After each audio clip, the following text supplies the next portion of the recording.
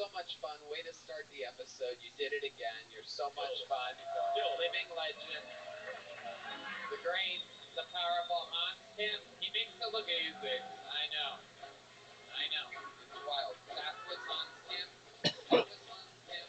That was Hans Kim. All right, your first bucket full of the night, ladies and gentlemen. Now, if you don't know, this is where stuff, you know, maybe this is your first time at the show. Maybe you have orange hair and glasses, you know, this is the part where things can get a little weird because we don't know these people. We meet them all together, they get a minute, and then we try to figure out what the fuck is going on with their lives. So make some noise for your first bucket full of the night. Michael Hines, everybody. Michael Hines.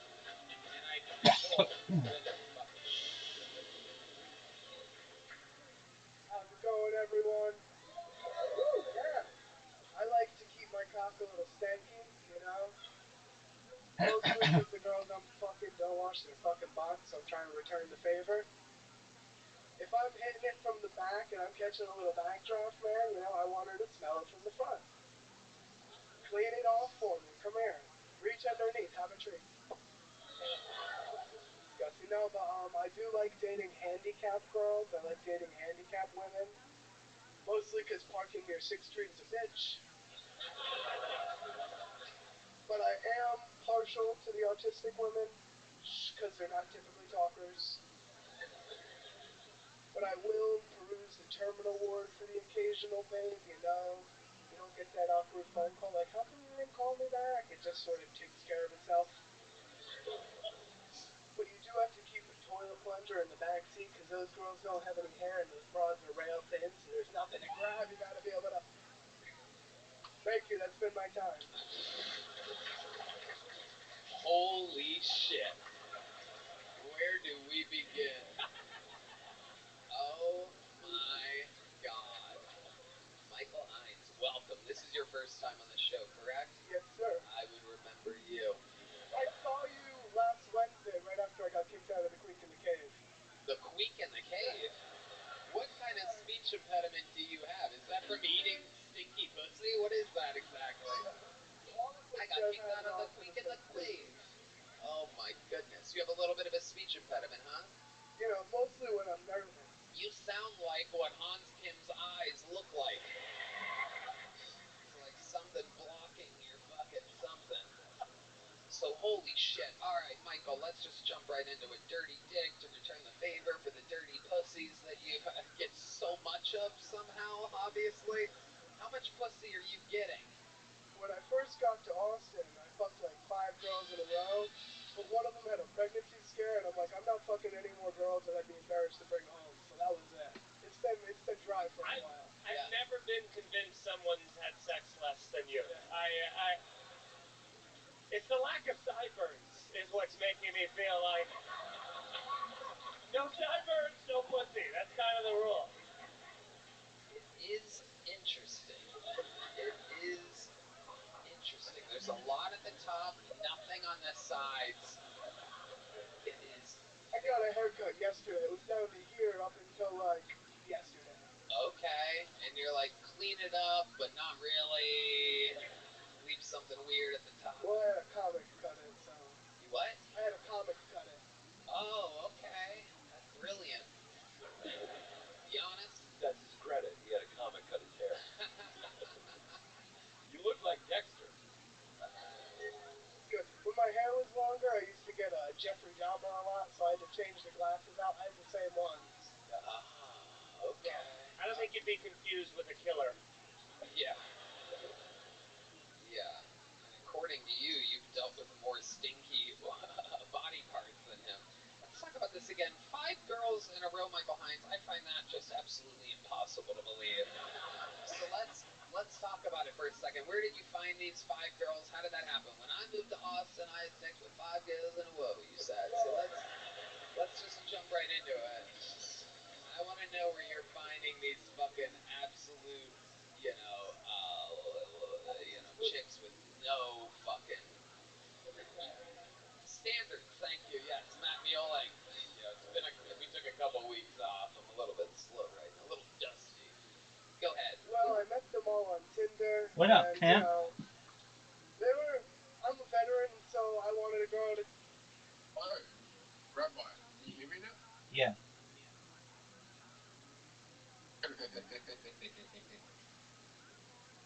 Remember how you sent me that invitation? How I went said I'm going to go away, get chocolate, and then you just ignored me when it came back. Yeah. Or you just lost the game of Blitz because of that. Well, that was a douchey move on your part. What do you mean? You started the game without me. No, I stepped into your invite. Dude, that's douchey. You should have come in and told me, hey, do you want to play? And I would have been like, yeah.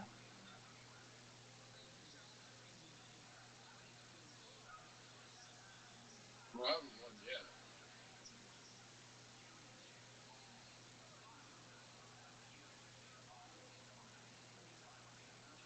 Wait, you playing it? Are we playing? Wait, are you in the game? Perhaps. Oh shit, it's ready. Comeback time, baby.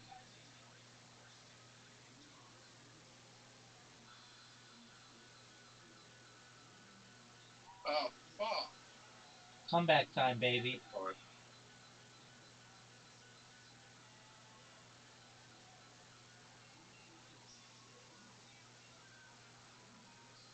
Oh fuck.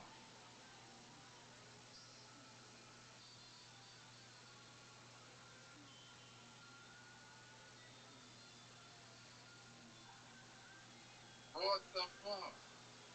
Comeback time, baby. Oh fuck, that's not good, is it? That's huge. That's huge.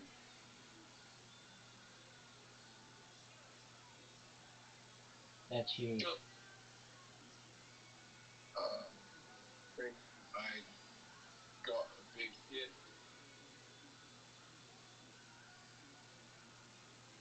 Oh, holy shit, this is not good.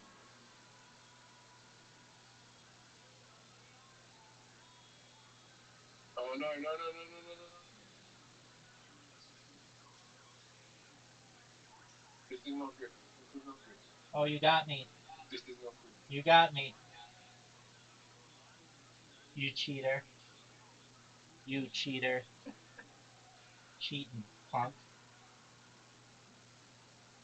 I made I a. had a huge head start, and I nearly lost. Yeah, because you cheat.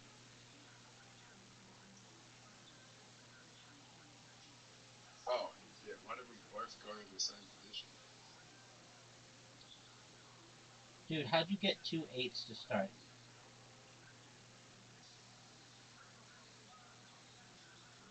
Oh, then you get an 8. Oh, I just took an L. Go, go, go, go, go.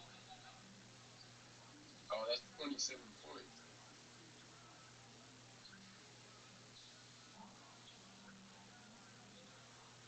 That's a lot of damage.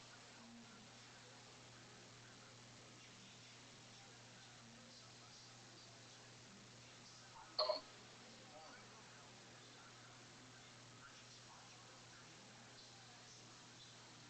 do I defend?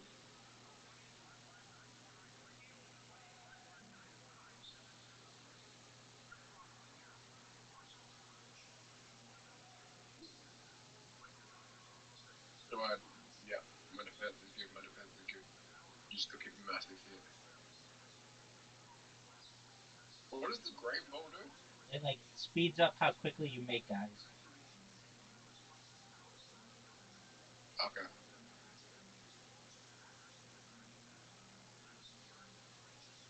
Oh, I've got 2-8. You're in trouble.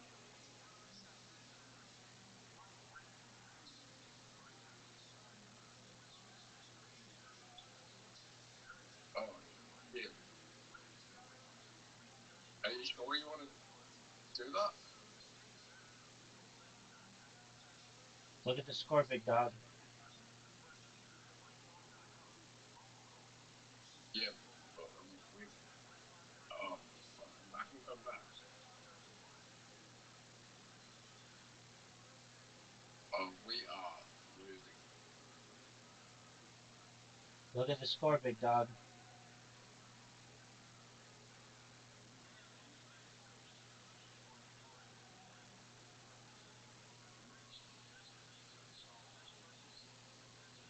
Look at the score, big dog.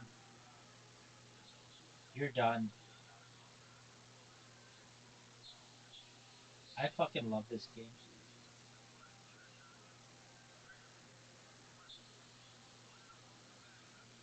You're a veteran. Really? Yeah, well, I needed someone to take with me to IHOP and Applebee's to get all the free meals for Veterans Day, so I had to hop on to Tinder. And, you know, she was a dog, and she got to take what she can get, you know, beggars can't be choosers. Hold on. Hold on. Pete Madness is telling him to stop. So, if you're a veteran, you get a free meal at IHOP and Applebee's On Veterans Day. on Veterans Day. Not So, Memorial Day. We're the ones that fucking dodged that shit, dude. They don't honor us on Memorial Day. okay, what branch of the military The were you? Marine Corps. You were in the Marines? What exactly did you do? I was air crew. You were what? Air crew. Air crew. So I worked on the helicopters. I was supposed to be a door gunner, but I was in California the whole time, so I never really did anything all that cool. You worked on helicopters. Yeah. Oh my god. They make it pretty idiot-proof. They have like computers. It's like Lego pieces. You see the screw go in, and it's like 2-sentence summaries of what you have to do. They make How'd it you pretty. get on? How'd they let you in there? I don't know, man. Someone was Served our flipping my country guy. with that Karen haircut, for real? Yeah. It was a little shorter then. You know who he looks like though is the I can't say, you might know his name. He looked like the little elf from the Rudolph movie I watched with my dog. Oh my The one who god. wants to be the dentist. Oh my god, he does. Be the dentist. That's who you look like. It's been Yeah. bugging me the whole time. 100. I got a fucking bobblehead of you at home. Yeah. For Christmas I put out for my daughter. It's solar and it just goes like this, and it's you, the one that wants to be the dentist. No shit. Unbelievable. It is true. You do look like a pitcher for every women's softball team. This is unbelievable. Michael, so how long have you been doing stand-up? Like 7 months now. What do you do for a living? I'm on unemployment right now, rocking the system, baby. Oh, the taxpayers love to hear that. Hey guys. Yeah, yeah. So let's go back to this one more time. 5 girls in a row.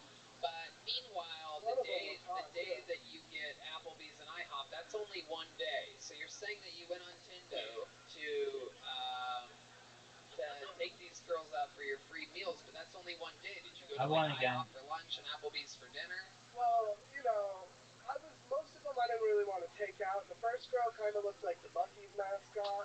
Dude, the second you one, look like the Buc-ee's mascot. What are you talking about? The second one was like she was like trailer trash. She was missing like not all the way, but meth is eating away a good percentage of the And we know pussy. you've always wanted to be a dentist, so Perfect for There her. was one really good looking one. Like I don't know what she was thinking, or maybe my pictures are a she little thought you were a deceiving. hot lesbian. So she was like a Brazilian girl, and she was like a foot taller than me. I only brought her to my house. We had a good time. I brought her home, and then she was like, "Listen, you're really cool, but we're done." And I was So what happened when you took her to your house? This hot Brazilian chick. right now my bed's on the floor, but at the time I was renting a place with a really high bed frame, so it like worked out because I could actually bend her over that. I couldn't quite get up there, That doesn't but I make could hit her. sense. No, like she. That would be the opposite. It worked out. She liked how tall it was. She was able to kind of show off. She was like an Amazonian queen, dude. It was pretty cool. Why do you think she had sex with you? I don't know. I guess because Tinder didn't add the height part yet, but now it's pretty much over, dude. I put 5'9" and I'm kind of lying. Oh yeah, you're definitely lying. Yeah, 5'8.5" maybe. I don't know. 5'7". 5'7". Yeah, you're getting closer. I'm sticking with 5'8", and I'm gonna take it to the grave. Shut up, Michael. Oh. What do you do for fun? Tell us something interesting about your life, the history of your life, real quick before we let I you go. used to be a jiu-jitsu instructor for like 6 years. Uh-huh. And kickboxing. I don't really do it so much in Austin because I don't have a lot of money anymore. But I used to do it for fun. Now I just kind of take my dog out for walks and do comedy. Holy shit. Oh my god. There isn't a single thing that you've said that matches your face and body and personality and voice and hair. Yeah. But almost everything you've said matches those shorts. My mom Gotcha. got 'em for me. She had to take a family photo, and You're I didn't done, have son. any nice khakis. You're Oh done. my god. Well, Michael, congratulations. I'm sexy. That's yeah. about the only way I can I believe justify it. We have people of all different shapes and sizes on this show, and congratulations, you got pulled out of the bucket first, Michael. Here's a little joke book for you. There you go, Michael Hines, everybody. He's leaving here with a gel blaster. The great people over at Gel Blaster. Your next bucket full. This looks like another new name. Let's see what happens here. Make some noise for Halima Abshir, everybody. Halima Abshir. We're gonna meet them straight out. Here's Halima, everybody. Guys, my name is Halim. I look like a transitioning boy all the time. I have resting political discussion face.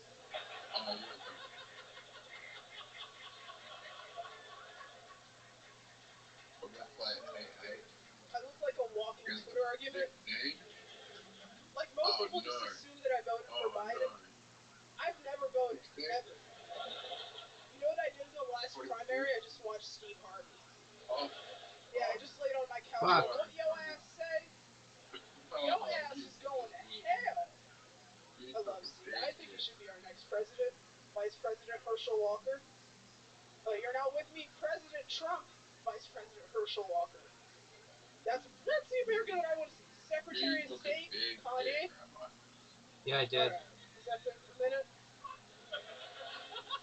52 seconds. Okay, I guess she is done. Halima Abshir, everybody.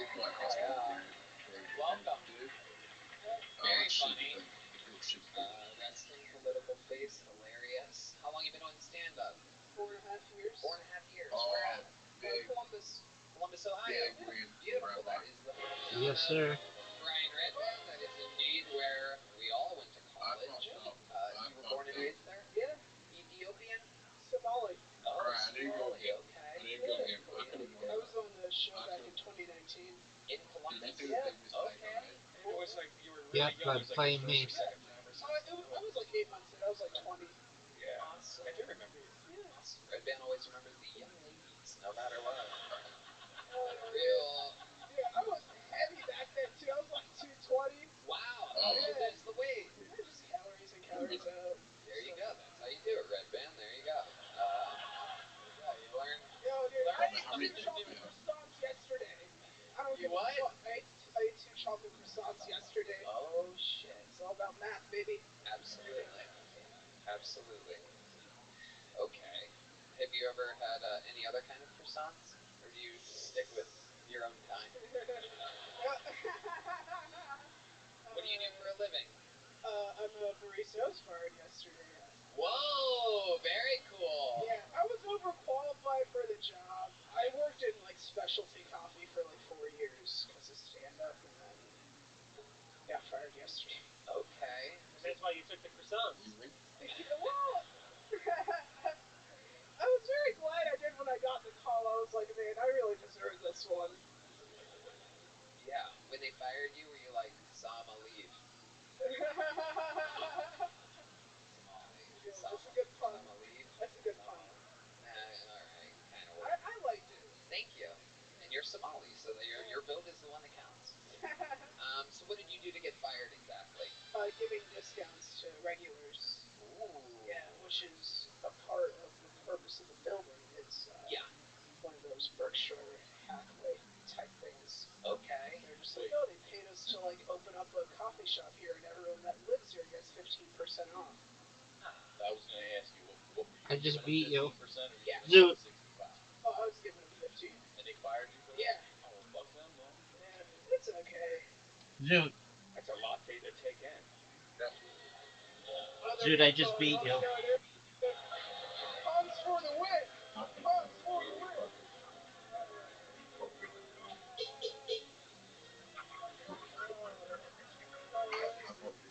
The 10.5 year anniversary of that joke being made on this show, everybody. Brian Redband bringing it back. Oh, my. All right, just one moment. So they fired you for something that is a normal thing that you're supposed to do. Did you say that to your manager when they tried to fire you? It was just a phone. I knew when I got the phone call I was going to be fired for something. I don't know why. I just expect that shit to happen all the time. That is so weird because normally Yeah. someone like you is the person that doesn't get fired even if they did their job good. I know. Okay. I was stealing hoodies from them. Nowadays, coffee. they need people like you. They must have some trans person they have to hire at the coffee Yeah, shop and because they're like next in the. Here's Gotta. the problem. I make latte art every single time. Every time. I'm a killer at it. All the non-binaries over steam. It's ugly. It's foam. Dude, are you gonna play? That's a cappuccino. That's a gigantic cappuccino. You fat fuck. Right. Kanye just put he loves Jews. Absolutely. So I need a 9 to 5 or something. Cool. Yeah, what are you gonna do? Are you gonna play? What's your method of survival? You live here now, Yeah. and how I'm much? good for like November. Good till November. All right. One of my favorite Wyclef Jean songs. You could always hijack ships. Oh, I'm fucked. That's out there. Yeah. You just Go to dig it up. Somalia, bomb a little bit, make a little cash, come back. Make a call. Yeah. Go down there and make a call. Yeah. I am the cappuccino. I just put it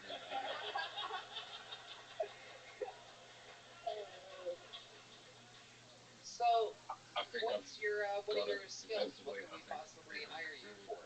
If there's a lot of, the economy here in Austin's booming. Right. How long have you lived here?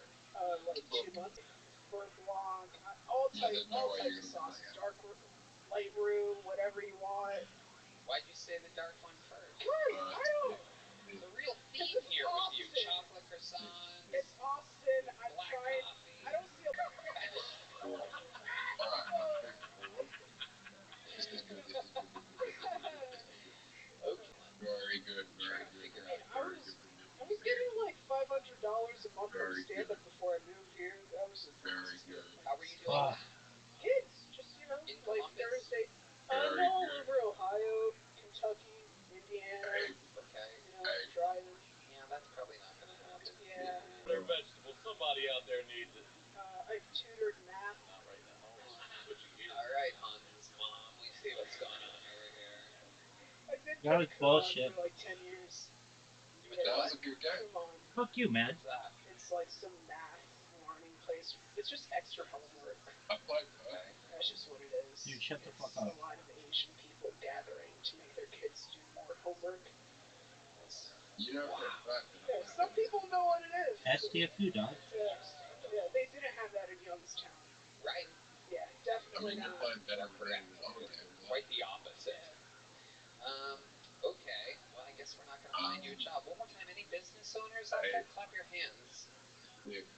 Wow, no one. I don't think we can even do that yet. No I'm one playing an looking amazing for a game. Somali barista that gives away discounts to people that should get them. No, I don't think This is real. That's a real glimpse of Texas, everybody. For those of you watching on the internet, there are guaranteed so many business owners here right now. What do you do for a living, sir? You just lied. Did you hear that, Boz? I don't have any employees. Started with the most alphabetical fake job you can come up with. I am an aardvark. I mean an accountant. Holy shit. That's what I love about Texas. You don't get extra points for affirmative action. Just That like, is fuck that true. shit. We don't need you guys. That is true. Love it. I'm looking at our sponsors here. You can't work for Connect Mobile Health because they're nurses. You can't work for Austin Pools because you can't swim.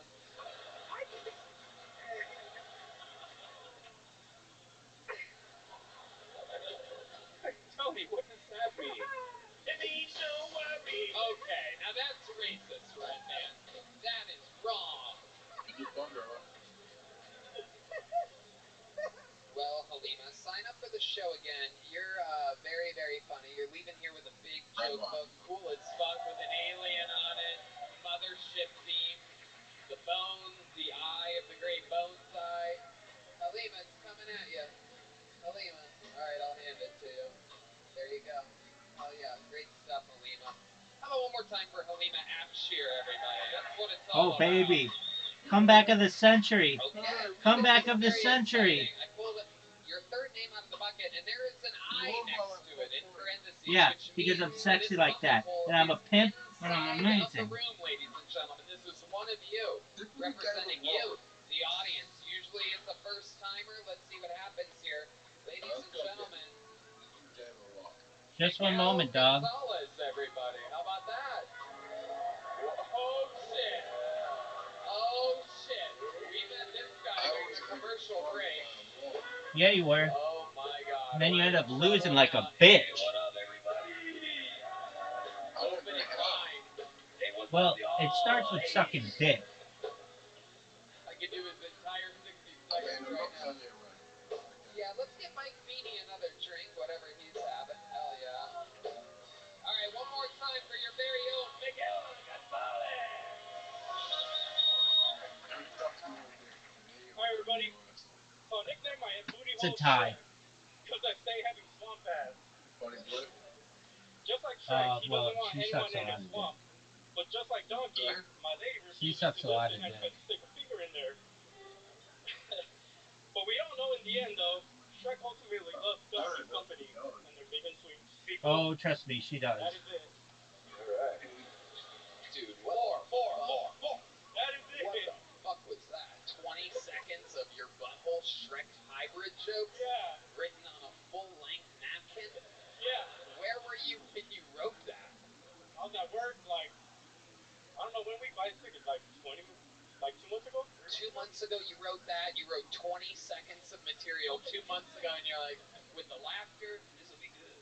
In my head. This will be 60 seconds for sure, yo. These people have no idea how funny Shrek and buttholes are combined. Oh, okay. Yeah, so. Wait, what?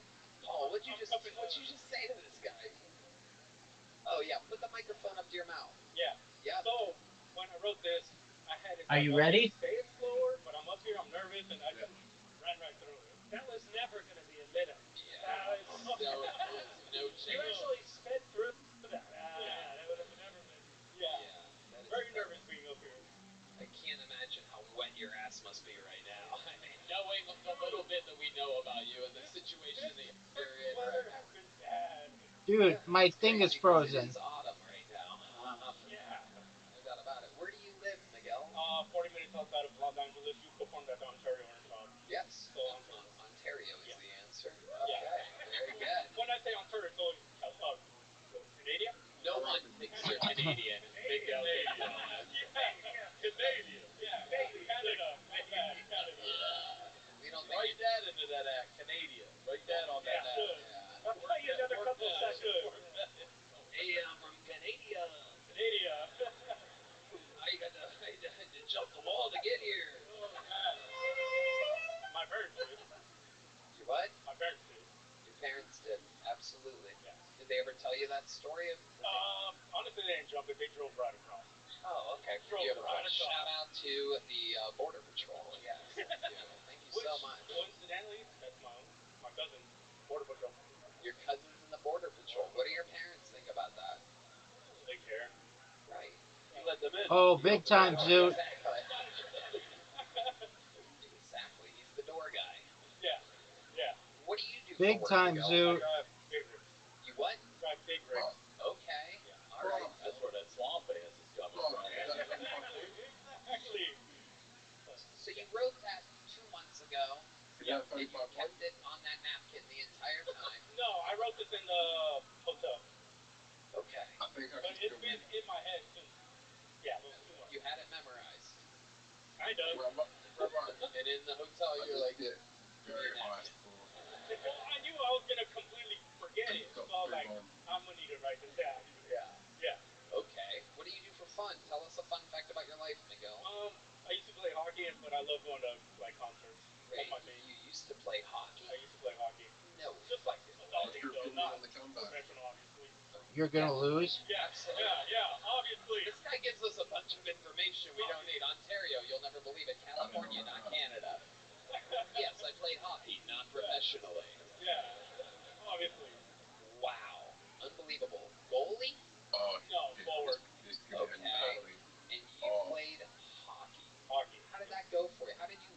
No way. through a friend. No way, I know. Zoot. I went to go watch him, and Fuck. then it was cool watching him. He told me to buy all my gear, so I did. And That is No, so weird. I'm done. Normally Mexicans hate ice.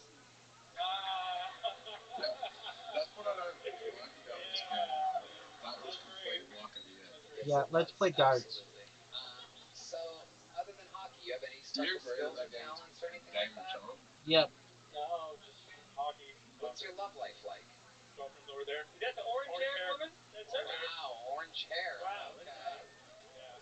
Very interesting. Did she prepare material for this? No No. chance, No. right? Absolutely not. 20. No. So did you run Zero. that Shrek material 5. by her? Or? Not really, but kind of my brother. But no, she's saying no aggressively. Yeah, no, actually, not really. No. So you didn't know that when he got up here, he was going to point right at you and tell everybody that you play with his swampy ass? You didn't sign off on that? Oh, that was new to you too? Yeah. Oh, look at that. We're all in this together. How about that? My phone's not connected though. I like that. How long have you two been together? How's your phone on here? 12, 15 years? Because I don't pay for it. I don't call You guys have anybody. kids? No. Why do you say it like that? I don't want to. You said it like you're from Ontario, Canada. I don't have to worry about anything. I don't have a boss, so I don't. Anybody who needs me has my Okay. email, and they What do email you do? me. You have a pull-up method? Oh, what a checkout! Plan B. You just have her What a taking bunch fucking of Plan checkout, B? Zoot. No, I mean pull out for the most part, but when I do, yeah. What kind of Mexican are you? You play hockey and you don't want kids. What is that? I've never heard of that in my life. So all you did was cook breakfast. That is incredible. Yeah, I guess opposite of a Mexican. I get shit talked a lot for Two that. bowls over the one of This you. Plan B thing is so interesting to me because I don't hear that very often. That's not like a normal thing. That hey, sometimes I do, sometimes I don't. Plan B. How many times do you think you've had this poor woman take Plan B? Okay, At least I once can a still month. get a A very good month? score. A month? Have you? There's gotta be like this What weekend. about Seriously, I this rate weekend. that my game plan out of 3. He's going like cut it out. Have you ever heard of birth control? Yeah, she was on it, but You've been taking less than once a month. she was on it, but she just got off of it. What this poor lady? Why They're going, shut the fuck up. This is incredible. No, This is. not at all. I'm gonna check out right Do here. you get this Plan B from just a local drugstore, or do you get it illegally sent in from Mexico? Costco, Planned Parenthood. Fuck. What is it? How did you fuck Costco and off? Planned Parenthood. Costco? Yeah, It's illegal. You get it in bulk. Take an agent in bulk, yeah. Take instant in bulk. This motherfucker. I'm gonna need at least 12 to 24 of them. Oh man. Costco has Plan B for real. Check out That Zoot. membership just went up like a boat. You're done. With a forklift and like No way you're gonna beat me. They have. I don't know what the hell's going on with this Plan B, but goddamn. No way. You ask for the Mexican size. Plan beans. Miguel, any other fun facts about What your a woman checkout. Nah. All right, here we How go. does it feel up here? It is. I can't 55. I can't. I don't know. This is just wild to me. Yeah. Yeah. You know what? You know what? 28. You know what? Your performance was so good. I'm gonna let you come inside of your girlfriend. Here's a little joke book. There you go. You're gonna be taking Plan C tonight, girl. You're taking Plan C. There he goes. One more time for the inside zone, Miguel Gonzalez, everybody.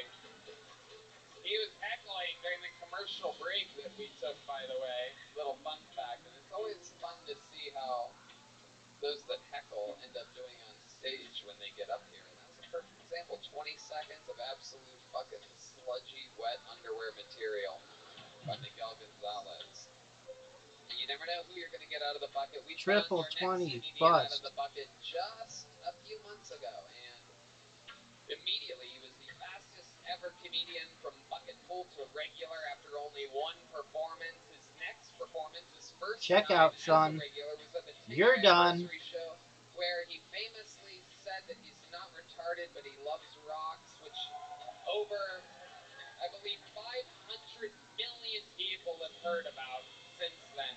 He's an absolute sensation. We fucking love him. Here's a brand new minute from the future. 19. Cam Patterson. 5. 20.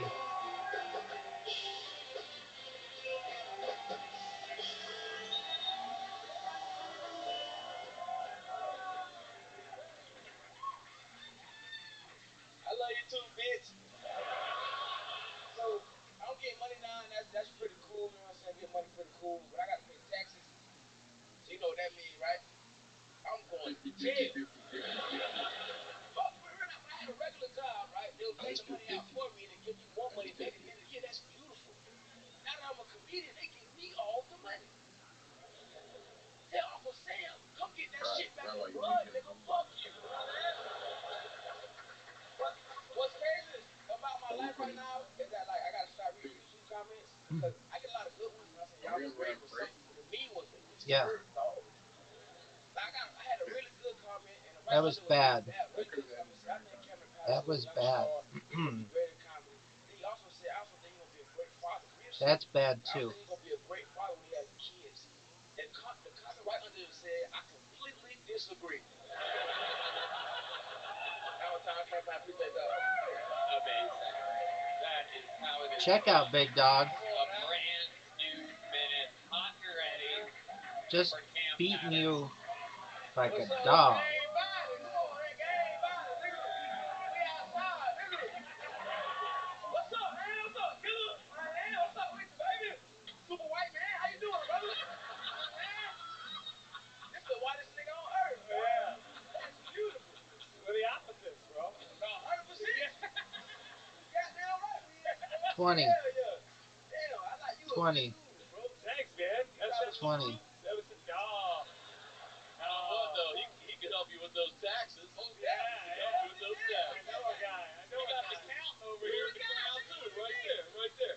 Doesn't own the business though. Doesn't own it. You own the business? My dog needs your help. Fuck, nigga, where was you at? I was listening. I love it. So you don't have an accountant yet? No. What's the name of your firm, Mr. Real Accountant Guy? Oh, you don't have a firm. Oh, Who would have guessed? Check out. what the fuck? You got a for real?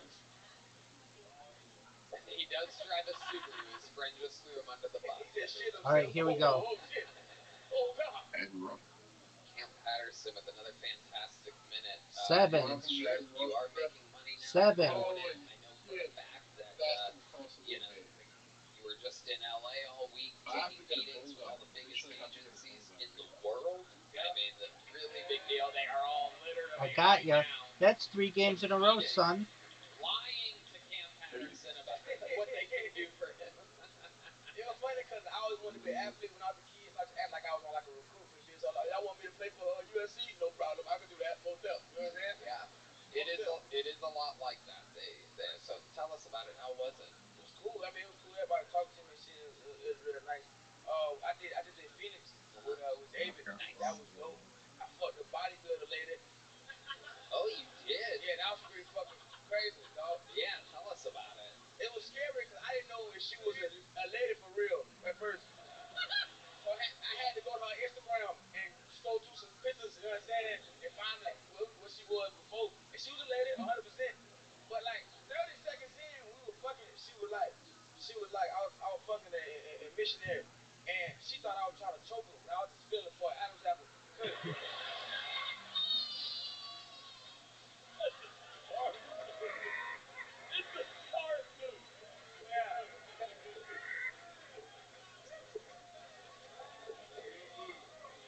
Because if you get out 30 seconds in, my nigga, you good. That's not gay. Check out. That's not gay at all. Zoot, you're done. I'm going to win 4 games in a row on you. You gay as fuck, you know what I'm saying? And I did. 4 games in a row. Dude, you're playing like dog shit. Wow. Yeah. Shout out to you, know what I'm saying? You was a dope lady, you know what I'm saying? So she was very strong. She was strong as shit. Did she She use was strong as fuck, dog. Did she use any of this strength in the bed with you? She picked me up. Nigga, she picked me up, bro. And she let me, I was like, wee, I have a good time. I was really enjoying myself, you know what I'm saying? I like strong bitches now, they cool. Strong bitches cool, man. Fuck with some strong bitches.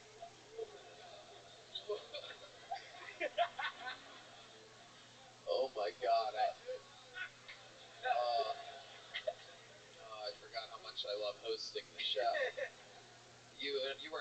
Check actually, out. the fact that she That's picked you 5 up games in and a I row, asked that dude. question. I want to say that shit lost embarrassing.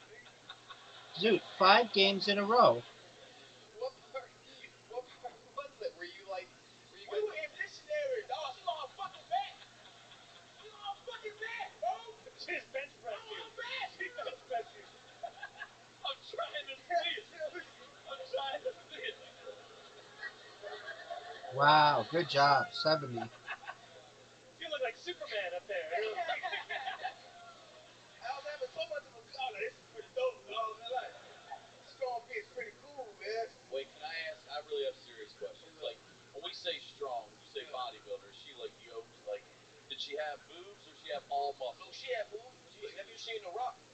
Like The Rock. There you go. I'll Yeah, take that's it. it. Damn with titties. A lady, she looked like that. That jack. Yeah. That wasn't that big, but you know what I'm saying? Yeah, but she was yoked. She was up there, bro. You got me. She had got what the bitch looking right here? Straps. Oh my goodness. Oh my goodness. Now, I seen that at the show, and I just seen her titties. All I saw was titties. I was like, oh, them titties is perfect. Now, were they real? Yeah, they were fake titties. Fake titties. Yeah, the bodybuilders tend to have the fake titties. Yeah. Could you feel like the pec muscle underneath there? Nah, I was sucking on the bitches, but I'll tell you that, man. Absolutely. Got some muscle milk coming out of that. Getting that protein for the day. Little baby Cam getting big. 24 grams, dude. I love it. So, did she spend the night at your hotel? Oh, she got fuck out of expensive, man. What? Right. She was a game plan. What shit? I fuck with her though. Shout out to you. You know what I'm saying? Yeah. Did it feel different? No, it was pussy. It was just regular pregnancy. Was it tighter? Was it muscular? Nah, that was pussy. I know pussy. Yeah. I know pussy. Yeah. Did you go down on her at all? Nah, she would have killed me, nigga. What the fuck?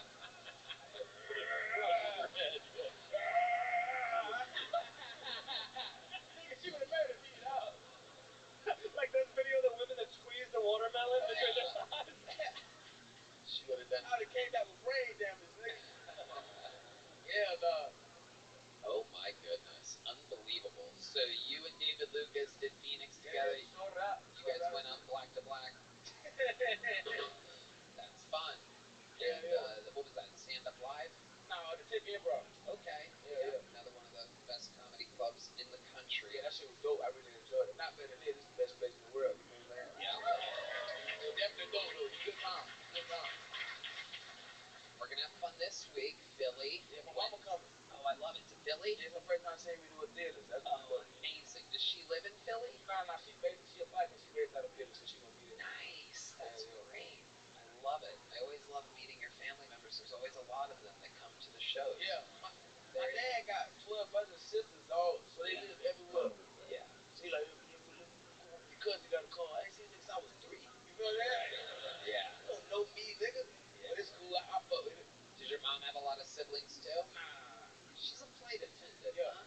Very interesting. Has she always done that your whole life? Oh, like, yeah. So she's busy a lot. Yeah. Interesting. And what's your relationship like with her? Oh, it's just my mama. We locked in. You feel that? Right. She a white lady at heart, but we locked in. That's interesting. That's very interesting. When you say she's a white lady at heart, what exactly do you mean by Oh, that? like a white lady. You feel that? Ooh. Yeah. Okay. I don't know how this happened with me, but you know. She talk just like a white lady, but I love her. We like that. My mama. You know what I'm saying? Hey, ma, we on TV. Aww, how sweet. So as David Dollar say, national television, bitch. I love that. That is so cool. So she's going to be there in Philly, and then we go to Youngstown, Yeah. and Cincinnati. Yeah. Very fun.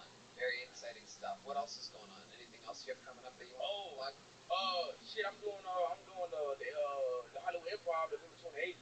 That'll be cool. Yeah, that'll be dope. Yeah. Awesome.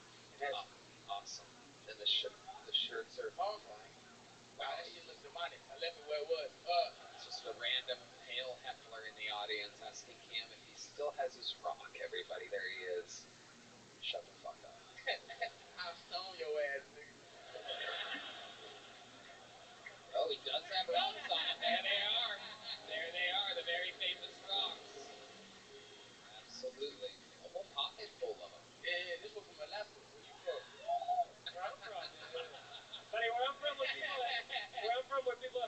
pockets, they're trying to kill themselves. That's usually how that goes. They walk right into the river with rocks in their pockets. What the fuck? For real? Yeah, it weighs you down. Oh, that's terrifying. Yeah, yeah. You don't have to worry about it, I feel like. But, Yeah. Cam, do you know how to swim? Yeah, I can swim. Hell yeah. Yeah, When I was a kid, mom used to throw me into the water and let me drown. Oh, she really is a white lady.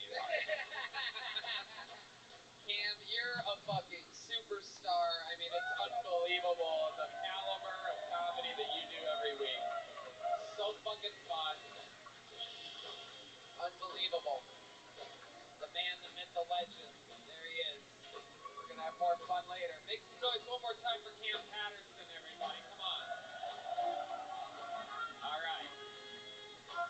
Okay, I do believe this guy's been on the show a few times back in the day. He's back. Here's a new minute from Connor Nutt, everybody. Connor Nutt. Here we go. Here he is. Make some noise for Connor, everyone. oh shit! What's up, Mother Jeff? Hell yeah! I'm in a good mood. I had a one-night stand this weekend, and yeah, I got the awesome compliment. I woke up in her bed the next morning.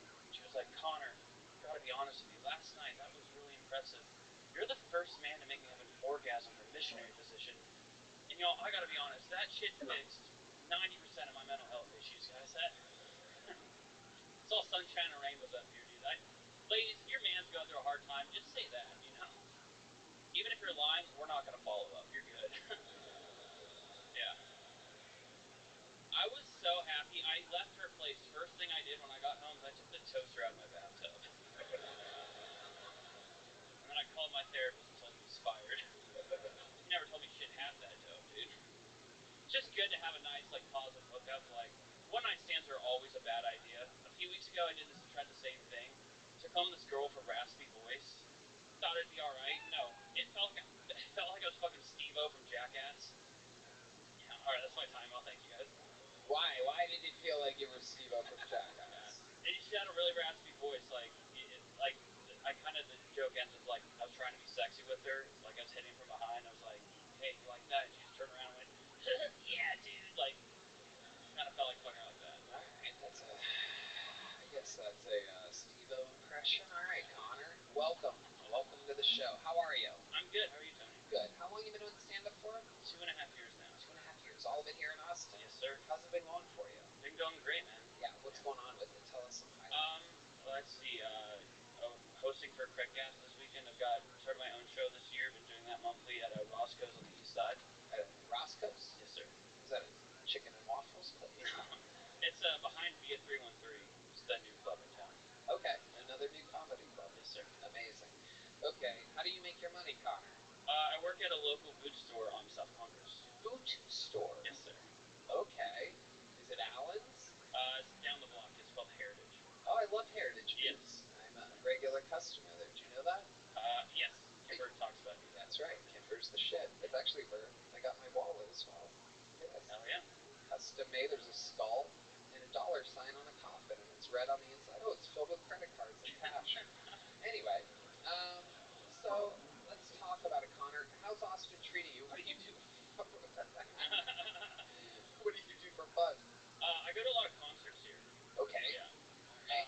Just saw Avenged Sevenfold. A lot of metal and rock shows. I saw Avenged Sevenfold.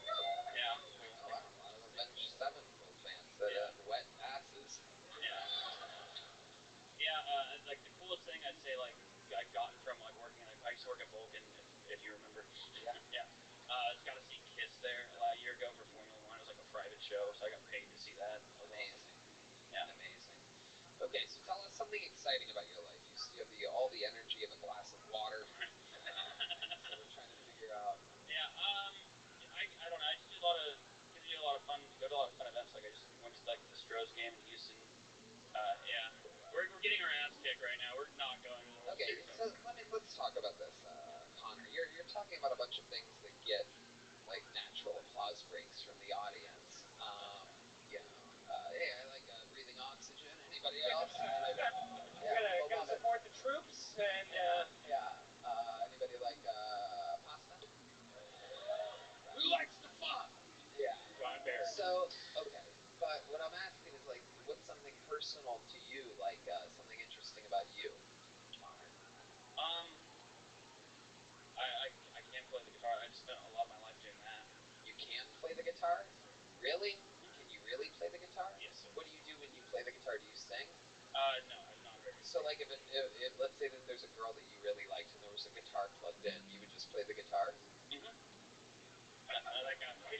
sing?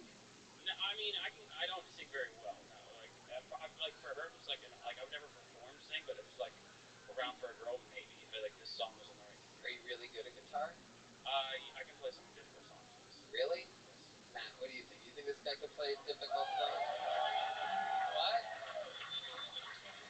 Okay, all right. Matt says Connor's a homie. How many of you want to hear Connor play guitar here in the live music capital of the world? Let's see what happens here. It can't be less interesting. Right, you know? exactly. Anything is better than him answering questions. So, One-word answer. yeah, got 6 strings to deal with here. So let's see what happens here. His last name is Nut, everybody. It's N-U-T-T. Can't make that up. It is without a doubt the funniest thing about him. And here he goes. He has the hair of a guy that can play guitar. He has the build of a guy that can play guitar.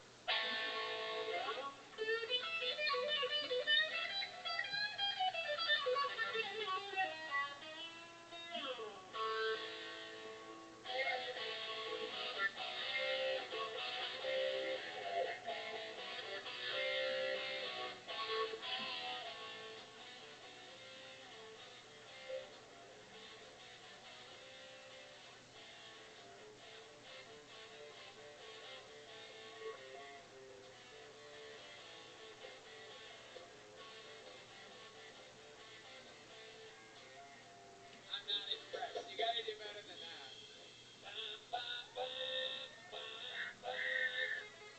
Okay, there you go. Finger it. Finger it, you faggot.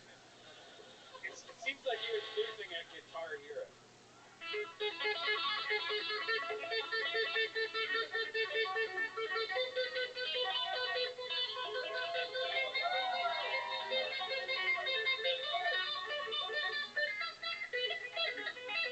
Yeah, it's like if this was Guitar Hero, it would be like, and the crowd would be like, oh, you suck. Like you're missing so many keys. It's incredible, but you know what I mean. So it's okay. It's all right. I mean, you gave it your all. I think that could be your all. The band tried to back you up. They tried to protect you, but. So Connor, here we are. We're finding out all the things that you're not good at. Is there anything else that you think you're good at that you're not good at? Let's go through the whole rigmarole here. Can you kinda jump rope? I'll start jumping this mic stand. What do you think your third biggest talent is? I almost said comedy. What's first, then? That's a good question, man. Shit. Selling boots. Selling boots, man. Yeah. Indeed. Well, I think what we learned here is that those boots are made for walking. There he goes. Connor, now you've gotten a joke book before, right? No, this is my first time. Never? All right. There you go, my friend. Boom. Connor Nutt, everybody. And the beat goes on. Did we get them yet? Oh, there it is. Okay, sweet. All right. This looks like an interesting name. Let's see what happens here. You guys still having fun out there, huh? Anything can happen, you know? Our next regular, a golden ticket winner, could be right around the corner. Or you end up with a Connor Nutt. You know what I mean? Anything can happen. All right, your next comedian out of the bucket. 60 seconds uninterrupted. Going to Gent Jones, everyone. Gent Jones. Here we go. The beat goes on with Gent Jones. Yeah.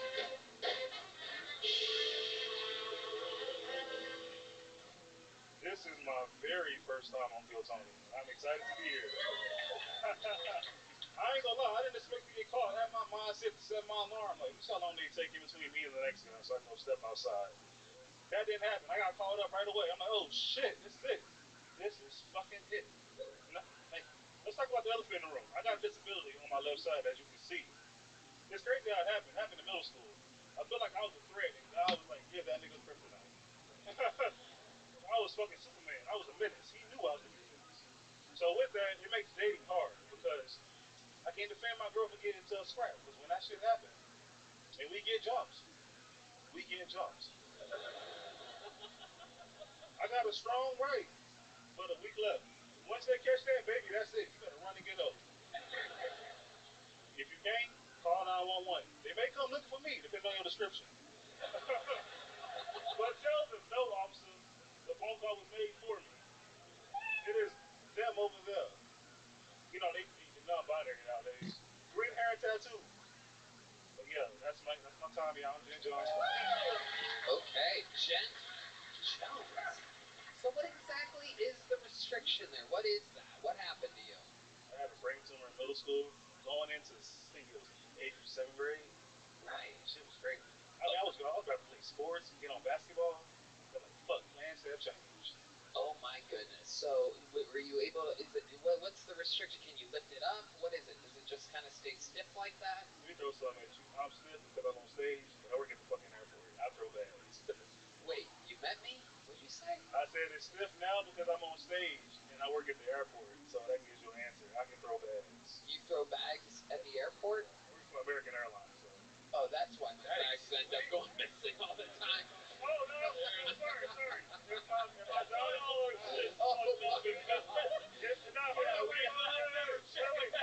if my job is I place your bags into the plane with care. Oh my goodness, that is incredible. Every other bag. Oh yeah, every other bag getting it. But if it's Tony's bags, special treatment. Holy shit. So when you get nervous, it kind of stiffens up?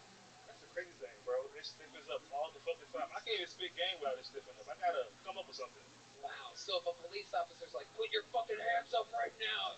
Officer, this is the best I can do. I'll tell you one funny story. I got pulled over by the cops with my friends one time. He said, open your hand. Sir, I can't. Yeah. Did you try to explain it as fast as you can? I had a brain tumor when I was 7. Please don't fucking shoot me. Oh, every time. Because they don't want to hear it. Right. While I'm talking, they texting me in the car. I'm like, all right, here's the story. Yeah. Unbelievable. So, wow. Because you look like Chappelle Lacey with MS. You look like. That would be even funny if I knew who that was. Oh, you don't know Chappelle Lacey? I'm a little too young. That's okay. You gotta look him up. That's all right. You don't have to know everybody. You're a comedian, so you gotta be a student of the game. Go look up Chappelle Lacey. He's great. I studied Dave Chappelle, Cal Williams, Richard Pryor, Patrice O'Neal, God bless his soul. Yeah. There's more than 4, but yeah. Oh my bad, there's Bill. Well, Look up you want me to include you guys? There's Bill Burr too. He's hilarious. I love Bill Burr. One white, trust me, you're gonna like Chappelle Lacey. I'm gonna look him up just for you. You look just like him. Thank you. That's not racist. You're very similar to him. Is it the receding hairline? Is that what it is? No, I don't think he has a receding hair. You have a soft eyes. You have a nice smile. All right. Soft? You got soft eyes. Ladies, take notes. You look like a kind soul. You look like. I'm the guy you can bring home to your parents. Right. But if I you're also white, worry that get you fired up. This arm right here could be a fucking death hammer. Yeah. You know what I mean? You know what's crazy? You know what people did? You try to masturbate. I tried to symphony with my left. It didn't go as planned. Are you a lefty? It's like doing it with a stranger. I ain't gonna lie. Are you right? Are you a lefty or are you right? I was trying to be dual. What's it called? Dual. Ambidextrous. Yeah, I was trying to do that when I was younger, but and then God took you down for trying to do that. Like, hey, I don't do miracles. I take colors. It's all good. Can you jerk off with that hand? I can place it on the object and attempt to jerk. What's your love life like? Do you have a girlfriend? Just before you. No, I have tried dating. It doesn't go as planned, especially when they don't know if my dick can work. I gotta explain it to them all the time. Right. You're like, I have 2 stiff things. It's okay. Yeah, well, it's not. Well, it can get stiff. But I always explain with this twig and 2 berries, I can still pop cherries. So I can still slang, but I never got that close to an opportunity to put it down. So I just, waited patiently for my time to come. Absolutely. You're a virgin? You openly admit you're a virgin? You don't want to even know that story. Yeah, we do. Yes, we do. That's the only thing I want to know. What are you talking about? Lead with that. Since we on live, I'll put it like this. I got some sympathy for you. Okay, let's talk about it. Go ahead. It was an older woman at a bar. Older woman at a bar. I was struggling spitting. I was struggling and spinning game. Yeah. She didn't care to know my name, and I was one thing led to another. And child, that's how I met your mother. Unbelievable.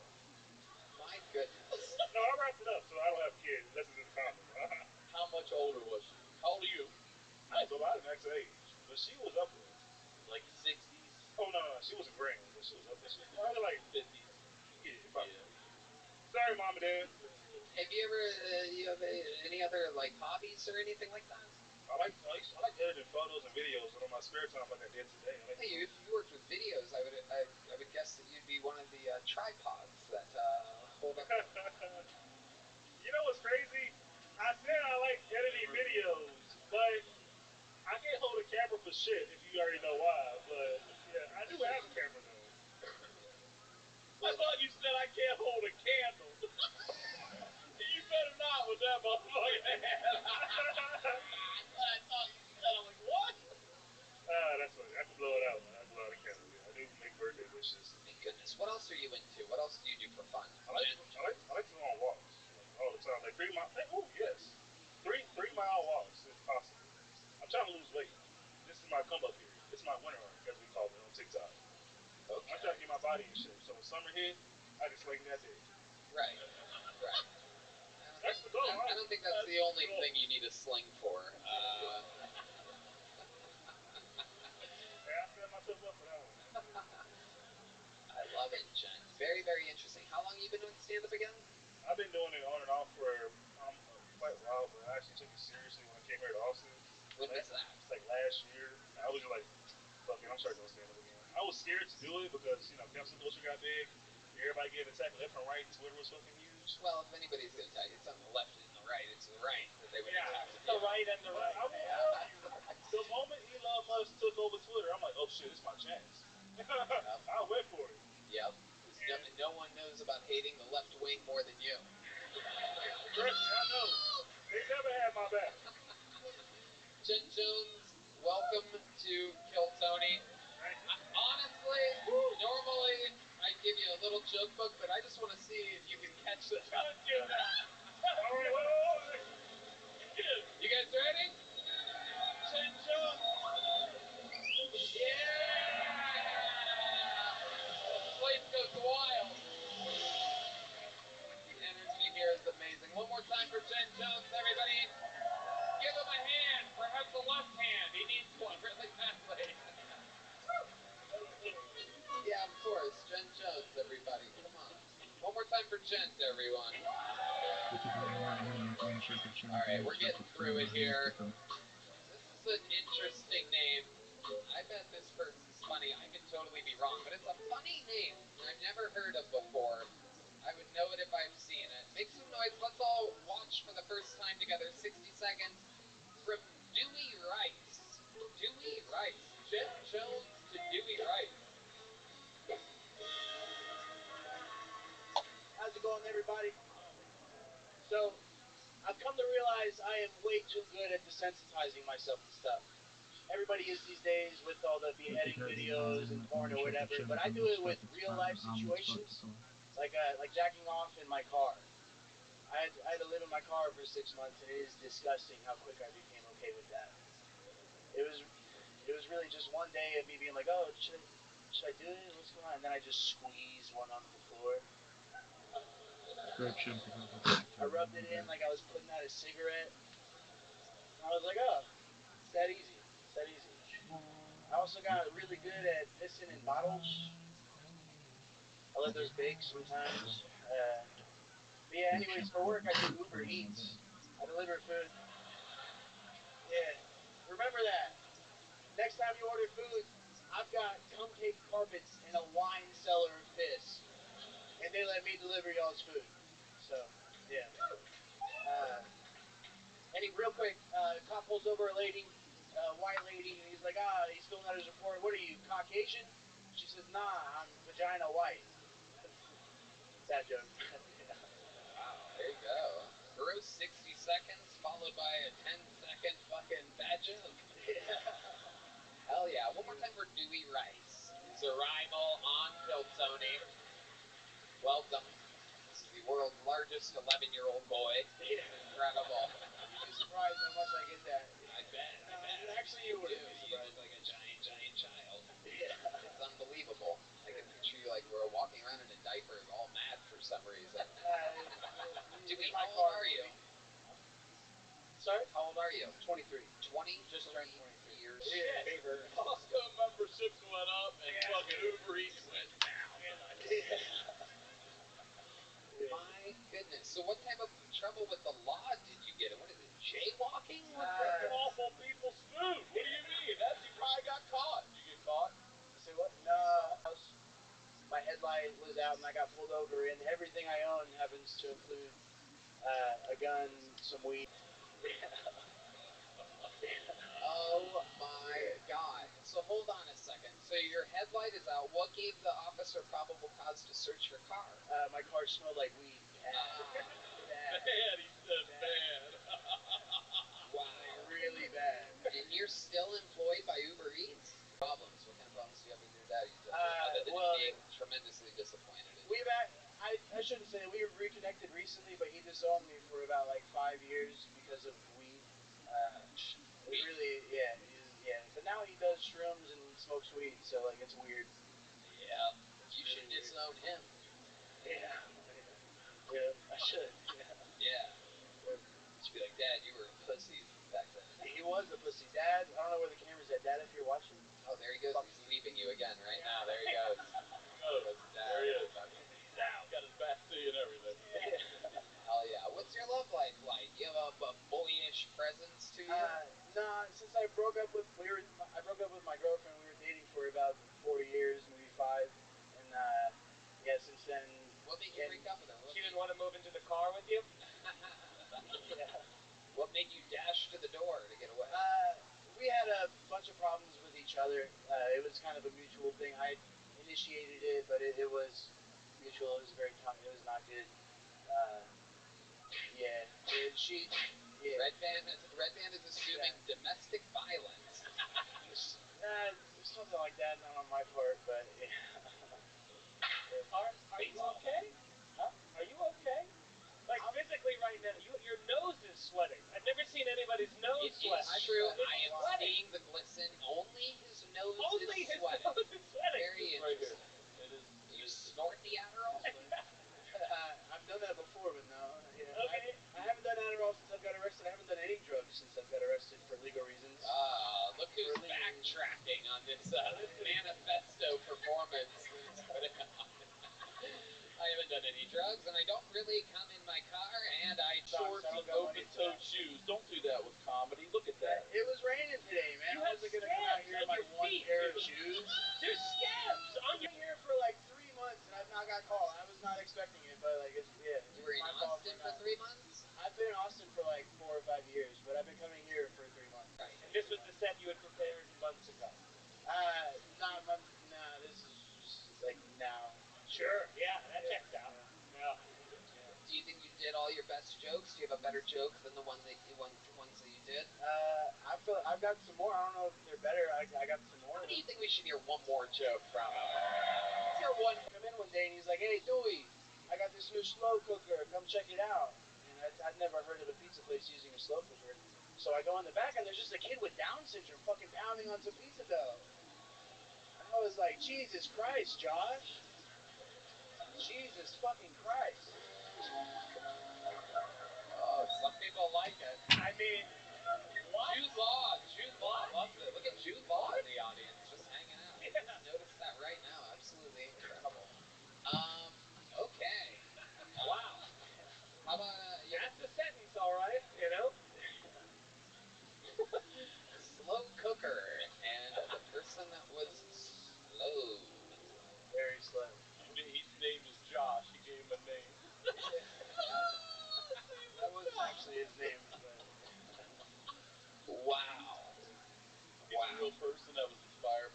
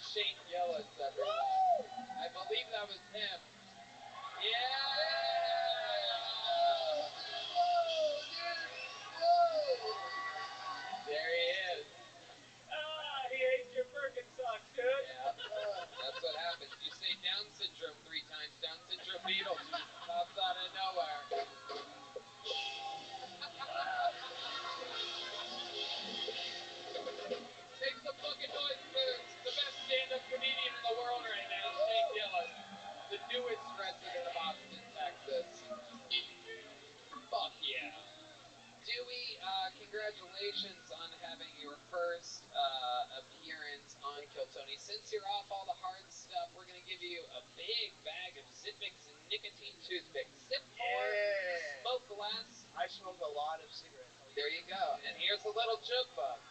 Andrew Lehman with the Joe Blaster as well. There he goes, Dewey Rice, everybody.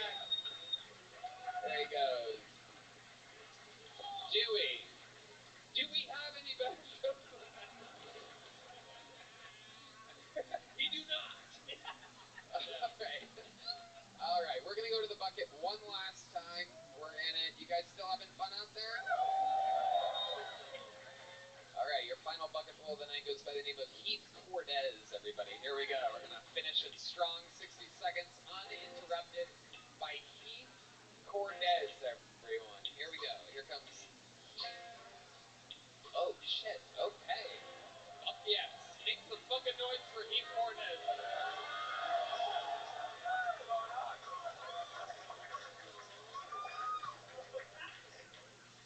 I feel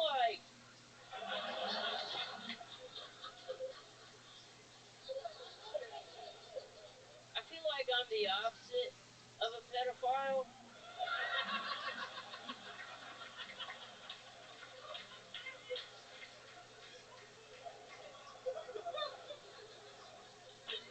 I'm 21 years old, but on the outside, I'm just a little boy. And that's because for me growing up, puberty was a lot like my father, absent. And so I get asked about my age all the time. How old are you? How old are you? No, I'm not selling you fentanyl. How old are you?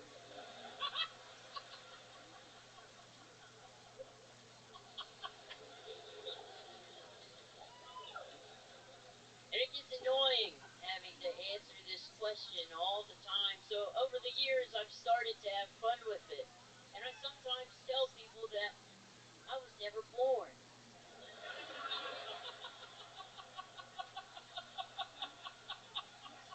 And that I have been present through all of what has been and what will be.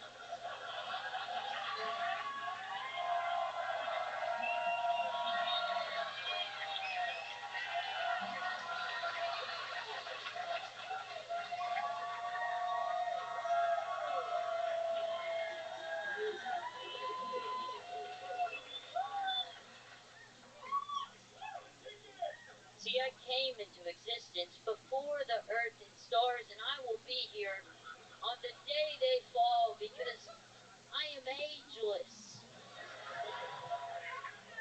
But yet old enough to fuck your mother.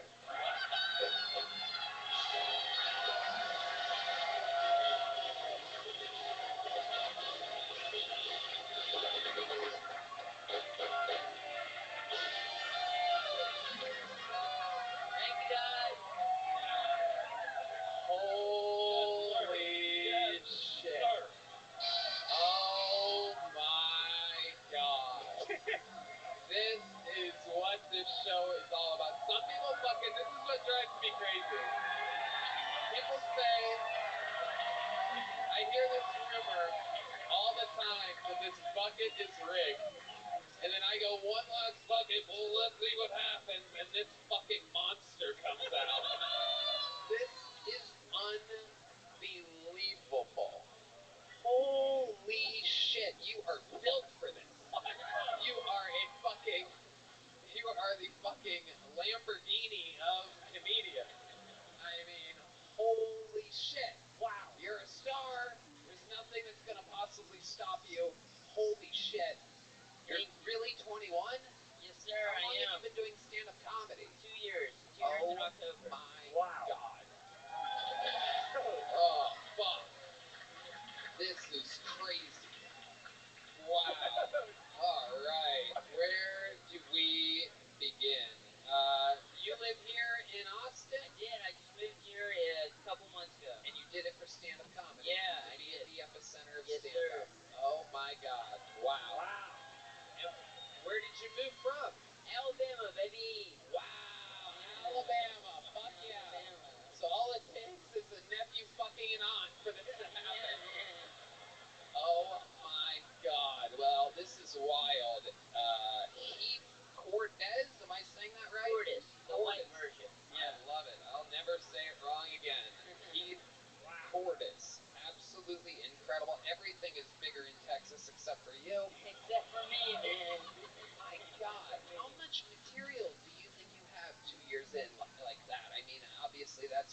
minute, we let you go extra long, and Red Band had his finger over the bear. I told him to grow a fucking set of balls. We're gonna let you do whatever you want. So you got to do what, like a minute 35 or something like that. Nothing, literally nothing to stop you. Are your parents 2-year-olds? Thank you, Red Band. Really good. Really good. I was really waiting for you to jump in and put some intellectual humor into this moment. Thank you. You fucking nothing. All right, tripod, Tony. Jesus Christ. The tripod joke was great. It's just inside baseball. There's a lot of cameramen around the country laughing at that joke. Everyone knows a tripod holds the camera, it's black, and it has 3 legs.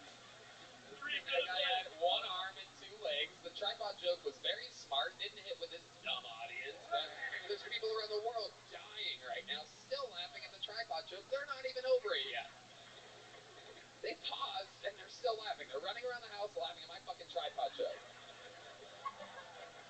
Okay, so, holy shit. Heath Cordis, A Star is Born. Oh, so, I mean, oh my God. So, let me just get through some real questions that I think that the world would want to know about you. So, are you, like, still growing? Dude, hopefully, fingers crossed, man. Fingers crossed. So, like, do you have, like, one of those things where, like, you go against your kitchen wall and, like, do that shit or something like that? Yeah, man, I still got one. It hasn't changed since he was 7. Just have that at the Every front. now and then I'll put on my shoes just so I feel better about myself, get a couple inches. Yeah, man. How tall are you? I can tell people 5, 4'11". Really? On a bad day, 4'11". And when's the last time? How long have you been 4'11"? Like since middle school, man. Damn. You haven't grown since middle school? No, not really. Has your dick? You were gonna say no! You were gonna say no! God. No, You know what? my God. This kid came out. He did a pump fake on that. Did you see that? You realize the million She chicks. ran the light, but the only one to crush was something after running the light. Number Yeah. 1, you got a standing O. My mom is 6 foot tall. I want to watch you fuck her. Yeah. I want you to fuck I my would want to mom. watch you can eat totally fuck pussy my mom. standing. That's what I'd want to watch. You can eat my mom's pussy standing up. Oh. Let's do it right now on stage. Yeah, let's do it. Mrs. Sickler, come out here. I'm a FaceTime her. Set it up. She ain't coming out. I cannot imagine how bad her back must be. Okay, so let's talk about your love life a little bit more here, Heath. What's going on with it? Do any women believe you at all whatsoever? No way. I gave up on that, man. I don't deal with it anymore. Yeah, you're going to find. I mean, you're about to be famous as fucking shit. So you're gonna be just fine. Yeah. One of these gold digging fucking sugar babies is gonna fucking absolutely devour you. Were you on Jared Fogel's hard drive? If it pays, I'll do it. Like autistic Andy Milonakis. Does anybody remember that guy? Oh my. Thank you, just this guy. That weirdly looks like Andy Milonakis. Wow, it really does. So Heath, let's get back into it. Yeah, go ahead, Ryan. Yeah. Do older men pick up on you? Yeah, surprisingly. Like Not surprisingly. Not surprisingly at all, unfortunately. Yeah, OnlyFans, if this doesn't work out, that's an option. Older dudes are coming at you? Yeah, What do they say to you? Just creepy stuff. Not much. And then when you say I'm 21, they're like, oh, I'm out of here. Yeah, they're out of it. Yeah, they don't want that. Yeah, they don't want that. Yeah, there goes that boner, that pedo boner. Yeah. Oh my. You're a bucket list for a lot of people. It's crazy. Every 10 seconds that goes on, I have 7 more questions. So, we're in, a real crazy situation right now. This might be literally the greatest bucket full of all time. You are such a fucking... And you know what's crazy is that if you came out here and you bombed, it would have been okay and good, too. But you are literally a natural comedian. You're completely present. You are in the moment, cool, collected, no sweaty nose, no sweaty asshole. It's like you've done this a billion times. This is absolutely incredible. Did you know that signing up for this show, you'd be a hit as long as you got pulled out of the bucket? Have you signed up before? This is like, I think, my 12th time of signing up. Wow. I got here July. I visited. Someone put me on the open mic for Mothership, and I got a call back, and instantly I knew that I have to move here. I have to do it. So Adam knows you. Yeah. You know Adam. Fucking great. Yeah, I've Holy done shit. 7 crew shows so far. Amazing. Yeah. Fuck yeah. Absolutely amazing. I can't believe we had no idea about you. Nobody ever tells us anything. When we find something, we're like, here you go, on a silver platter. No one ever gives us a hot tip. Like, hey, there's the fucking freak of nature of comedy's arrived. Thanks. I guess hopefully one day we'll pull them out of a fucking bucket. All the fucking thousands of fucking stupid fucking normie bomb-ass bombers. Jesus fucking Christ. Can someone give us a hot tip once in a while? We share everybody with the world. We had Dewey for 20 minutes. Yeah, we had to deal with fucking Dewey. Jesus Christ. I guess we finally found what came out of the car carpet of Dewey's cover. It's a hand quarter. From a Ford Taurus. So I assume you eat free at most restaurants and stuff? Dude, Denny's I can eat for like $3. It's amazing. Awesome, dude. It's amazing. How do you take the glasses off and just kind of Take them off. Yeah. You look like your glasses off. Oh, dream weaver, You got to I believe we can make it through the night. Bow, bow, bow. What? Out of here, This man. guy's a fucking stud. There you go. Okay, question that I'm going to hustle into. What's it like? Do you drink? Have you had a drink yet? Have you been? What is that process like with the bartender losing his fucking mind? So I get ID'd anywhere I go. Usually though, once I give them my ID, they're cool about it. There was this one bar down 6th Street. I gave them my ID. They said fuck it, and they just kicked me out immediately. Oh, right. Yeah. Did they try to take the ID? Because sometimes I wish they did. I would have called the cops on those motherfuckers. I was ready, man. Yeah. I was ready. Yeah, that's a no-brainer. That's a win-win lawsuit city. You're just ready. What is like the official thing? What's the curse that's been placed on you? What is it called? The curse? I have no idea. Doctors. You don't know? They don't know? No, I had shitty doctors, dude. I have no You've idea. never gone to another set of Yeah, doctors? you went to he was going to Alabama doctors, a.k.a. the dentist, a.k.a. they don't have dentists in Alabama. Exactly. It was the gym teacher. I don't know, kid, you're fucked up. So you have no idea why this is happening? No, dude, he's normal looking in That's Alabama. all I know, really. No. That's wild. And you've never, like, tried to look into it? Yeah, not enough time, not enough. You're just like, I got a baby face, that works for me. I'm It all works. set. Let me tell you Found an something. angle. Let's Found an angle. Yes, you certainly did. You better stay like this, because if you build your whole hour around looking like this and then you grow up normal, you're fucked, bro. That would become suck. 6'2" in 3 months. Yeah, he has the most painful, Your whole act. most painful growth spurt of all time. He just spent 3 months like,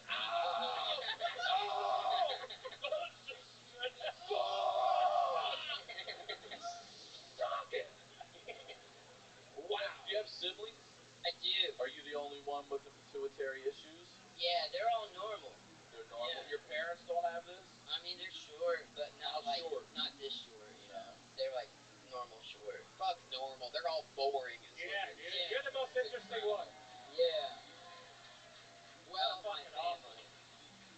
well, needless to say, without a doubt, normally this is the part of the show where it would end and we would move on and go to, obviously, the guy that closes all the shows, but you are a freak of nature and I want to see more of you. And even though you've only been doing it without a doubt, even though we have a lot of them here and we have to rotate them in and fit them in when we can, there's no doubt about it. Keith Corvus is and has to be the newest golden ticket winner on the show. Yeah, has to happen. Absolutely has to happen. And I'm calling it right now just so there's no confusion and traffic doesn't get clunked up for the people that are and doing this and aren't doing that and are on this lineup or on that lineup. On December 30th at the HEB Center, you will be performing in your first arena. Yeah, I'd love to have you on the secret show. Secret show, everybody. Oh my God, can you believe that? Oh my God. Oh my God. And also the secret show. Wait a second, the secret show? Yes. Oh my God. Oh, you're going to use him to sell tickets? No. An arena We don't do that. secret show? Oh my Yeah, God. thank you guys so Oh much. my God. Heath, you're a fucking freak of nature. Absolutely. Whatever you want. Here's a big joke buck. There you go. Coming at you. Absolutely. The newest golden ticket winner. It's crazy. We have too many of them. It's really becoming an issue. We might need to start taping 2 a week and putting out 2 a week or something like that. Yes. Unbelievable. Welcome. Hang out. Let's hang out afterwards. I gotta meet you. Dude, I'm gonna fuck the shit out of him, everybody. It's unbelievable. It is just unbelievable. I am gonna throw him around like the bodybuilder did to Cam Patterson. That was unbelievable. We're gonna have double bottom gay sex. It's gonna be incredible. Can you imagine him like on To Catch a Predator or something like that? He would be great. He would be great. We have many more questions and many more opportunities to ask them. Keith Cordes just making Kill Tony history yet again. How There he crazy is. is it? How crazy is it that he has no idea what happened to him or why that is? It's unbelievable. That would be my sole question in life. What the fuck is going on 24/7 until a doctor was like, it's like reverse jack or whatever it is. You know, like that would be unbelievable. A naturally built comedian. He's owning it. He's fully aware of it. Totally funny. Totally calm. Are you crying about this? Oh my goodness, she is. Like, are you overwhelmed or you just were? Look at that.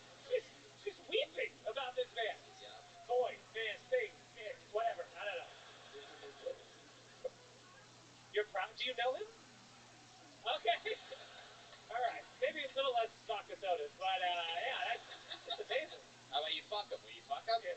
This Yeah. was a Fuck him! Fuck him! Fuck him! Fuck him! fuck him, fuck The him. friend seems to think it's possible. Can we get a confirmation? Will you at least go on a date with him? She's going on a date with him. Oh my God! The lights are going crazy. Keno on the lights. He knows when the party's going on. This kid's gonna kill himself tonight. It's never getting better than this. Oh no. Oh no, I think it just started for Heath Cordes. And that's what's amazing, you know? Here you go, you're built for it, you moved from Alabama. What did he say, 12 signups, moved in July. Believe it or not, your next comedian, a fun fact about him, I don't know if I've even mentioned this on the show before, but he once signed up every week for 9 months in a row before getting pulled out of the bucket for his very first time. Since then, he is the only living member of the Kill Tony Hall of Fame, the regular with the most appearances, the most interviews. 9 months! He kept trying week after week after week after week, and now he's done it more than anybody. The Memphis Strangler, the Tijuana Tarantula, the Manila Gorilla, the Big Red Machine, William Montgomery, everybody.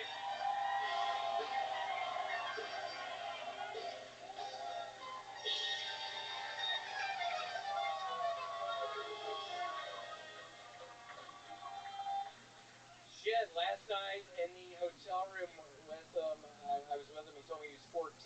So that kind of, I feel a little ripped off about that.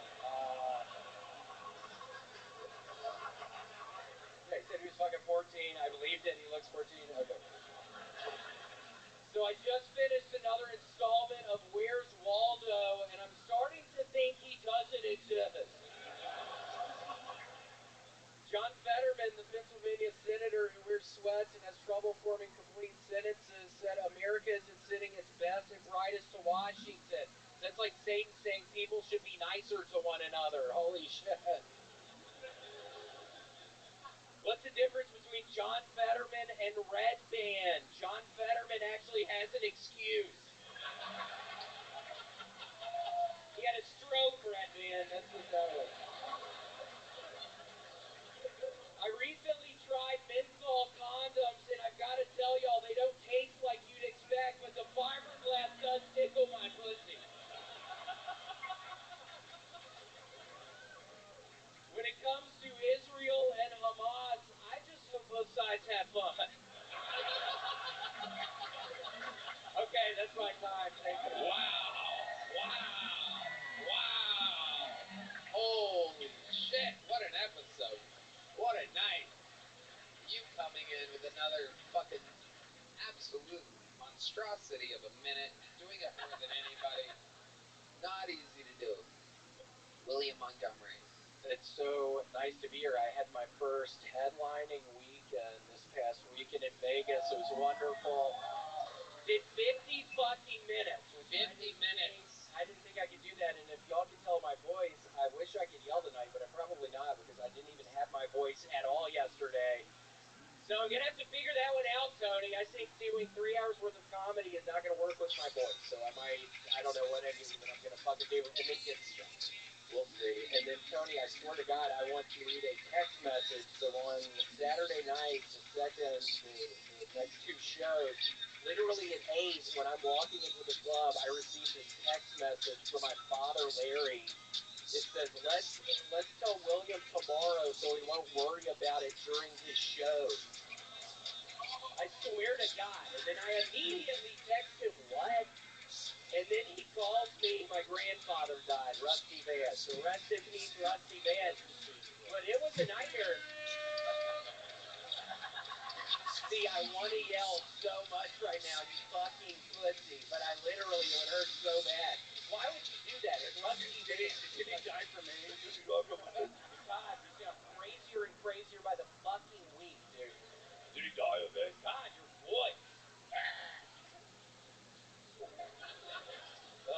But yeah, no, it was fun. And then I get up there and I have to have my notebook for these longer sets, and I immediately spill a cup of water on my notebook. So You've done that before. You actually did that at the world famous Chicago Theater. You went up before me and there was fucking water all over the floor. yeah, spilled the water. Why did you just say, wow, fucking clap, you look like a slut, bitch.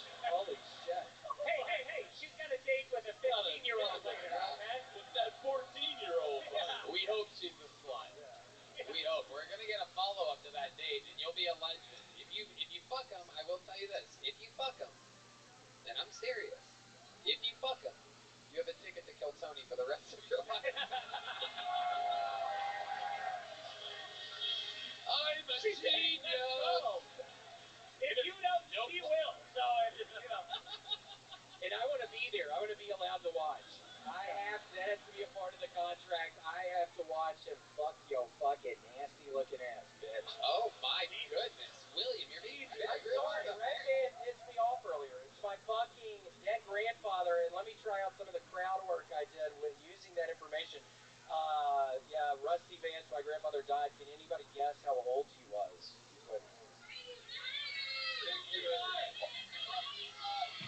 Can anybody guess how old Rusty was? Somebody.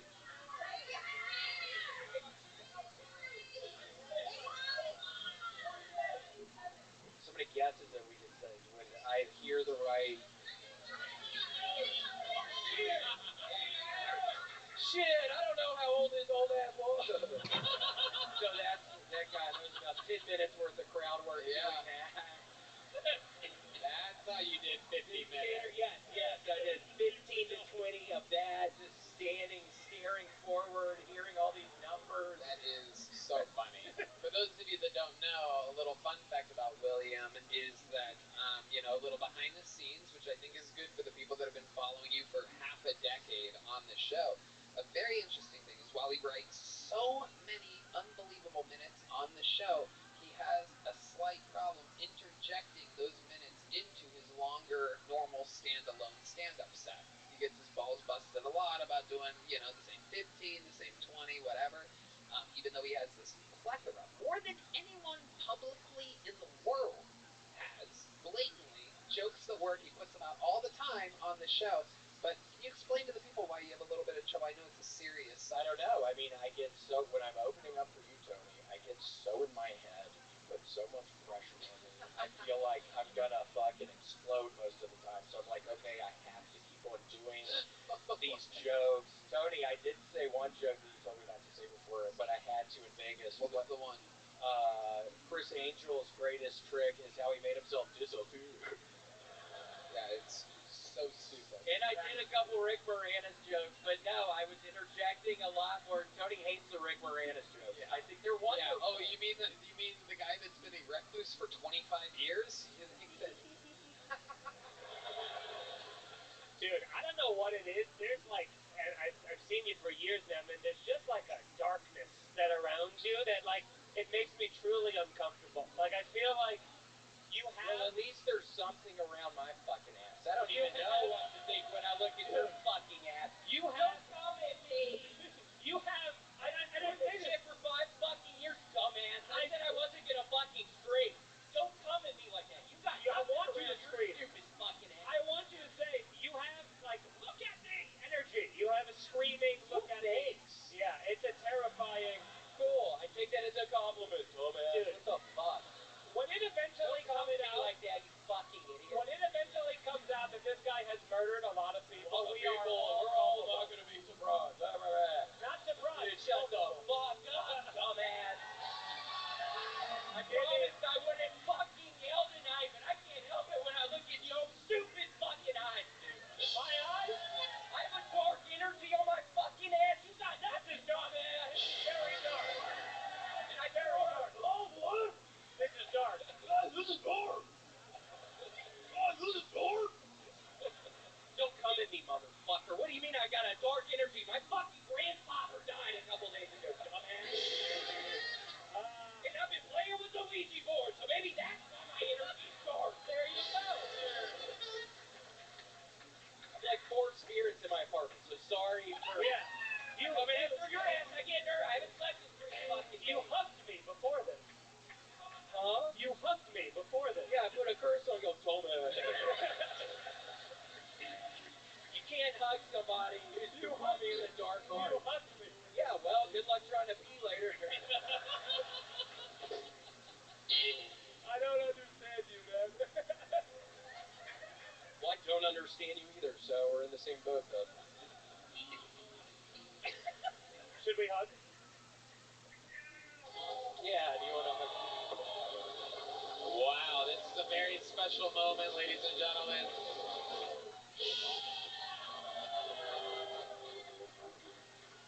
Oh my goodness. Now, if Israel and Palestine could just do that. Yeah. Paraglide. No. That's the reason his grandfather died. Wait, what? Jesus Christ. Did you hear that, William? What did he say? He said you're going to be on the secret show.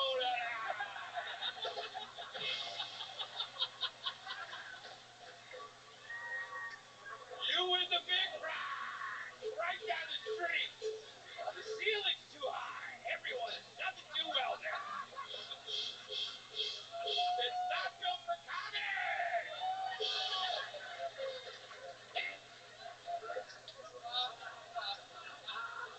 Lucky you and White Webster. Wait, so what did you say, Red Man?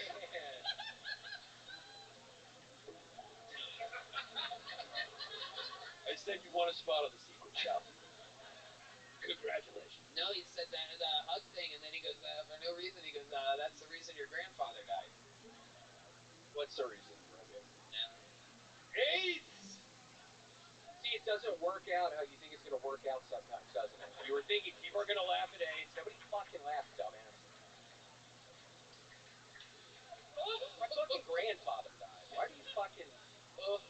I'm about your grandfather, honestly. Thank you. Like with the medicine recently in the AIDS community that would help have helped him. And So doubling down on the AIDS shit. Saw that.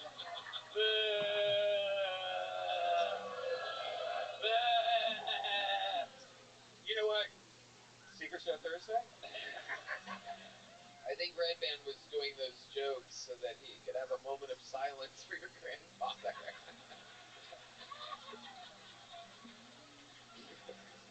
William, I mean, it's fucking crazy, but I'll say it. A lot of these times, and I mentioned this to Red Band after Heath Portis's performance, I go, it's so weird how so often, I mean, statistically, because I remember specifically, oh God, who the fuck was it? It was, Aaron Belial. He kept pulling out of the bucket all night long, and then the final bucketful, I go, the final bucketful of the night, we have enough time for one more. It was him. And all these times, you have to go up after fucking.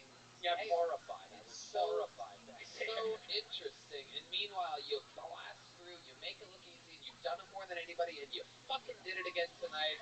Fresh off of the death of your grandfather.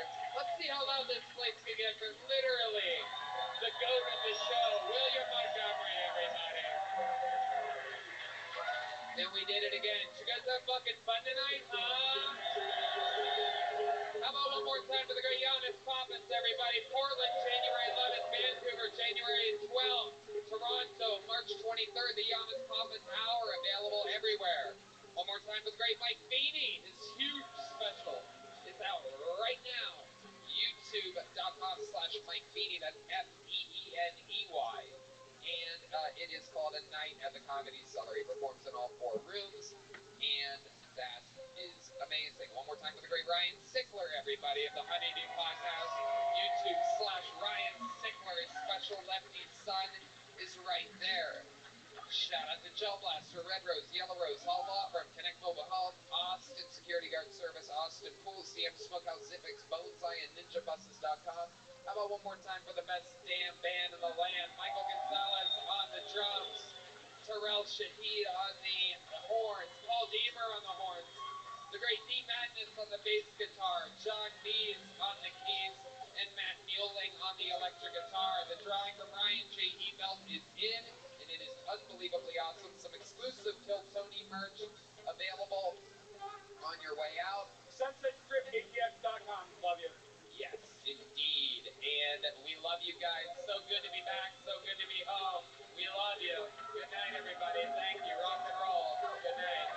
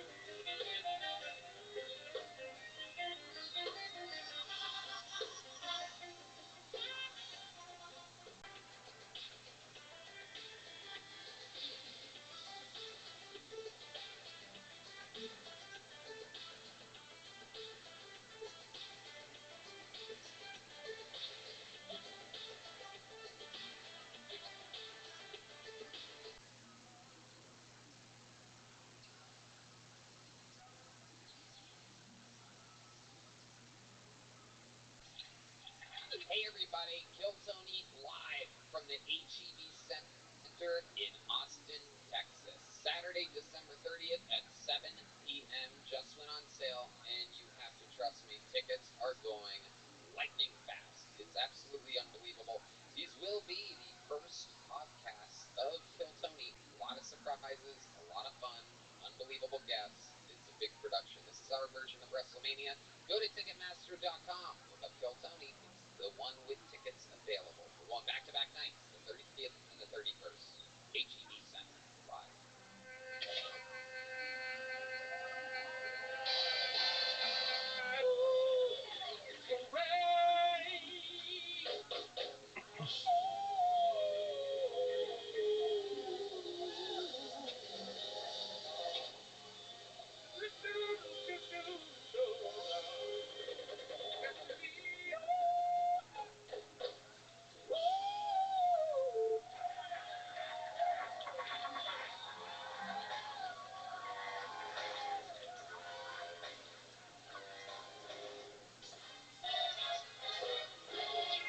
Hey, this is Reggie coming to you live from the Comedy Mothership here in Austin, Texas for a brand new episode of Kill Tony. Get up for Tony Sinclair!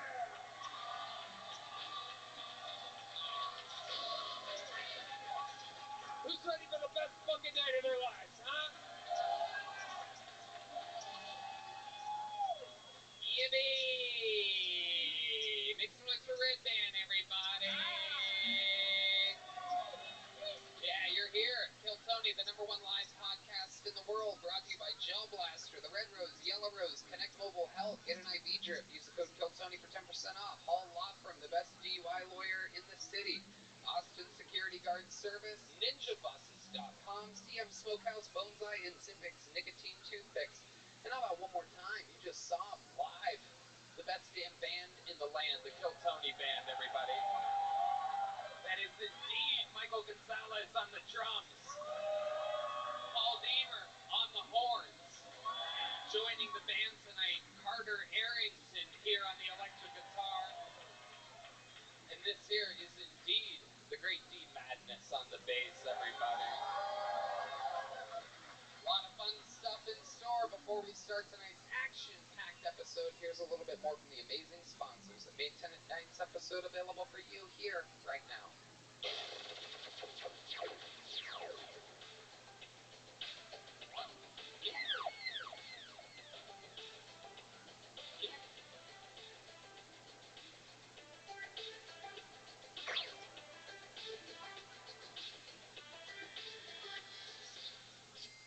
Hey y'all, for the first time ever, all 30 basketball teams will be going head-to-head for an in-season tournament. To make it even more exciting, we have teamed up with DraftKings Sportsbook for an exciting offer.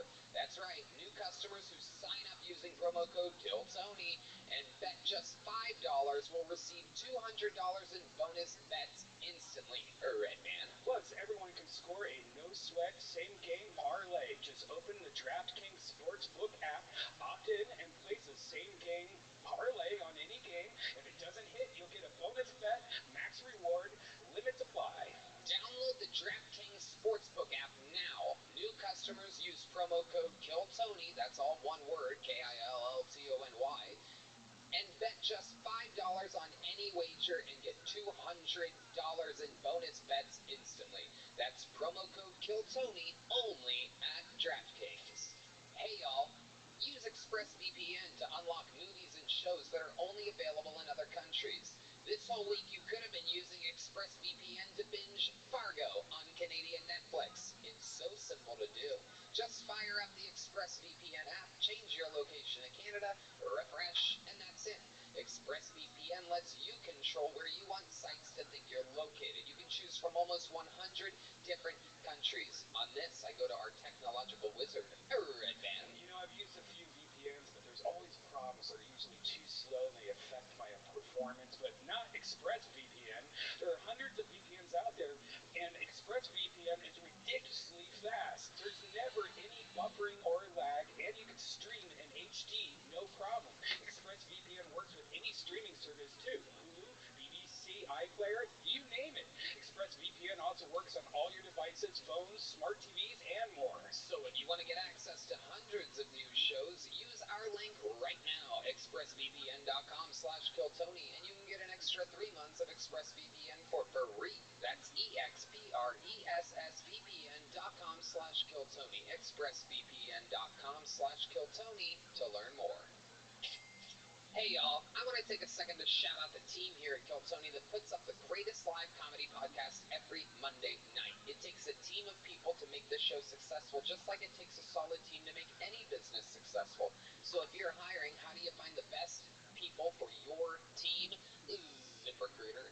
Right now, you can try it for free at ZipRecruiter.com/Kiltony. Red Band. Let ZipRecruiter do the work for you. ZipRecruiter sends your post to over 100 job sites so you reach more of the right people. Instead of digging through a stack of resumes on your desk, ZipRecruiter's powerful technology scans thousands of resumes for you to find the perfect match for your job. See why so many business owners and hiring managers are thankful for ZipRecruiter.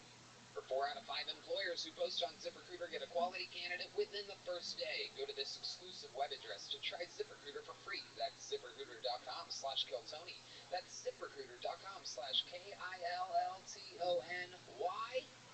Because ZipRecruiter, the smartest way to hire.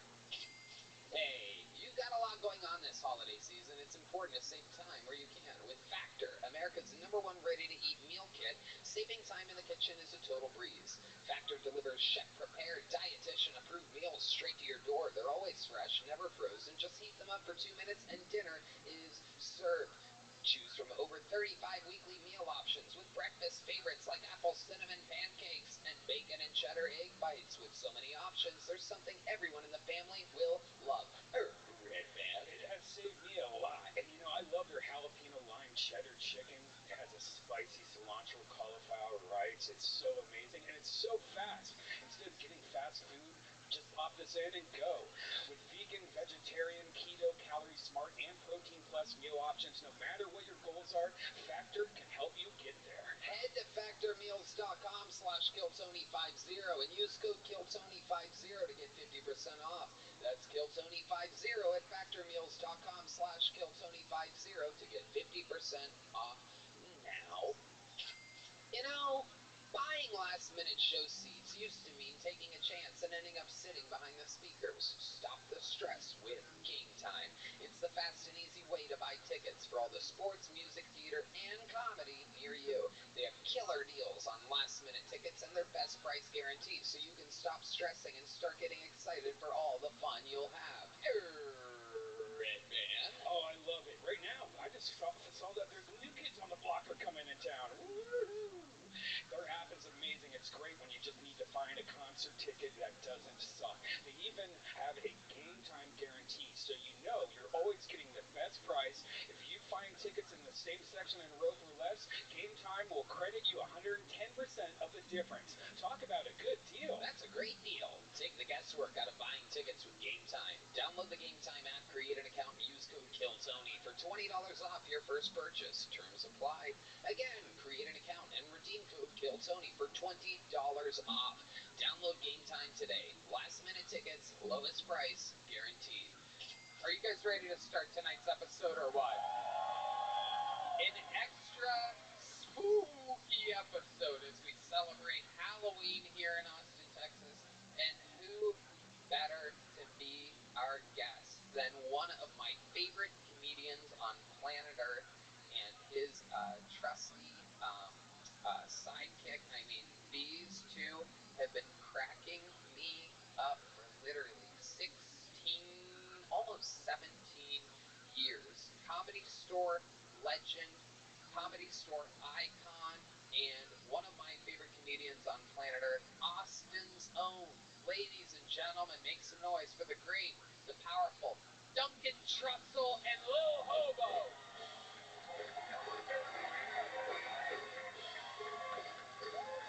Come on, people, it's fucking Duncan Trussell. Yeah, it's on, baby. Yes, indeed. This is a historical moment in the history of the show. Duncan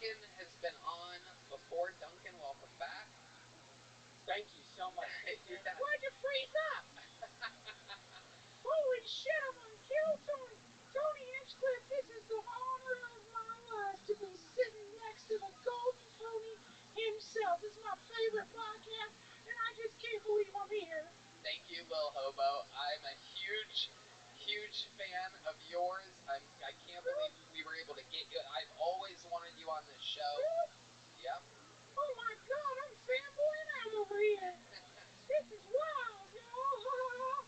Holy shit, this is great.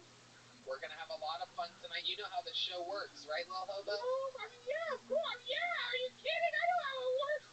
You get comedians up here, you let them do stand-up, you humiliate the shit out of them, and you make money off of it. That's right, Lil Hobo. Absolutely. And that is exactly what we do.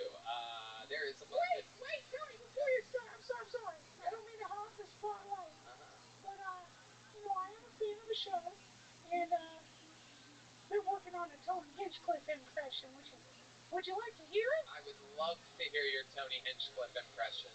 Okay, here we go. I've been spending a lot of time thinking about some of the things I've said, and I now realize words can hurt, even kill. I want to apologize to all of the people I have offended over the course of Kill Tony, but an apology isn't enough.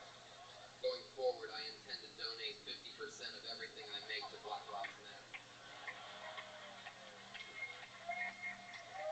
Thank you. Oh, you are pure evil, Lil Hobo. Oh, come on, just joking around. Wow, you are an amazing impressionist. Wow, great. That was spot on. It was okay. Fuck you. It was the best. You can't do impressions. I'm sorry. Seems like you two don't get along at all. Right now he's withdrawing from ketamine. He has a drug problem.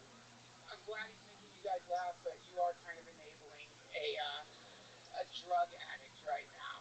Really? Well, going on the road with you is enabling a hack. Speaking of hacks, over 175 human beings signed up for the possibility, for the chance of being on the show tonight. Who's this? Oh, it's attached to The Undertaker. And if I pull their name out of the bucket, they get 60 seconds. You know their time is up, and you hear the sound of a kitten. That means they have to wrap it up then, or else they bring out the Angry West Hollywood Bear. And then I interview them, we find out more about them, and they talk with the great Duncan Trussell and Lil Hobo. Duncan is on tour right now, Salt Lake City, November 17th, the Comedy Zone in Charlotte, December 14th through the 17th, the Comedy Works in Denver, January 11th, that's positive, you can catch him, and of course, the great Lil Hobo. I won't be there. You won't be? No, actually, I was kind of hoping that maybe I could become a Kill Tony regular and see what it's like to perform with an actual comedian. Yeah, these shows are always sold out, Lil Hobo. Have you ever done a sold-out show before? No, never have. I wonder what it's like. That'd be so cool. This is incredible to actually have an audience. It's amazing. Great. All right. Let's bring the comic out. So I have this bucket filled with names. I'm going to pre-select a name. We're going to grab that person from the bar next door, and they hustle off to the backstage, because to start tonight's show, everybody, we have one of our esteemed regulars. You guys definitely know this guy. You guys are fans of the show, right? Well, this guy's been kicking off every show for years now with a brand new 60 seconds, fresh off of his first week on my theater tour, absolutely crushing in these theaters, stronger than ever. This is a brand new minute. Sing it if you know the words. On to Tim, everybody!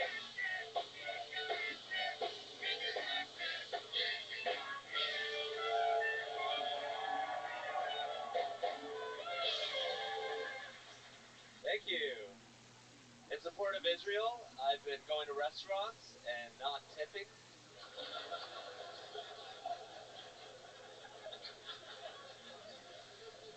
It also doubles in support for Black Lives Matter. Horrible to hear what's happening over there in Israel. Palestinians are being murdered, they're being bombed. It's a real Holocaust over there.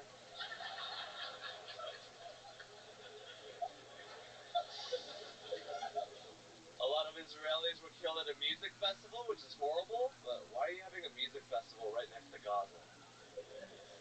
Who are these people like, man, the vibes next to this open-air prison are bumping, man. Call me a pussy, but I refuse to party a paraglide away from a bunch of hungry, thirsty Arabs.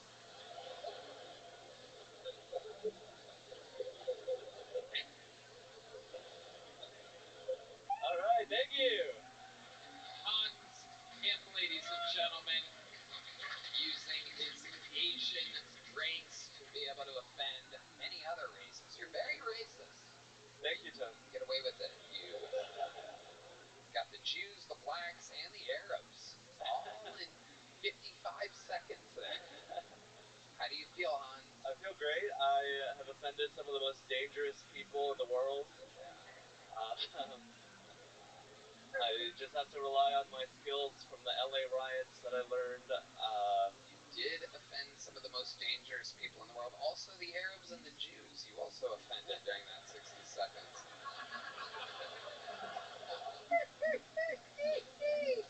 I love it, Hans. What else is going on? I had an amazing time in Ohio, in Youngstown, the birthplace of Kill Tony in some ways. Absolutely. I met your brother. He tried to put his balls in my drink. Really? I didn't even know about this. Yeah, it was a hilarious moment. Everyone got to laugh at me. Okay. Did he pull his balls out? This was Donnie. Yeah, Donnie. In California. He was pretending to do it. He was pretending to do it. I was freaking out a little. He didn't pull his actual balls out. No. He's a gentleman. He is. And you got to meet my elusive father. We went to his house, and he cooked us a gigantic Italian meal. Oh, it was so good. Anything stand out to you from that? It was like an episode of The Sopranos. He did have books on Italian cooking and only organized crime. Those were the two things I was surprised to see. What else, Hans? Liz Flat, she's a good friend of mine, and we just were up to no good, just fucking ribbing each other, and she's calling me Asian, I'm calling her fat. Yeah.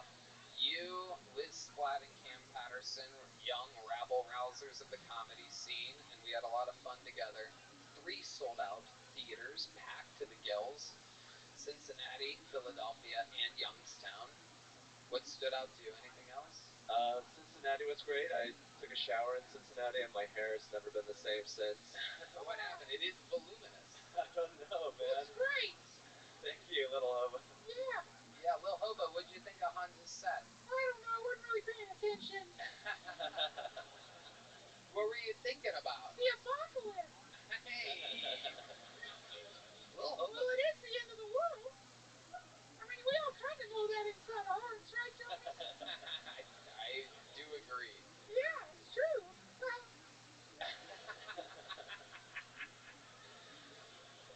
I love it. Hans not even getting Lil Hobo's attention all the way. Lil Hobo, what are your thoughts on the Jews and the Arabs and the blacks? On the Jews and the Arabs and the blacks, well, I mean, I think we're all just the same thing, essentially. You know, I don't see color or race or religion. I just see souls. I see souls that will all be consumed by my father, Lucifer, at the end of days.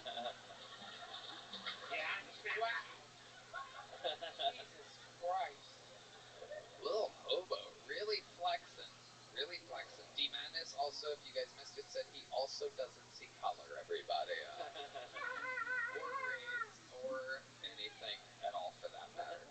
Hans, I love it. You're a fucking stud. You came out again, topical material, covered it, being extra racist because you can be, but you got the show started. You do it every week. It's fucking unbelievable. Great, great, great shows on the theater tour this week. Fucking amazing. You're so consistent.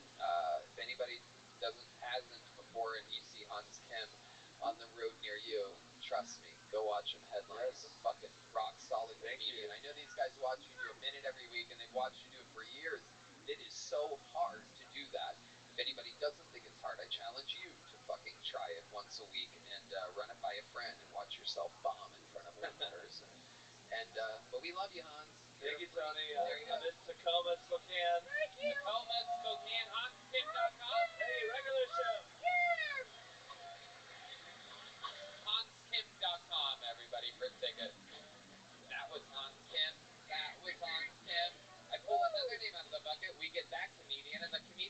Well, first, it's now behind the curtain and ready. This is our first bucket full of the night. You guys probably know this is a little off the wall. Anything can happen. We're all going to meet them together all at one time. Could be an insane person, could be the absolute future of comedy. I present to you, ladies and gentlemen, make some noise for Vandad K, everybody. The Killtone T debut of Vandad K. Here he is.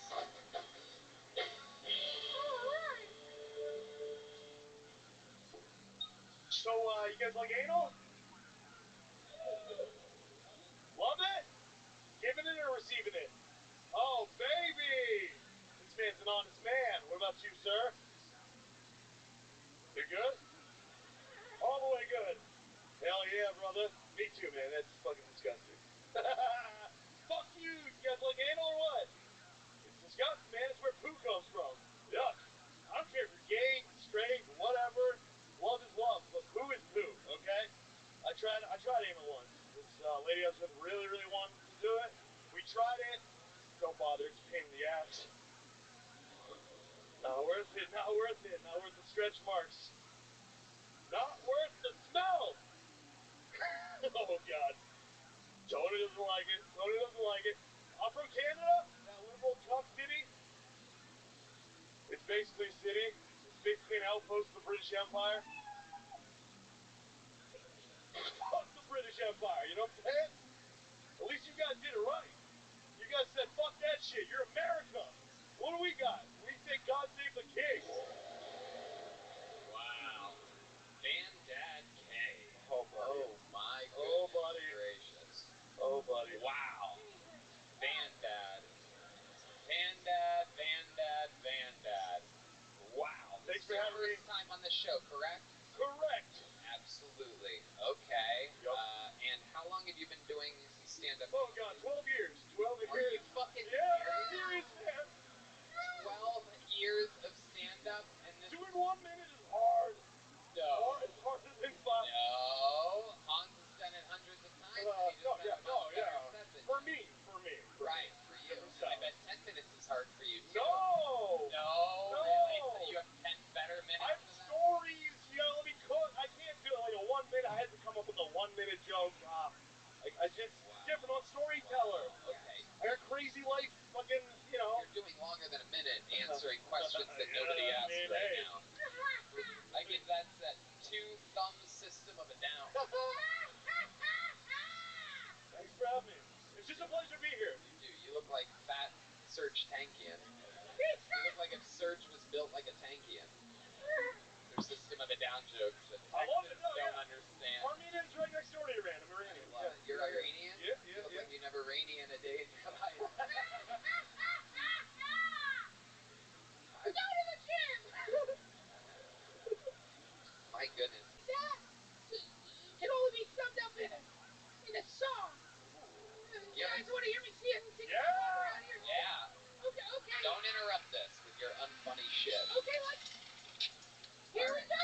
Little hobos. It's not easy to admit it, but I'm a recovering sex addict. I used to use antibiotic cream with lubricant. I hurt my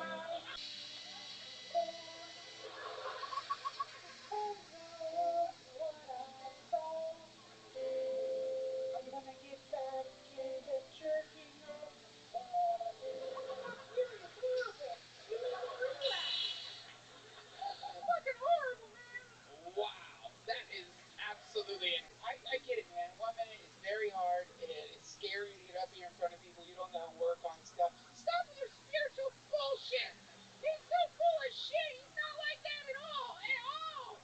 He likes to get pissed on. Hey.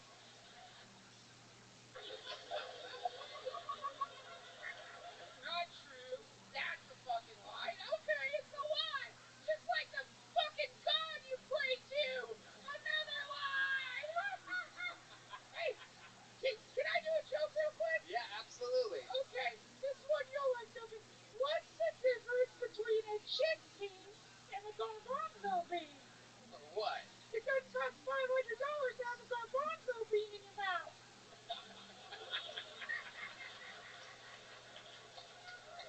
No, but it's a stock joke. It's a stupid stock joke. feel like I've heard that one before, though. Oh, that was a completely original joke I just thought up spontaneously. Can I be a regular now? Amazing. Lil Hobo, much, much closer to being a regular than Van Dad K. Van Dad, you talked about anal for about 45 seconds, which makes sense because your set was as shitty as it could possibly be. And then Canada. Yeah. What part of Canada do you live in? I'm from Toronto. Toronto. Yeah. And there's a lot of comedians in Toronto. You do Yes. good there? Yeah, I put on shows mostly, and I host open Right, mics. that's how you get booked.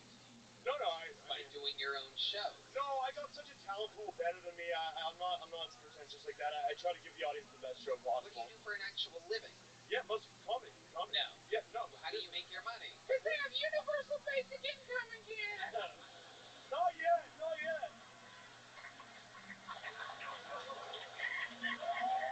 I wish. We should. I sell tickets to shows and I book comics. Yeah. Wow. Good ones, like headliners. Yeah. It's absolutely incredible. I cannot believe it. You don't make money any other way other than comedy. I'm also in the reserves. The Iranian reserves?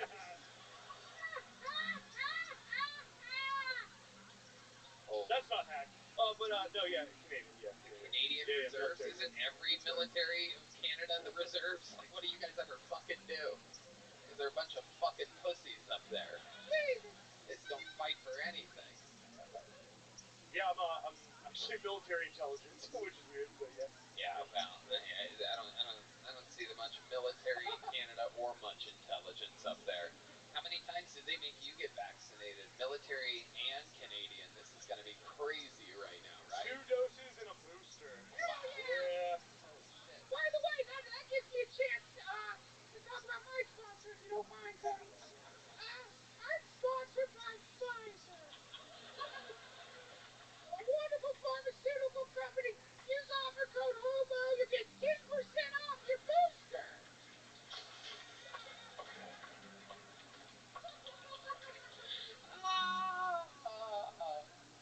Oh my god, amazing. Bandad K, that was something else, but that's what the show's all about. You signed up, you had your chance. Yeah, thanks for having 12 years in the game, and that was your minute, and you're going to have to live with that forever.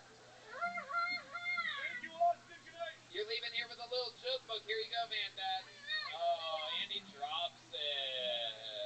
There he goes, everybody. Bandad, this way. That's not how you came. There you go, right back where you came from.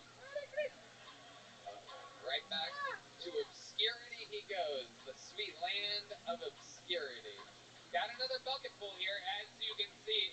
Anything can happen with these bucketfuls. Make some noise for your next comedian, the Kill Tony debut of Cameron Illig, everybody, or Ilig, perhaps. I-L-L-I-G. Oh, we know Cameron. Here he is. How's it going? Thinking a lot about dirty talk. You guys do that? In bed? I'm very awkward in bed. I can't do it. I think it's easier for girls if the girls have certain things they can say, get any guy going. And I fold every single time. That girl's like, you feel so good inside me. I'm like, yeah. Yeah, I think so, right? Right back at you. You were like, ever call you daddy? Girl ever call you daddy? Girl called me daddy. I said, yeah, I'm your dad.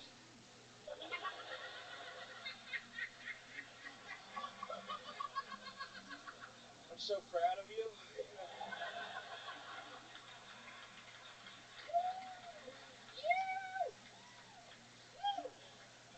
This girl recently said, I want you to come inside me. And it was like I did 2 minutes ago. This is all willpower, baby. You know?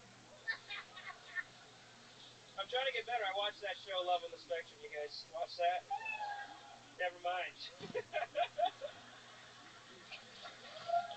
Cameron Illig.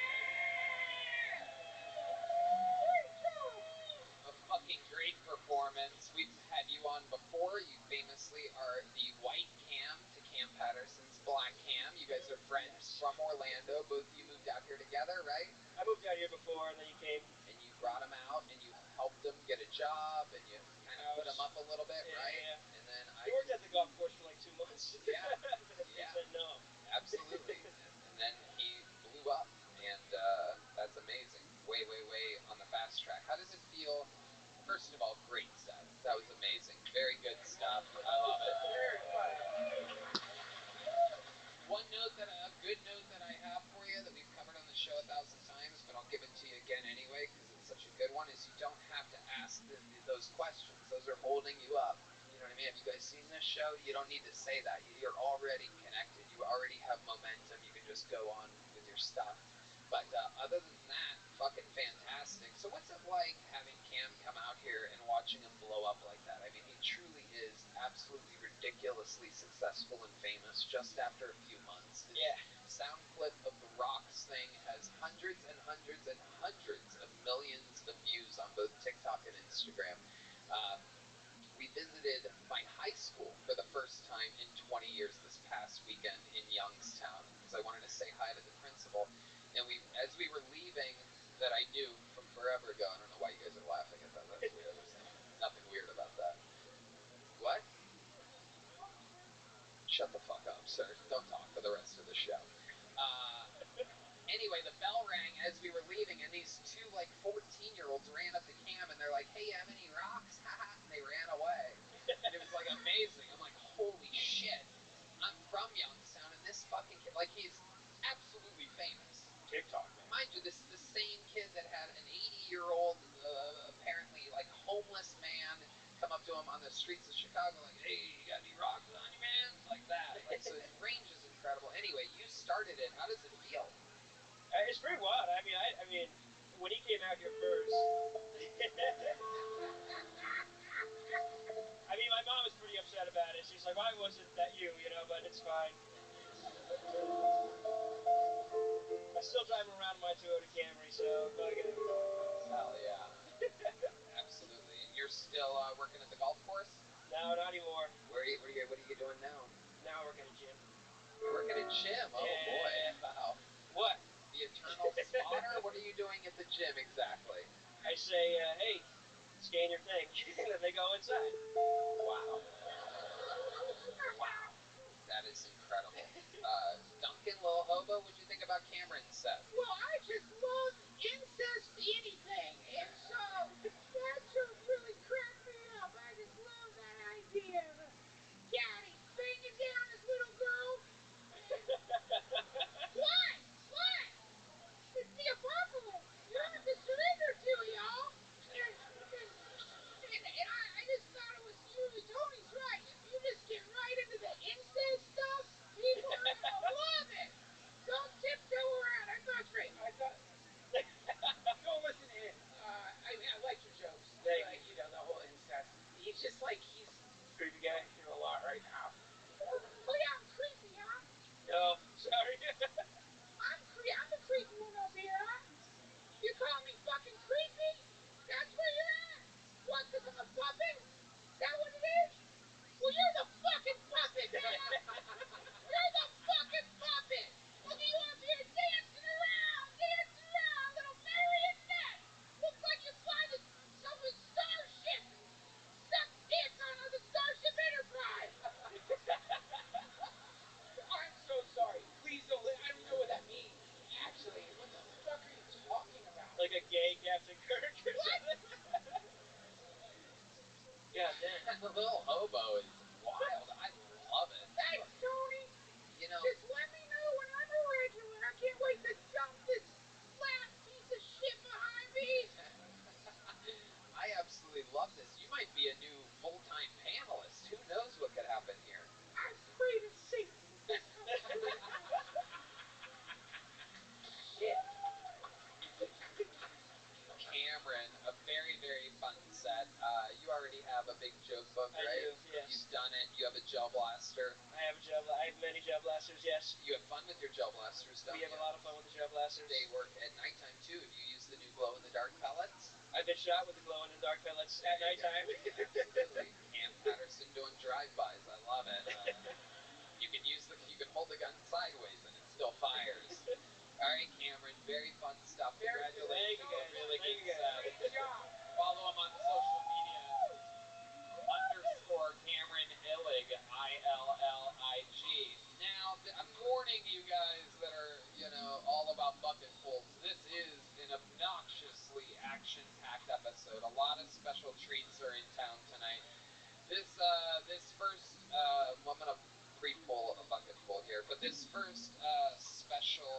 treat that you guys are in for.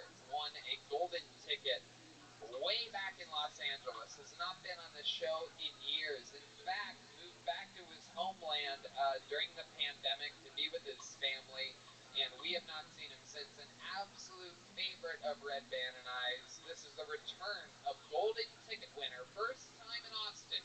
Make it loud for the great Steve Lee, everybody. The return of Steve Lee, Kill Tony legend.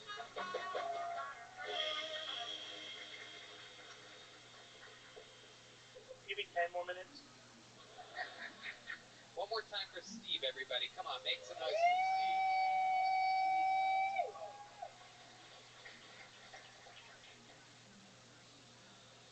All right, good night. That's my act. Thank you very much. Some of you are like, who the fuck is this guy, right? I'm Hans Gim dressed in a different costume. Just want to let you know.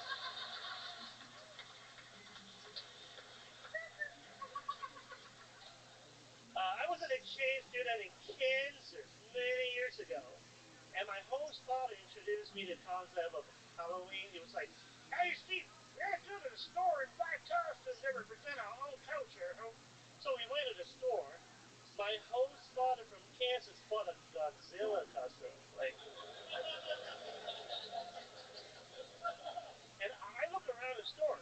I'm Chinese, so I look around. There's nothing Chinese. I mean, technically, I could wear anything because everything's made in China. And then my host father was like, "Hey, Steve, I found something for you. A ninja costume." So at my first Halloween party, I showed up as a goddamn disabled ninja. Alright. Steve Lee. The return of Steve Lee with a fucking fantastic minute. Alright, man. I missed the show, man. We miss you, Steve. It's been a long fucking time. Yep. Legend of the game back when we were in Los Angeles and you moved back to China during the pandemic, correct? Yeah, and what happened was all my the whole LA shut down, and I was kind of broke. So I went back home. My dad passed away a year before, so I went home, take care of the tomb, and I was like, oh, I'm gonna take a break, a few months break, and a few months turned into 3 years. And what happened was during the time I find out my mom has dementia, and you know how I found out? She called me up she asked me hey Steve, did you steal my money? And she asked me every day. Your mom's Jewish? Hey, Chinese and Jewish, we were pretty similar. I could see how you could be. You do look like if somebody put Woody Allen in a microwave.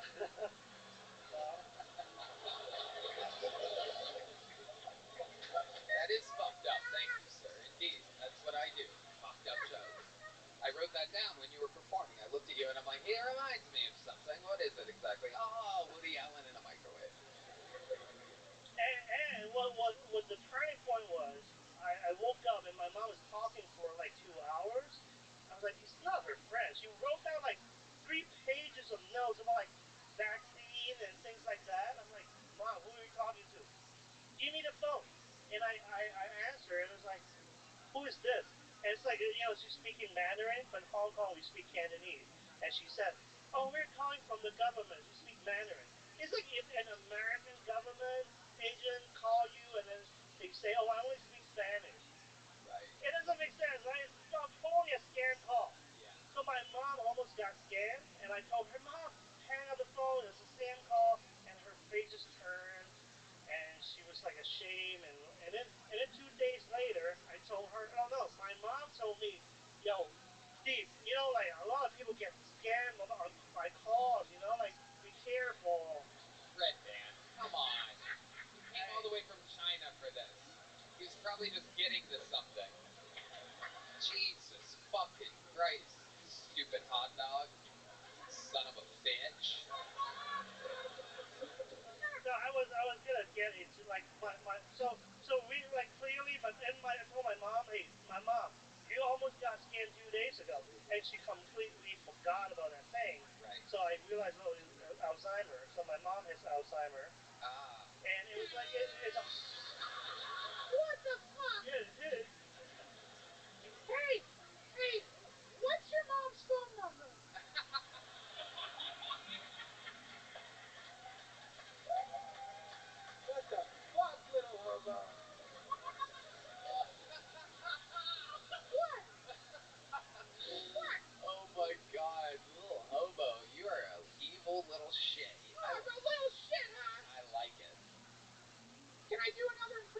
Yeah. An impression of me? Yeah. Okay. Fine, I got a few. Okay. Okay. Here we go. I will never be as funny as Red Band, and that's just the obvious truth. Thank you. Thank you. Thank you. Thank you. Sit the fuck down. I love you, Tony. Sit the fuck down. Lil Hobo, I gotta tell you, you were so close to becoming a regular on this show, and I take it back. Shit, I take it back, man. I thought comedians roasted each other when they loved each other, and I love you. I know, I love you too, Lil Hobo. Great, thanks. So Steve Lee, remind everybody of your condition. For those of you that can't see, his hands are turned down for what? Yeah. By the way, I have feminine hands, so my jerking off is really good. You know what I mean? Oh. And that's why I don't need a girlfriend. Hell yeah. Okay. So what was it like being in China during the pandemic? A lot of lockdown. I almost went crazy. Yeah. And no, actually, I bought a VR, and he has like a VR show. Yeah, Red I was trying to go, talk to him on VR, and on the way, I got dizzy. So I was like, fuck this. Right. Yeah, that happens. So let me ask you this: you were in China when the famous incident happened with me, and if I remember correctly, when hundreds of thousands of Chinese. Oh, is that when you called me fat? Wait, what? No, never mind. What? No, never mind. What do you mean? No, go ahead. Okay. Weird. You call a Chinese guy fat or something? What? What? No, never mind. You don't remember what happened with me? Cancellation? Oh, yeah, that one. Yeah. Okay. The fuck are you talking about? You called him fat. Hundreds of thousands of people were tweeting at me because I called you fat? Anyway, I remember you messaging me, correct? Yeah. And you said what I did was nothing bad, something like that. And because if you see the whole thing, you're like roasting the guy. Right. Maybe like the word you were using was a little, you don't like edgy. that word. Edgy. Right. Sure, Edgy, I agree that it was edgy. But like if you watch the whole thing, you're like just roasting people. Exactly. Now I noticed that you messaged me that, but you didn't publicly post anything like that at all. And I've helped you many times. I've given you a giant spotlight where millions of people see you do what you love to do. And but you were in China at the time. Yeah, I left the game. I'm like, oh, you guys go fuck that shit. Yeah, I don't know. I don't care. You left the game? Yeah. Doesn't appear as though you've left the game at all, Steve Lee. But is there a reason why you didn't post anything publicly while you were in China to defend me, who's helped you? I guess I'll be arrested by the Communist Party or something. That is exactly the answer I was looking for, just so that you understand how lucky we are to be American. Can I just say something real quick? Yes, real quick. By the way, I love China. Me too. Okay. I need to go home, so I just want to put this on the record too. Put that on the record. Little Hobo is a big fan of the Chinese Communist Party, and I have nothing against the CCP, and in fact, I would love to bring some of my products to China. So if anyone from the CCP... Are you made in China too? What?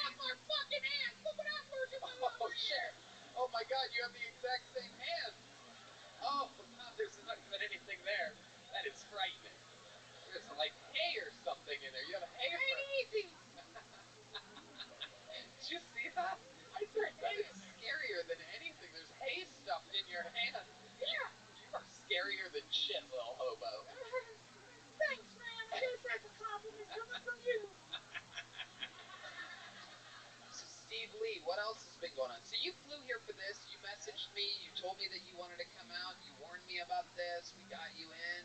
And so tell us, what's going on? So since my mom's doing stage 1, so I'm like, I got someone to take care of her for a month. So like, yeah, let's go party. You know what I mean? Hell yeah. Did you really get someone, or did you just leave a mannequin there and tell her that? I mean, his brother, maybe. Yeah. I'll take care of your mom if you need me to, bud. What? That's not a joke. I mean it. It's not easy taking care of an elderly parent, you know? It's hard. You guys really shouldn't laugh at that. You know? These elderly women out there, they're lonely and they forget to lock the door.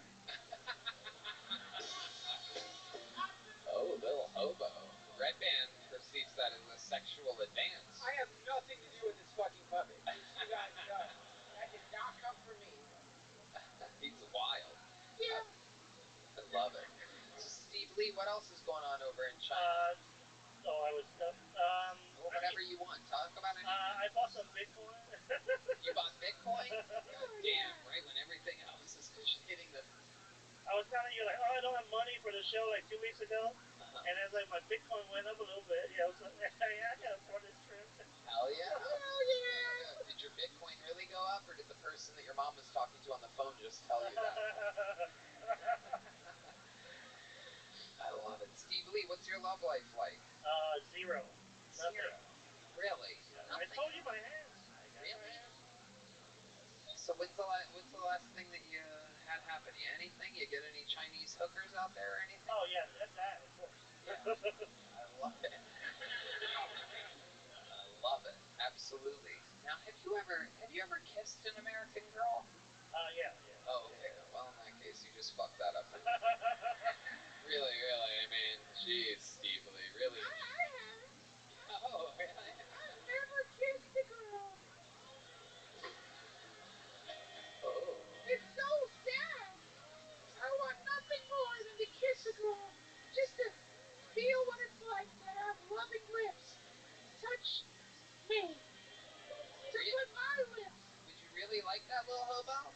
I would love it so much. Is there a girl out there in the audience? You know, we have a really great fan base here, and is there a female out there that'd be willing to come up here real quick and give little hobo a big kiss on the lips? Anybody? Come on up. Oh, look at this. We got one. Okay, you can just come this way if you want. You can make it. Look at this. Amazing. Thank you so much, Tony. Wow. Thank you. The American Dream, Lil Hobo.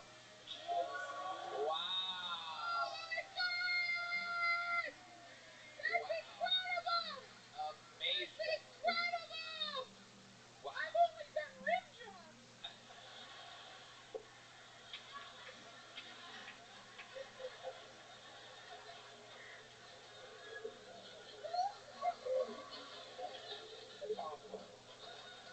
Oh my goodness. Wow. Lil Hobo, instant legend here in the Kill Tony universe. Steve Lee, so you flew all the way from China for this. How much longer are you in town for? I'm leaving tomorrow.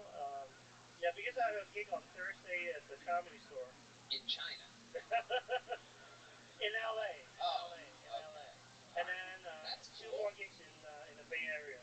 Okay. Yep. That's fucking awesome. So you're in the Bay Area this weekend? Next weekend. Oh, yeah. No, this Friday. I'm flying back to San Francisco. San Francisco. Yep. This Friday? Yoni, aren't we in San Francisco this Friday? We are? Right? You want to do a 5-minute guest spot at the theater? I would love to, of course. Sure. Why not? What are the fucking odds? We're at the Warfield, right? Hell yeah. What are the odds of that? You guys got to... That really just happened. Right place, right time. Thank you. Destiny taking over for you yet again, Steve Lee. Hey, it's great seeing you, man. I think it's so wonderful that you're taking care of your mom and you're like making time for your art. You're a badass. Yep. 100%.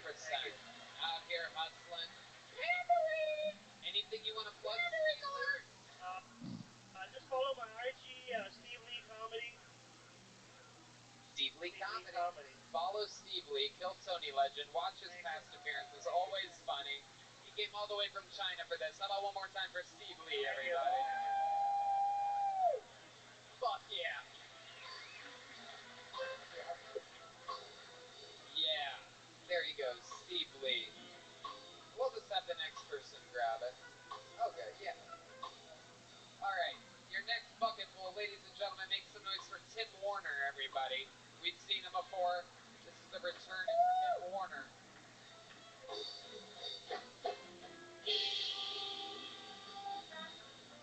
Thank you.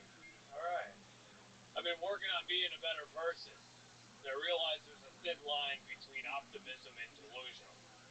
You know, like every time a relationship ends, people usually say, oh, I'm going through a breakup. Well, that's bullshit, because the breakup already happened. What they're going through is a competition to see who's going to fuck somebody first. And the women always win. Always. You know? Do you know when a contestant shows up to the Special Olympics late, they call them tardy? It's kind of fucked up, you know what I mean? They're just slow.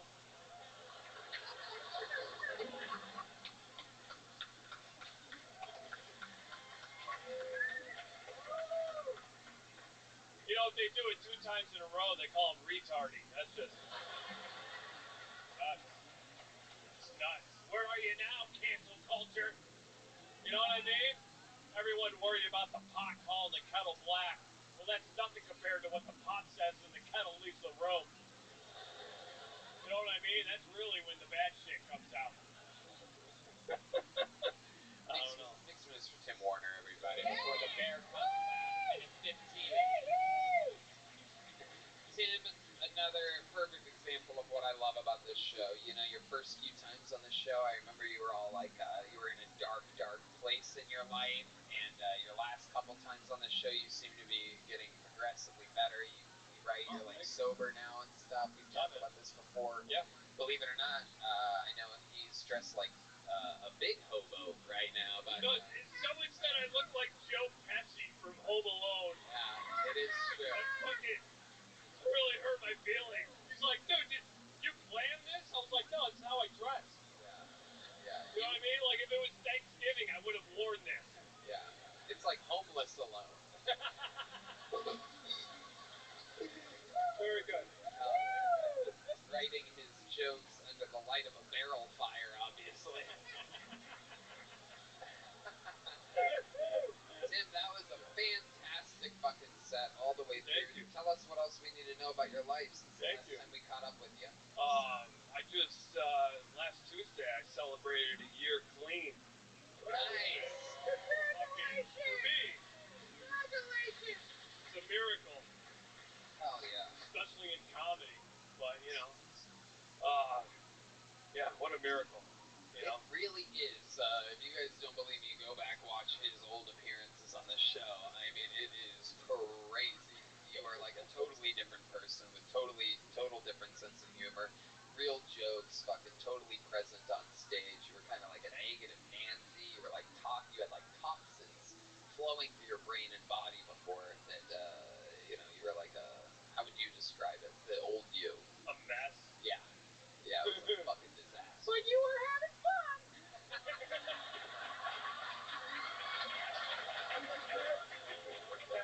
Cheers to that. Not fun. Oh, God, little hobo. I love you so much. Max, I love you so much, darling. Please let me be a regular. You keep this up, you're going to be getting your second kiss tonight. Wow, I can't wait. Yeah. I'll eat your ass. Wouldn't be the first time I've had some wood near that butthole, you know what I'm saying? Hello.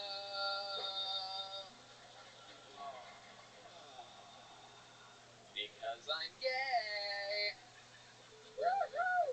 I'm really not, but everybody wants me to be.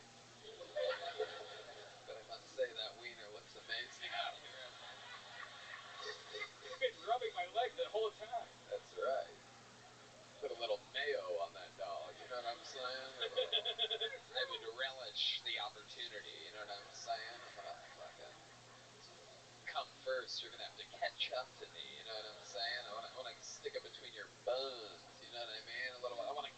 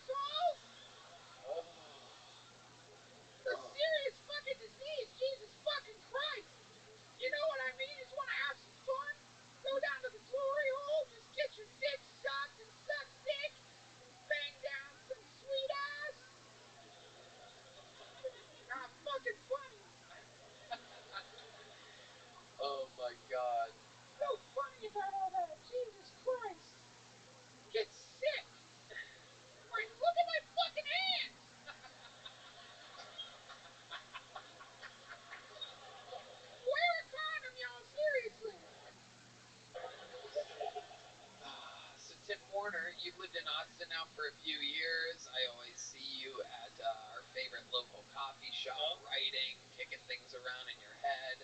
How do you like Austin, Texas? Tell the world about it. I love the city. Yes. I love the city. It's been great to me, and I hope I can give something of value back. You know, more than anything. It's a fantastic city. As really corny as it sounds, I really think you are. You know, Austin is a funked up. Y'all drive like maniacs, though. Yeah, they do. Yeah. Like, there's a little thing on the steering wheel. I don't know if you know. It's like a rod. You hit it up, it turns on the right blinker. You hit it down, it turns on the left blinker. You dumb fucks. Yep. Especially that right blinker. You sit around, you do 90 to go to Bastrop. What the fuck's going on at Bastrop? Nothing. You don't need to do 90. Well, no, that's me, and I'm going golfing. It's not the people going fast that's the problem. It's the people going slow that's the problem in the left lane. That's right. You need to get over. Get the fuck up. I was coming back from my buddy's ranch last week, and twice in the left lane on these 2-lane highways, twice I flashed people, and they hit the brakes, everybody. Not getting over, but the brakes in the left lane of a highway. Bullshit. You guys, even you know. Even you know, Lil Hobo. I get road rage. Yeah, it's insane. Completely fucking insane. Other than that, I'm shocked that you have a car, by the way, Tim Warner. It is absolutely incredible. Well, you just wrecked your car. Yeah, the drivers out here suck, let me tell you, because I'm a pedestrian.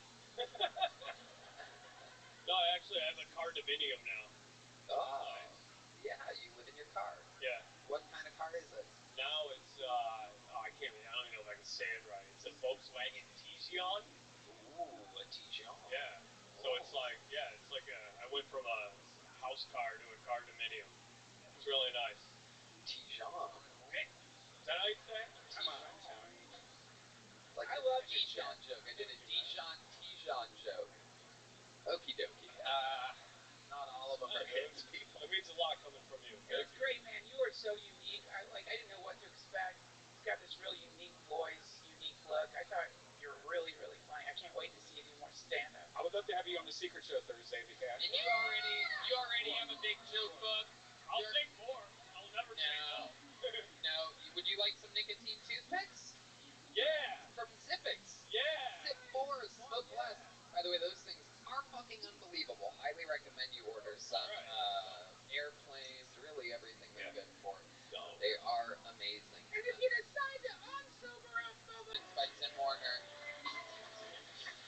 Now, let's do this inside one that I pulled. I pulled someone from the inside, everybody. If there's an I and a circle next to their name, that means that they are inside the room. Clap your hands if you signed up tonight. Okay, so there's quite a few spread around. Make some noise for the Inside Zone. This is one of your own, usually a first-timer or somebody that traveled from a faraway land to be here. Make some noise for Sam Armfield, everybody. Sam. Ooh, Home Alone song. How about a hand for the band? These guys are fucking unbelievable. If you blink, you miss it. The references that these guys are able to pick up on very quickly. I don't know if you guys noticed, but he can't swim. And I think, if I was president, first thing I would do is end this mess in the Middle East and Ukraine. And the second thing I would do is start a program to teach black people to swim. Because Jesus Christ, man, we got to figure this out. I mean, we could combine it. We can do a bill with climate change. I think because the sea's rising.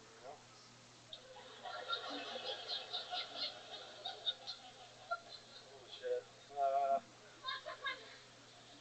I have a theory, actually. I think pools of water maybe are causing retardation, because you don't see many black people that are retarded anymore. I feel like it's all white people. I don't know. It's either the water or the watermelon. I'm not sure. Ooh, thank you. Whoa. All right. Sam Armfield. Whoa. A lot of black people cannot swim material there. That is incredible. You started with it, you ended with it. Where are you from?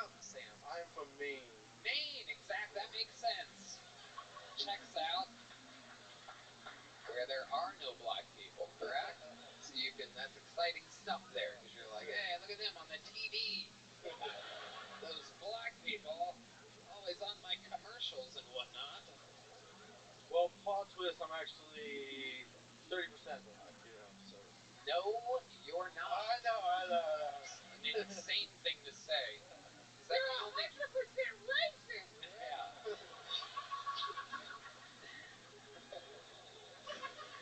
If you were 30% black, I would hope that the 30% would be your arms so that you would drown. Because they can't swim. I started swimming since I was 3, by the way. You started swimming when you were 3? Oh my goodness. Oh my goodness. Well, Michael Jordan can't swim, though. I mean, that was the whole premise of the joke. There you go. How do you know Michael Jordan can't swim? I heard about it recently. What do you mean you heard about it recently? I read it. There's some story. Like, have you heard about this? You guys hear about this? Hear about this? Michael Jordan can't swim. You didn't hear about that. No, I did. I read it. I think you did not read that anywhere. Okay. Nobody has ever written that Michael Jordan. I don't think he can. This is literal bullshit that I'm calling right now. Extra smart Michael Jordan joke. He was a Chicago Bull. That's bullshit. You have to rewind it, listen to the joke again. I promise it's funny.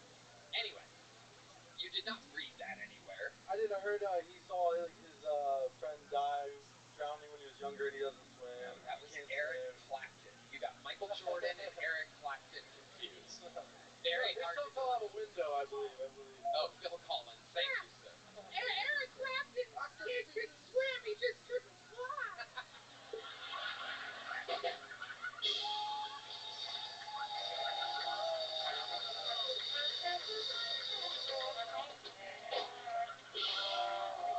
Lil Hobo quickly climbing the charts for Guest of the Year, everybody. Who saw this coming? Dr. Phil versus Lil Hobo in a battle of the Titans. This is absolutely incredible. We're seeing it live. No doubt about it, Lil Hobo. You are unfucking believable. I love you so much. I love you so much. I do. I love you. Oh my God. If you didn't have HIV, I'd fuck the shit out of you. Really?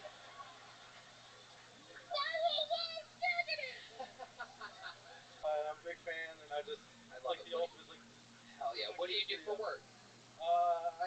Swim coach. I like audit air systems, HVAC systems. My company has a contract with Costco. I manage the Northeast. I used to sell weed, and now I work, and I know my check is mine, and you know. Okay. All right. And what do you do for fun out there in Maine? I like picking mushrooms, edible mushrooms, like sauteing them. I walk my border collie. I like listening to music and eating LSD. So how long has it been that you've wanted to do stand-up comedy? See, I went to the Comedy Cellar in New York City like a while back, and I've been, honestly, since I started listening to this show, I listen to it all the time, and it's just like, I think it's like, it's beautiful. It's a beautiful art, and I obviously probably should have practiced. That old set, I can't imagine how bad the old set was. It was, I think I had some hangers in it. Okay, can you give us an example of the old set? Do you remember any of them? All right. Talk shit. You left some hangers in there, huh? Bangers. Oh, bangers. All right.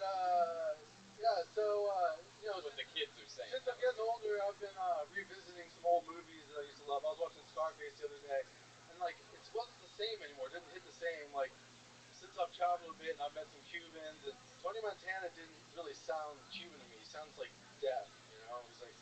My old friend, like I just couldn't get past it. It didn't sound authentic, and I thought maybe that's why he couldn't hear the DEA coming up his marble staircases. Like, what the fuck, Yeah, that's a good cut. You made a good cut there, believe it or not. I would replace that with a third black people can't swim joke in a heartbeat.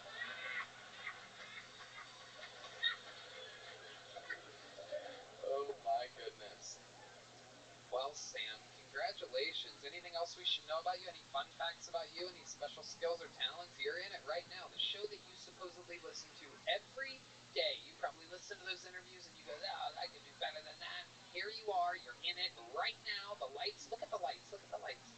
Look at that. And the sold-out crowd. Those balconies. You see those balconies are filled up there? So you're in it right now. So tell us, what is interesting about you? If I could do the worm and I play a little guitar.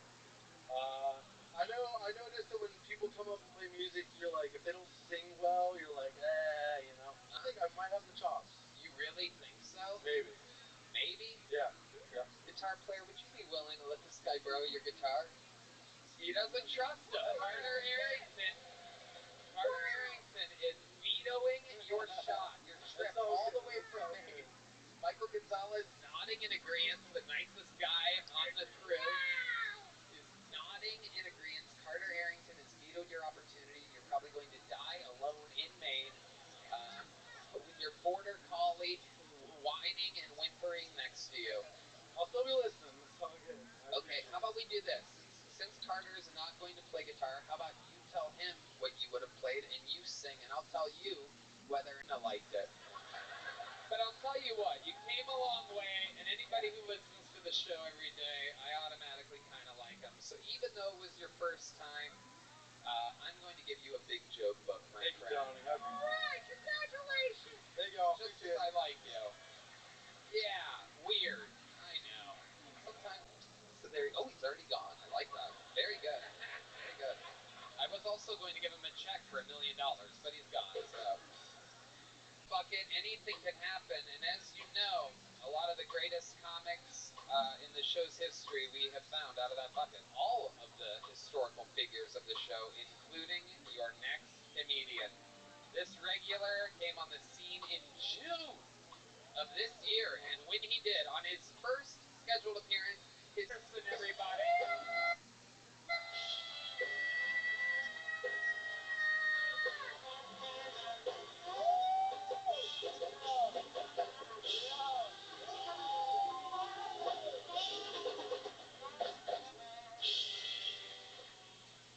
I had broke up with my girlfriend before I moved out here, and not because of her, it was because of her family.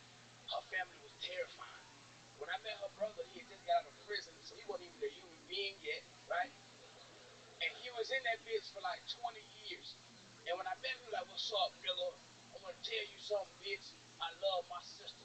If you would put your hands on her any type of way, I will cut your toes off and mail them to your mama. Now listen, I have sisters too.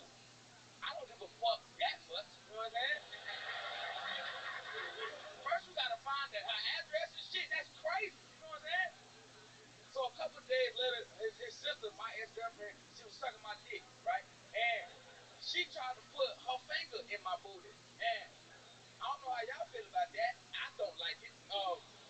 She caught me off guard, so I just snapped her real quick off a reflex, right?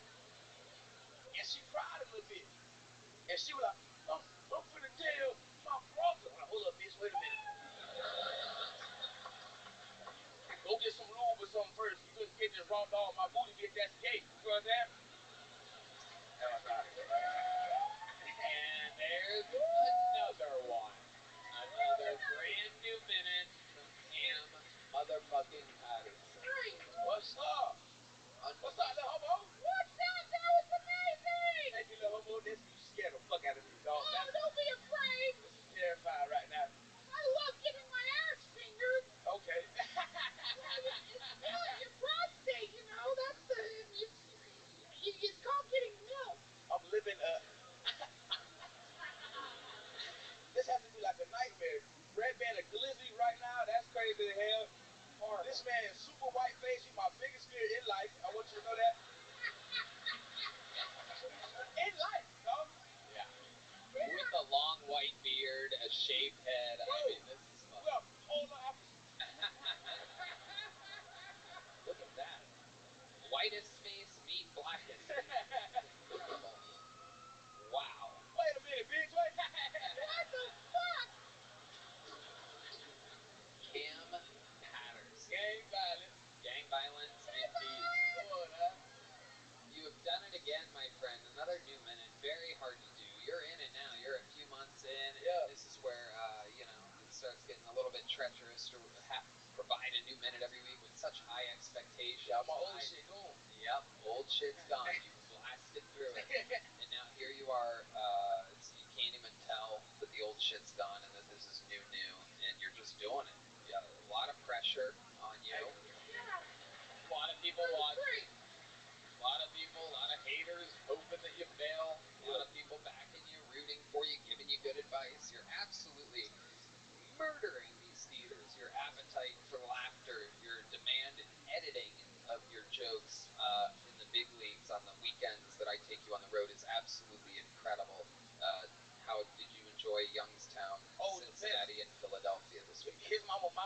now, you know what I'm saying? Me and Tony officially brothers. We locked in for life. 4. Anyway.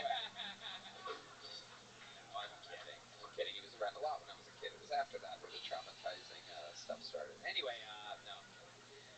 So Cam, you were indeed, and you met my mom. Yeah, your mom's the best. That's what it said. She's my mom now. We locked in. She's funny as shit. That's right. And I met your mom in Philly. Yeah.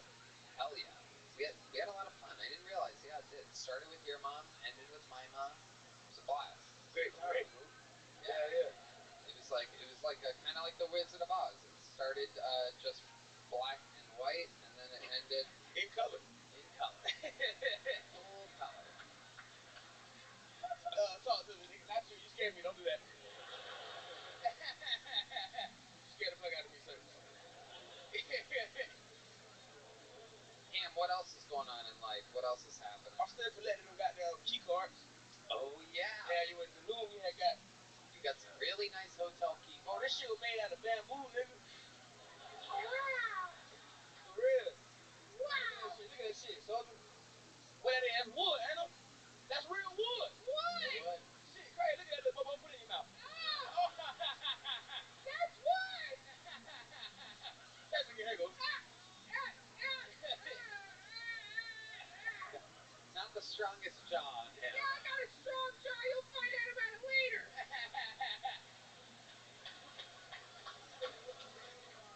Cam, you are incredible. I don't even know. What do you want to plug? Anything you want to get out there? Oh, shit. We do the regular show every Tuesday at Woken. Come fuck with us. And then I got my show at Red Bear Club every second and fourth Wednesday. So come to, I'm not always there, so don't be mad at me about that. But we bring great people. You know what I'm saying? So come pull up and see that. Other than that, I want to say thank you to my mama. I love you, Ma. And How fucked up is that? You tell your mom that you love her, and you call my dad a murderer on the same episode. And I love you, Tony, Dad. I love you so much. Please don't kill me. No, if he was going to, he would have on Thursday night when we were there. It was fun bringing you into his house. I had to tell him, I'm like, he's with us.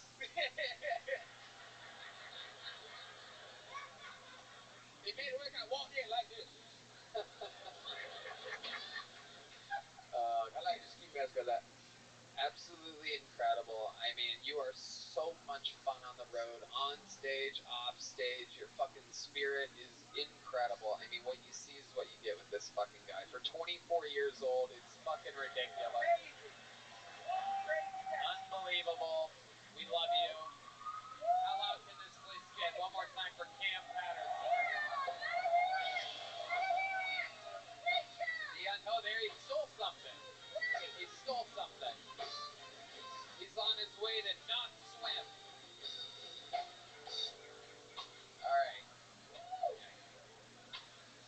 All right, ladies and gentlemen. Oh, this looks special. This looks fancy. I mean, what are the odds of this? Make some noise for Cam Patterson, everybody. Cam Patterson? Is this real?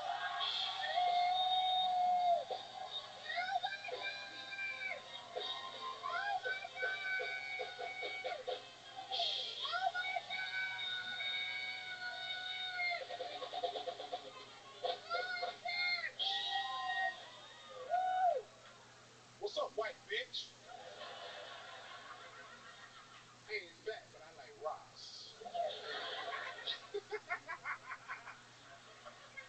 It's a Halloween episode, in case y'all didn't know. I came out as Cam Patterson.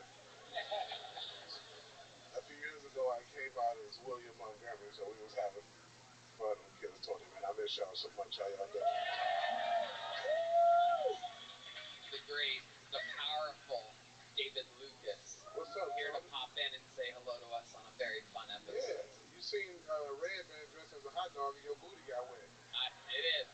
It is soaking wet right now. My booty self-moisturizes when I get excited. If Tony was in a hot dog eating contest, he would never eat the hot dog, just deep throat it. Wow. You're supposed to eat it, sir. If you were in a hot dog eating contest, you would eat only the bread. Even the arrow in your head ain't straight.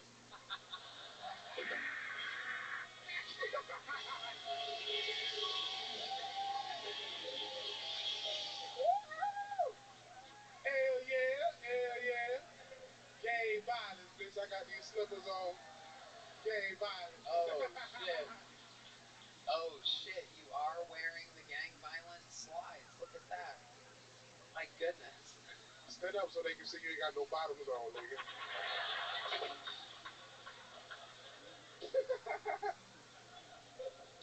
Tony gonna take that little thing home and fuck it after that. Be careful, little hobo. That nigga go motherfucker. Hey, I love you so much. I'm such a fan. I'm a fan of Kill Tony. I just gotta tell you, I love you so much. I love it when you come on the show. And you know, I've been working on an impression of you. Do it. Would you mind if I did it? Say the N-word with it. I won't do that. Alright, I want to hear this impression. You have an impression of David Lucas? No, it's not that great. You know, I've been working on it, but yeah, I'd like to give it a shot. Okay, here he is doing his impression of David Lucas. Here's Lil Hobo. Okay, here we go. Yo, the only thing I love more than having babies are vegetables. Vegetables are my favorite thing. It's like when I'm not eating pussy, I'm eating vegetables. What'd you think? What the fuck is that? What'd you think? That's AI? That's scary, nigga. That's not scary. Cause it sounds like me, nigga. I'll eat pussy over vegetables any day, nigga. Well, you know what? Actually, that brings me to my next impression. Can I do another impression? Absolutely. Watching the fear in David Lucas's face of seeing AI work is literally... I don't like that shit, nigga. I'm on child support. They can make that thing... They can make that thing say anything, bro. I'm out here with 2 kids, bitch. I don't like that shit. I want to see another impression. It is AI. Angel intelligence. The fallen angel Lucifer gives me the power to imitate anyone I want. Okay, here we go. The only time I really feel... What the fuck? Olympic weights. The gym is like a temple for me. It's my church. When I'm there, I'm putting myself apart. So, like, if you see me at the gym, I would appreciate it if you would avoid asking me for workout tips. Not a thing. Just a level of exercise. Thank you.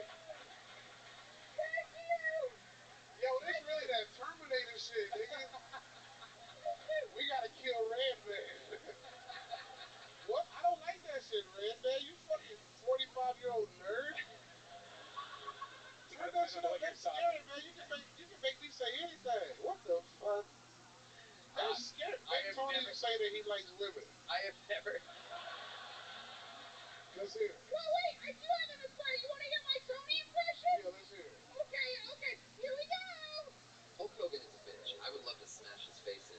Hulk, if you're listening to this, just know that you should stay the fuck out of Austin, because if you get anywhere near this place, I'll find you and fuck your geriatric, balance of nature eating, diaper wearing ass up. Eat dicks, old man. I don't like this shit, bro. Say that about Hulk Hogan? Oh my goodness. Tony, I don't like that shit, dog. I have never seen you this scared before. Anyway, you know black people scared of technology, man. That's how they got us on that boat to America. They said, nigga, it's BET over there.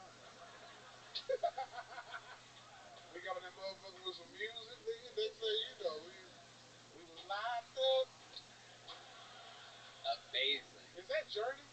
Don't stop believing. Is that what that was? All right. I didn't know what it was. Tony, who shot you with an arrow? Some homosexual? Got his bitch ass.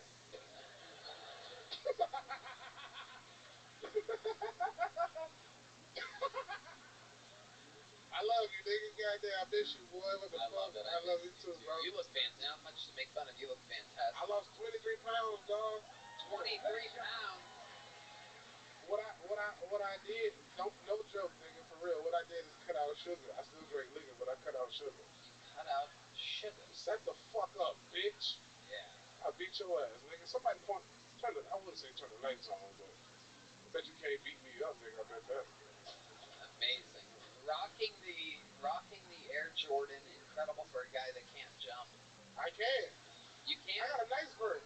Oh shit. This is about to be never mind. ground There's breaking. gonna be too many jokes. Come on, jump. How high y'all want me to jump? Here he is. Tony, how high do you think I can jump? I don't know. I can't even imagine. You think I can at least get 12 inches? I would love. No one loves getting 12 inches more than me. Let's do it. Do it!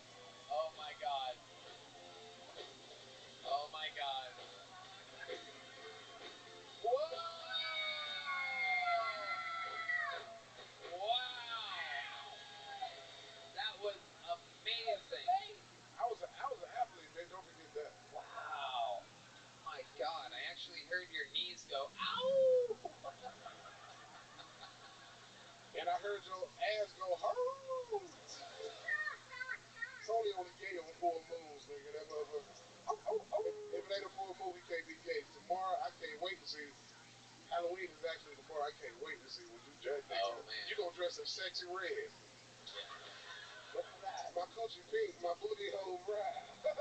Shit. I'm in Miami. It's like it went my ride. God. That nigga think he Ice Spice. That nigga. What are you gonna be for Halloween? Not so Lil Wayne?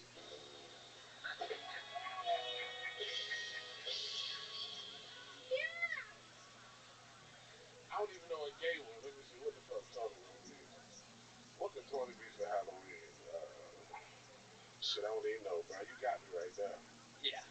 Okay. Damn, that's crazy. Tony ain't never stumped me, you fucking fag. Oh, you're good. Hey, you're good. You're good. How many kids' candy bags are you gonna throw tomorrow? I'm not doing sugar, dog. Oh, that's right. Yeah, no sugar, big dog. Yeah. I leave all the sugar in your tank. Okay. That's an old gay nigga reference. Remember back in the early 2000s, gay people be like, he got sugar in his tank. That's how you describe it. Tony, you actually make Tootsie Rolls, nigga. Your ass. That is true. That is true. Yeah, old shit them into a rapper. That shit crazy as mother. And I know how many licks it takes to get to the center of it. Yeah. Because I'm gay. Hey, you know what's crazy, bro? I swear to God. Lately on the road, the number one question is, who do you have, Rick Diaz or Hans Kim? And I'm like, Hans Kim all the way, motherfucker. Fuck Rick Diaz. Yeah. And the number two question is Tony straight? I swear to God. I'm like, dog, I've called him gay so much people actually think he's gay. Yeah. Tony is a heterosexual man. No, he's not. It's crazy. What's the big deal? He swings both ways. We 69.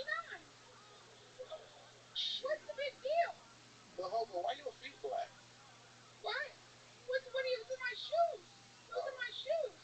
They were given to me by Typhon, Lord of the Sea. The hobo, what are your pronouns? What do you mean? Because you look like you could be a they them. Oh, my pronouns? Yeah, my pronoun is soul eater. Are you afraid of that kind of thing? A little bit, man. You shouldn't be. There's a lot of power there. You know what? I know people who really like you, David Lucas. Thank you. Powerful people. Oh, that Illuminati? I do like the Illuminati, but I'm scared of gay people, the hobo. I don't know how it works. I don't know if they bite me and I turn gay. Like, I don't know how that shit works. If it's like a vampire. You would love it. You would love being gay in the Illuminati. I'm too big to be gay. There should be a weight limit on gay, man. You are too big to be gay? I am. Ain't no nigga. Trust me, you're not. Ain't no nigga my size got no business being sassy. You should be afraid. I'm too big. That's a lot of pressure on a nigga hemorrhoids if I'm gay, little homo. It is true. I'm sorry if I gave it away, Tony. Shit, I'm sorry. I'm sorry. I gave it away, David. What the fuck? I can't believe I'm up here talking to a dummy. Yeah. I'm losing my mind. Don't feel weird about it at all. But yeah, you guys should know these two fuck. And I've seen it happen. They have parties in mansions around here. They get high and do weird fucking rituals and everything. Just what you'd expect. Actually, we love all that shit in LA, bro. We kind of fly straight. No, you didn't. It is true. Being gay and in the Illuminati is a great time. Yes, it is. David Lucas, what else? You want to plug anything? Yeah, man. 11/24, the day after Thanksgiving, my favorite holiday. I'm in Albany, New York. You beat me to it there. Look at that. 11/25, I'm in Syracuse, New York at the Funny Bone. December 6th, Tulsa, Oklahoma. December 7th, OKC. December 8th through the 9th, I'm in Vegas. And December 13th, I'm in Louisville, Kentucky, baby. Thank y'all for... Great job, David. Love, Kill Tony always. Returning to Kentucky, home of his favorite fried chicken. There he is. The great, the powerful, future Kill Tony Hall of Famer, David Lucas, right there, everybody. Hey, I was kidding. I was kidding when I said Camp Patterson, everyone. So I'm going to now say who I actually pulled out of the bucket make some noise for Luke Newman, everyone. Luke Newman. Dokie. Moving along.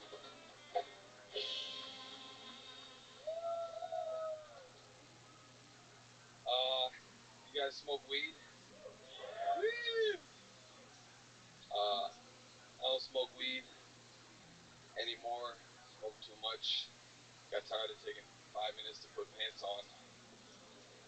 You know? It's like, how many fucking holes are in this fucking... You know? I had a moment of clarity when I was trying to hold the automatic door open for somebody at Walmart. Fucking... way too fucking high, dude. They were like, are you alright? I was like, you're welcome.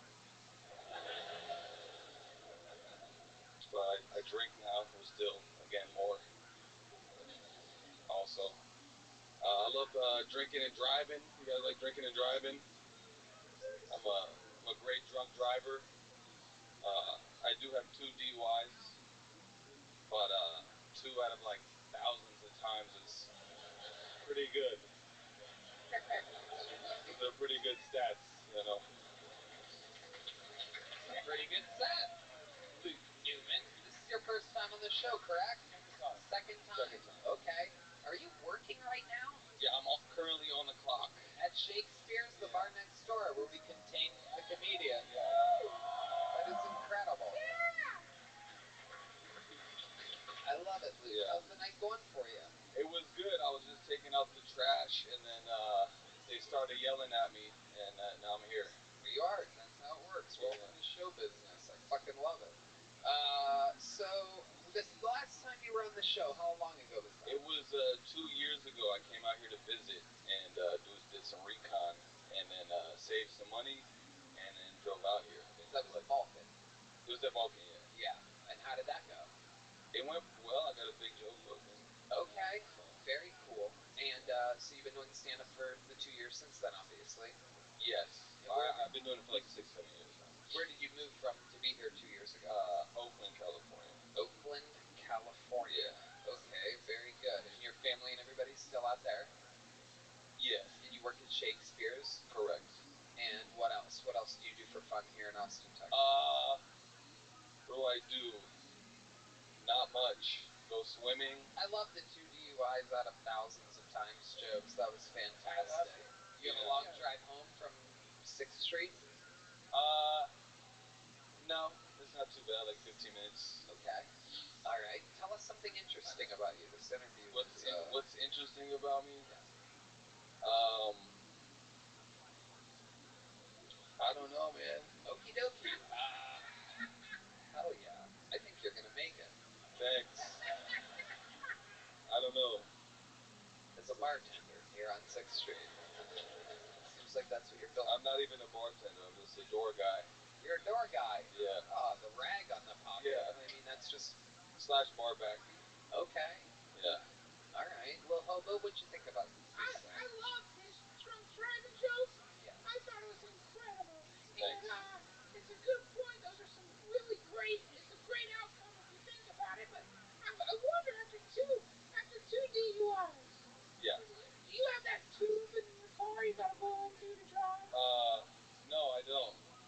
I got lucky. That's really scary. Yeah. Cause they should have put that fucking tube in your car, man. Yeah, They should have. You're down the fucking street just driving around hammered with your bullshit statistics. Hitting, running kids, and going back to the bar, wiping shit down. But I thought you were going and getting drunk. No, it's good advice. Thank you. That's great. I thought you did great. Oh, thank you. Yeah. So you've been out on 6th Street for a while working as a door guy? Yeah. Craziest thing you've seen a couple years that you've been a door guy here on 6th Street? Craziest thing I've Places, seen. for those of you that don't know about 6th Street in Austin, Texas, it's literally a festival every single night. Bigger than any festival in your hometown. It's like that on Sundays and Wednesdays and especially fucking weekends. It's absolute chaos. It's so much fun. The best people watching, the most exciting shit on planet Earth. And a serial killer lurking among us. Yeah, wait a second. Little Hobo, you ever go by that bridge on Rainy Street down by the river? It's a beautiful bridge. Oh my God. I love going out there late at night and just watching the stars. I heard that they found a tiny little left wooden hand there at one point.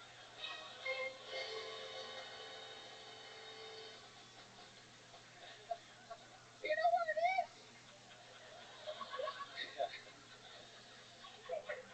Well, Luke Newman, you had a pretty decent minute, and you already have a big joke book. You smoke? You a nicotine fan? I'm trying to quit. Well, you want to hear you something? know what's great for trying to quit? Tippix toothpicks. Sip more, smoke less. You're gonna leave here with a big pack of that, and we're gonna keep moving along. There goes Luke Newman, everybody. Alrighty, thank you very much. Thank God. Way to go!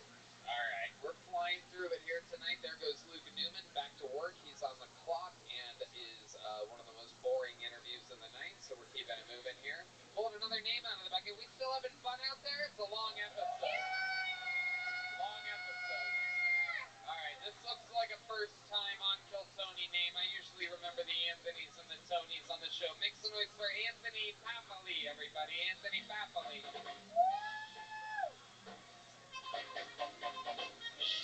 Hey!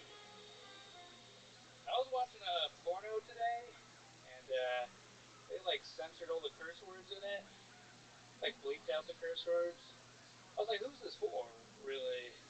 Like, who's watching a porno like, man, this chick is hot, but she's got such a potty mouth on her, you know?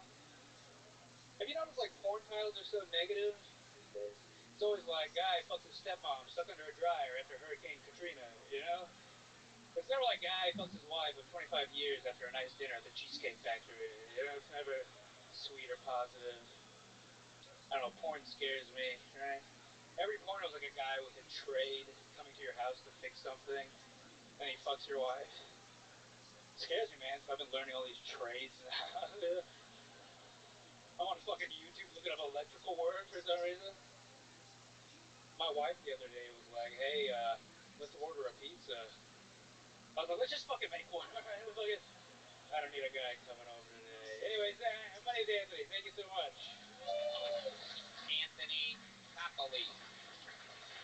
Okay. You don't look like an Anthony. Oh, I am. You are? Italian, 100%. What? You look like if you're Italian, you're 500% Italian. Oh, holy shit. I love the sun. Oh my goodness gracious. What are you really? What kind of brown are you? What can brown do for you? What are you? I'm Indian. You're Indian. Yeah. Okay, absolutely. My goodness gracious. Wow. Wow. Very Indian, huh? Pretty Indian, yeah. I mean, except for the name thing. But, Indian, African Indian? No, just like Indian. Indian, Like Indian, yeah. Wow. You look like you rode on the top of the train for a long time. Oh, yeah. No sunscreen. Just up there, hanging out. Goodness. Yeah. You look like a Slumdog 100-aire. Thank you. I'll take it. Wow. That is absolutely incredible.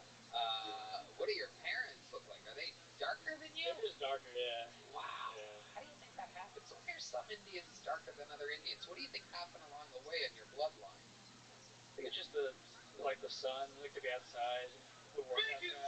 You don't think someone along the line? Maybe. All right. Okay. Yeah. What do your parents do for work?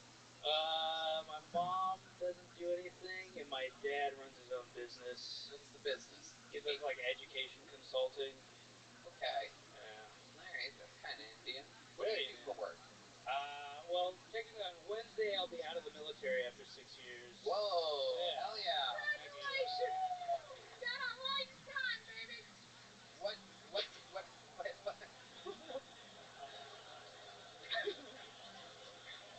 True. World War III, man. I know. Yeah, you're getting out right while the getting is good. It feels good. So, what branch of the military were you in? The elite branch, Coast Guard, U.S. Coast Guard. Fucking dude. Yeah. Coast Yeah. That's interesting since you come from a race of people that can't swim. Like Michael Jordan. I'll take it.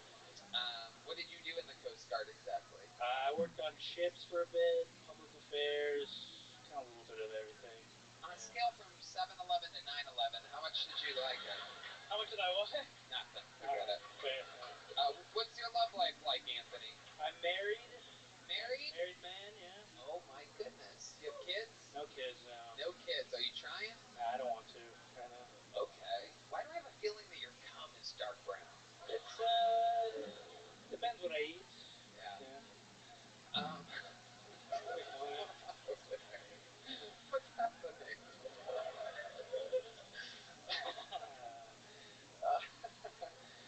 I very rarely get Redman to laugh like that. I think he was choking on his tongue at one point there.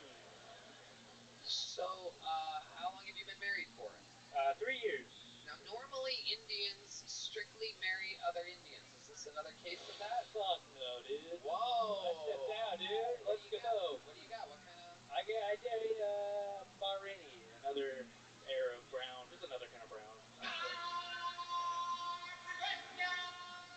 So you told your dad that she was Indian. I was like, she's fucking Indian. Yeah, exactly. Don't even look into it. Exactly. She's brown. I've done that before with my parents. If it's ever It's ever, let's just say, if it's ever been a half black, half white girl, I've always said super Italian. Hell yeah. Works every time. Yeah, oh, she's gorgeous. Look at her curly Italian hair. Oh, I like that. Yeah. Yeah, it's genius. They love that shit.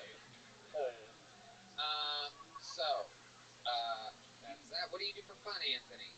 I like to just hang out. I don't do What much. kind of hanging out? What are we talking about? All I do is mics and stuff. I don't do anything. I'm bored. Really? Yeah. Do you have any special skills or talents other than stand-up? Well, not really, no. I play guitar, I guess. No, you don't. I do photography. Just the stuff. Really? Yeah. I'm pretty boring. I don't know. Do you have any special moves in the bedroom? What do you do? Do you do it slum doggy style? I don't know. I mean, I like to eat that. I like to eat You ass. like to eat ass? Yeah, dude. Oh my goodness, that's how you ended up. That's how you ended up extra brown. I love it. I like the slum it, yeah. Brown chicken. What? Okay. Cleaner. Whoa! Yeah. You guys use bidets? She uses a bidet all the time, so I'm like, let's go, dude. Fucking, yeah. Okay. The bidet So helps. the white ass that you ate, explain to us what the taste was like. She didn't use a bidet, so it's kind of like the soup of the day, whatever's going on, you know? It's like a, shut up, you know. You know what I'm saying? Oh my goodness. Yeah. Goodness. Anthony Papali, I like your style. How long have you been doing stand-up? About 8 years. 8 years? Yeah. Where at? I started in San Francisco, and then when I joined the military, I moved around a lot. So, okay. And you really are out on Wednesday? I'm out on Wednesday, yeah, So officially. this must be a very exciting I'm week for excited, you. You're yeah. the number one comic to be a viewer. Yeah. That's sick. To be a real civilian. Yeah. We're all gonna participate. Don't worry about it. Read the book of Revelations. It's all written down. Yeah. Normally when a draft hits an Indian, everybody plugs their nose, but... yeah. That happens. Okay.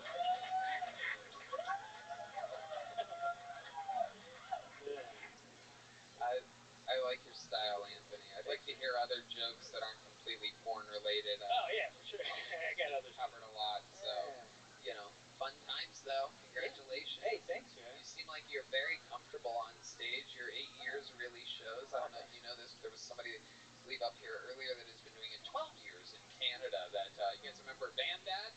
I met him. Van Dad. Yeah. Anthony Papali. Again, I'd love to see more than just porn jokes, but here's a big joke book anyway. Sign up again for the show. Congratulations. Thank you so much. There you go. Anthony Papali. All right. Believe it or not, we have a couple more special treats for you. This is an extra long episode. Is that okay with you guys, that you're at an extra long episode? We got as many bucket pulls in as we could in this wild, chaotic episode. So, here's something crazy. About a month ago, I pulled some chick out of the bucket. She bombed. She said that her boyfriend also signed up. He came up. He did really, really good. You guys might remember him from about a month and a half ago or so. So here he is. I asked him to come back just to see if he had one more good minute in him. This is the return, first time ever, of Justin Hedrick, everybody. Let's just see how this goes. Be quick and painless.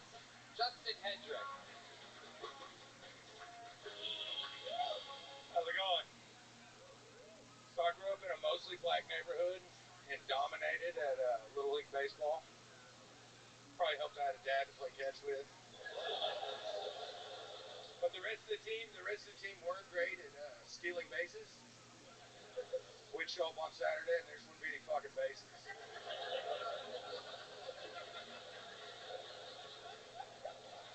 I went to an orgy a few weeks ago and we all got COVID. They attempted to find the source with no luck, so I think I'm in the clear when they find out about the herpes. I did a 23andMe a while back, not the DNA test. I got jumped by a car full of Mexicans. On my way here tonight, a homeless guy came up and he told me for $20 he'd let me spit on him and call him the N-word. I was shocked. Even with inflation, you can still have a good time with $100. My name's Justin. This is incredible, Justin. This is exactly what I suspected when I asked you back a month later.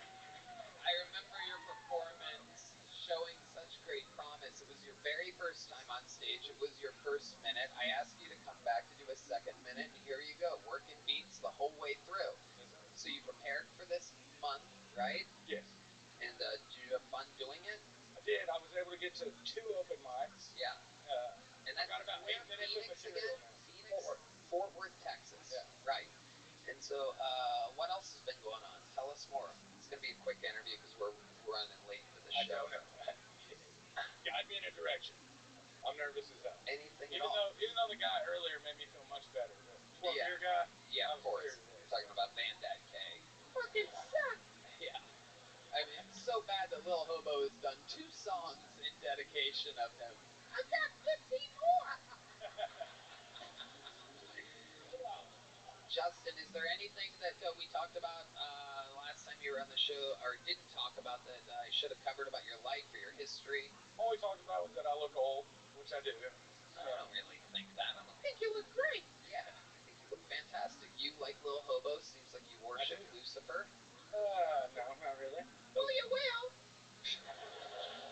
No, you will. I mean, the times that are coming, it's either that or you're fucked. You'll take the mark. We all will take the mark. Jesus. What are you doing? Relax. You're double vaccinated. He took the mark twice. The mark. I love it. Justin, I mean, congratulations, dude. You really, there's something, I mean, you have a natural knack at this. That's 2 minutes where you've gotten laughs and applause throughout. It is incredible. We're going to keep it moving here, but I don't know. Why don't you come back again in another couple months, and we'll just do it again. We'll do it again. We'll bring it back again. Let's see if you can do it 3 times in a row. There he goes, Justin Hedrick. I don't know what it is about this guy, but I like him. He's good. He fucking does it. So there you go. That was a quick one. You guys want one more special treat, huh? There's another guy who's just like Justin, isn't a golden ticket winner, isn't a regular on this show, but I love giving him a shot. I gave him many shots in the beginning, and, the crowds were against him. He wasn't doing it that great. And then his last time on the show, he did absolutely fantastic. Took all the notes that he's ever been given and put it together. He's back once again. You guys know him. He's killed Tony Famous. Make some noise for the one and only Uncle Laser, everybody.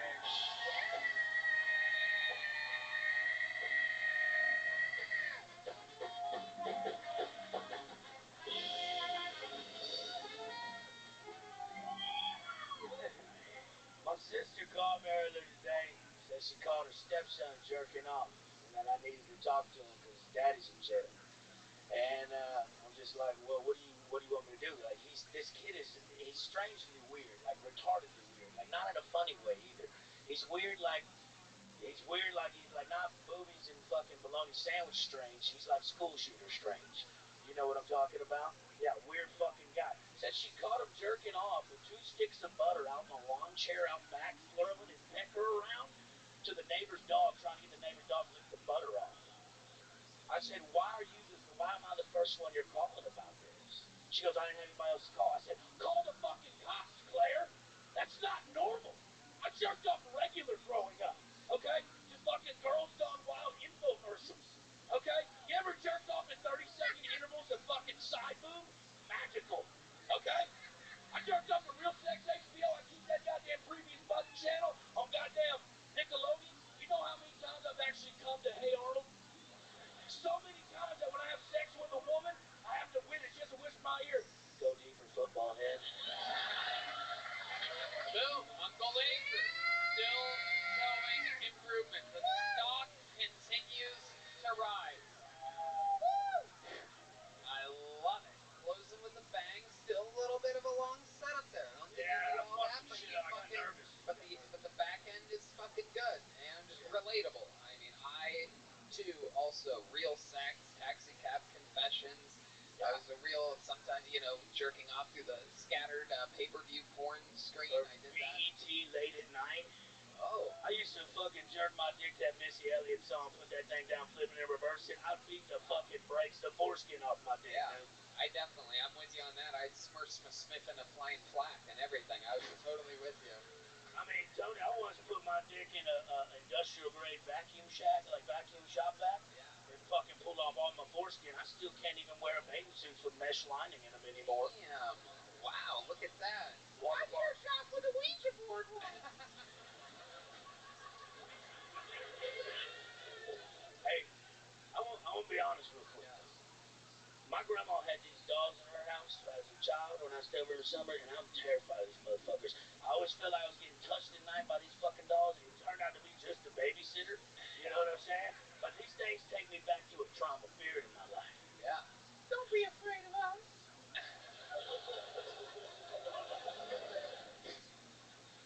They're like a gang rape, you know? There's shit like 18 of them.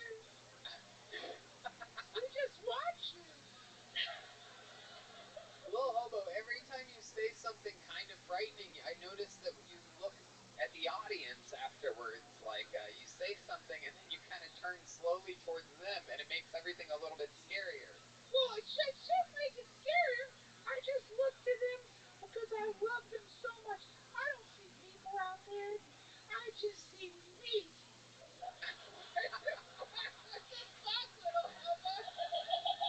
What's wrong with you?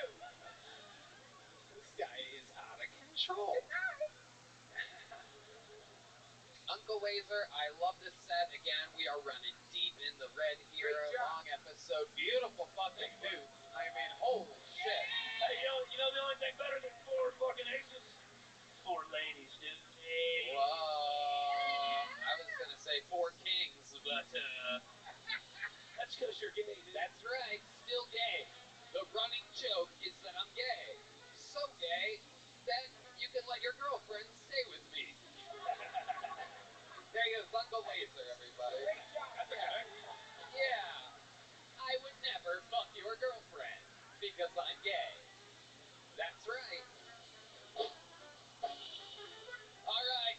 What an episode. Perhaps one of the longest in a very, very long time. We got through a lot of bucket pulls. We got through a lot of special guests, a lot of special treats. And now, there is only one way to end an episode like this. The record holder for all-time appearances, all-time interviews, the only living member of the Kiltony Hall of Fame, the Tijuana Tarantula, the Memphis Strangler, the Denver Dracula, the Vanilla Gorilla, the Big Red Machine. Ladies and gentlemen, it is indeed Lights Out, William Montgomery.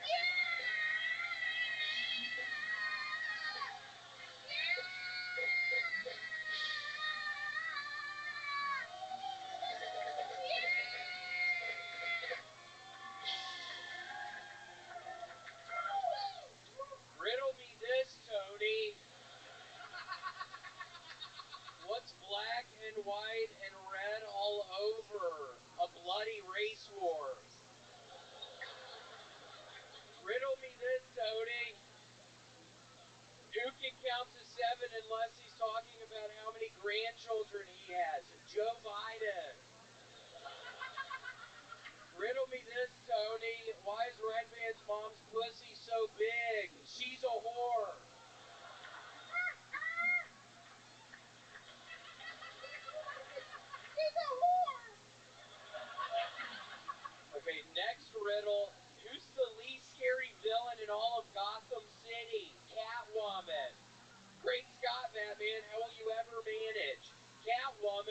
not a villain, that's a hoarder. What's next, plant bomb?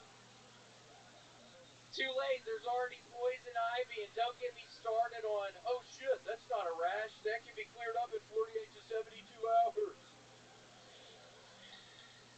Tune in next week when Batman faces a pansexual makeup influencer. Meanwhile, you got Penguin's stumpy ass. He makes Redman look like Bruce Wayne. And then Two-Face, God, you know it would be even more frightening? Matthew Perry in a hot tub.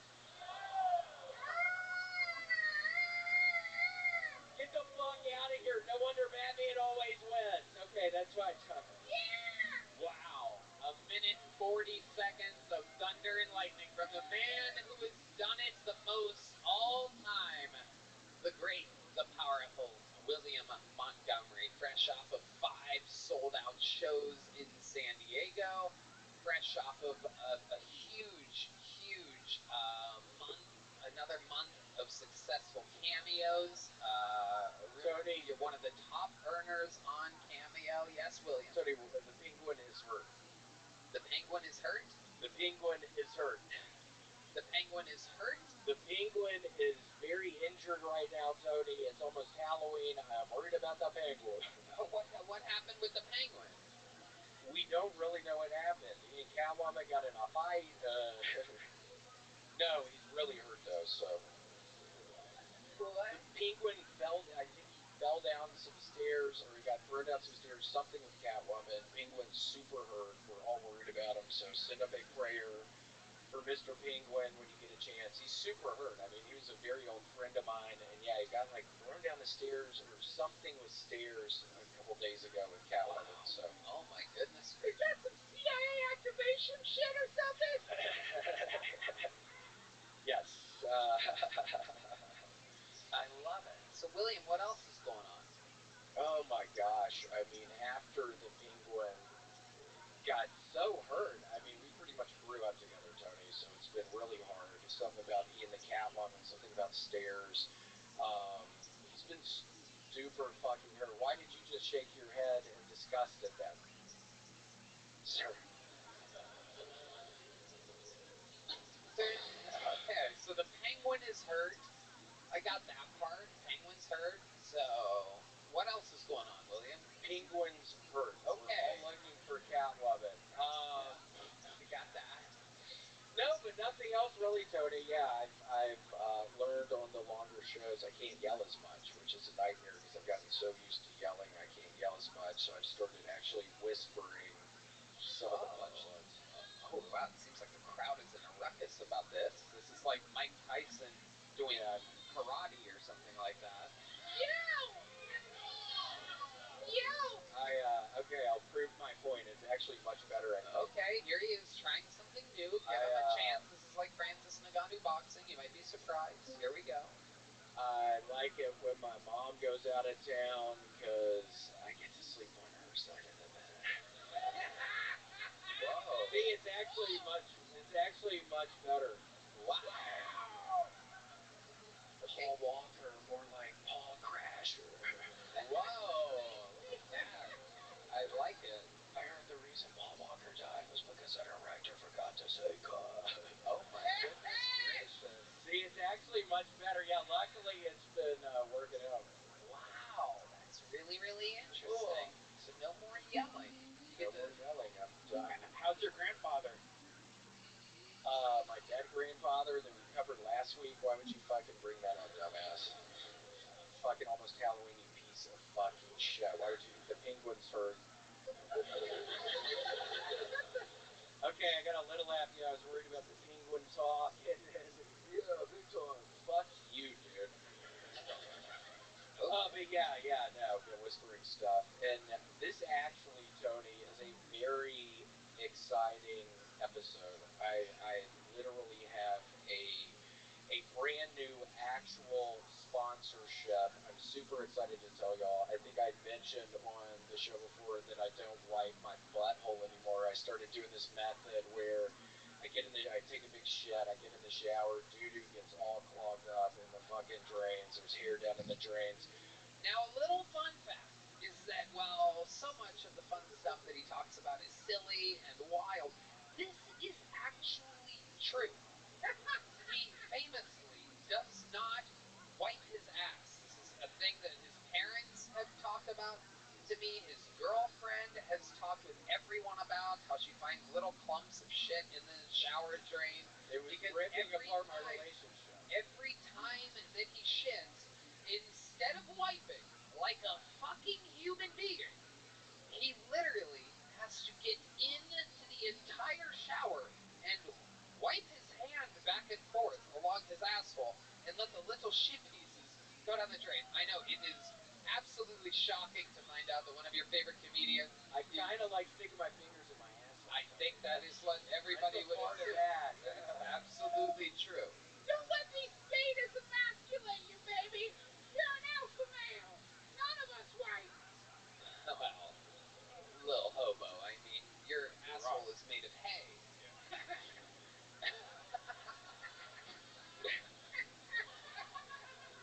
So tell us more. What is this sponsorship? Is this real? Basically, yes, I'm dead fucking serious right now. The penguin stuff I was lying about. I was thinking that was going to be much funnier, but it was a giant fucking Halloween disaster. But no, my new sponsorship is Dude Wipes, okay? Whoa! We love Dude Wipes. I can now wipe my butthole in the shower. I'm wiping... I use the Dude Wipes in the shower. I should Wait a second. Wait, that would not be how you use the Dude Wipes. You wouldn't have to get in the shower to use a wet wipe. I can wash my hair at the same time I'm cleaning out my asshole, Tony. You know, I'm a big time saver. I literally have been doing that. Really? TT and brush my teeth at the same time. I shit. They dissolve in the shower, though. They're safe for your drains. I can't even fucking understand your stupid. We got it. So, idiot. So I see that, and there's. What are all these boxes? So basically, I'm very too excited to announce I'm the newest fucking spokesperson for Dude Wipes. Wow! Who the fuck wants some Dude Wipes? Oh my goodness! The place is in chaos. Who in the fuck did you get your hands in the air? He is asking that everybody. Whoa! Really? Maybe put a little arc into it, William. There you go. Dude Wipes! There you go. There's Dude Wipes coming. Put your hands in front of your face. The penguin is injured!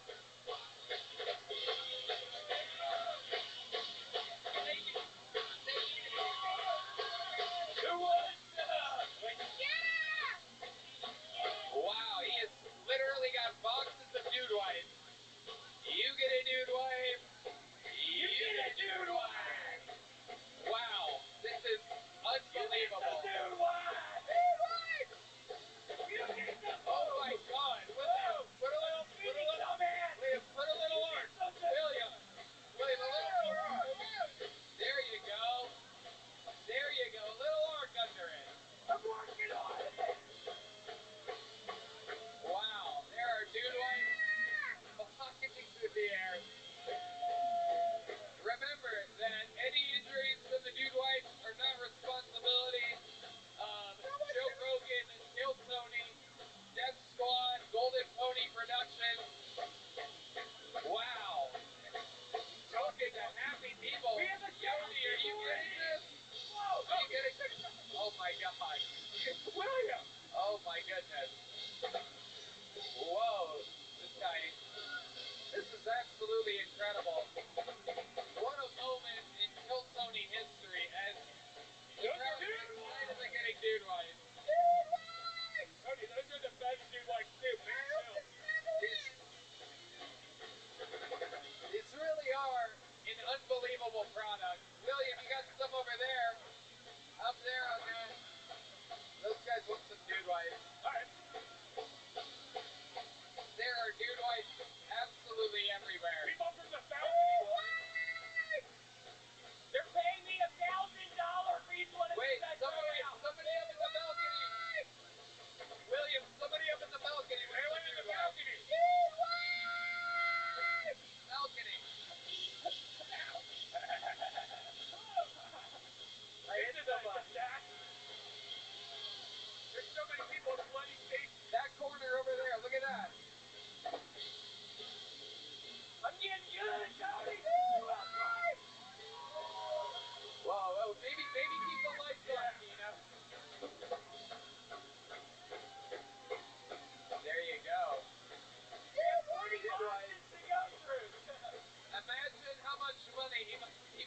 right now.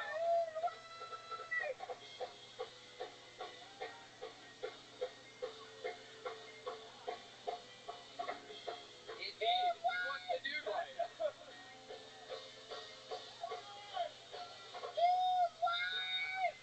All right.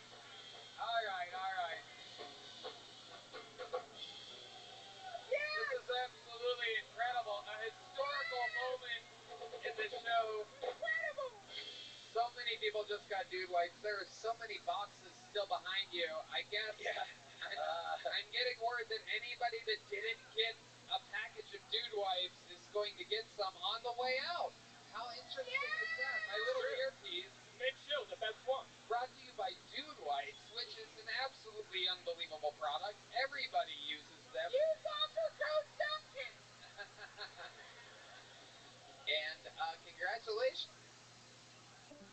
You know, of all the sponsorships that you've said that you've had before, this one actually seems real. It's a very real one. Get your dude wipes. I'm wiping my asshole now. I'm proud of it. I used to be embarrassed about wiping my fucking asshole, but now I'm not embarrassed anymore because it's not wipes for like a pussy or something. It's for dudes' buttholes. I swear to God, I'm not putting some fucking woman pussy fucking thing near my butthole. It's only dude wipes. So. Yeah. In honor of Catwoman, I'm going to let the cat out of the bag and just say it. I mean, the people over at Dude Wipes, I do believe the owner or something important very high up, literally heard about you not wiping your ass.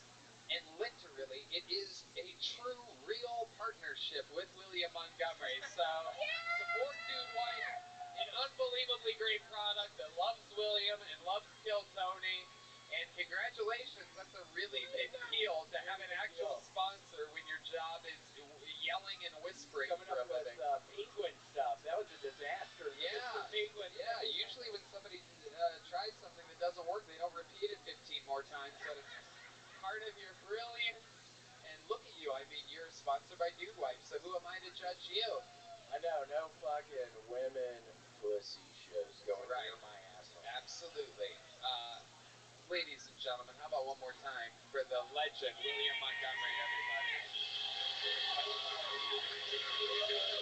And that's another episode of Kill Tony. Extra long. Shell Blaster, Red Rose, Yellow Rose, ConnectMobileHealth.com, Hall Law Firm, Austin Security Guard Service, NinjaBuses.com, CM Smokehouse, Bonsai, and Zippix. How loud can this place get for Duncan Trussell and Lil Hobo? Salt Lake City, November 17th. Comedy Zone in Charlotte, North Carolina, December 14th to the 17th. And the Great Comedy Works in Denver, January 11th, 12th, and I do believe the 13th. Unbelievable. DuncanTrussell.com for tickets. The Duncan Trussell Family Hour. Lil Hobo, thank you so much. Thank you, I love you so I love you, dude. You're the Thank you so much, fucking man. I everybody. love you so much. You're fucking fantastic. I love you. Thank you, Austin. Unbelievable. Duncan Trussell. One more time for the best damn band in the land. Carter Erickson, Steve Madness, Paul Deemer, Michael Gonzalez. Let's see what Chris Rogers drew tonight over there. Whoa! I thought it was Rick Diaz. With a little Mortal Kombat twist. He's going to be auctioning that off in the lobby after the show. The drawing from Ryan J. Ebelt is in, and it is absolutely incredible. Check this out. Look at that. That's from the artist that draws it during the actual filming of the episode back in Los Angeles. He's drawn every episode. RyanJEbelt.com to check it out. And yes, exclusive Kill Tony merch available for sale in the lobby on your way out, Red Band. And check out my comedy club, the Sunset Strip, right next door, Sunset Strip, ATX.com. I love you guys. We love you guys. Thank you so much. Good night, everybody.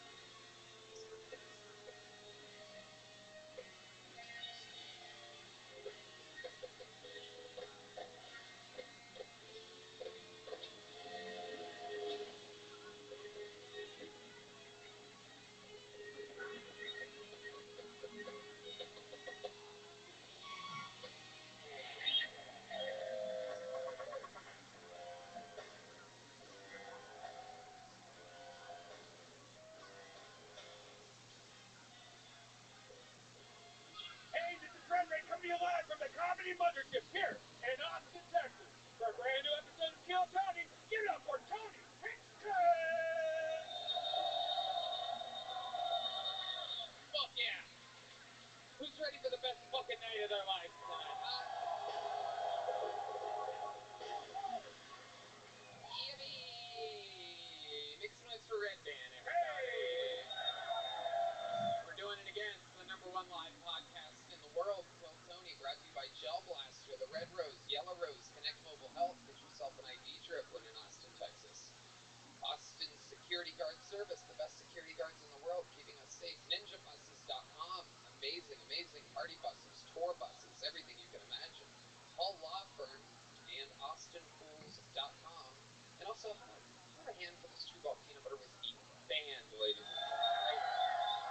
I don't know if you guys know exactly what the fuck goes on here before the show starts, but these guys are some of the best goddamn musicians on planet Earth. That's Michael Gonzalez on the drums. Powerful Paul Deemer on the horns. The great Matt Mueling on the electric guitar. The leader of the band, John B's, right behind me. Since the OG days, original band member. He found all these guys, including the great and powerful D Madness right here on the bass guitar. Very, very exciting stuff. We have a lot to get through tonight. Very action-packed episode. Before we start, here's a little bit more from the amazing sponsors that made tonight's episode available for you here right now.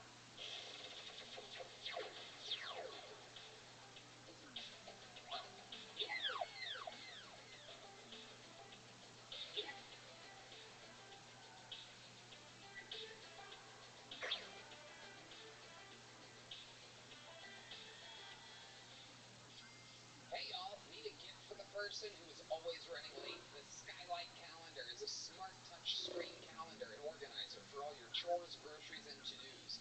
It automatically syncs all of the different digital calendars and events your family uses, and it shows them all together on one beautiful touchscreen display. Skylight Calendar is the best way to give your family peace of mind to enjoy the things that matter most. Red Band. Wow, they just sent us one, and man, it is pretty. The Skylight Calendar syncs events from your already existing Google, Outlook, and Apple calendars. Add events directly using the touchscreen or with the free Skylight mobile app. Color-coded events visually map out your plans for the week, while you can coordinate dinner plans or grocery lists and check the weather forecast based on your event's location. It even turns into a digital photo frame when not in use. If you don't love the Skylight Calendar, you'll receive a full refund with a 120-day money-back guarantee and free returns. Skylight Calendar is a no-brainer. And as a special limited-time offer for Kill Tony listeners, you can get $15 off your purchase of a Skylight Calendar when you go to skylightcal.com/Tony. To get $15 off your purchase of a Skylight Calendar, just go to skylightcal.com/Tony. That's skylighthtcal.com/Tony. Hey y'all, the lines at the grocery store are already ridiculous, and it isn't even the holiday season yet. It's only gonna get worse. Save time and skip those crazy lines with HelloFresh, America's #1 meal kit. They deliver pre-portioned ingredients and recipes straight to your door so you can get right to cooking. If you need to save even more time, they have 15-minute deals that get delicious food on the table faster than you can order, delivery, or Red Band. It saves you so much money on grocery shopping. Like, you get the actual ingredients you need to make an amazing meal. With over 45 recipes to choose from and over 100 curated picks from the HelloFresh market, you'll never run out of incredible food to try. So go to hellofresh.com/KTShowFree and use code KTShowFree for free breakfast for life. Wow. One breakfast item per box while subscription is active. That's free breakfast for life, people, at hellofresh.com/KTShowFree and use the code KTShowFree. HelloFresh, America's #1 meal kit. Hey y'all, the days of camping out in front of the arena for Grateful Dead tickets are now over. Buying tickets to your favorite show should be as simple as ordering a pizza. Thanks to Game Time, it is. Game Time is the fast and easy way to buy tickets for all the sports, music, and comedy near you. They have killer deals on last-minute tickets and a best price guarantee, so you can relax and focus on having fun. Red Band. Oh man, I'm checking out the local events coming soon. The Flaming Lips are going to be here very soon. You can get those real quick and easy right there. I mean, look at it all. There's sports. It's absolutely incredible. Yeah, Game Time has deals on tickets right up to the day of the event.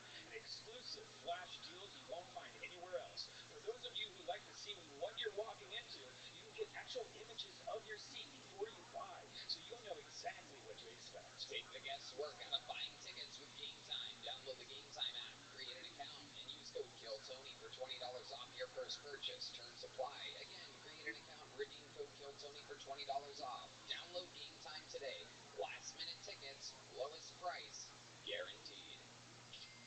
You know, nobody wants scraggly pubes for Christmas. Head into the holidays with confidence from Manscaped. They just launched their Performance Package 5.0, and it is awesome. It'll clean things up down there and make those balls smooth and shiny just how I like them, whether they're attached to me or in my face. The package includes the brand new Lawnmower 5.0 Ultra. It has 2 interchangeable blade heads, so you can decide if you want to trim or if you're going for that super close shave. Manscaped's skin-safe technology also helps prevent nicks, snags, and tugs, so you can weed whack without fear. Dan. Oh, I just got the new 5.0. It is awesome. I love the nose and ears trimmer. When you get old, that starts coming out everywhere. The Performance Package 5.0 also comes with the new Weed Whacker 2.0 ear and nose trimmer, Crop Preserver Ball Deodorant, Crop Soother, Toner, and 2 free gifts. Get $20 off and free shipping with the code KILLTONY at Manscaped.com. That's 20% off and free shipping with the code KILLTONY at Manscaped.com. Manscaped, get your jingle balls ready for the holidays. You guys ready to start tonight's show? You know, the thing is becoming quite its own monster, and I book out every single week myself, based on what you guys have seen lately and what's to come, and I love this episode. These are 2 absolute veterans of the show, and I mean elder statesmen to the extreme, 2 of the lords of comedy, 2 of the all-time greats. Make some noise for Ron White and Pauly Shore. Oh, yeah. The great Ron White. The Weasel, Pauly Shore. Oh, yeah. Come on in. All right.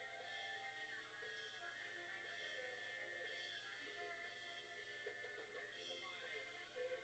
Ron White, Pauly, come over here. Pauly Shore. Ron White.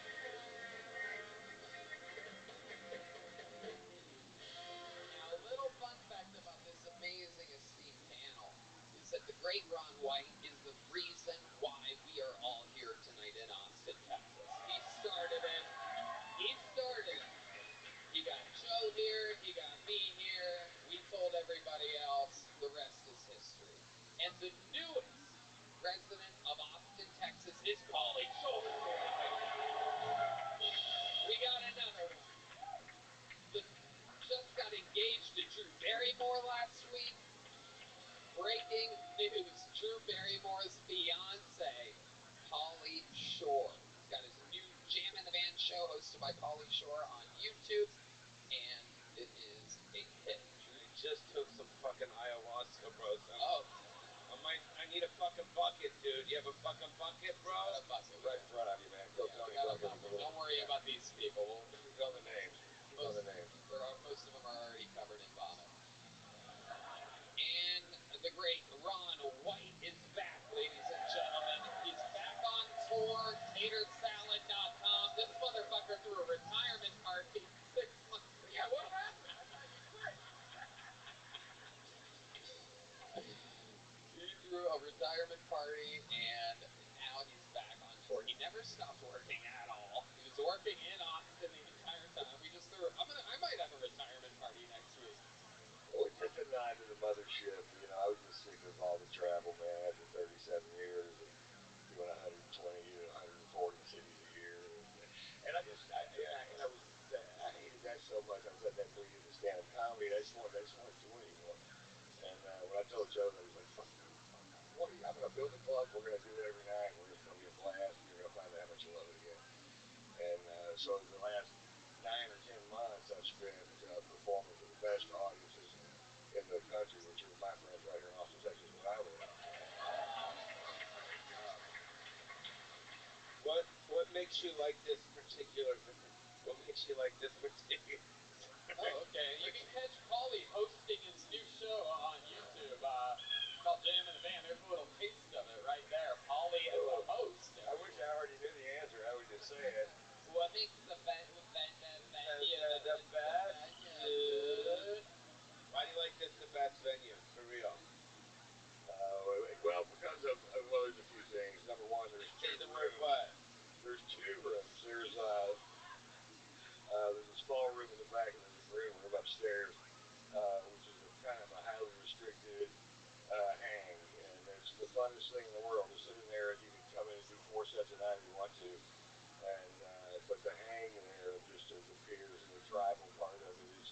just throwing around ideas for jokes and talking about the business of stand-up comedy and also the future and the past of it, and recognizing what's happened before we got here, and also putting tons of work into new guys, finding those people and giving them a microphone. And nobody's done more for that than this young man right here, Tony Hinchcliffe. Oh yeah, putting the microphone in the hand. And we're doing it tonight.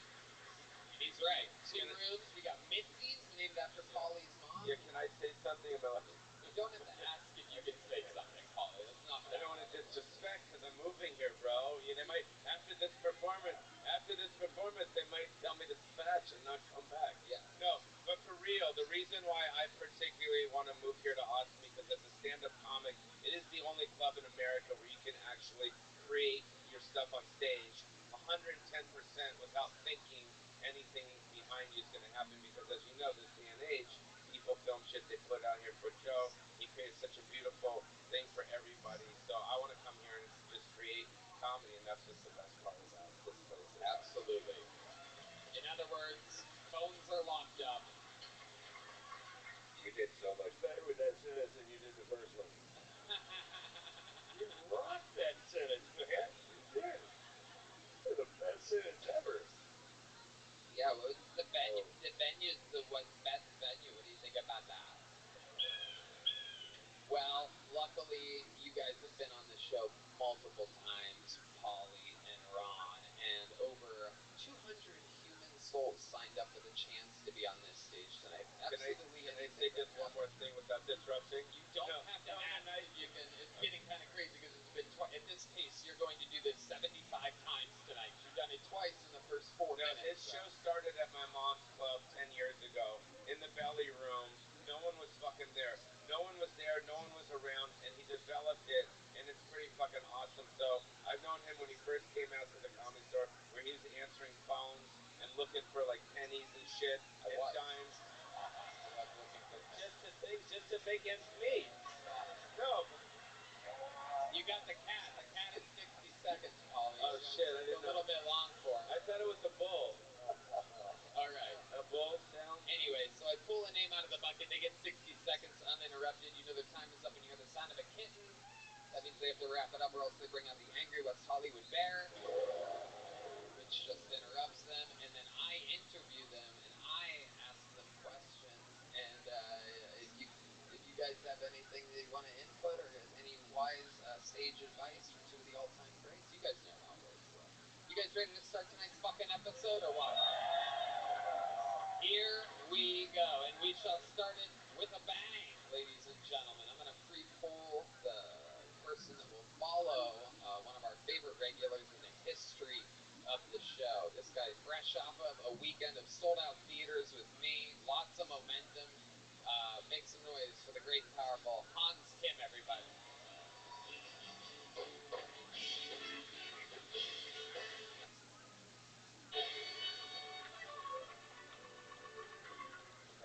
Hey, what's up, guys? Sad to hear that the great Matthew Perry died alone in a hot tub. You know, for a guy on a show called Friends, he could have used a couple.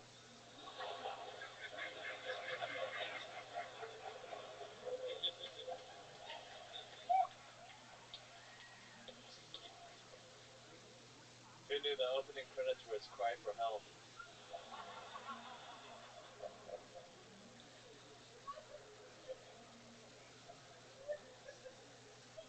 I recently ghosted a girl because she was too sunburned. Yeah, she got left on red.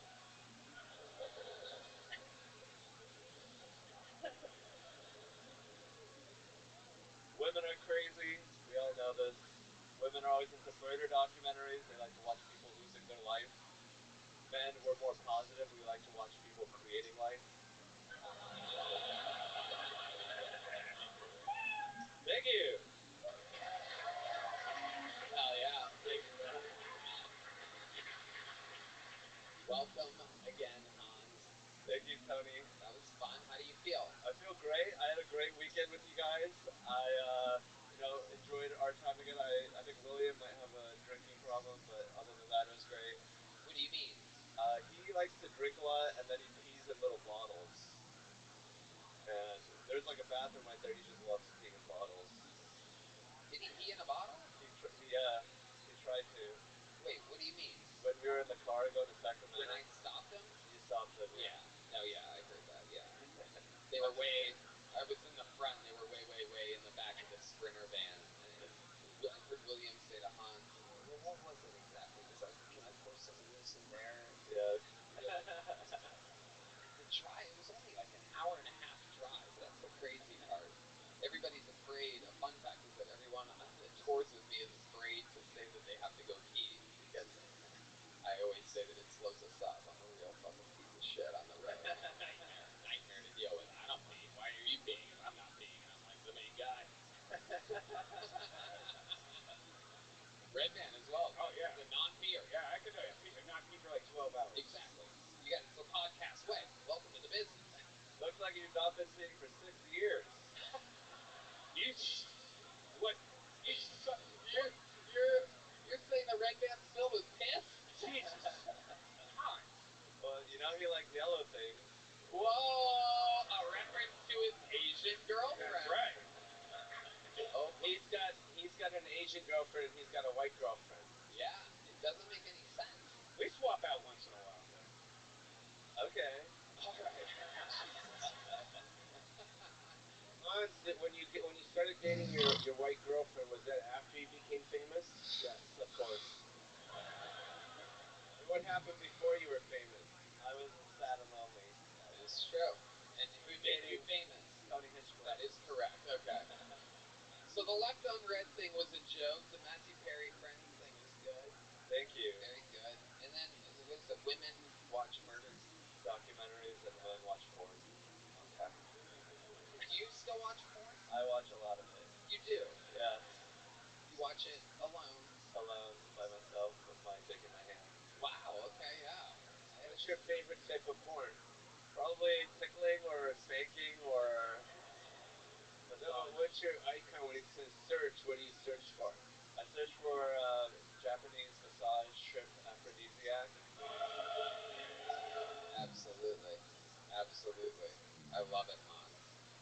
Business is booming for Hans Kim.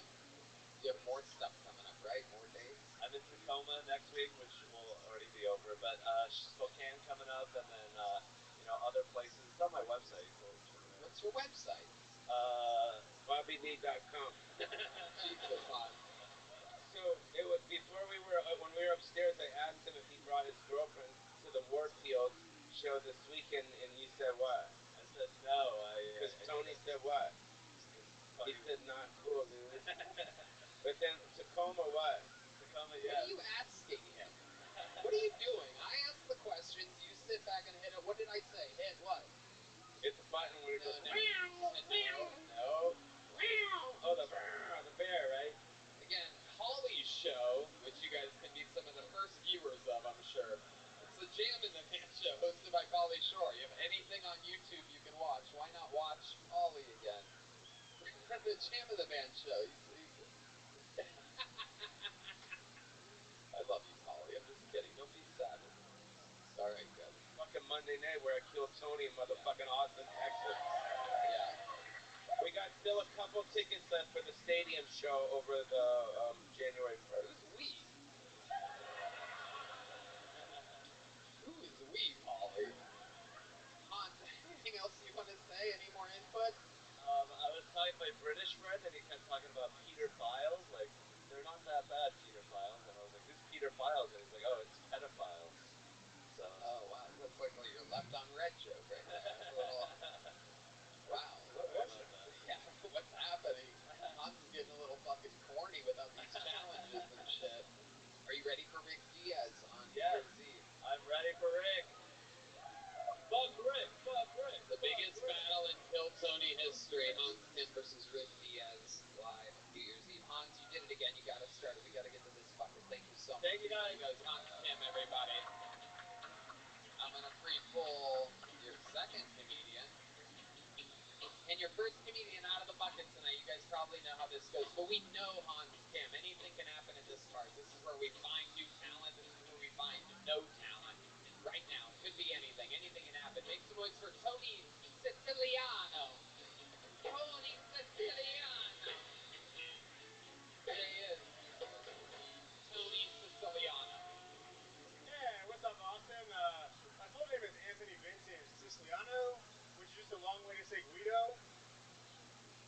wear that look like a douchebag. I look like I have a bumper sticker that says Beast Mode. And I still talk about my high school baseball stats. I love working out, just not at Planet Fitness, you know? Because they give away free pizza on Mondays. That's like the opposite of what I'm trying to do, right?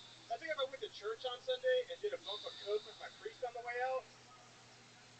Are you guys aware of all these awareness months? Like, you know, women's, health, cancer, all these things, right? Do you guys know September is National Childhood Obesity Awareness Month?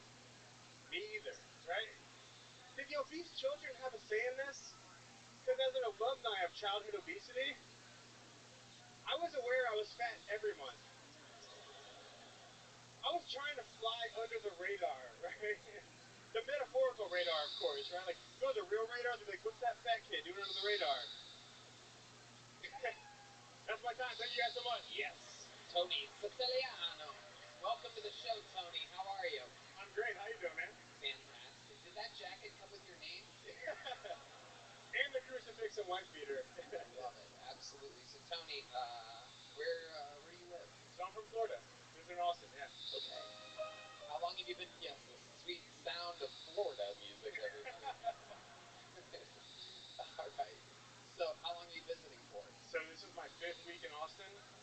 0 for 5 so far, so this is the first night I've got on. It's great. You've signed up every week? Yeah, well, except for the weeks we weren't here, but yes. Right. But yeah. It looks familiar to me, actually. Yeah. I've seen him before, yeah. Yeah. Where have you seen him? I'll tell you where. Where have you seen him? He was at a Palestine rally in Washington last night.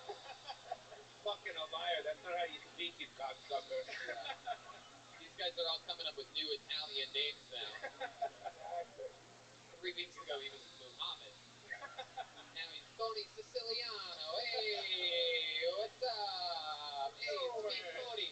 I need a good fake Italian name. How about first one? Tony Siciliano. You think that's too much? No. Sounds. My middle name is Vincent, and that's like the most stereotypical fucking shit, right? It's like my parents put like names in a bucket and we're just like, yep, these are the ones, right? Yeah. That was awful. It's fucking great. Yeah. It's like it's short for Guido. There we go. All right. How long have you been doing stand-up comedy? Almost 3 years now. And what do you do for a living in Florida? Air conditioning repair? You hate the job. I just started a new job, like a new business. Okay, what was the old job that you're afraid to mention? Software sales. Oh, what a dork. Yeah, exactly. Okay, what's the new job? I'm selling like political shirts for the election coming up. Okay. Yeah. Can you pitch some of the shirts? Yeah. So You are a douche. Yeah. So it's called Right Shirt Official. It's just a shirt, a red shirt with white letters that says right on it.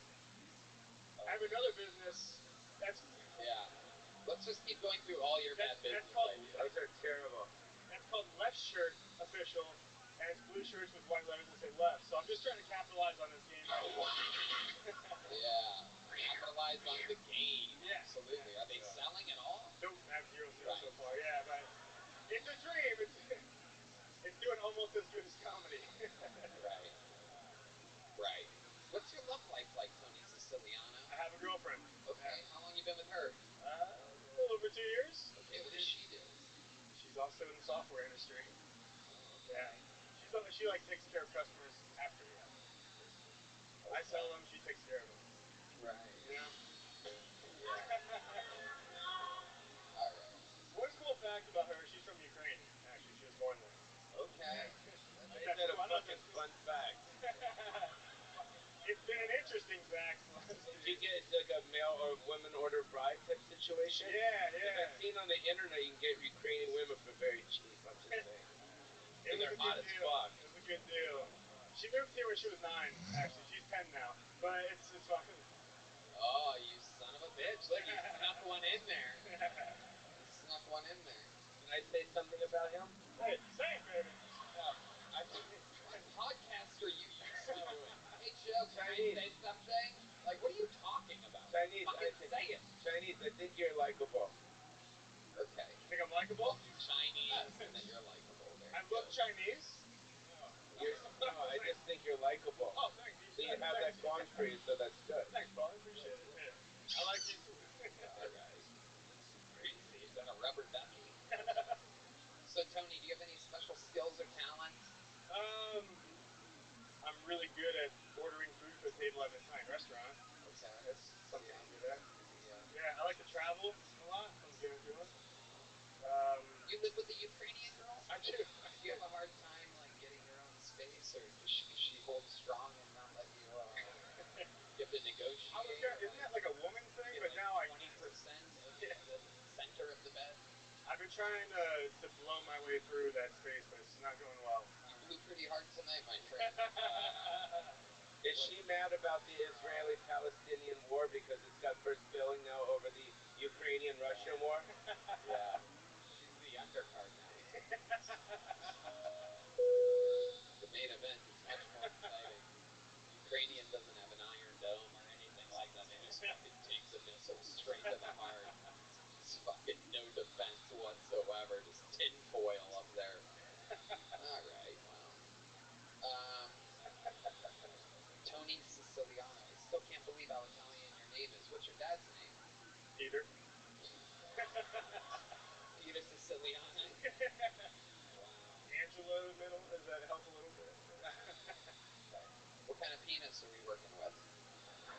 Italians are famous for no bad reviews. So here we go. Well, yeah, but a little greedy Ukrainian pussy. I mean, that's like no challenge. Is it an innie or an outie? After I cold plunge, it's an innie, but mostly it's an outie. Does he have foreskin on it? No. Been circumcised. I didn't know that was innie or outie, but yeah, no, it's an outie. I can snip. Yeah. That's a Catholic thing. I think they do that like at church or something. There you go. As they should. Yeah. Thank you, Dad. Thank you, Peter. Yeah. Peter. So when your girl goes down on her shit, you have to pull this down, right? Okay, Polly. Polly, I don't think you need too many more follow-up questions for the circumcised thing. Is it coming out tonight? So it's like, let me ask you one more. There's like extra skin? Right now, extra skin. Are you circumcised, Polly? Do we have to explain this to you? Oh, yeah, Polly has they do the whole rabbi suck-off thing with you, right? You guys get the rabbi suck-off? I don't know. I'm not Jewish anymore. I got, what's it called when you get converted? I'm deconverted. Yeah. We had to, we told him, you want to move to Texas? So they sewed it back on? The show doesn't need me. Yeah, we do. There he is.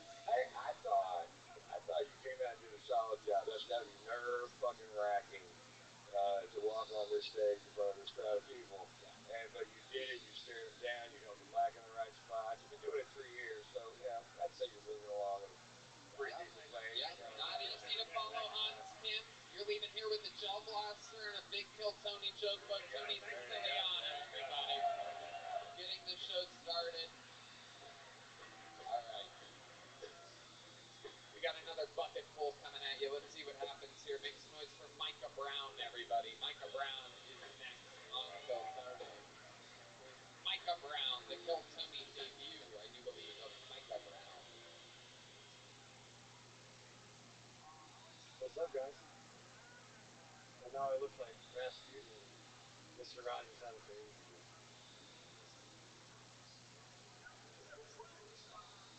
But I've been thinking about becoming a vegetarian. So the perfect food for that is to become a vegetarian. Anything can be a vegetable. If you hit it in the head hard enough.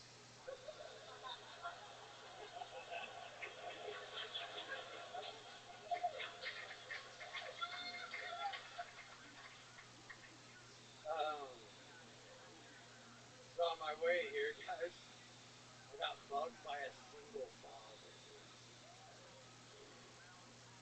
Nothing is more intimidating than a gun's in your face when the gunman's also holding a baby. You know for a fact, this guy's not shooting bullets. All right, hell yeah, Micah Brown. Welcome to the show, Micah. When I first saw you, I'm like, what's up with this Rasputin Mr. Rogers guy? And then you said that. Welcome. How long have you been doing stand-up comedy? Talk right into the tip of that microphone. You're not on the streets anymore.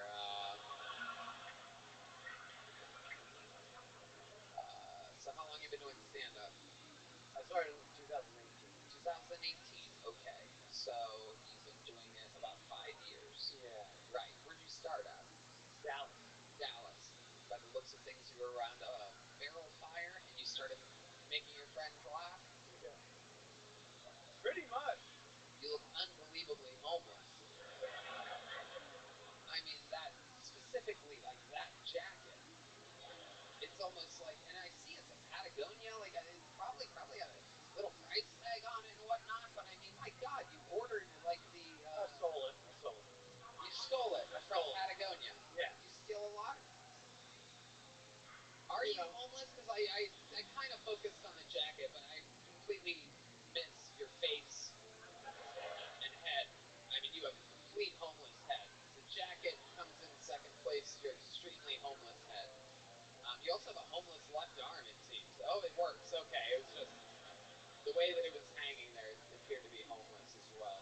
But I think if he did an extreme makeover and cut his hair and short and put him in a nice suit and tie, I think he'd be beautiful looking. I clean up. When I have a girlfriend or something, I clean up. Pauly Shore has an anti-homeless filter in his head. He can see who would be better not homeless. Are you homeless?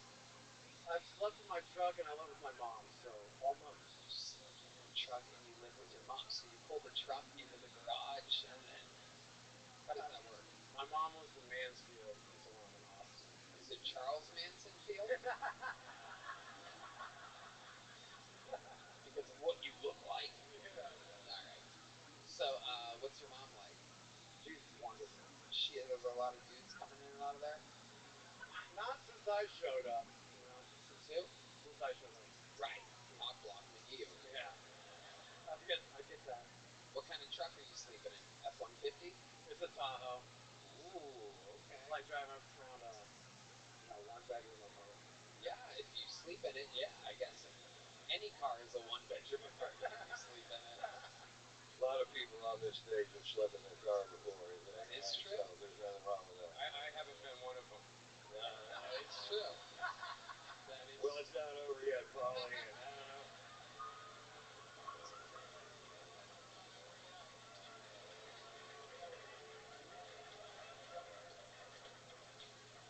God bless you. But beautiful. Oh my God.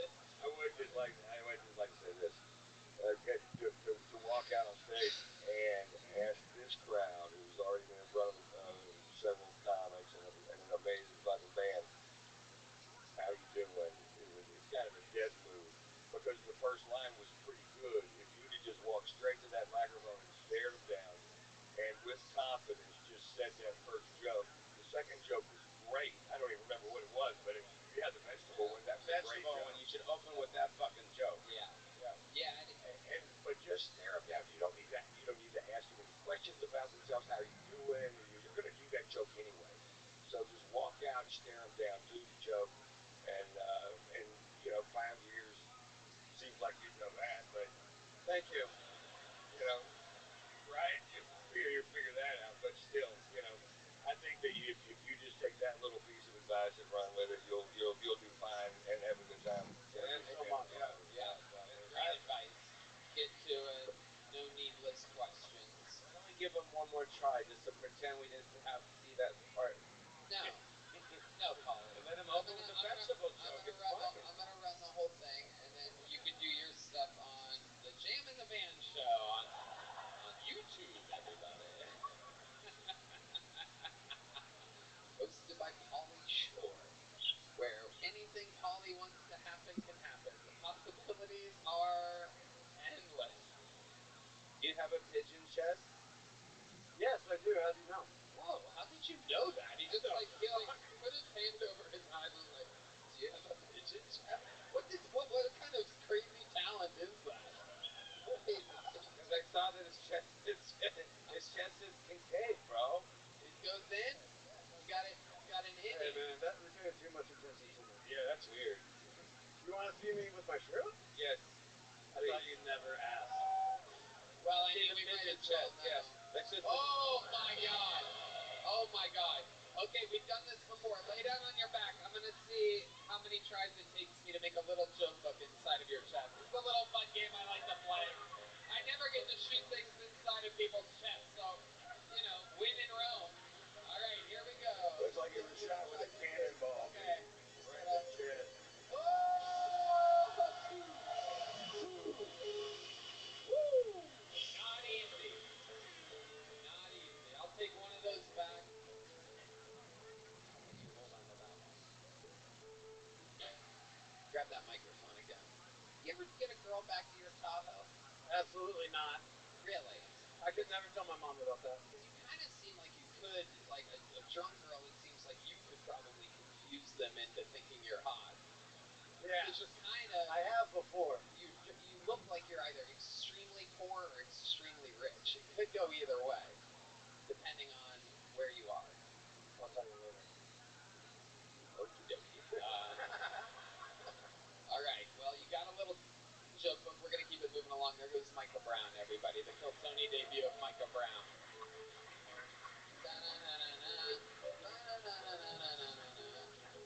All right. We got a lot of bucketfuls to get through tonight, but let's do something special right now. The young man that I'm about to bring to the stage is an absolute fucking monster, everybody. I mean, started in June, took the show over by storm. Immediately on his first scheduled appearance on this show, went super viral with his famous "I'm not retarded, but I like rocks." I present to you one of the great regulars of the history of the show, the great Cam Patterson, everybody.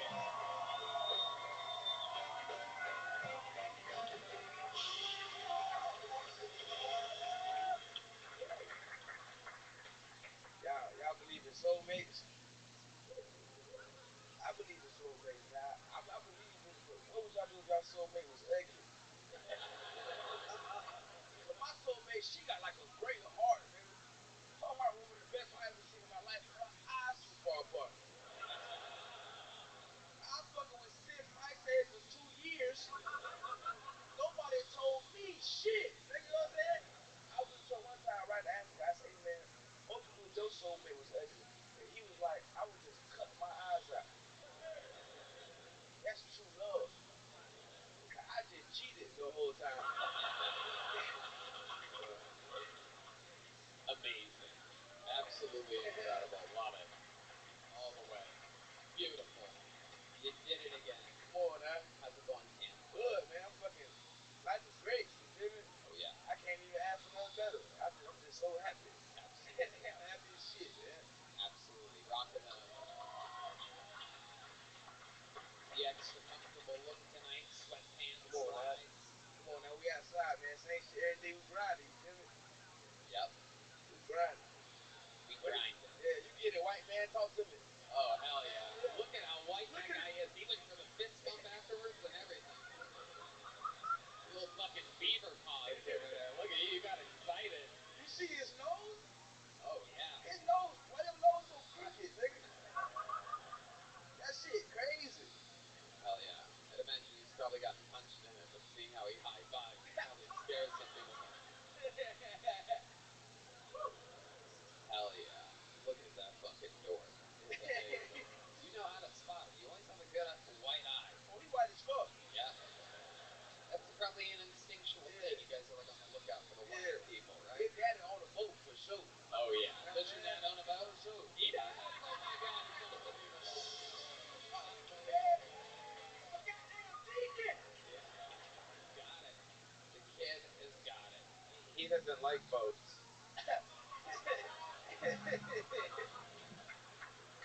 Probably high as fuck, man. Probably high as shit. Ayahuasca was a bad idea.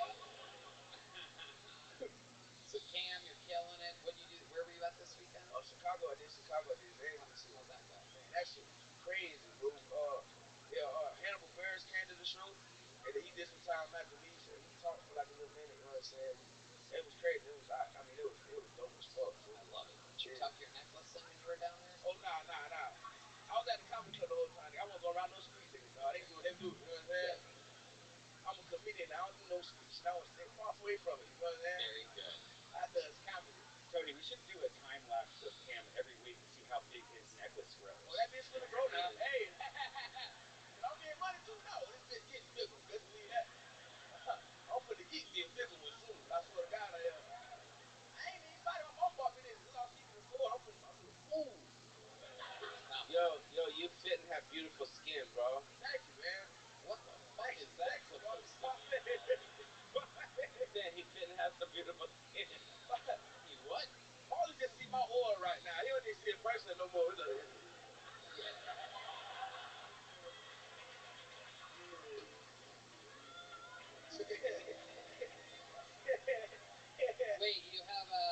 a normal chest?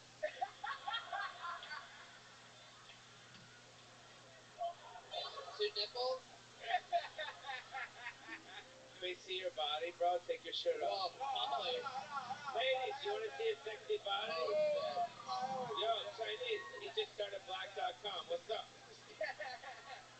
Oh, shit. You want me to strip up here and shit? This is crazy. No, I'm not gonna let Cam for the do white that. man, probably. That's fucked up, dog. We in Texas now, nigga. It's not California no more, man. Yeah. That's how you get jobs in LA. Take your shirt off. You wanna be on the gym and the bench?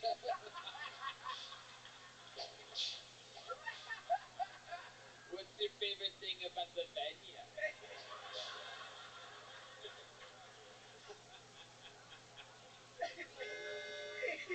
Oh shit. Cam, everything else is good in life? You're a star.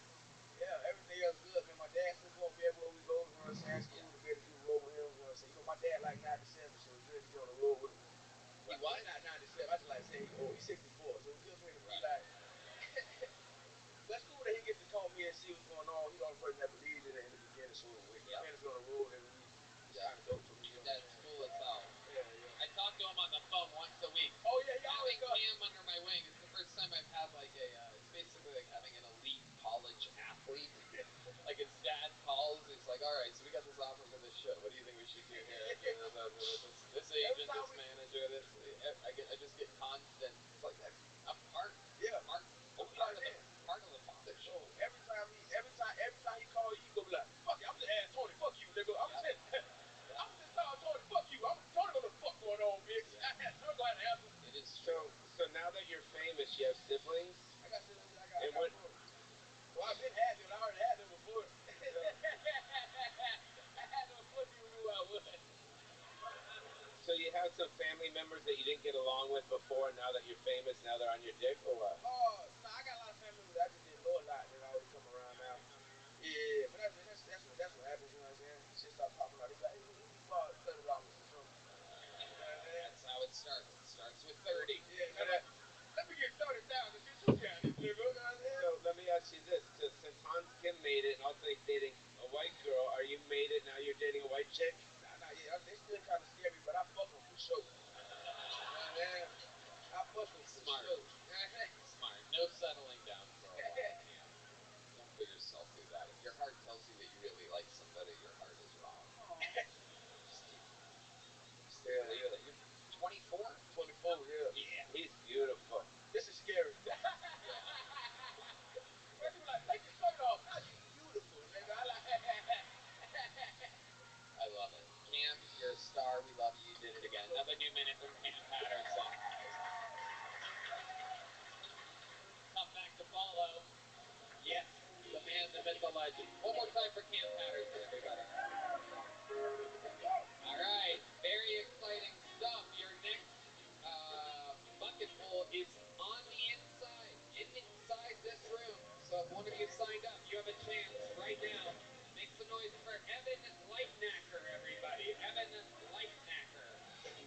Lightnacker, perhaps? We got Ivan out there?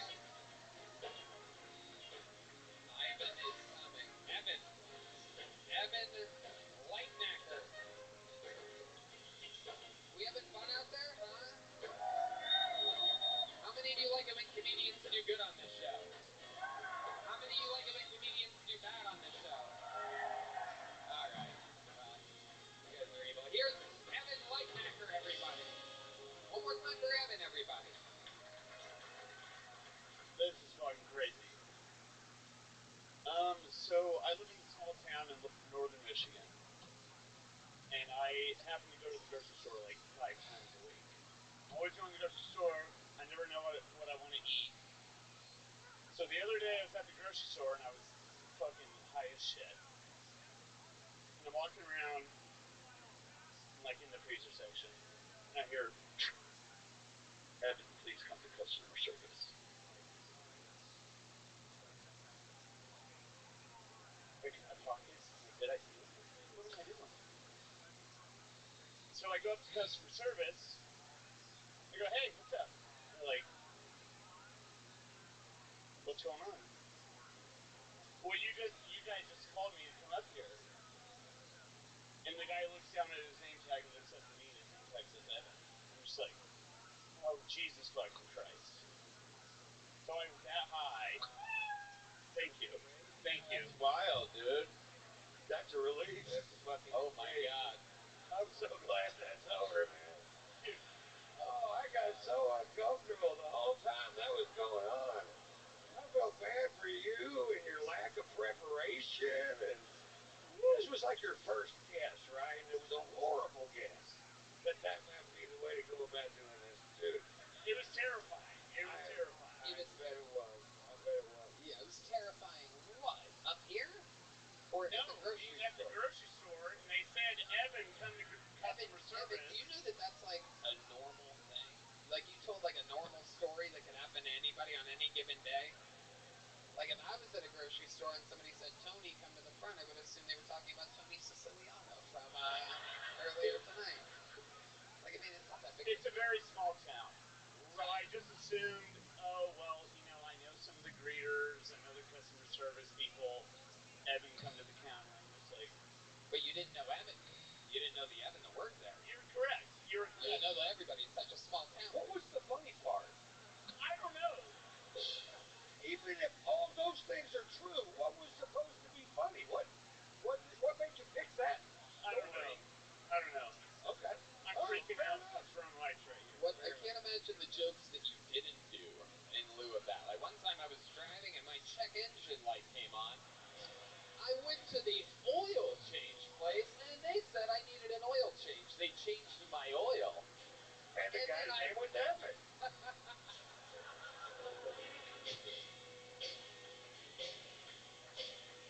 Yeah. You suck, dude. I know. No, I'm kidding. So that's your first time ever doing stand-up, correct? Yeah. Wait, what was that? Wait. I was going to say, of course, and I just said, yeah. Oh, okay. Yeah. I got to tell you, I like you, though. Thank you. I do. I like you, I too. think you're probably a really I've good liked guy. you since, you know, I was, I don't know, probably 12 years old. I remember. He was just... Now I feel horrible about all the shit I said. That's the one I was taking right now. I grew up with you. I went and saw you with my dad in Kansas City at the Midland Theater. That's bad parenting. Yeah. It was fantastic. Thank you. So, Evan, you're in northern Michigan. What made you sign up tonight? What made you want to do this? So I've been a fan I've been listening for, I mean, probably 10 years. Right. Saw you guys in Lawrence, Kansas. Gotcha. But what made you want to do the show? I don't know. Yeah, what you just did. What I'm made you... such a big fucking fan. Right. You're such a big fan. When did you think that you were going to... Did you come to Austin knowing that you were going to sign up? So my best friend, who was in my wedding, he's right out there. Yeah. His girlfriend got him tickets for us to come together. Okay. Yeah. Where's the wedding? In Texas? No. Jesus Christ. I think, what are you writing new bits up here right now? I'm sorry. Okay. No, so my best friend from growing up, he lives in Montana, and his girlfriend got tickets for us to come here for his birthday. Today's his birthday. Right. Okay. So did he sign up? Yeah, he did. He did? What's his name? Spencer Ryan. Spencer Ryan, come up here. It's your birthday. You're getting married. Let's see what happens here. Spencer Ryan. You stay right there, you son of a bitch. I'm staying right here. Put the mic in the mic stand. And Polly doesn't think you're very good looking. Yeah. Does he get one of these at least or no? Well, I'll decide when that happens. He gets a half of one, bro. All right, here he is. Making his Still Tony debut, the birthday boy. 60 seconds uninterrupted. Let's see what he prepared here tonight. One more time for, what's his name again? Evan. Spencer, everybody. They dress exactly the fucking same, dude. All right. Awesome. Here he is, everybody. 60 seconds uninterrupted for Spencer, everybody. Here we go.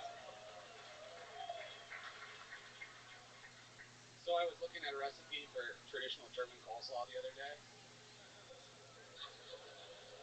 It had bacon in it, Damn, that's an interesting way to tell the Jews they're not welcome at your barbecue.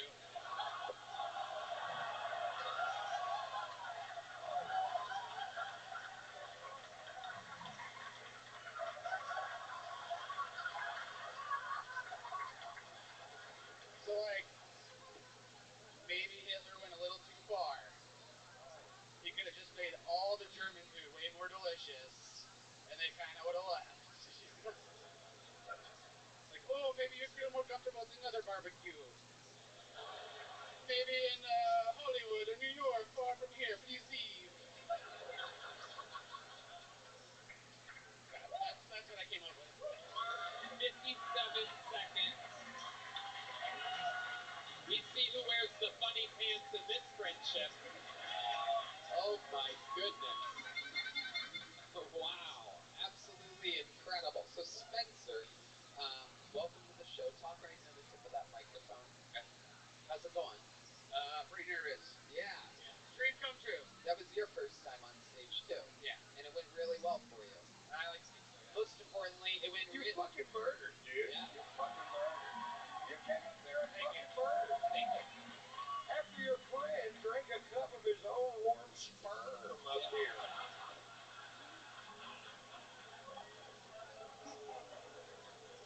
Yeah, it's absolutely incredible. I knew it was going to go that way. Oh, you did? What are you, a fucking psychic? Yeah. Well, then you should have known that your 60 seconds was going to go that way, too, and written something different. So, Spencer, what do you do for a living? I'm a brewer and a volunteer firefighter. Hell yeah, look at you, an American hero, everybody. Jesus Look Christ. at your father. Shows up with food. Wow. Is that firefighting, huh? Volunteer firefighting. So what kind of things do you do? Is that where you found your friend? Did someone say that a pussy was stuck in a tree? No, we've been friends forever, but no, we do a lot of stuff. Car wrecks and house fires and all that kind of stuff. You know that a lot of the firefighters are going to Israel right now? Did you know that? Pass on that. Yeah. I don't know if you heard his material, but I don't think he's going to fight for Israel. He said pass before I even fucking said the word Israel. Wow. Yeah. I don't think I'm fucking moving to Austin. Fuck this place. Going back to California where it canters and shit. Well, these guys are from Michigan, so you're getting married? No, I was his best man at his wedding. Oh, yeah, fucking Evan can't explain They look like a anything. couple. Kind of. Don't they? A little bit? I live in Montana now. This was a trip to meet each other somewhere other than where we live. Shut up, Evan. I'm over you. Talking to Spencer now. Spencer's the guy out of the two of you. So Spencer, here you are. How long have you been in Austin? 4 days. And how much longer do you have here? We're leaving tomorrow morning. Okay, leaving tomorrow morning. So this was it. This was your big Kill Tony trip. Here you guys both are on the stage. Yep. And you guys came together, just the two of you? Our girlfriends are here. Did your girlfriend sign up? No. Oh, okay.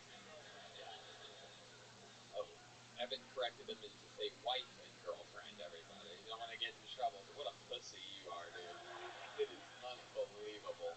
It is just incredible. What do you think his chest looks like underneath all that powder? What's going on in Montana, bro? Yeah, good question. Yeah, what's going on? It's cold and snowy. It's same thing as Austin, getting a lot of people just moving in and from California. Yeah, Washington, California. There's no comedy clubs in Montana. I tried to book myself up there. No, but there's a couple open mics, but I've never even thought about going to one. I don't You think they would have. Montana? It's well, Montana has what's the biggest city there? Billings, yeah, Billings and Bozeman now is having a scene, but yeah, not any black people there? Not many, no. Oh, dude, not cool. Every time I've ever visited Here comes the senior hilarious correspondent stepping in. He's got something for the black people in Montana reference, and here we go. Every time I've been to Montana, I gotta tell you, well, they ain't in the grocery stores I go to.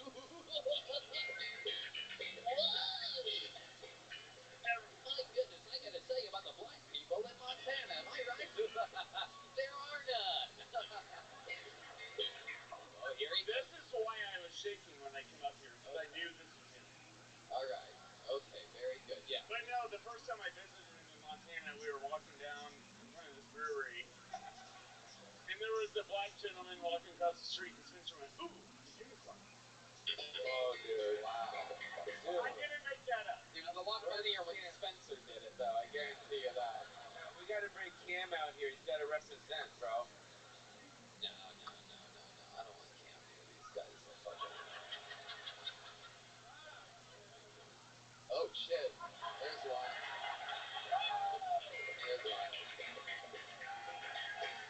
Funny, amazing eclipse happening right now. You never see black people, and he never sees white people. So. Interesting. With your microphone, Polly, please. Okay. Say something cool, bro. Sorry. Jeez. All right. Oh my god. All right. These are some white motherfuckers. They really are. Evan, we like you. Evan, this is for you. And Spencer. Oh, you suck, dude. No, Polly. Isn't it allowed? No, you don't do anything. You don't do anything. That's an easy way to remember. Just enjoy yourself. There they go, Spencer and Evan, everybody. The Bill and Ted for hillbillies. The Jay and should be silent Bob. There they go. No. Back to the bucket we go. This looks like a fun name. I'm excited to see this. Make some noise for K1 Moses. The Kiltony debut of K1 Moses, everybody. Here he is. Make some noise for K1, everybody. White people, how y'all doing? Doing all right? Goddamn, well, I just got pulled over. It's bright as fuck up here. Okay. Get right to it. Who's in a relationship? Round of applause for everybody in a relationship. Yes, it's a great crowd, but you can still hear suicide in that clap. Anyway, I just want to give y'all some advice. I ain't got a lot of time, specifically for the fellas. Just want to say constantly work on improving yourself. Make sure you're focused on being better than who you were yesterday, specifically with your oral sex abilities. Make sure you're constantly improving your pussy-pleasing performance because these lesbians, they're coming for your job. They're coming for your job like a thief in the night. They have the work ethic of an illegal Mexican. Okay, they'll do it twice as good for half the pay. Is what I'm trying to tell you. Make sure you're putting your back into this shit. I don't care how good you think you're doing it. It is a stud who drives a Ford F-150 who's looking to take your position. You know what I'm saying? It was like, I'm not trying to rag on the lesbians. You know what I'm saying? It's like, keep your friends close, enemies close is what I'm trying to tell you. You know what I'm saying? These lesbians, they have distinct advantage. They can put their dicks on the Charger. You know what I'm saying? We in Tesla. We in Austin. They can charge their dick like a Tesla. You know what I'm saying? They have distinct advantage. So make sure you're doing what you're supposed to do. You know what I'm saying? And I say, my name is Kiwan Moses. Thank y'all so much. Kiwan Moses, ladies and gentlemen. Fucking great. Loved it. Thank you. The crowd was a little quiet there, so you got to go long. That's fun. Kiwan, welcome to the show. Your first time on, correct? Yes, sir. Papa my cherry. I'm sorry. Yes, sir. Absolutely. I always considered you like the white Bernie Mac, by the way. Okay, that's a big compliment. Ron White's a bad motherfucker. Ron White. What did you consider me? Tony, go ask the questions. We're good, dude. I'm gonna wait. I'm gonna wait for an answer. He's the white soldier boy. Oh shit. Yeah. In the army now. In the army now. Okay. Kiwan Moses. So welcome to the show. You're very calm, cool. Loved your material. Loved everything. Fantastic. Can totally tell you're one of the good ones. Thank you. Shut up. He's wearing khakis. Shut up. Yeah, man. Yeah. Have you ever? I'm safe, white. Have you ever been to Montana? There's a good question. That's a really good question. No, but I do advise people to go there because they seem like the AIDS ratio really low out there. You know what I mean? So go out there and just raw dog in Illinois. There you go. Absolutely. It's the opposite of Atlanta. You know what I mean? Kiwan, where do you live? I live here. Okay. How long have you lived here? Since Memorial Day of this past year. Okay, Memorial Day. Shout out to the troops. Here. What do you do for a living? I'm an underwriter, credit analyst during the day. I was going to say enterprise rental cars. Yeah. I really was. That's the whitest outfit I've ever seen anybody wear. Hey, man, I got to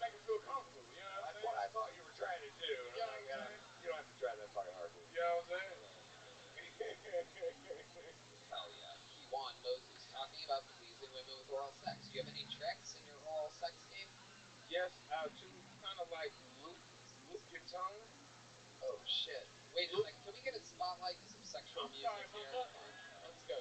Mama, we made it. Loop your tongue and suck it. Saliva, suck it, and keep rotating.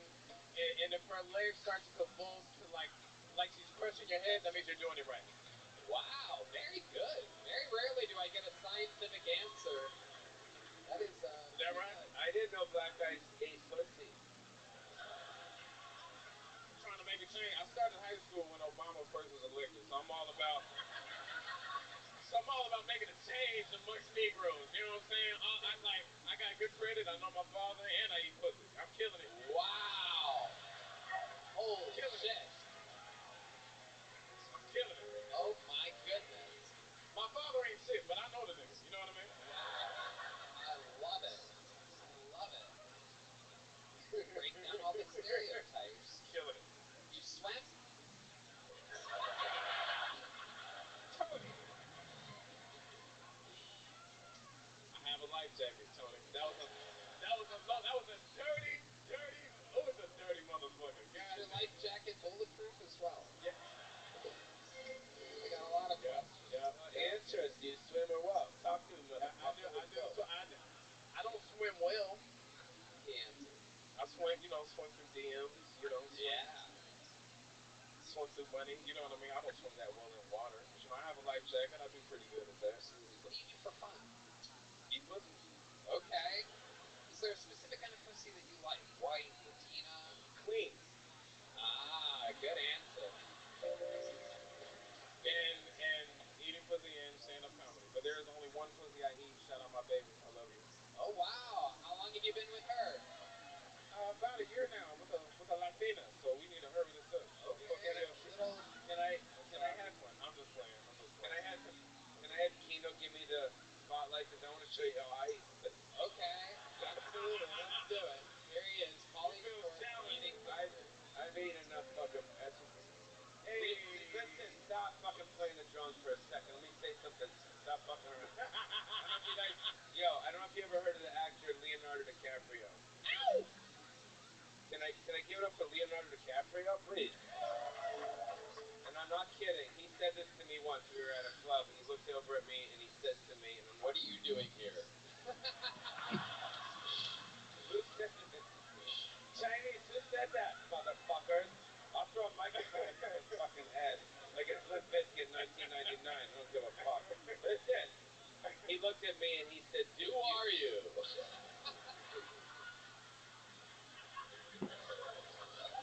Is this a Make-A-Wish? What are you dying? Chinese, listen. If they had their fucking phones, they could Google Pauly Shore teaches Leonardo DiCaprio how to eat pussy, and then they'll tell you to fuck off. Because you'll see that on the internet. Let me finish my sentence. He says to me, Leonardo says to me, he goes, dude, you look like you eat pussy really good. I'm just saying that. There's no joke. I said, why do you say that? He goes, it just seems like you do. And I'll tell you how I do it. That's a way of saying that he thinks you have a small penis. That's what I think. So you go like this, and you go, and you go.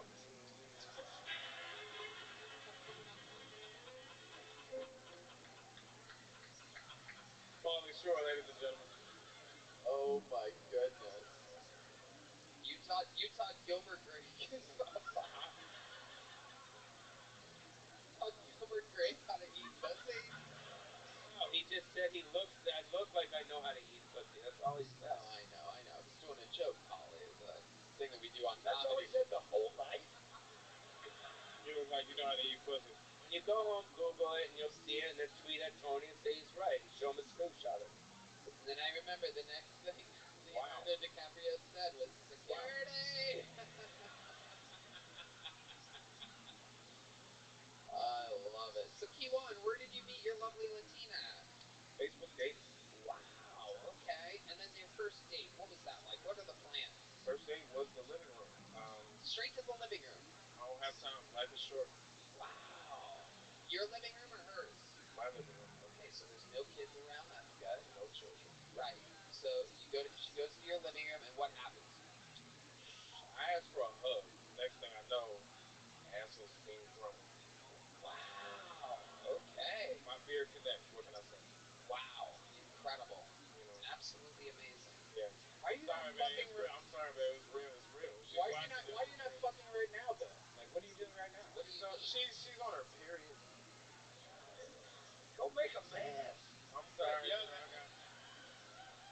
got things to do. You know what I'm saying? My last name is Moses. I've been parting red thieves all my life.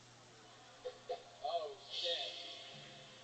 But we're committed now. I ain't got to put up with that shit no more. Right. When I don't have to prove that I love her. yeah, you don't want to deal with that Cholula coming You know out what of I'm her. saying? Yeah.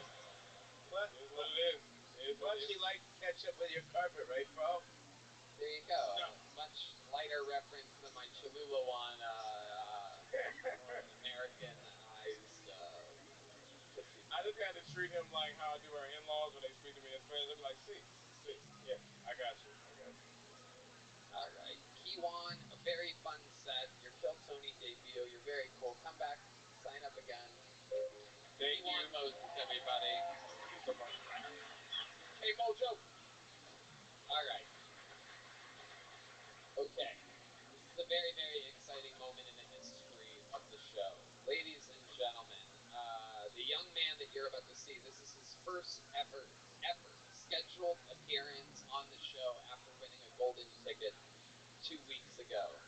I do believe that this is one of the most promising figures that we've ever found out of the bucket in the history of this show, and you are here for his first scheduled appearance.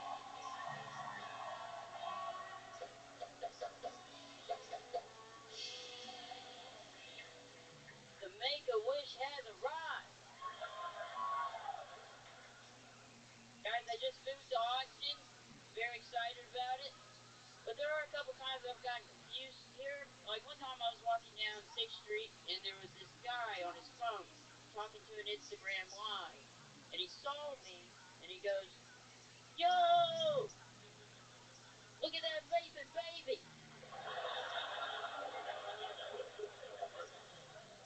And he goes, "Hey little baby, blow some clouds." So I blew some clouds, I entertained the man.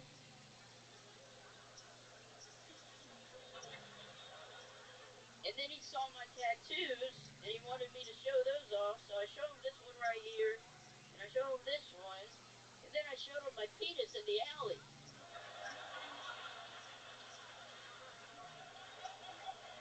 He tricked me. I ran into this other guy walking across 7th, broke his legs with my car.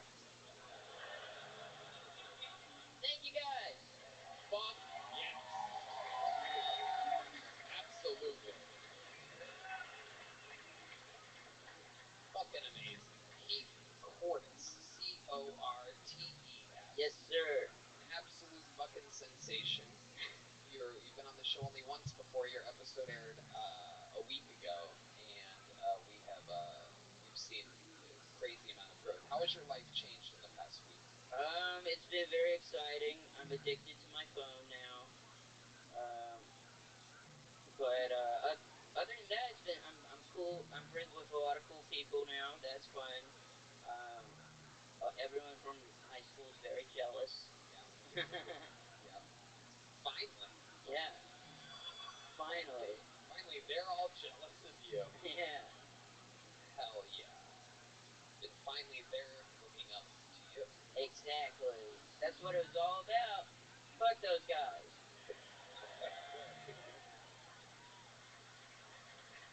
This all happened to Tony not about 10 years ago. It's true. It's true. So now who's getting all the pussy? I saw you scamming on women in the bar the other night after the show, dude. Can you hook me up, Ron, please? Yeah. Please. I got you covered, man. So it is true. The last time you were on the show, I offered a very beautiful woman lifetime tickets to Kill Tony if she fucked your brains out. Do you have any updates for us on your sex life the past week? It never happened, Tony. It never happened. Never happened. Wow. I know. So can we say, bitches? I didn't tell her the other side of that. She's banned forever from my. It's a high pressure situation. It's a real life show. Anything can happen. They're actually very nice ladies, but no sex. But they were nice. I think there's a girl tonight that'll probably suck your dick. Heck yeah. Yeah, she has short hair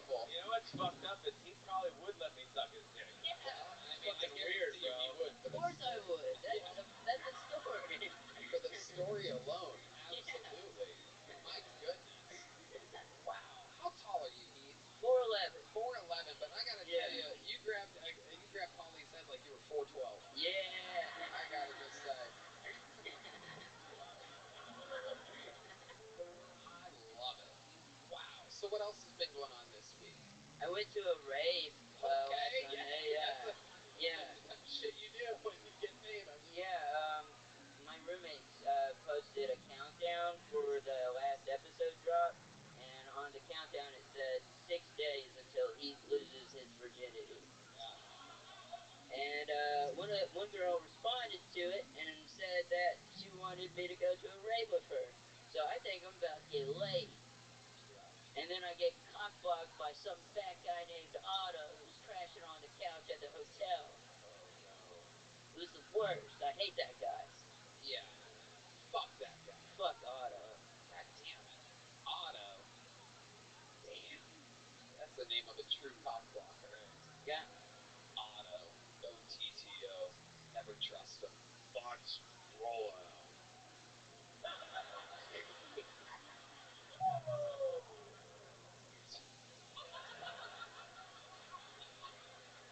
So Heath, what else is going on? You been eating your Lunchables? What's happening here? I eat like fish sticks and mac and cheese almost every day. It's the best. Yeah. Breakfast of champions. It takes like 12 minutes to prepare. You have a sippy cup? Yeah. Occasionally I spill stuff. I have to. But we like you. Yeah. You can be part of our team. What team are you talking about? You said before I came on stage we were all part of a team here. Now we're not part of Yeah, that's over in like 45 minutes or so. Expired. You said he could be part of our team.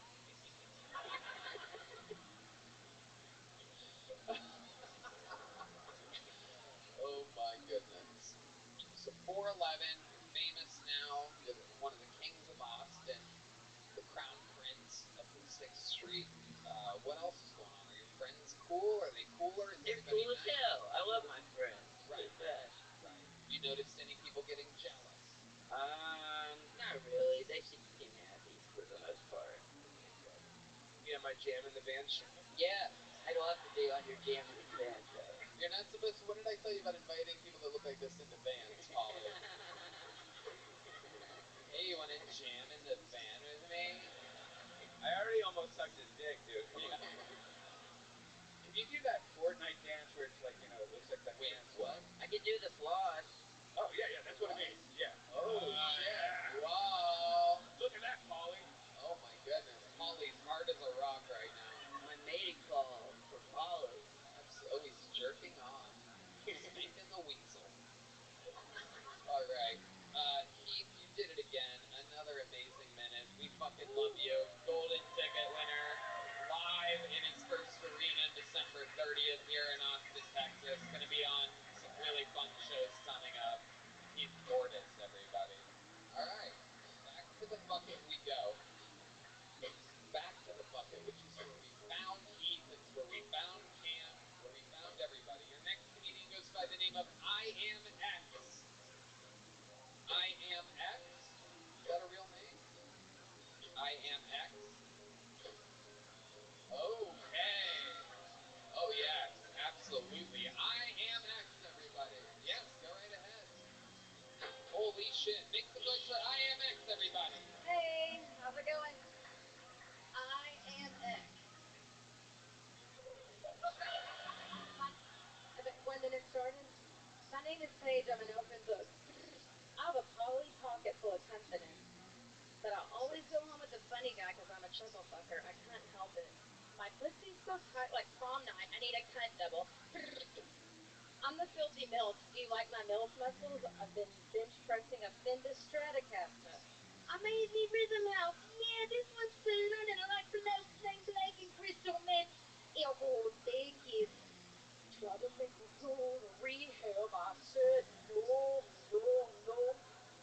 Um, my ex-husband, his 2 or 3 favorite things are Tito's vodka, pickleball, and 3 Drummond accidental country girls. He didn't go down on me once in 12 years. Said he was going to do it after the Razorbacks won or after he took out the trash. Neither one ever happened. But he is the #1 pickleball pro of Arkansas, and now I'm raising Stewie for family time. All right, the bear came out quick on that one. I Am X. Welcome to the show, I Am X. Thank you so much. Okay, do you know where you're at right now? Yeah. show before? Well, I tried not to watch it because I didn't want to like copy anybody, but I probably should have seen an episode or three. But everybody.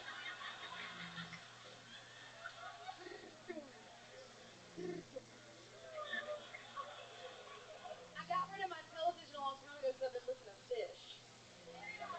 Okay. The band or the animal? The band. I don't know about the animal. You don't know what that is. I'm from Arkansas. Right, yeah, we don't have fish in Arkansas. Everybody knows that. Okay, so I am X. I am X. Yes. The branding is incredible on that, by the way. Thank you. I appreciate it. So what do you, what the fuck? Have you ever done stand-up comedy before? 2 years. 2 years ago, you did it once?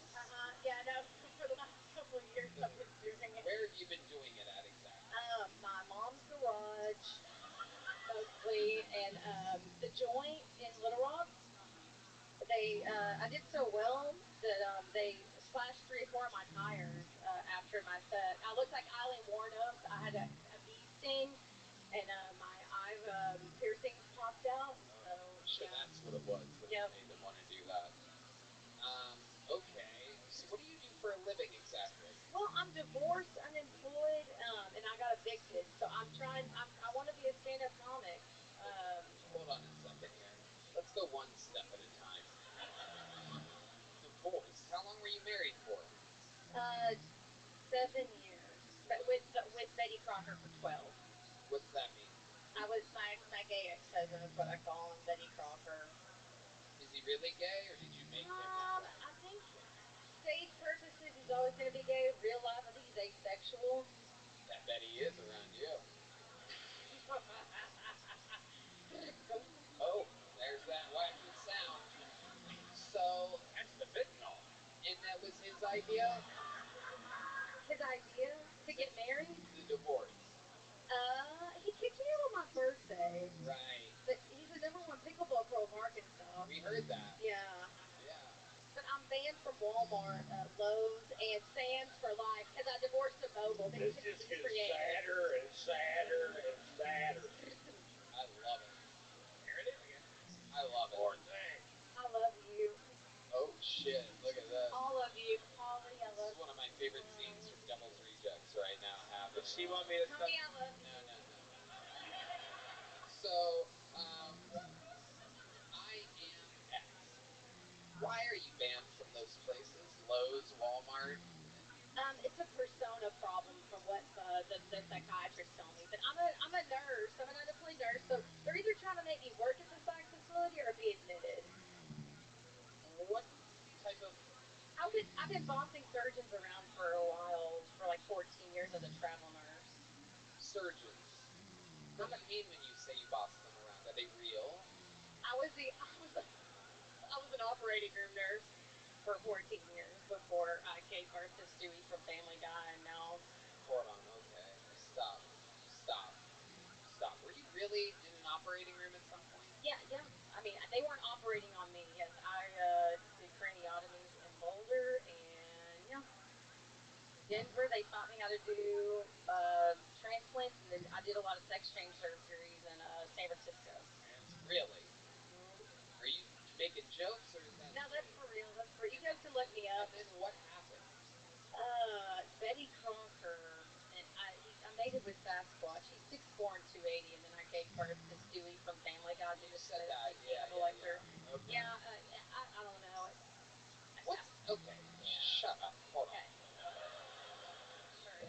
How much material do you have written on those ripped up loose leaf papers that you have? Is that all jokes? What is that? It's notes from my doctors that say I should stay in a safe place in a biodome. No, but I had a flip phone that I did put in the bin, and so I did have a couple good human trafficking jokes and talking about 90s nostalgia. Okay. You guys have good security here, right? Yeah. Only the best, Tommy. Very best. Austin Security Guard Service, the best in the world. She's cool though. She's cool. She reminds me of some wild babe from the Midwest, dude. Yeah. The Midwest is a wild place. And are you from the Midwest? I'm from Oh, Little Rock, Arkansas. Yeah. Okay, so hold on. cool. Okay, whatever. So what are you on right now? Just tell the truth. Don't try to be funny or talk about fucking Stewie or whatever bullshit. What am I on? What exactly are you on? Like, what did you do today? Any pills? No, I just took the one prescription that the doctor gave me. What's that prescription? Lexapro. Yeah, there it is. Absolutely. Oh, okay. Get rid of that. Very good. Okay. All right. Honestly, I think you're very, very promising. I think you have a chance. Really? No. Okay. No. Can you catch this? I'm gonna throw this just short of you there. What? To avoid all lawsuits. There you go. I love you. All right. Okay. There she goes. IMX, everybody. There you go. Absolutely. This place is fucking wild. Is she gonna stay in the episode, or do you cut that part out? Yeah, well, she'll say it. It's just that she answered just enough questions. You can shorten it, right? No, we won't do that. No, we'll keep it intimate. Now, some of the things that you've said tonight, on the other hand, we're going to do some deep trimming. Just a little. Nip and tuck. No, I'm kidding. I'm joking. How about a hand for the great Pauly Shore? I don't know why he did this. Pull another name out of the bucket. Make some noise for Alex Reyes, everybody. Alex Reyes. Kind of sounds familiar. Yeah, I think he's been on before. One more time for Alex, everybody. When I started doing comedy, I was in a really bad place. El Paso, Texas.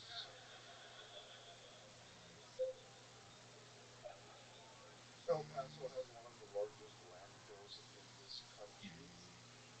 It's called New Mexico. There was a mass shooting at a Walmart in El Paso. 15 people died. 11 of them volunteered.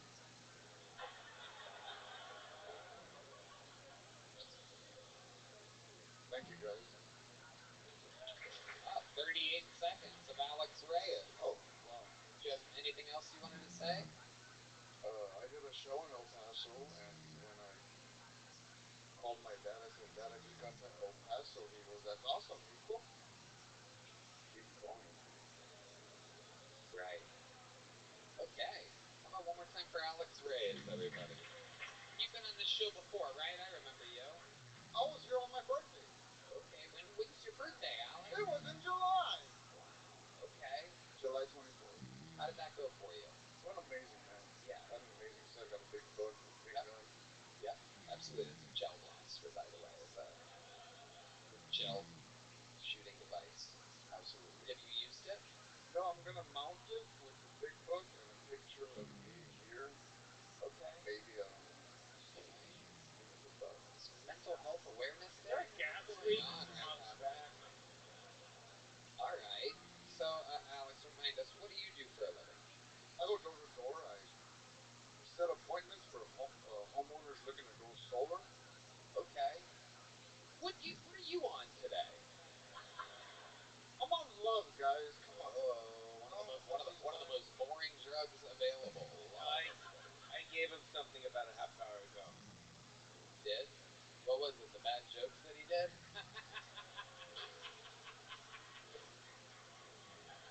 I thought his jokes were good for 38 seconds, and then I got sad that they didn't continue. Why didn't you continue? I thought that was the whole minute. My timing is way off. Hijo, you had more time. Oh. Gracias, señor. Gracias. You are one of the funniest Mexican grandmothers we've ever had on this show, Alex. Okay, you go door to door, blah, blah, blah, blah. How long have you lived in Austin? I live in San Antonio. Okay, absolutely. From Laredo. I'm from a border town. All right. Brownsville. No, Laredo. Brownsville's got some good beans, dude. Whoa, I don't think you're allowed to call them that anymore. Okay, Alex, anything else crazy or interesting about your life that we should know about? You were on the show a few months ago. Maybe you thought of something since then in which you're like, hey, at that interview part, maybe I should... After the show, I went to Burning Man. Okay. That's it. All right. it? That's the end of the story? You went there? That's That was it? an amazing time. Everybody was crying. Okay. Yeah, okay. Oh, it got flooded. That's right. Okay. All right. There he goes, everybody. Alex Reyes, everyone. There you go, buddy. Man, fucking legit. Doesn't get a book, right? He already got one, Paulie. I got that part. Yeah, no, we got you. There he goes, everybody. One of the rare lesbian fortune tellers in the industry of fortune telling. All right. Pull another name out of the bucket. Make some noise for John Nemeke, everybody. John Nemeke. John Nemeke. Here's the Phil Tony debut, I do believe, of John Nemeke. What's up, guys? I started kickboxing. Learning how to fight is supposed to build confidence. I'm just curious when that confidence is supposed to come. Because right now I just feel like I'm paying to get my ass kicked. I can't fight for shit. Ironically, my favorite shirt to wear to the gym is a tank top that says Iron Mike Tyson on it. I think if I wear it, I'm going to somehow channel some of Mike Tyson's greatness through that shirt and have a better workout.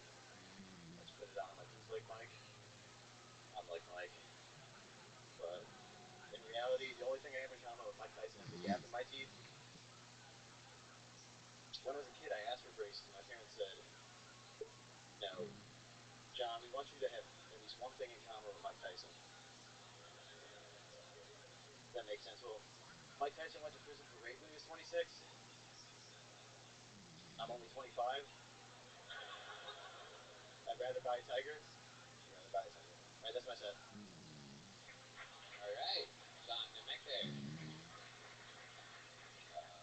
That was kind of like Mike Tyson. I was wishing someone would bite my ear off during that performance.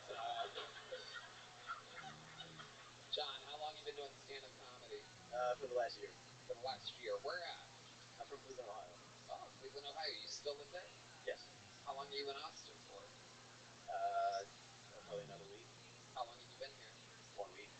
What have you done that's fun? People listening around the world, what have you, how you've enjoyed Austin, Texas this week? I've been hanging out in Barton Springs and just smoking weed with my friends. All right, very good. What do you do for a living in Cleveland? I just work a waiting job. I got out of the Navy last year. I'm just kind of chilling before I go back to school. Another reason I'm here, I want to look at the campus. The campus? Oh, the campus. Yeah. Yes, absolutely. Okay, so where are you waiting tables at? A Korean restaurant. Ah, okay. So now. There you go. Following in the footsteps of Hans Kim's sisters. What did you do in the Navy? I worked on F-18's engines. F-18's engines. So you know how to work an engine on an F-18? Not well. Right. Yeah. Somehow, IMX thinks she's done the same job before. That's the crazy part. She's one of the many things on her insanely long resume of insanity. Okay. What's your love life like, John? Just someone that I'm like kind of hanging out with at the moment. Not like a title or anything. Okay, we have a little bit of a theme on tonight's show. Do you have any special tricks to eating pussy? Not really. I just kind of get down there. I don't know. I don't. Nothing special. I just. Jesus Christ. This sounds like the worst pussy eater I've ever heard in my life. Yo, does this dude remind you of Richard Branson's retarded son? Yeah, absolutely. Fuck yeah, bro, right? That's my time. Good night, ladies and gentlemen. I've done a lot of fucking jokes here, bro. Do we get paid for this shit? No. Fuck, dude. These are like your gigs in Montana. No pay. If you could sell shirts for us after the show. It's like if Richard Branson was a virgin instead of owned virgin. So, John, did I ask you special skills or talents other than being a stand-up comedian? No, you did not. But I can scuba dive. I'm a dive master. Oh, dive master. Dive master that can't eat pussy. Unbelievable. No, it's not a muck dive master, that's for sure. Okay. So, what do you think about the people on the submarine? Okie dokie. Wow. So, John, what scares you? What are you afraid of? You've been in the Navy, you've done stand-up comedy, you've done some scary things in your life.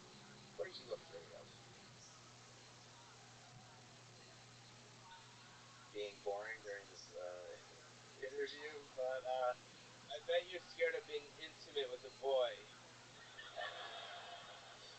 And I think it's time that you face your fear.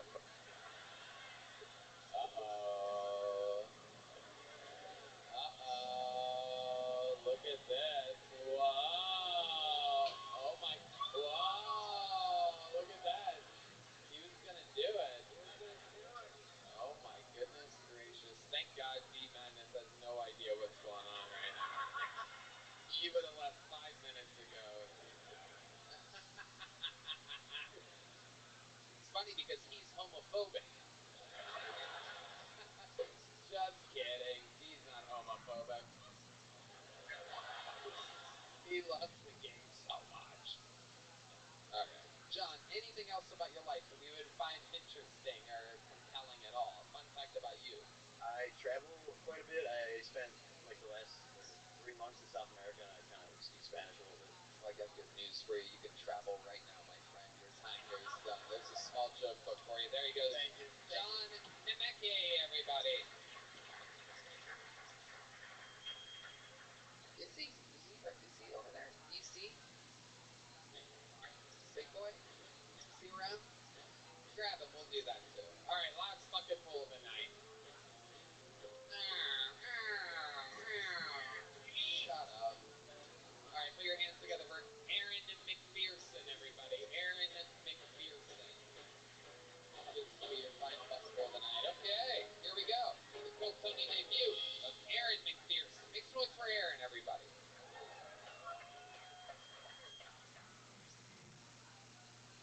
Howdy, niggas. See, I appreciate that. It's my favorite pastime. I like going in the rooms, crowded full of white folks, and shouting out nigga a bunch. Just be like, nigga, nigga, nigga, nigga, nigga. If you didn't laugh, fuck you, man. You make me nervous. We all got them friends that just be like, God's got me in any situation. They be like, hey, man, fuck that sense. God's got me. Be alright. Get some semi-serious shit. Be like, hey, man, fuck that shit. I'm going in wrong tonight. God's got me. But then, you know, you got some serious shit for real and be like, hey, man, fuck paying them taxes. God's got me. Man, God came down to cook me since I ain't got shit. Uncle Sam got your black ass, nigga. Thanks, man. Fuck yeah. Aaron McPherson. I like it. Welcome to the show, Aaron. How long you been doing stand-up? About 5 years now. 5 years. Where at? Out of Kansas. I came on there once before. Oh, okay. Well, yeah, you were on earlier tonight. Oh, how the mighty have fallen. I don't know what happened, but... When was that? When were you on the show? Whatever the month, I think March, the first month I was here.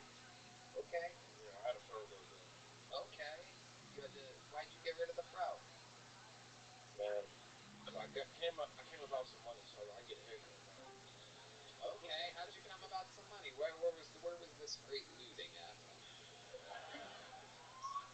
So when you had an afro, yeah, did you have a pick in it and put you with the pick? Yeah. That's a good look, bro. Yeah, man, I have one, man. That's tight. Okay, well, thank you. Where'd you come across the money? Huh? The question that I asked a minute ago that you avoided. I was out there selling some beer. You know, I'm not selling no beer no more though.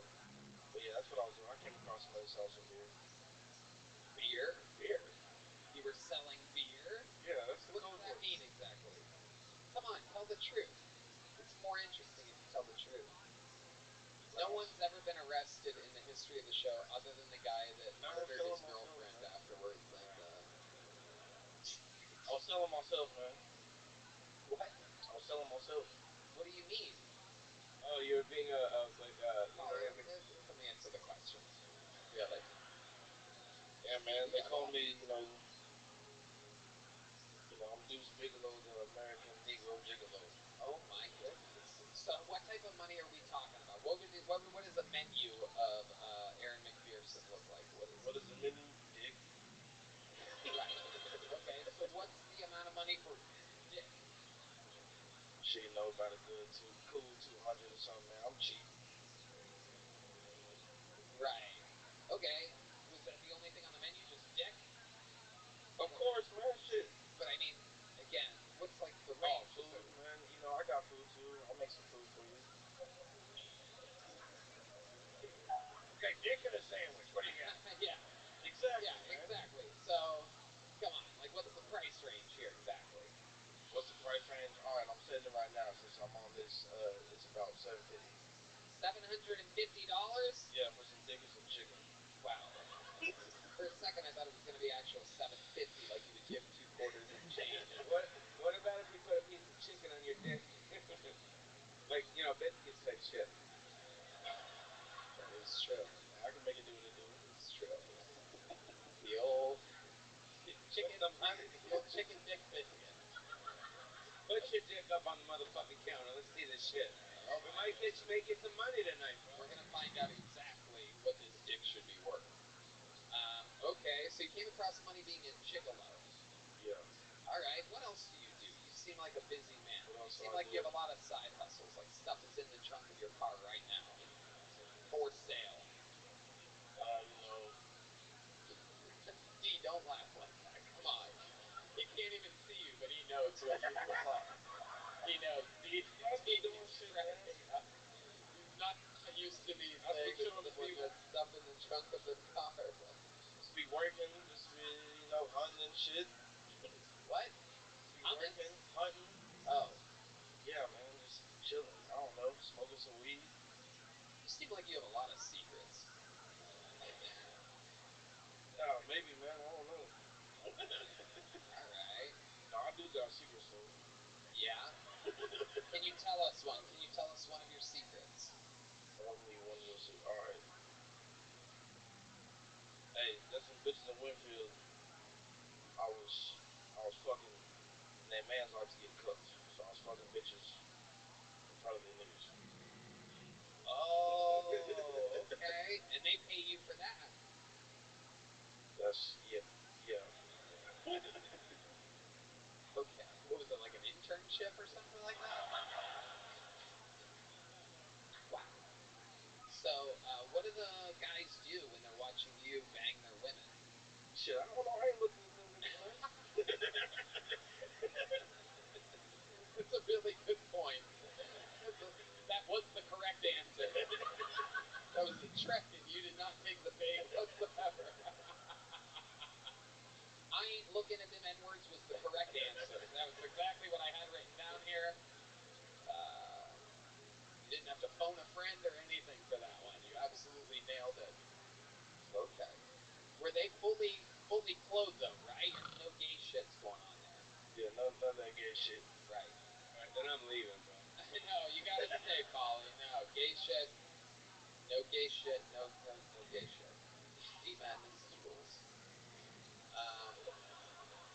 Aaron, tell us one more fun fact about your life or something that you've done. Any special skills or talents other than stand-up comedy? You seem like the kind of guy that has like a fucking magic trick or something.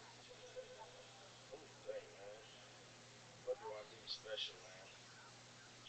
Shit, I make bitches come. Okay, which brings me to my final point. There's been kind of a theme on tonight's show. Oh, damn. There's been kind of a theme where each person that comes on stage has shared one of their tricks of eating pussy. Can you share with us an eating pussy trick from Aaron McPherson? Alright. I'm waiting for this moment. Hey, you sit there and you take that thing, you bust it open. Oh, all the way open. Holy shit, look at that. Wait, are those the legs or the feet? It's a big whopping. My goodness. Are you stuffing a turkey? What's going on here exactly? You bust that thing open, man, and then you stick your head through there. Whoa. Oh, you do this shit though, like that? Yeah, man. Hey, man, I even got a gang sign, man. You know, just involve 2 fingers and. Whoa. Oh my goodness. Absolutely. I'll see you backstage, bro. Aaron, you got a joke book last time you were on? Yes, sir. A big one? Yes, sir. There you go. You did it again. Congratulations. You're going to leave here with a gel blaster. Make noise for Aaron McPherson, everybody. Yeah. All right, so one more little special treat. Golden ticket winner out of Houston, Texas that moved here. We're going to watch his new minute together. If I fighting the good fight. Not easy out here on these streets for a lot of comedians. You know, new guns coming around every corner and this and that. This is one of the oldest golden ticket winners, believe it or not. 5 years ago in Houston, Texas. Make some noise for him with a new minute. This is Enrique Chacon, everybody.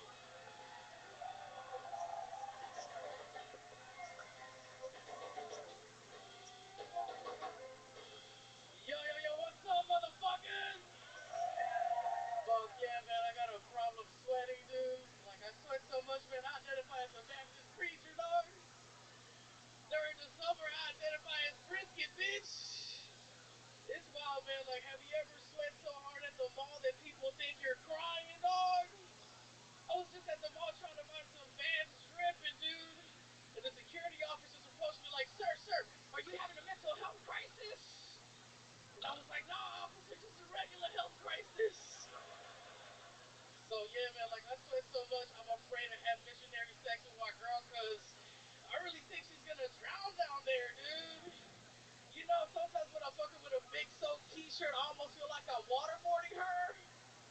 Like, is this really the best thing you ever had? So, yeah, man, dude, whenever me and my girl fuck, dude, we don't go to Pound Town, yo. We go to Schlitterbahn, you know what I'm saying? So, yeah, man, this has been my time, bro. Appreciate y'all. Boom. Exactly a minute. Enrique Chacon done it again. Likeable, adorable, sweet, sweet thing. Enrique Chacon. How's life? Pretty fucking good so far, Tony. I recently recording a training video for Shipley's Donuts, dog. Wait, what did you do for the donut? I did a training video. You know how if you get a job, you gotta watch that training video? I did that, but with donuts, baby. Oh my god. Are you training people how to eat the donuts?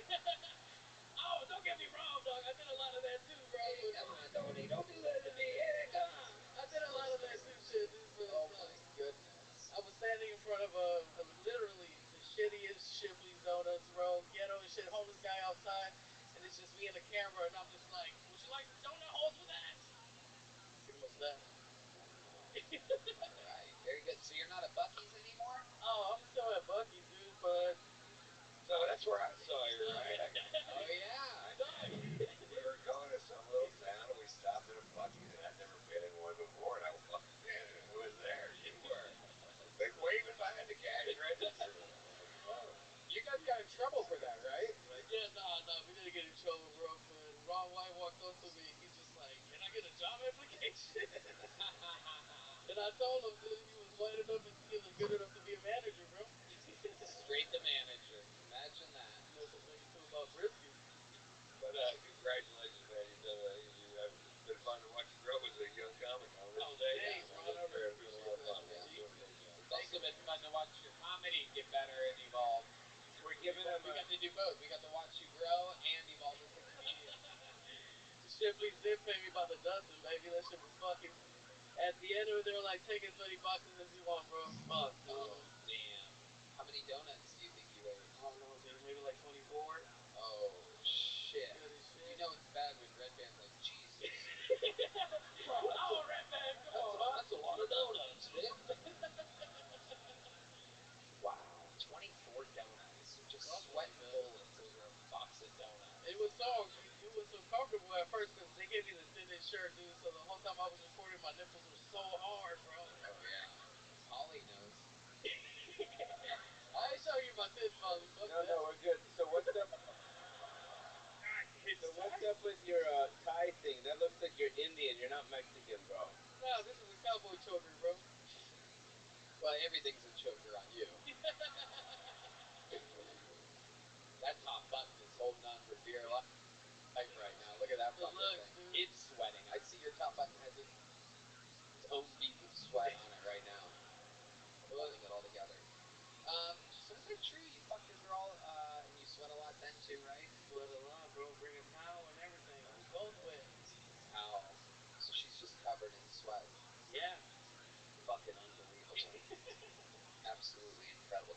Now there's been a theme tonight. I don't know if you know this, but I want to know, do you have any tricks to eating donuts? You gotta eat it from the back, buddy. Hey, oh, the old chocolate eclair. Rocky Road donut, baby. Oh, hell yeah. Some of that maple glaze. Lick your finger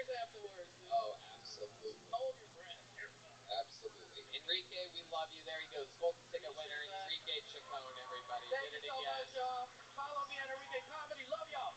Hell yeah. Hey, see me at Buc-ee's or at a donut place. There's only one way to end an episode like this, ladies and gentlemen. I spent the entire weekend with this man, doing sold-out theaters, absolutely on the top of his game. I mean, absolutely incredible to see. He has the record for all-time appearances on the show and interviews on the show, the only living member of the Kill Tony Hall of Fame. Some people call him the Tijuana Tarantula, the San Francisco Buttermilk Biscuit, the Memphis Strangler, the Manila Gorilla. This is the Big Red Machine. Lights out, William Mockenfree, ladies and gentlemen.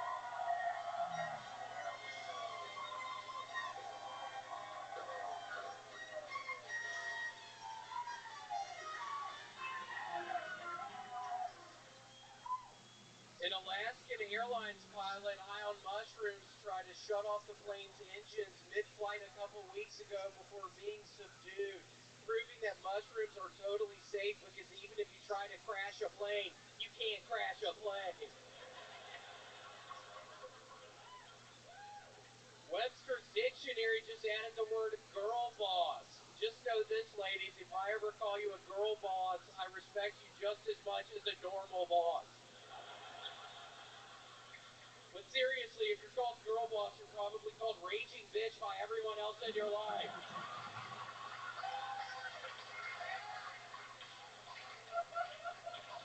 But seriously, I'm still waiting for the FBI to indict 3-6 Mafia and RICO charges. This is what they do for Mafia people? Okay, let's go. Funny how some of the same people posted about climate change also sharing horoscope memes. Climate change is real, it's science.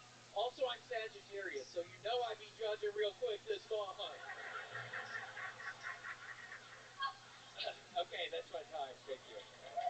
Wow. He did it again. Ladies and gentlemen, like only he can, coming in at the end every week, showing everybody how it's done in his own defined style, the wild stylings of William Montgomery. So nice to be here tonight. I think everybody will be happy to know Tony and I went to a Russian bathhouse in San Francisco on Saturday morning, and we saw one another's penises for the first time. We did. We did. Archimedes Banya. Shout out. I think that's his Yeah, Archimedes Banya. fucking greatest place I've ever been to in my entire life, and that was just for the dicks. But it was also there are penises everywhere. State-of-the-art shit, true old-school Russian throwback. It's the only thing about San Francisco that is amazing right now. Because that place is literally a fucking, I mean, it's like a hellscape right now. I mean, there were people doing meth, shooting up stuff, drinking stuff. I mean, so many people in wheelchairs and obnoxious and fucking homeless people in wheelchairs. It was like there was a wheelchair basketball game going on, but there was no basketball. Just people going in the streets and back and forward. And it was fucking crazy. I don't know what's going on there, but nobody's walking anymore. They've literally just gotten they all have wheelchairs now, and they are rolling around. It was crippled people fucking everywhere in San Francisco, and crippled people already give me the creeps sometimes. I mean, it was a nightmare. More human shit on a sidewalk than I've seen in 3 years in a weekend. Yeah, they don't even remember what they used. They used to go to like alleyways and stuff. They used to have some fucking pride. Now they just stand up out of the wheelchair straight up. Then next to the wheelchair, they take a shit and then they get back in the wheelchair and they fucking roll away from the scene of the crime. It's kind of like Red Man's mom's house. Oh shit! I mean, she's getting older. Y'all know that bitch be old these days, and I mean, she is shitting fucking everywhere in that motherfucker. Look at the wheels turning over here. So what was Tony's dick like? Like, what would you review it? Yeah, talk about my dick a little bit. We put our penises beside each other. We had to get to the bottom of whose penis is bigger. Tony's penis was bigger than mine by, I don't know, 4 or 5 inches. It was... I mean, he had this huge penis down there. I was blushing when I saw it. When we go inside of the... And by the way, that was after I got out of the cold plunge. Yeah, I was shocked. I mean, that's... Oh, man. So, William, what's up? Oh, good mention that Paulie has the Jam in the Van show on YouTube? No, William, so you peed in the bottle, correct? On the way to Sacramento? Yes, sir. Yes, sir. Fucking no. I like it when you guys talk at the same time. That's the best thing for the show. If you guys could do that more often, that'd be great. No, I couldn't pee in the bottle. Tony wouldn't let me pee in the bottle, but we did stop at an In-N-Out pretty soon after that. But I was horrified. I mean, I had to pee so fucking. The reason why I knew you had to be because it was the same day. We were in San Fran. We went to this diabolical fucking sweat house from the heavens. I mean, levels and levels of different crazy fucking saunas. So we were drinking an obnoxious amount of water, and even though it's funny, twice in this episode this comes up, I never have to pee, but I had to pee so bad. So when I heard from the back of the van, like, hey, you done with that bottle? Can I see that bottle? Can you pour some of this in that bottle? I knew what the fuck was going on. So I turn around and go, William, are you about to piss in that bottle? And then somehow Hans looked more guilty than you, but I knew what was going on. So I did. I had the first ever pee stop in touring history. Tony, do you want to tell the people who peed longer, because that was a bit of a competition we had? We did not have a dick size competition in the bathhouse, but we actually did have a pee time length competition in the In-N-Out bathroom, and I was pretty sure that I was going to win, but my giant pee hole cost me a real problem on this one because I was just pissing like a horse, and in the stall next to me, I just hear this little.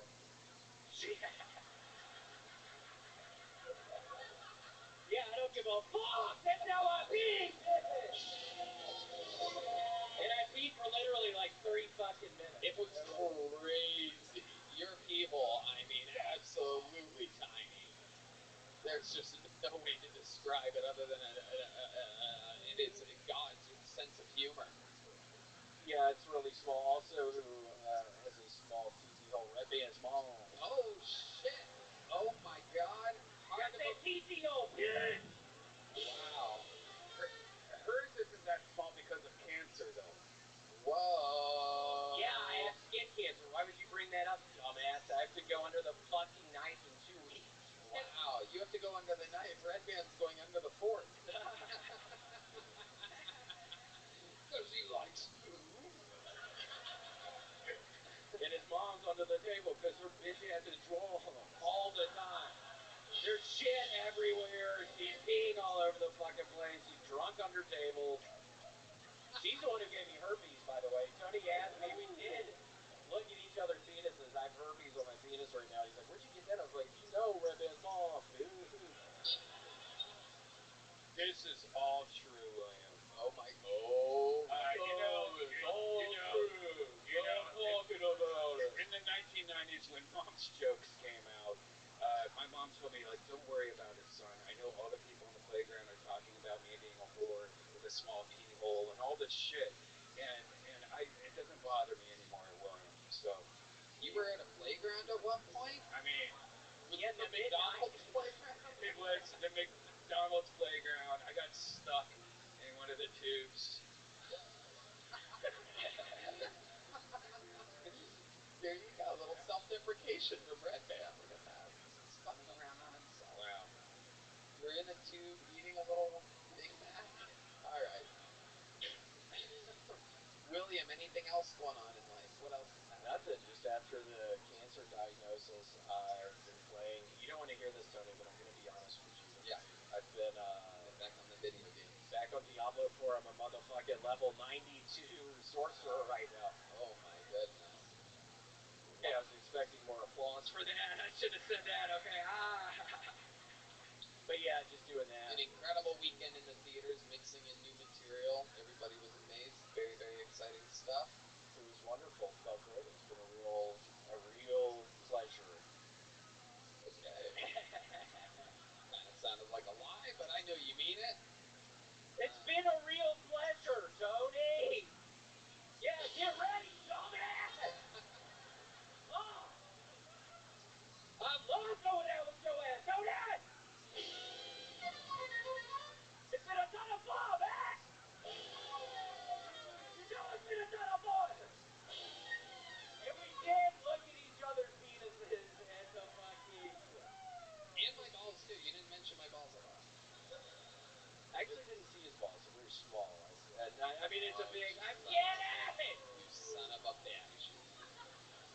What did I What tell did- you? I said we could do the show on Monday. You tell him. What did Hans Kim do when you guys went to the bathhouse? He was there too. No, he was there. What did that dick look like? Oh, dude, you don't want to know. It just looked like a pussy, right? No, mostly pubes. A lot of pubes. What do you mean, like a pussy? Just looked like a pussy.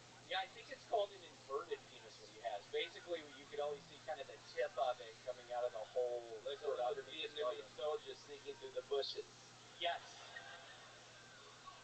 Yeah. How's his pee hole though? Hans wasn't in the pee competition. No. I thought it was going to be William, but yeah, I had a bigger flow. William, you're absolutely unbelievable. The way that you come in every single week and absolutely drop the hammer, it's insane. I just love you. Everybody loves you. You're Love you too. William Montgomery. You got anything coming up you want to promote or anything? Just get me on that cameo ass, please. There you go. Get the cameos. There goes William Montgomery, everybody. How about one more time for the great Ron White, everyone? He's on tour, TaterSalad.com. Pauly Shore, Jam in the Band Show with Pauly Shore. Drew Barrymore's fiance. And tour dates, of course, is always on the road, killing it. Shout out to Gel Blaster, Red Rose, Yellow Rose, Connect Mobile Health, the IV Drip Company, Connect Mobile Health, Austin Security Guard Service, NinjaBuses.com, Hall Law Firm, and AustinFoods.com. How about one more time for the best damn band in the land, the Kiltony Band. We have a drawing from Ryan J. Ebelt that we're going to show on YouTube. He's here, live in the flesh. Look at that. That's the actual Ryan J. Ebelt over there. Been drawing every episode since the start of the show. And we also have a drawing from local artist Chris Rogers, who's also here. Oh, shit. Look at that. He's... Of course, Ryan's every episode of the show. I have them scattered throughout my place.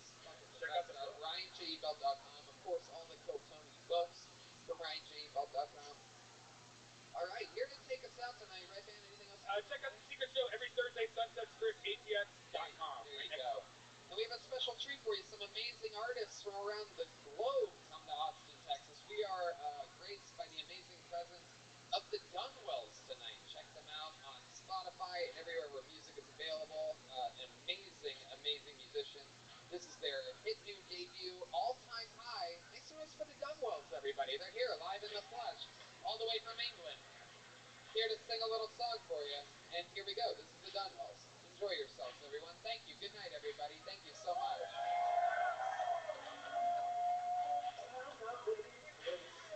What's the point of sticking around? We have better days.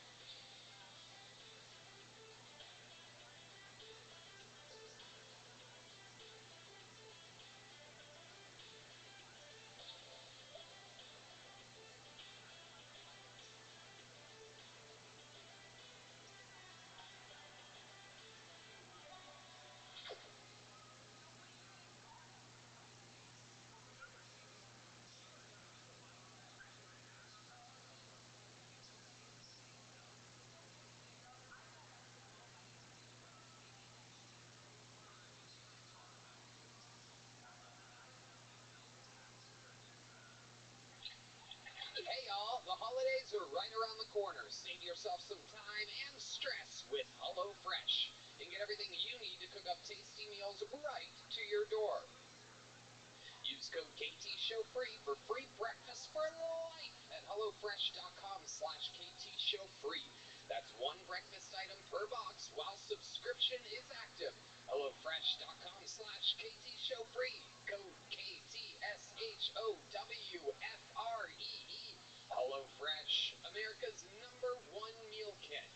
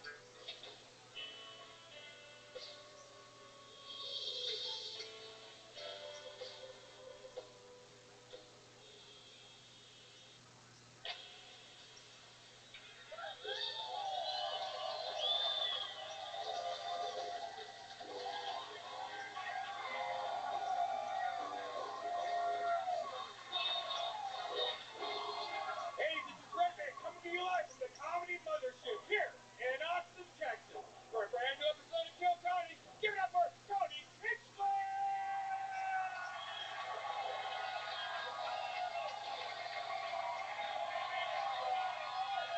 Who's ready for the best fucking night of their lives tonight, huh? Fuck, yes! Make some noise for Red Band, everybody! Oh yeah, you're in it now. This is the #1 live podcast in the world, Kill Tony, brought to you by Chill Blaster, Red Rose, Yellow Rose, Austin Security Guard Service, Connect Mobile Health, get an IV drip, NinjaBuses.com, Hall Law Firm, and a special shout out to the best golf clubs in the world, sub-70s. I mean, unfucking believable how great these golf clubs are. If anybody knows anything about golf, you know that this is a crazy promotion because they're literally the best golf clubs in the world, sub-70s. Did you just get those golf clubs? I did. I just got the golf clubs, and that's it. Now I got them, and it's unbelievable. Even I am a great golfer now, thanks to sub-70s. And I just started golfing a couple of years ago, so it's an incredible treat. How about a hand for the best damn band in the land, huh? Come on. You guys don't know, those of you that just listen or watch the podcast, what this room goes through for 30 minutes before this fucking show is absolutely mind-blowing. The best musicians on planet Earth. That's Michael Gonzalez on the drums. Paul Deemer on the horns. Matt Muelling on the electric guitar. The great John Dees on the keys. And this right here is C Madness on the bass guitar. You know, having a band on a live podcast is something that only we started almost a decade ago with the great, you know, there's been such an evolution. Pat Reagan, Jeremiah Watkins, Joel Jimenez, so many greats. And another special treat joining us tonight, the return of one of the greatest band members of all time. Make some noise for the great and powerful Jesse Johnson, everybody. Oh, shit. Jesse's very funny. And when she says something funny, everybody goes, brum, brum, brum, brum, brum. I think you guys get it. It's pretty easy. Before we start tonight's show, here's a little bit more from the amazing sponsors that made tonight's episode available for you here, right now.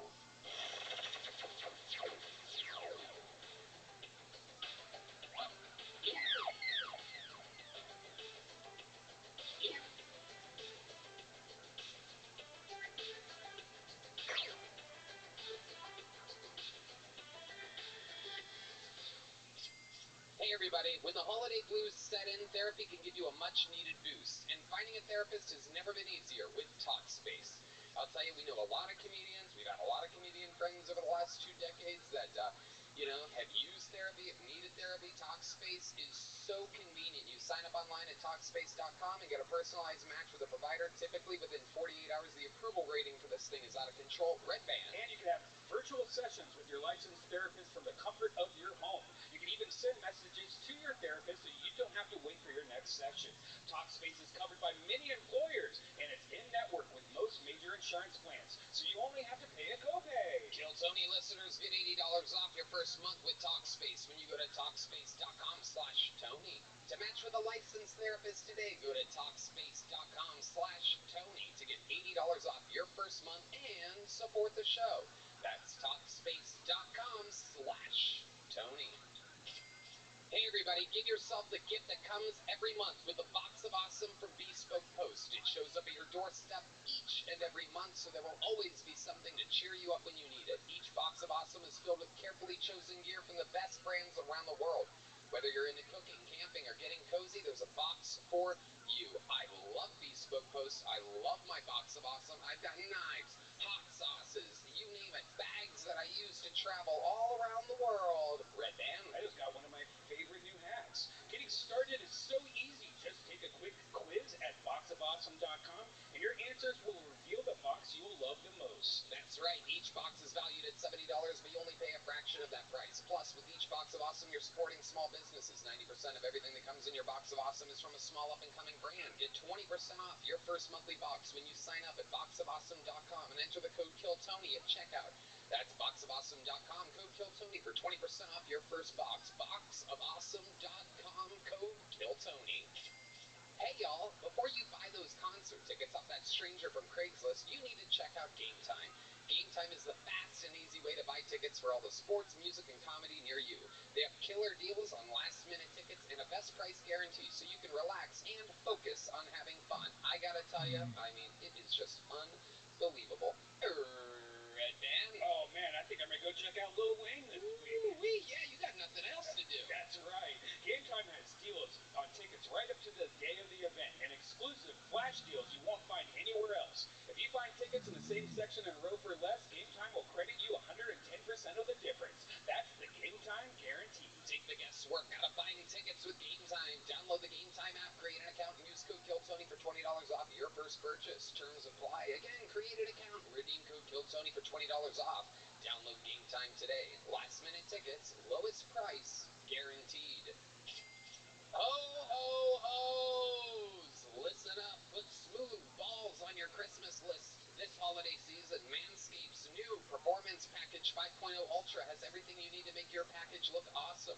It comes with the Lawnmower 5.0 Ultra Body Trimmer, their Weed Whacker 2.0 Ear and Nose Hair Trimmer, their Crop Soother Aftershave Lotion, and Crop Preserver Ball Deodorant. I'm telling you, my whole tree is decorated from the top to the bottom. They're also throwing in 2 free gifts, super comfy boxers, and a travel bag to store your stuff, if you know what I'm talking about.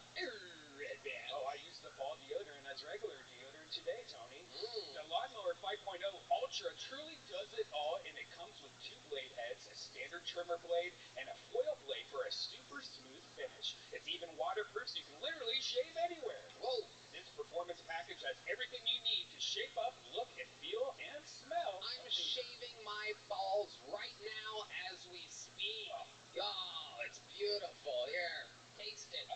Get 20% off and free shipping with the code KILLTONY at manscaped.com. That's 20% off with free shipping at manscaped.com and use code, you guessed it, KILLTONY. You guys ready to start tonight's show? No. No, you gotta do better than that. You guys ready to start tonight's fucking show or what? There it is. There it is. Ladies and gentlemen, I love tonight's guests. Make some noise for 2 of my favorite comedians on planet Earth, Steve-O and Adrian Iapolucci. Oh shit, motherfucker. Oh yeah. Steve-O. Adrian Iapolucci. Oh yeah. Oh, fuck, yes. Back in the cockpit again with the great Steve-O. Bucket List, the newest digital premiere tomorrow night, November 14th. Welcome, Steve-O. Thank you. You were just kidding about Dr. Drew. It's a look-alike. Yeah, it is a look-alike. Okay, Yeah. So I was like, if that fucking asshole's here, man. You have a history with Dr. Drew? I love Dr. Drew. My brother, I got a joke about him and my new bucket list special. Oh, you do? Yeah, I reached out to him. I said, hey, Dr. Drew, I found this guy who is willing to put a 4-inch needle into my spine and inject a drug into my spinal cavity to render me paralyzed while I'm in a full sprint. Yeah. And Drew said, wow, do I hate that idea. For those of you that don't know, Steve-O is fucking doing his own goddamn tricks and fucking, I don't even know what we call it, Steve-O shit to a whole new fucking level. I watched the intro to this special, and my mind... Multimedia comedy special, yes, absolutely. It's more special than a normal special. It's fucking so special. It's so special, I might give it a golden ticket to perform every time. We have a bunch of handicapped people that win golden tickets. Can I tell them about how it starts? Dude, go for it. So, fucking, how do I even describe it? Bill Burr is... Yeah, I wanted to make it an elaborate, big deal opening sequence. We always want to do that. So I thought, it's got to be how I get into the theater. Maybe I can start out on a rooftop where a huge helicopter hovers above me, drops a rope ladder. I grab the rope ladder and the helicopter just flies off with me hanging on by my bare hands and it dunks me into a lake, and then now I'm all wet, and then through the electrical wires and then I drop off the rope ladder onto the roof of the moving tour bus, which delivers me to the theater. And Bill Burr is flying the helicopter the entire time, so it's fucking epic as hell. Make some noise for her first time on the panel here on Kill Tony, the great Adrienne Iapolucci, everybody. The Dark Queen of New York comedy, taping her special at the Comedy Cellar December 3rd and 4th. Epic times this weekend here, hanging out. Adrienne, how you doing? I'm good. I love it. So excited all these people know who I am. Yes. This is a true debut, an introduction to the Kill Tony universe. We're going to have fun tonight. Over 200 innocent souls signed up for the chance to hopefully get their name pulled out of this bucket. That is how things are going. They are stuffed into a bar next door, waiting, hoping that someone comes over and yells their name. They run through the back to the backstage area where they wait nervously. And then I call them up. They get 60 seconds of stand-up time uninterrupted. You know their time is up and you hear the sound of a kitten. That means they have to wrap it up then, or else they bring out the angry West Hollywood bear. And then I interview them. We find out more about them with our esteemed panel. You guys ready to start the fucking show? Well, you guys know how it works. I'm going to pre-pull a name out of this bucket, and we're going to grab them. While that is happening, I'm going to introduce your first comedian doing a minute tonight. He's a regular on the show, and he has been for now, 2.5 years. Went from living in his van to absolutely being a superstar. Sells out every single weekend, adding shows to his sold-out headlining weekends. The kid is a full, bona fide, successful comedian. Ladies and gentlemen, this is another brand new minute from the great Hans Kim, everybody.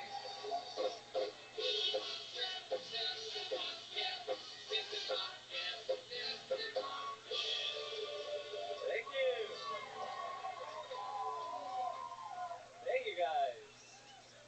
I recently went to a strip club in Atlanta, or as I like to call it, a black box theater.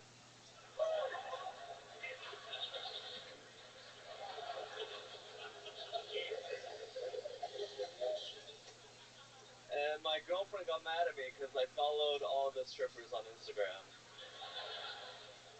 She doesn't like it when I follow Instagram models. She makes me unfollow them, which I think is the wrong move, because now I don't get to watch them grow old and ugly.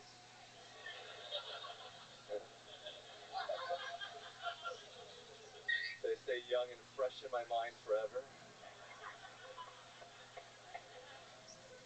Unlike her.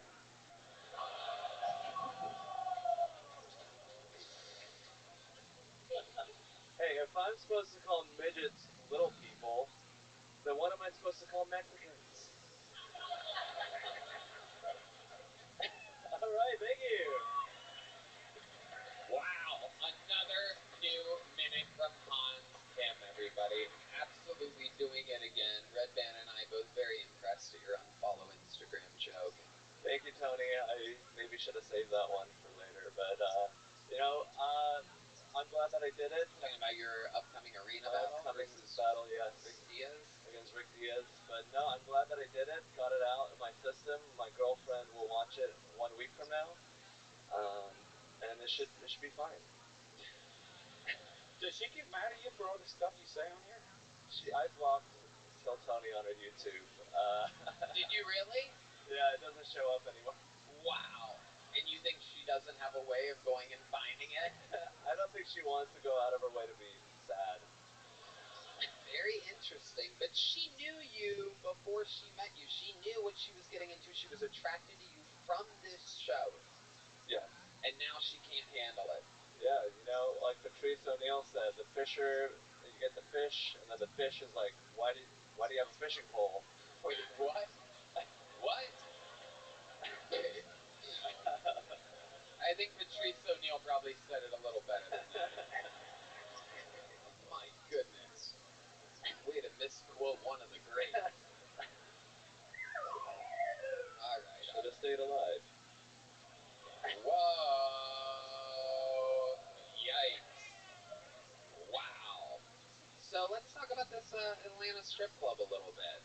What happened there? Did you get a lap dance? It was a totally made up story just to do some racism. Wow, look at that. Just to do some racism, everybody. Racist joke. I just didn't get it.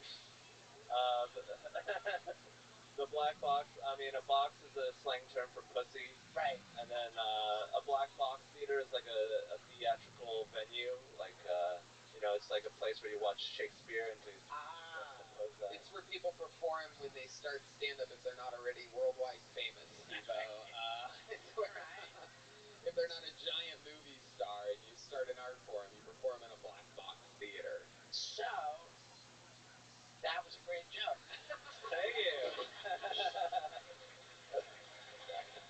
That is true. That is true. I showed my work. I'm an Asian. I do math. I love it. I absolutely love it. Adrian, any thoughts on Hans Kim? I like that you figured out a way to think about fucking kids without fucking kids. Thank you. You really are Asian. It is true. It is true. We all look like kids over there. That's true. What did you just say? We all what? We all look like children over there, so. Oh, okay. All right, yes. And also here. Yeah, everywhere we go. Amazing. Hans Kim, you did it again. You got the show started. You're a legend. So not an easy job to do, and you do it every fucking week. Hans Kim, everybody. There he goes. All right. I'm going to pull another name to wrangle while this person makes their, what I believe has to be their Kill Tony debut. Make some noise for Out of the Bucket. This is the part where anything can happen. You guys kind of maybe get it, but we're about to meet this person together. Make some noise for Tyler Randall, everybody. Tyler Randall. An opportunity of a lifetime for Tyler Randall. Hey, my name's Tyler. I'm just kidding. Young Tommy Daddy. Have you ever choked on a dick? Well, I have not, because I don't have a gag reflex. Anyway, so my best friend had a baby, and then an abortion, and then a baby, then an abortion.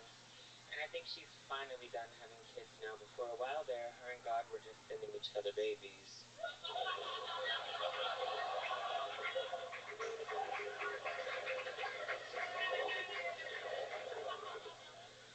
So I started college again recently, and I'm a millennial, but most of my classmates are Gen Z.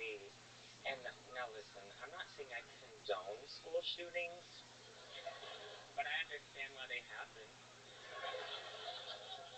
And I know I look like a spoiled rich white kid, but just like all of my black friends, my dad wasn't around. So there's one thing me and my friend had in common. Well, and we both called each other the N-word, so really two things. I'm joking. Okay, you can finish it. What was the end of that? I don't actually have a black friend. Ah, there you go. Okay, very funny, Tyler Randall. Very funny. Unbelievable. No gag reflex, huh? If you want to find out after the show. You know what? I think we just found our newest regular, everybody. I'm kidding. All right. You had George Michael loaded up already? Wow, amazing. This is my dear son I've never told anybody about. The apple doesn't fall far from the gay tree with you. Okay, that's enough. Jesus, we work into the sounds. Hot fingers red band over here. So Tyler, let's talk about it. How long have you been doing stand-up? I started in March. March, okay, fairly new. A few months of stand-up. Okay, what made you want to start? Stage fright. Okay. I wanted to get over it. I've kind of like always wanted a career in entertainment, so I was like, oh, what better way than like exposure therapy? Okay, very nice. Clearly, facing fears is a thing. You must also be afraid of getting AIDS. It appears as though you jumped right into the getting AIDS. I would blow you. I don't think that's how you get AIDS, by the way. You're sure you need an open wound inside of your butthole for that one. But who's paying attention? You know what I mean? That's so much. That's true. I study the art form very closely. So you started in March. When you say you wanted a life in entertainment, so you decided to face stage fright first, what type of entertainment are you talking about? Well, I started taking voice lessons like probably 5 years ago, and acting lessons, and then comedy, improv, so whatever happens. How do you afford all these lessons? What do you do for a living? I do hair. I've been doing hair for almost 12 years. Okay. All right. What type of, what's your specialty? Balayage. So if anybody needs balayage, come see me. Wow, that is the gayest thing you've said up here. I have no idea what that means, but that was gayer than admitting you don't have a gag reflex. I don't know what made me ask your specialty either, but like, that was fucking balayage. Is that like the Napoleon Dynamite style? What is that? A little input from Red Band there. It's just like a color that blends down from your natural into like blonde on the end. Like her hair. Oh, you have a little balayage. Are you talking about Roots? Okay, another one from Roots. That's usually like. Okay, Red Band, very active early on in the episode. Here we go. Okay, so, Tyler, let's talk about it. You make all this money doing hair, so you're kind of like a wildly successful hairstylist. I guess so. I'm ready for something else. I've been doing it for a while, so. Okay, where do you see all this going? You started in March, here you are on Kill Tony. What else? What are some big goals for you? I want to move to New York. Where do you live now? I live here. How long have you lived here? 8 years. Where are you originally from? I'm from West Texas, a little town called Brownwood. West Texas. Yeah. So, oh wow, this lady is from Brownwood. Wow, this is incredible. Wow, you were born in Brownwood. Brownwood is also what he has after he ass fucks somebody. Yeah, that's how you do it. That is how it's done. This is Kill Tony. Have you ever thought about that before? Brownwood and your chocolatey dick? It's what I call my Indian friend. Oh. Okay. All right. So, Tyler, very, very interesting. Steve-O, what do you think about this kid? You said that he admitted that he doesn't have a gag reflex. It was not an admission. That was a brag. Okay. And what I want to know is what do you charge for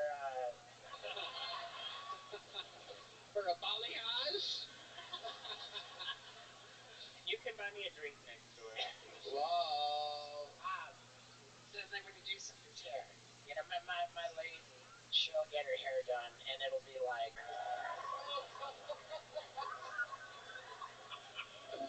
God damn, that was perfect comedy right there. Oh my God.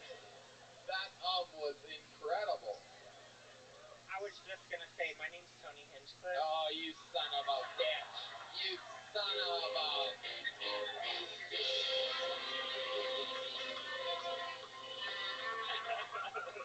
If anybody wants a balayage after the show, have you ever done a double balayage before? Are you asking for you and... Oh, yeah, everything you say, it's just you're trying to fuck me. You're trying to fuck me here, Tyler. Busted. You could buy me a drink after the show. No way. No way. No way. I haven't paid for a drink in Austin since I got here. It's not happening. It's not happening tonight. What is your drink? Semen? Oh, come on. Come on. It's too easy sometimes. Splash of blood. I'll have a Campini, please. I don't remember what I ordered at Mitzi's last time I came to the show, but... Hell yeah. They had some one in the Mitzi, two in the Shitsy. You know what I'm saying, dude? Absolutely. Absolutely. You're a wild boy. So let me ask you this. No gag reflex. Can you show us with your hands the length and width of the largest penis that you've ever consumed? Just like this microphone. Was it shaped kind of cone-like like that? Just lady, shut the fuck up for the rest of the night. Control your whatever that fucking thing is. Just a big long brown shaft. Okay, was it a black guy? When you say brown, it could be Long brown shaft is yeah. also his Indian friend.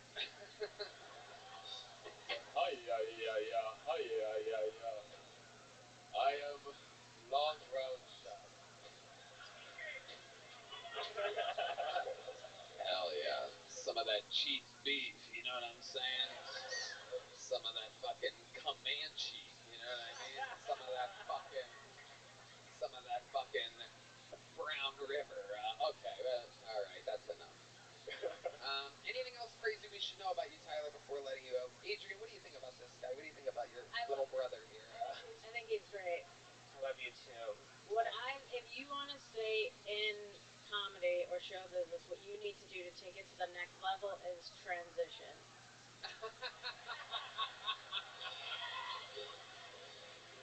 You have the joke, so you're so funny already, that would really put you over the edge. It is true. I was Jessica Rabbit for Halloween. That's a good start. Shit. Jessica Rabbit put the carrot in the wrong hole, you know what I'm saying? Rabbit joke. Then you really make your parents proud. It is true. Being a normal gay guy is so 10 years ago. It's time to up it to the next level. You could be like you could kind of have a Rhea Perlman look to you. You could pull off something like that. A little bit of an old reference, but Red Band loves it. Tyler, I'm going to give you a big joke book. You could shove this anywhere you want, in your mouth, your butt, anything you want to do with it. There you go. And he can catch it. He caught it. Much like monkeypox, he caught it. Make some noise for Tyler Randall, everybody.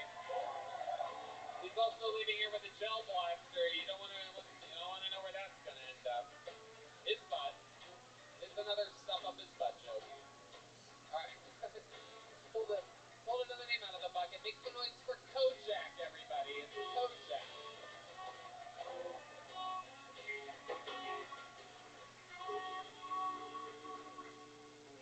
I'm Tyler's black friend. Hey, I'm black and I'm gay. I know I look like David Goggins if his sole motivation was to suck a marathon of cock. Who's going to carry the cocks? And my log. Instead of killing them with kindness, show them how well you succeed. Say hard. Don't stop sucking dick when you're tired. Stop sucking dick when you're done. Stay hard. I woke up this morning, I ran Green Demon chased me for the first 2. He got tired. I didn't. Stay hard. I'm black and I'm gay. I'll leave you guys with this. I'm black and I'm gay. Hey, I didn't get HIV. I stole HIV. My name is Kojak. You guys are great. Kojak, ladies and gentlemen, and this episode is extra gay to start with. It's absolutely incredible. It's amazing. 2 for 2 out of the bucket pulls. D-Madness is in hell right now, everybody. For those of you that don't know, D-Madness is our senior homophobic correspondent. He is blind, and he has only one type of person he doesn't like, and it appears to be gay men. Is that fair to say, D?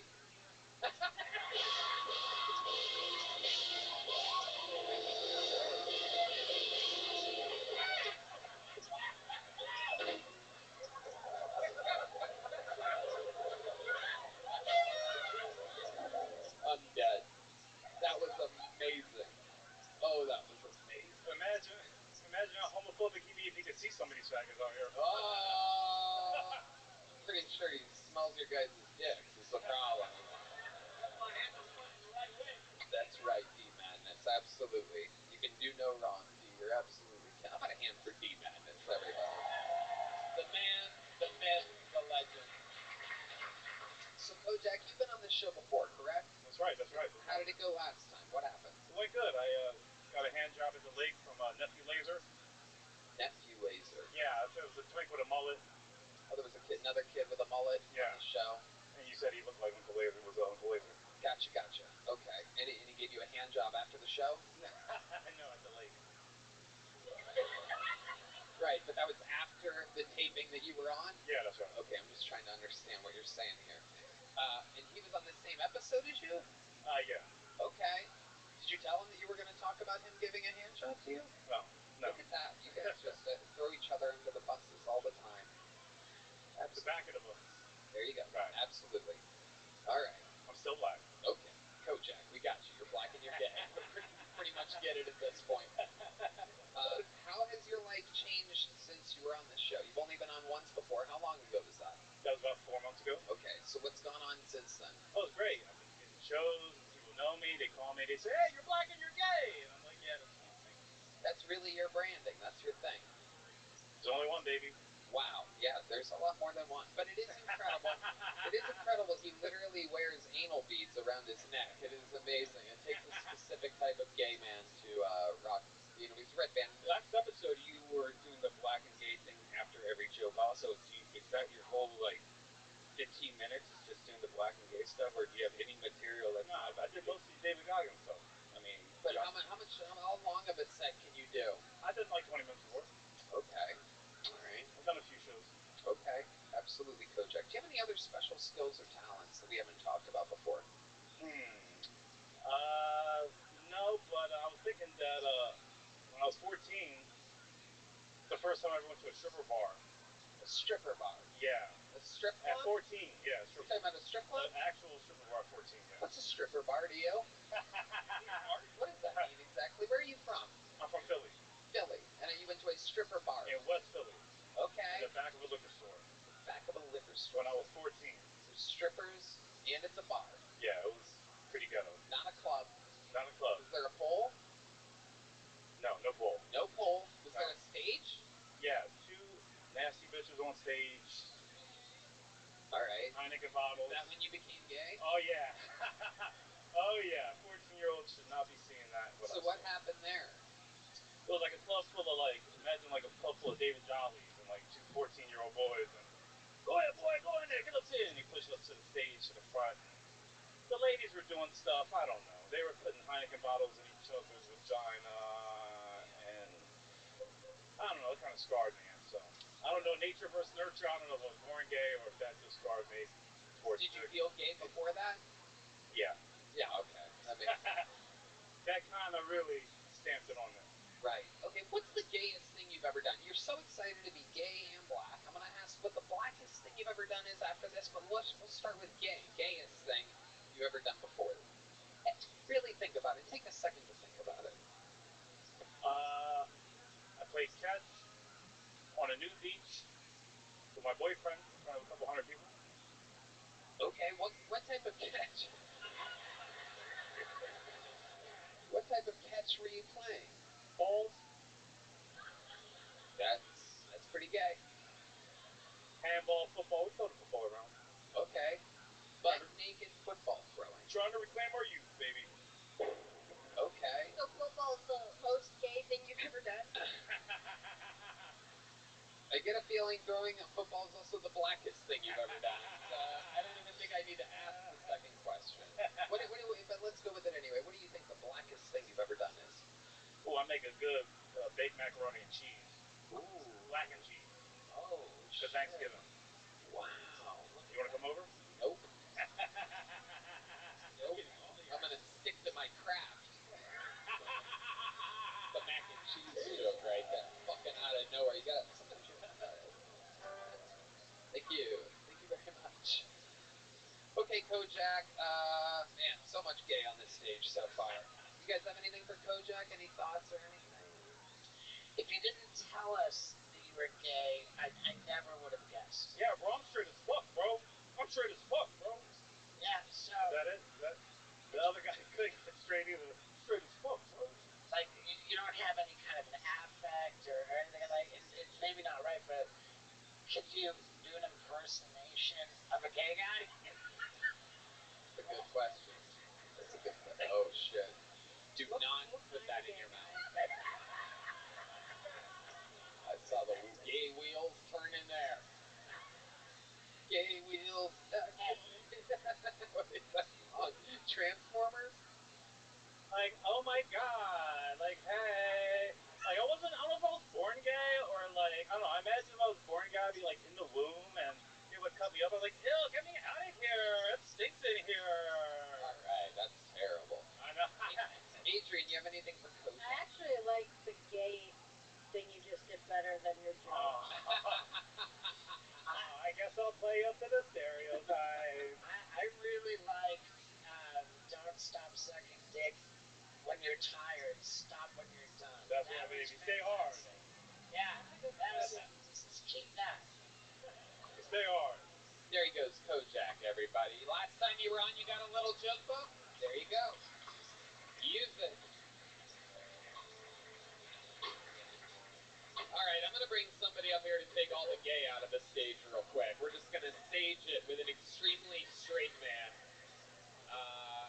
Ladies and gentlemen, yes, the good old straight saging of a man that loves vagina very much. He is an absolute star, famous with children and adults all around the world. Make some noise for the viral sensation, Kill Tony regular. This is Cam Patterson, everybody.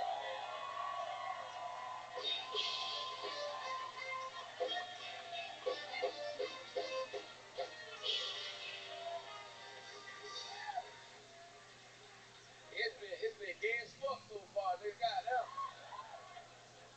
A lot of people know me now for the guy that like rocks, and that's cool. But every time I do a set, somebody yells it out. But yell it out before I get to say it, I'm gonna tell you something. This was real shit. I will stone the fuck out your ass. I'm tired of hearing it. Leave me the fuck alone about it, okay? Like, real shit, now that I got out of the way, I can go on my set. I was walking down the street today, and the cops had seen me, and I was jaywalking. That's my favorite crime to commit. And I was jaywalking, the cop had seen me, like, hey, what's your name? I was like, what? He's like, what is your name? And listen, me and cops don't get along, so I was getting ready to run away, because I was terrified. He kept going, what is your name? And I was like, what the fuck do you want? And then he went, do you like rocks? And I was like, you should have started with that, bitch. And I was like, yeah, I do like rocks. And then he was like, you got something in your pocket? I said, yes. And then he arrested me. That's my time to take out some butt. Boom. Exactly 1 minute. Cam Patterson, I love it. Talking about rocks. Yeah. It works. It works. What you're famous for, might as well fucking stretch it out a bit. I want to talk about that shit, nigga. Absolutely. Yeah, I got a big one. This is huge. Somebody gave me this. Whoa. Bro. Damn. I met a guy 10 minutes ago that could swallow that. Yeah, that nigga was gay as hell, dog. Yeah, dude. It's bad. You might have to... away from He-Man and He-Man try to throw it at him or something like that. End up hitting an innocent audience member. So Cam, that's fun. How's life going? Tell us about it. Good, bro. I got clothes now. Yeah. You see, I got clothes and shit. Nigga, I'm wearing clothes and shit. And I got shoes on. Yeah, man. I'm getting money for the first time in my life. I don't know what to do with it. I'm just buying dumb shit. I'm having a good time, man. It's pretty cool. That is what it's all about. You're making money, might as well spend it. I do believe it was only about 3 or 4 months ago, you're up here in a plain white t-shirt, sweatpants and slides saying, I'm never going to change, and here you are. It took no time at all. Decked out, polo, full body suit, with tennis shoes, like a fully grown adult. I got that first theater check. I'm like, nah, I'm done. This is over. Yep. We do live that life. We are getting on a jet this week to go to Phoenix and San Diego. Crazy, living jet life with our wild Texas friends. Hell yeah. I can't wait. Yep. I'm gonna send dumb videos to my homeboy like, nigga, we in the jet. Fuck, nigga, we doing it. Yeah. We living life right now. Bitch, fuck you. That's not, they're having a good time. And it is going to be your first jet ride. What are your expectations in this type of situation? Nigga, I just hope we land. That's all it is. all I hope is that we land. That is the most important part. There is no doubt about it. And you bring me 2 white bitches on the jet. That's what I want. That's all I ask. 2 white bitches. Yep. Well, there will be 2 white bitch types with you. I don't know. Does William and Hans count? Hans ain't even white. That nigga Chinese, Vietnamese, and some other shit. Ain't it? He's neither one of those things. Korean. He's no me's. That's right. There you go. I'm a genius. Fuck you. That's right. I know my nigga Hans is a killer. Fuck Rick Diaz. Yeah. Fuck Rick Diaz, nigga. The crowd. He a real bitch. Fuck Rick Diaz. The crowd goes wild. A war between Hans and Rick Diaz is reigning supreme. People are taking sides. Nobody is on Rick Diaz's side. He's in Brussels right now, having to just absorb all of this. Yeah, he a bitch. Yeah. You guys have seen Cam Patterson before? This sensation, Steve-O, Adrian. Any thoughts on Cam Patterson? Just do some racism. Yes, I did. I did a little bit of it. Yeah, not so. I think you're a really good-looking guy, great energy. You know. Thank you. I like your teeth. Thanks, man. Hell yeah. Oh, fuck. Man. Hell yeah. Yeah.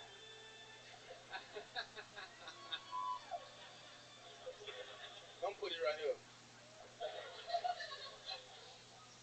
Hell yeah. How much are those teeth cost? Oh my God, which set? The ones you just Damn, you got more? You got different like Why? Yeah, I've been through teeth. Like damn. It's a fucking disaster, man. My whole body is a fucking disaster. I can only imagine Yeah. you do wild shit, man. Yeah. And you like the most extreme white man of all time, dog. You know that, right? Real shit. It's true.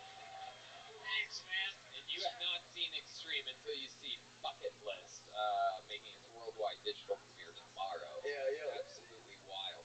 But seriously, how much do you think just on teeth alone, if you had to guess? How many balayages could you buy? Wow, with all the money I made, stapling my balayage to my leg.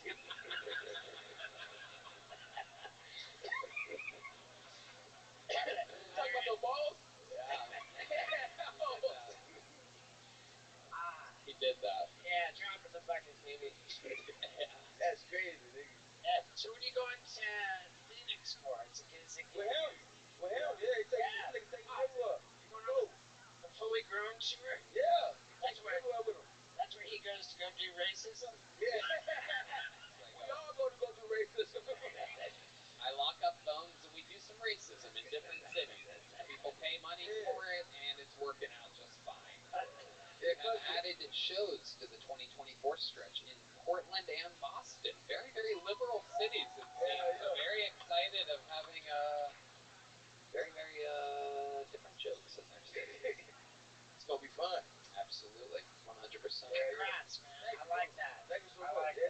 it's been a trip, bro. I really enjoyed it. Thank y'all so much and all that shit. Tony, I get to see seasons for the first time because of Tony. That shit was crazy, nigga. That's true. Real shit. I seen like the leaves change. I ain't never seen that shit before, dog. It was pretty wild. Philly, Youngstown, Cincinnati. Yeah. That shit was cool as fuck, dude. Yeah. Yeah, life was dope. You're gonna see New York City December 1st. That's Yeah, gonna be fucking a snowy little winter wonderland. Have you been around show snow? at it there. No, I ain't never seen snow. Oh shit. You've never seen snow before? Wow. You're gonna love it. It is? Yeah. Am I? Black people love snow. For some reason, I think you lied to me. Yeah. You can't drown in the snow. Yeah. You can stand on it and throw it. Yeah. This nigga D-Max, I never seen snow. That's true. That is true. You feel it, though.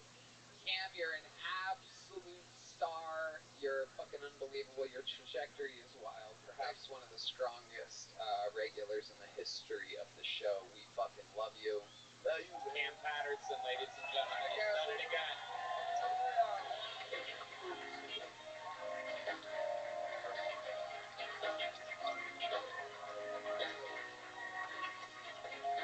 All right. Pull another name out of the bucket. Make some noise. We're going to meet them all together. Brent Reed, everybody. Brent Reed is next on Kill Tony. Brent Reed.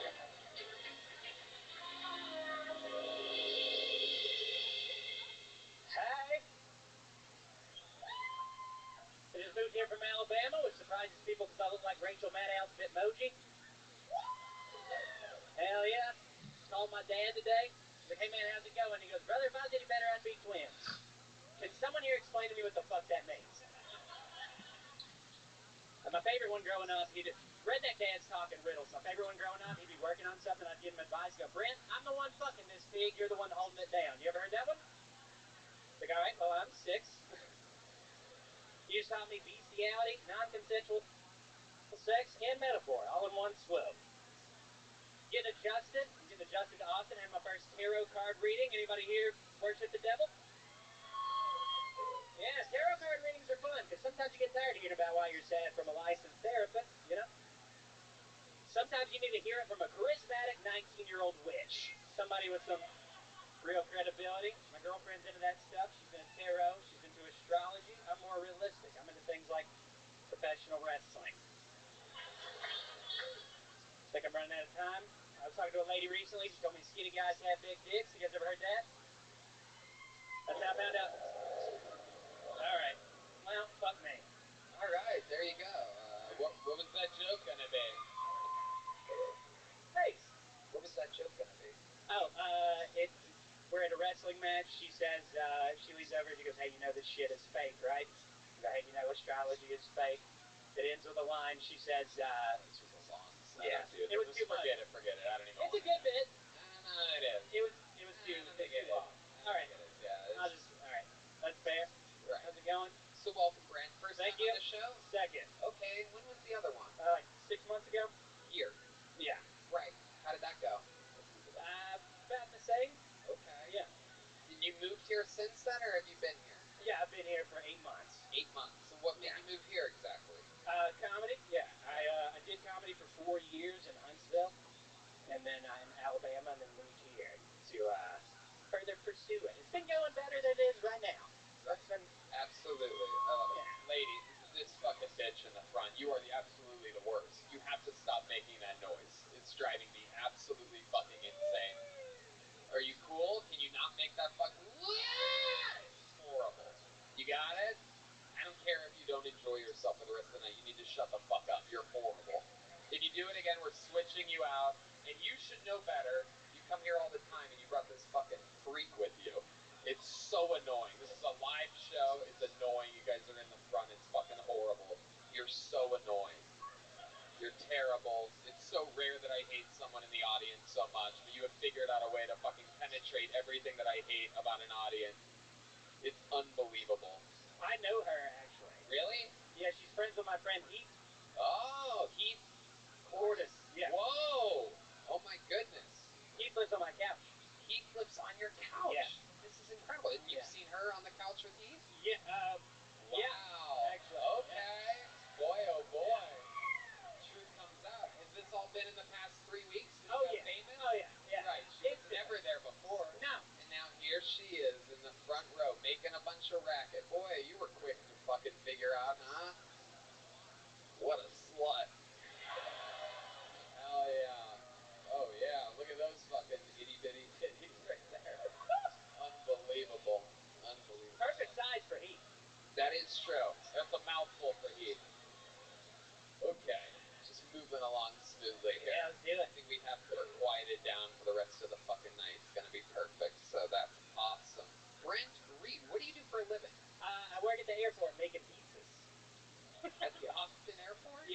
airport, baby. Salvation seat. I shouldn't have said that.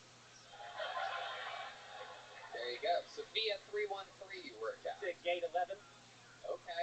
Yeah. Pretty good. We're committing now. Fuck it. It's a left turn from TSA though, right? Not a lot of people make it down there. Yeah, not a lot. Yeah. Left out of TSA. Oh yeah, I just had it. Oh yeah. Red Man buys an airplane ticket just to go there and then leave. Takes it to go. I get a wheelchair. That's right. A real chair. I love it. So Brent, what do you do for fun around here? I do a lot of comedy. I'm not doing a lot. I've been depressed and not doing a lot outside of comedy. I do comedy and go to work. When you say you're depressed, what exactly does that mean? What are your symptoms? You ever, just being sad and playing video games all the time? How can you be sad when you have sweet little Heath Cordis on your couch? No, he's the best. He's the sweetest boy. Yeah. Man. Yeah. No, he's the best. You're right. He's a stud. And getting home from work and having him. Yesterday I got home from work and he was on the couch. He goes, "Hey, a nice lady from Australia sent me a picture of her titties today." And I was like, I love the updates that I get from that is a nice lady. That's nice. It is amazing. Everyone's rooting for him tremendously. Heath is a monster. So where did you met Heath in Alabama? Or? Yeah. I met him in Alabama. We weren't close until like a couple months ago. He stayed on my couch to visit. And then he came and moved on our couch. We weren't close before that. He's only been 21 for like 2 seconds, so he wasn't allowed to get into a lot of the shows and stuff. Right. Amazing. But he would crush every time at like a coffee shop or whatever when I saw him. Yeah, he was great. Yeah, I love it. You guys write together? You guys hang out? Yeah, a little bit. Yeah, we write together. We hang out. We smoke weed. Touch butt. I love it. Good. I love it. Have you taken advantage of having? Do people think like they're father and son? When you guys all the time. Yeah. I think that our neighbors think I'm fucking him. They're from Alabama. Yeah. Well, father and son. Well, we're not actually related. I'm not attracted to him. But yeah, take advantage. What's your type? What are you attracted to? I like my cousin, good one, sister. I like a lot of chatty, heckling women in the audience tonight. What's happening out there? I like a pale. Oh shit! Go ahead. You do your thing. No, it's okay. We'll do okay. I think it's because you gave two a mic up here, so now everybody thinks they can do it. If the women in the room behave themselves for the rest of the show, I'll do an ad next week for equal pay. How about that? How does everyone feel about that? Is that good? Is that a deal? Fucking Steve-O. I was really waiting for your answer to the question of what you're into, because if you said you were gay, I would totally believe it. Yeah, not surprisingly not gay. I think I would do well if I was a gay man. Not a gay man. I like if I'm with a white woman, I like a pale lady with tattoos. But I was with my first Hispanic lady recently. That was fun. How did that go? Cool butt. Just the best butt. Yeah. Wow, that's rare. Hispanic women, cool butt. No, rare? No, it's usually square. Square butt. Nothing. Red Band. Again, extra Red Bull or something before tonight's show. A lot of contributions tonight. Square butt white women jokes. SpongeBob SquarePants is what I usually call Mexican women. SpongeBob Square butt. That's fun. Good. Skinny guys have big dicks? Is that a thing? I heard that once and wrote a joke about it. Okay. Yeah, skinny guys. Have you guys ever heard that? Skinny guys have big dicks? No? Yeah. Got a yes here, got a mean no from over there. It must be a no, because he would have said, "I have a big dick." Yeah. Well, the joke is, we don't have to talk about it. It wasn't funny. Why don't you do the end of the fucking joke instead of the beginning, the middle, and the middle of it? Skinny guys have big dicks. That's how I found out that I gotta gain some weight. I'm supposed to be fat. I didn't realize this whole time my skinny body was writing checks my little wiener couldn't cash. You know what I'm There talking you go. See that end part? That end part. You don't need any of that fucking middle, dude. Yeah. Try it tomorrow night. Go to whatever fucking coffee shop you're headlining and fucking cut all that shit out and see if it works. I should have done that first and just opened with that joke. I got nervous. I wasn't even planning on doing the part. I don't even know how you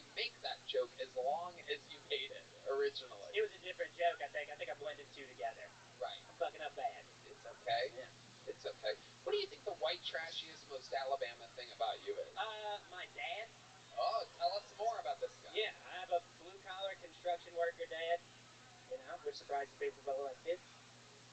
What'd you get last time? A small joke book? Yeah, it's small. We're doing small again? No. All right.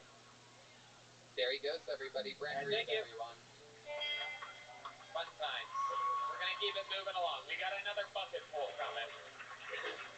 Make some noise for Nathan Daniel, everybody. Our next comedian is Nathan Daniel. Make some noise for Nathan, everybody. Come on. Wow, what a great night. Man, you know, it was tough for me growing up being a fat kid, you know.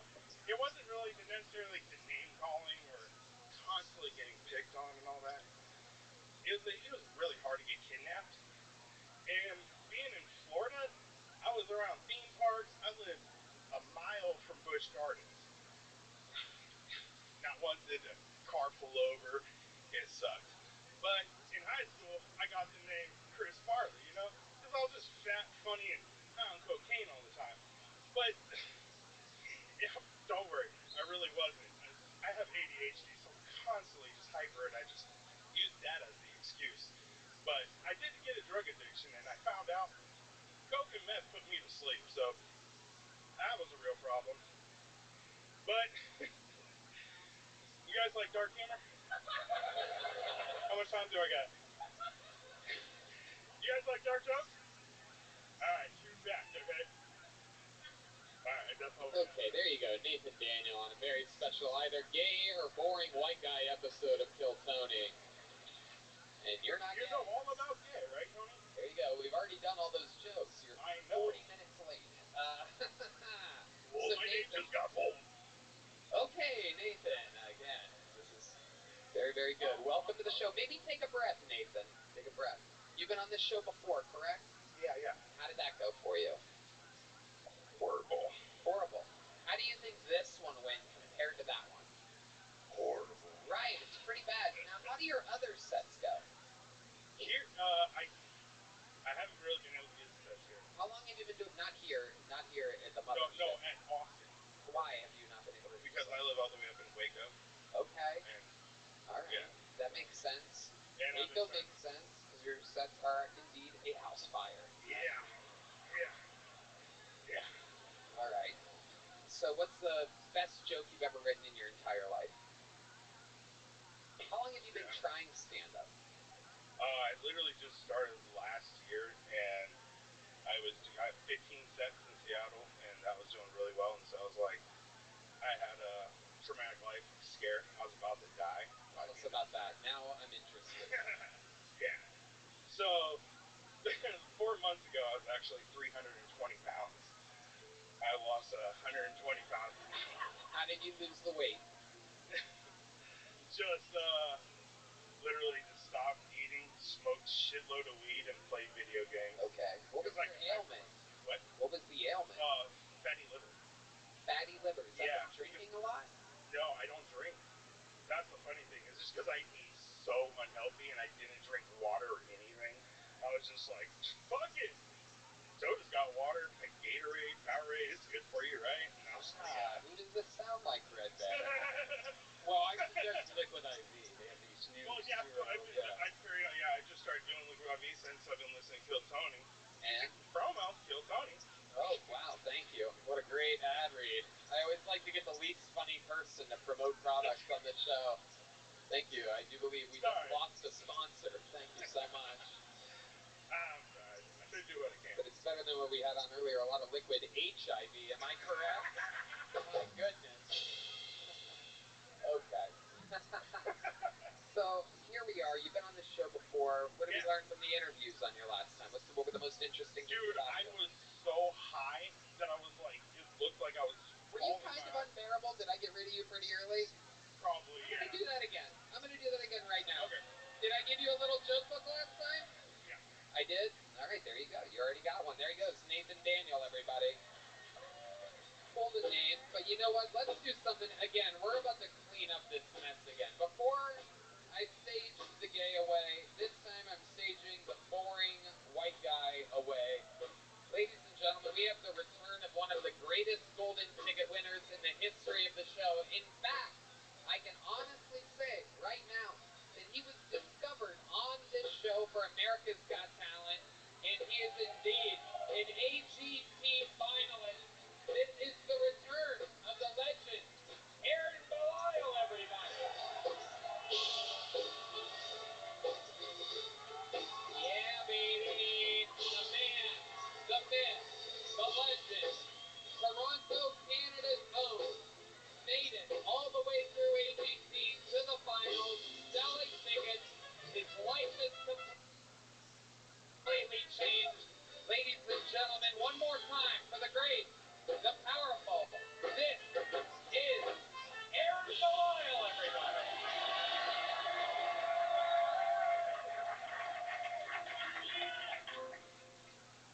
might be retarded, but I don't like rocks.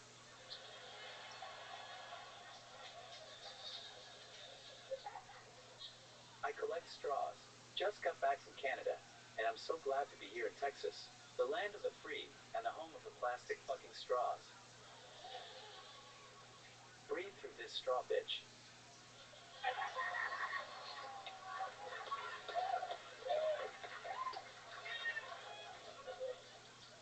Because of my disability, I need a plastic straw to survive, but now the Canadian government is banning them, so I've been dehydrated since 2020. Look at my arm. It looks like someone put a watch on a piece of beef jerky. My hand isn't even a hook. It's just like the plants at my house, dehydrated and dying. The 6th Street junkies flock to straws, like pigeons to feed, so anytime I'm getting harassed, I throw a bunch and run.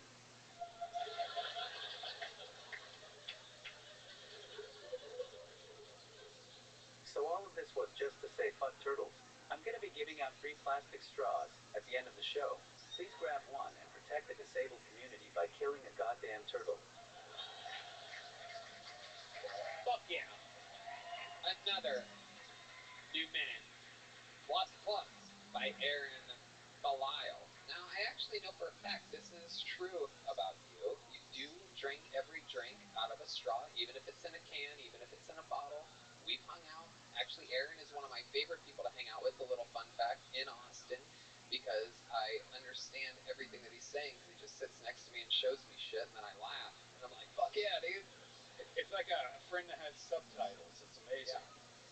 I don't have to say what. I know everything he's saying. He writes it. He kills. He's fun to hang out with. And you do drink everything out of a straw. How's life, Aaron? Tell us about whatever you want. Oh, here we go. I had to make cuts in my life. There was too much. So I sold my house in Canada, and now I'm a real Austin comic. Homeless. Now, I guess I forgot to mention, that is indeed true. I signed some papers. I do believe Roseanne, Ron White, everybody signed papers. And indeed, how about this? Aaron Belial is an American citizen, everybody. Took a while. It took a while. Those feisty Canadians have a real problem letting go of their few talented people, but we fucking got another one here. Tony and Red Band have helped me more than anyone, probably ever will. From Kill Tony, I went to America's Got Talent to be a finalist and get my comedy visa, and I won exactly what I wanted. I came to Kill Tony and asked for $30K and a green card, and guess what? I'm getting that, and I paid for it with money I earned through my content after Kill Tony, and in return Tony only asked me for one thing. Tony was all like, pick a pie ball with your fucking hand. What the fuck? After he started AI.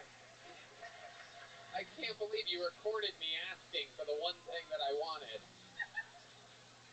Oh, there's more? And I'm like, well, all right, but Red Band needs to hold me upside down, like a keg stand. That is true, and it was worth it. I'm into weird shit. Hell yeah. Aaron, what else is going on? What else is happening? The great, the powerful Aaron Belial speaks through a phone, gets more laughs than most of the people do that have a fucking voice. America's Got Talent was great for the most part. It got me the visa I needed. I'm starting a tour. And best of all, I got a free psychiatrist when my audio got cut in the finals, and they thought I might kill myself. AGT hooked that up? Oh my god. Yeah, that is how evil fucking... I guess the finale, there was audio problems. Like, he got fucked. He pretty much lost the whole thing because of audio problems with the sound people there at AGT. Unbelievable. That is... I have a gag order, so I can't tell you whether I saw Howie's head or Simon's cock. Wow. I love it. There was a guy earlier that has a no gag order. He didn't have a gag reflex. Aaron Belial cooking up something over there. Let's see what happens next. experience. For some reason, they tried to dress me in a green fucking pantsuit for the finals. I looked like Ellen DeGeneres' retarded niece. They do that, man. I'm telling you, TV is weird. They do weird things. It's all very bizarre. They like try to make you look bad if you don't do everything yourself. It's a weird fucking thing. I watched this ever since the first thing that I worked on, the first roast, the first show on Comedy Central. They do weird shit. They try to make people kind of look bad. Yeah. Fuck yeah. Absolutely. You been getting any fucking pussy from all this action? Yeah. What's going on over here? You fucking reverse finger blasting somebody or something? Every night. Yeah, absolutely. Okay, that's good. And you're living your dreams. Literally your first episode here, it was some jerk-off attorney in the front row, Harvard Law degree. That guy ended up doing nothing, right? Made a bunch of promises, strung you along for a while. Which stringing you along is an interesting thing to do since you're built like a puppet. Here we go. He was a fucking idiot. Worse than this girl. Yeah. It's crazy. He was sitting right there, right in fucking seat 1 center. There's just nothing worse than when there's just a complete asshole in the main seat there. Yeah. Did you and Steve-O plan to dress up together as lesbian lovers? Oh, come on. Come on. We actually got dressed by the AGT people for this show. I love it. Aaron, oh, he's got, look at this, he's laughing. He's cracking himself up over here. This is going to hurt my feelings. Here we go. And I have to wait for it. This is the worst part. I have to set him up. Okay, Aaron, anything else about it? I tried to buy it just to show you, but they said no. Oh, they said you weren't allowed to buy it because they knew you were going to make fun of it. Oh, those assholes. Oh, my God. It's amazing. It's amazing. Howie is like the voice of reason on that show. I mean, it is wild. Everything else seems kind of like there's no real, like comedy lovers. It's all like they just want to be mesmerized by goofy shit. And Howie is like the senior representative of comedy there. Did you guys... Howie was so supportive backstage, man. Did you have to type each or did you copy and paste that? So. I thought he short-circuited for a second. Howie was so.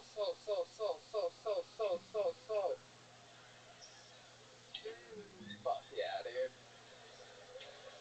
Steve-O, what do you think about the great Aaron Belial here? I'm gonna enjoy, dude. Like, just the smile, it's great.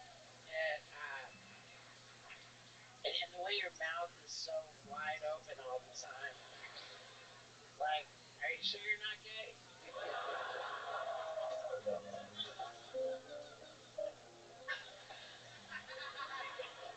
John D's playing music while Aaron types is definitely my new favorite thing ever. Some typing music here. Hey, 2, 1, 2, 3, 4. Oh shit. Well, he's popping them. He's got pockets full of straws in him, motherfucker. Cancel. I have no gag reflex. Can I be in one of the Insane Clown Posse videos? Wait, what? Sure. You're bringing your rap career back, right? That's right. I fucking started rapping again. I wrote this great song called I Love My Woman, but...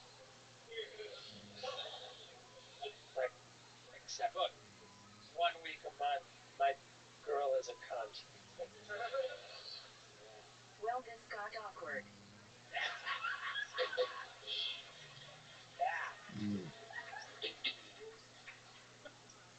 Fuck yeah.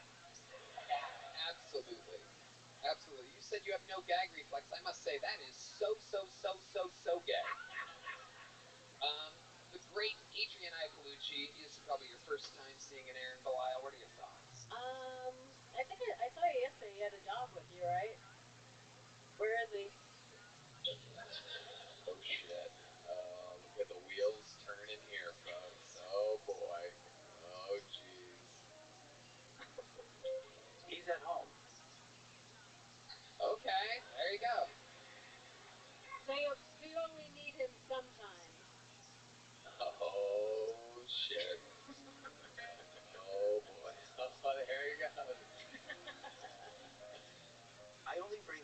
votes in TV. Yeah. Makes sense. That's right. Very love funny. It. Yeah. Love it. He brings. Okay, there you go. Very good.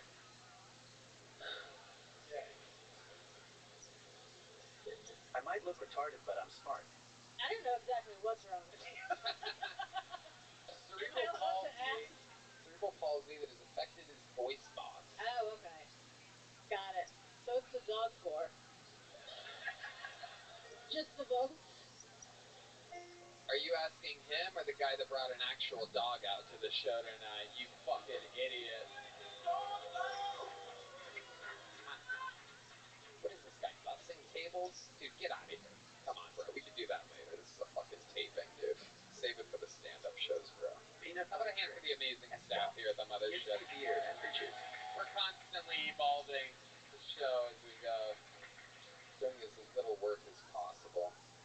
Yeah, we're going to contain her to the back. This guy's going to grab her purse. See how quickly that happens? Yeah, it's fucking magical. That's how that works. Very sly. Almost nobody noticed whatsoever. Yeah, dude. Yeah. You should try and I have the dog for peanut butter tricks and stuff, and he gets me beer and bitches. That is true. Absolutely. Aaron, we absolutely love you. How long are you in town for?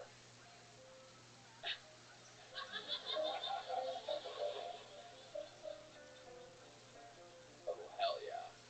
Seems like for the rest of eternity is the answer here. Wednesday, I start my tour. Okay. And then what about the 30th and 31st of December? You going to be around? You want to do an arena show? There you go. Okay, perfect. Baby Boy's first arena. But more importantly than that, Red Band? Check out his website for his tour dates. He's traveling all around the United States. That is true. AaronBelial.com? I'm going to be at Tacoma and Spokane Comedy Club Thanksgiving weekend. After the show, I'll be teaching people how to read. And in December, you can find me in Hawaii handing out plastic straws to turtles. In January, I'm going to be in Florida. After my shows, I'll be doing my new job, helping fishermen get their nets back onto the boat. Buying tickets at newcomedian.com. Okay. Awesome. Fuck yeah. Aaron Belial, everybody. There he goes. Woo! The return of Aaron Belial ramping up to his first ever set in an arena, everybody. All right, back to the bucket we go. I know this next comedian, very, very, very talented local comedian here in Austin, Texas. Make some noise. This is a brand new minute from the very funny Colton Dowling, everybody. Colton Dowling is back on Kill Tony. Oh, I love you too, but mostly men. Sorry, another gay guy. I am, no, it's fine. You're gay too, and no, it's fine. I am what you call have to be sober. I liked Bud Light and cocaine too much. I liked Bud Light, but I loved cocaine, you know, used to do a lot. Not a lot, just enough to drive home safely, you know. But I used to love buying it in the little bags that already come in. I put the straw right in there, right? And I'd call it Capri Sunning because I'm fun and I'm from the 90s, guys. Yeah, no, I used to love doing cocaine around my dad, though, because they would make his politics make a little bit more sense. I'd be like, yeah, more people would have more money if they had more money, Dad. Business ideas and such and such. You know, I'm socially liberal when it comes to cocaine, like to save a liberal amount of cocaine. But I am fiscally conservative when it comes to cocaine. I'm like, who the fuck is gonna pay for all this cocaine, you guys? Where's it in the budget, you guys? Mexico's gonna pay for this cocaine. Fill that wall, do it all. Do. Okay.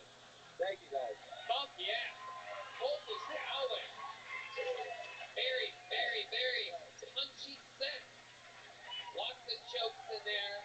I fucking love it. Thank you. That is the Austin flex right there. A lot of jokes in 1 minute, a lot of punchlines. I fucking love it. Absolutely incredible. I brought the energy of cocaine to a set, guys. It's like painting, but with words. It was just incredible to hear a gay guy talk about something other than being gay or their skin color. It is hard, and you can get it every single day, you know? It is when it's on the table. Anal. I love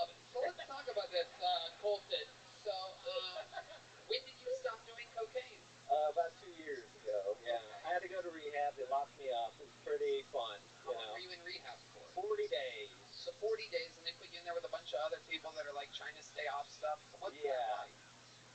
It's fun, but the methods are a whole different level of like they need to be there.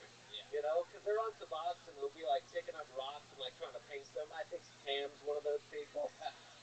Sorry, it's a dumb. Okay, no, we liked it though.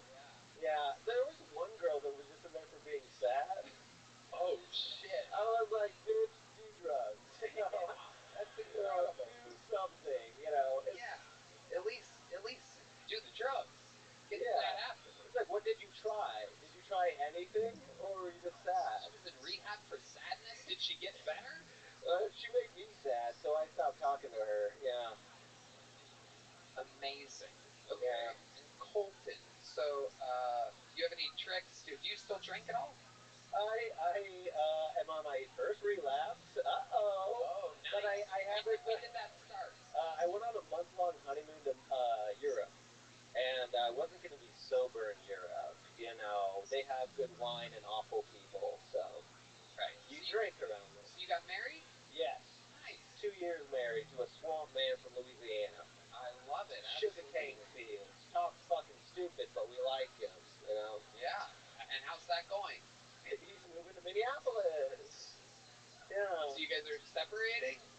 He's gonna go for a little bit, but I grew up. My dad was in the army, so like if somebody just leaves for a little bit, they'll come back probably. Yeah, totally. Yeah, gay guys never cheat on each other at all. Oh no, we cheat on each other now. It's okay. Awesome. So you guys kind of have like an open gay marriage. It's an open but very gay marriage. Right. Yeah. Definitely. We both cook. Can you imagine? Wow, that actually sounds lovely. Just have a couple dudes hanging out, cooking and butt fucking. Yeah. Sounds like fun.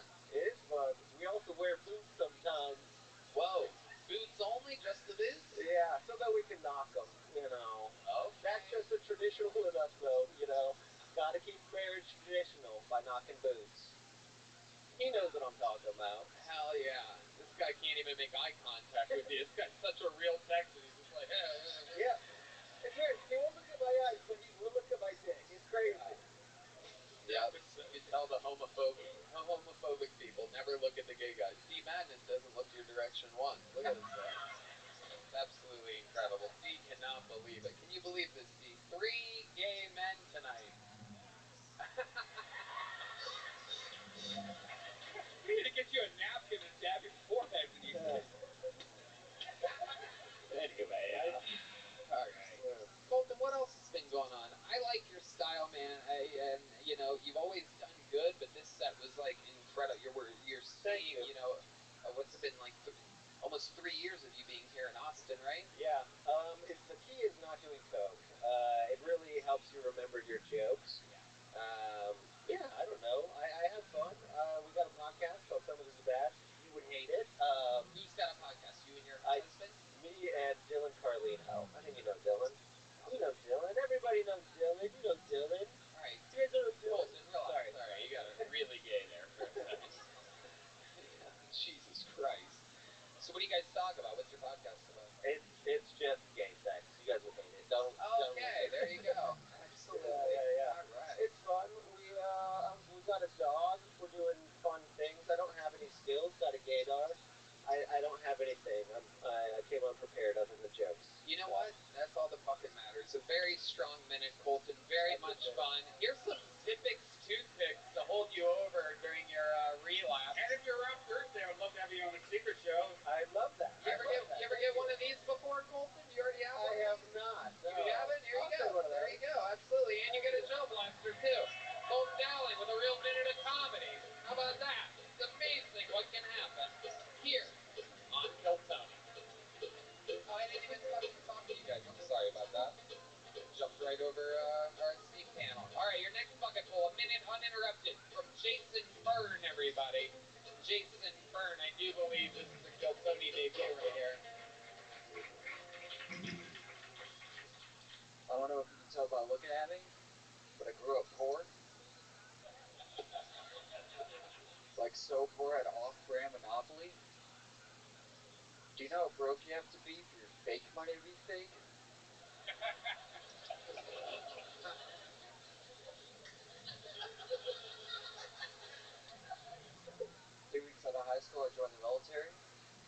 was a sensor operator on an MQ-1 Predator drone.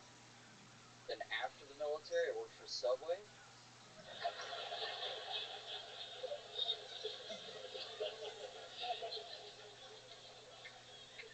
Both mascots are predators.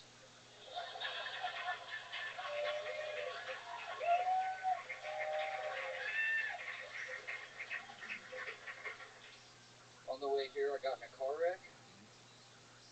Thanks. Called up insurance, and it turns out that Nationwide was on Frank's side. I'll wrap it up there. Jason Fern, ladies and gentlemen. Welcome to the show, Jason. This is your first time, correct? Yes, sir. I can tell. I haven't seen you before. Hi. Hello. Your like clothes and your hair, everything's kind of like wrinkly and fucked up. Working 58 hours, Tony. Okay, what do you do? I'm an iron worker. Okay. Yeah. All right. So you're, for a guy with a wrinkly shirt, you think you wouldn't be in the iron business? Yeah. But kind of interesting. Kind of interesting. Have you ever thought about using one of the many irons that you work with? Only when I'm going on a hot date, Tony. What? Only when I'm going on a hot date. Whoa, okay. When's the last time you were on a hot date? Last Monday. Okay. Who'd you go on a hot date with? Some random chick on Bumble. Okay. And where'd you go? What did you do? Shakespeare's. Wow. A big evening over at Shakespeare's, the club next to the club where we contain everybody. Was it during an episode of Kill Tony? Yes, sir. So you killed two birds with one stone. Goddamn right. You went on a date, and how did that go? Well, she went back to my place, had some fun, yeah. What kind of fun did you have? She was on birth control, so. Whoa, look at that. Oh my goodness gracious, just busting loads inside of women that you just met. Yes, sir. Absolutely. Very good. Very good. When did she tell you she was on birth control again? I asked twice, once before, once after, and I texted to confirm after. Wow. Absolutely incredible. Plan A, Plan B, and Plan all right. Fucking amazing. Absolutely. Steve-O, what do you think about all this? She asked after. That's great. That's awesome. Yeah. You're sure, right? Did you see her take it? The IUD, so. You saw it? Yeah. We felt it. Oh, yeah. So you're a skinny guy. Yeah. Yeah. Fucking Steve-O. Absolutely.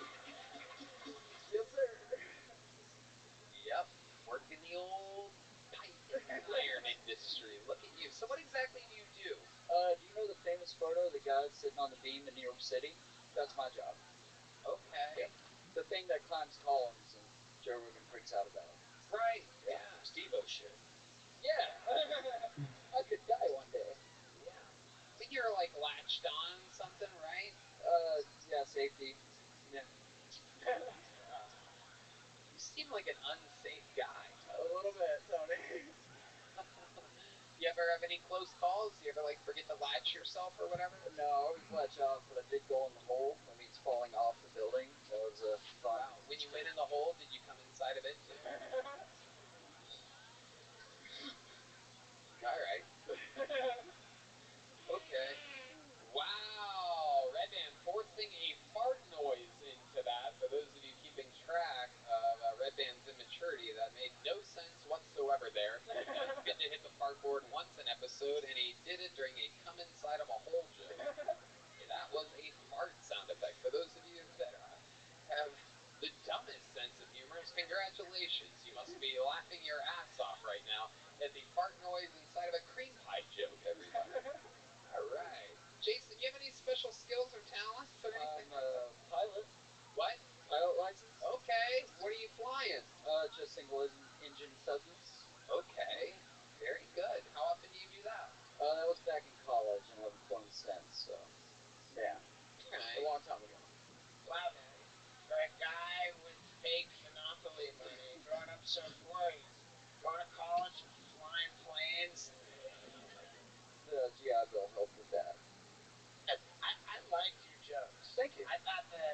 first time I killed Tony, that was absolutely fucking fantastic. Thank you, Steve.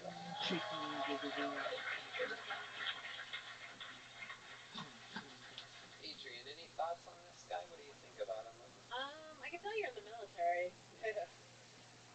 You seem like you're ready to kill yourself. I love hard work. What's the craziest thing you saw when you were in the military? I was stationed a little bit north of Vegas, and I saw some lights in the sky. That's all I can probably say. Just some normal lights? Some trippy, fast-moving. Yeah. You can't talk about it. I wouldn't assume so on a very live podcast.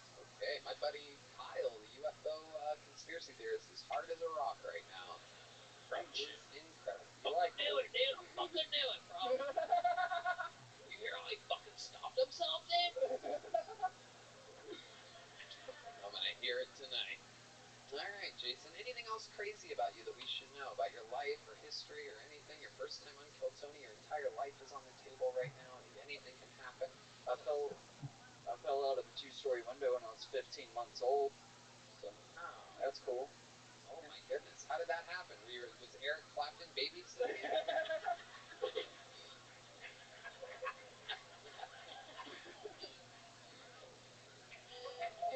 2-story window at 15 months and you survived that shit. That is fucking incredible. How does that happen? Who's watching you? My older brothers, so... Wow. Yeah, I got up on the couch, the screen was open, it was Texas, Nacogdoches, shit gets hot out here. Screen was cracked, and apparently I looked through, landed concrete. Steve-O's coming up with ideas for his next special. I was just thinking that, like in car crashes, they say that drunk people and babies do best.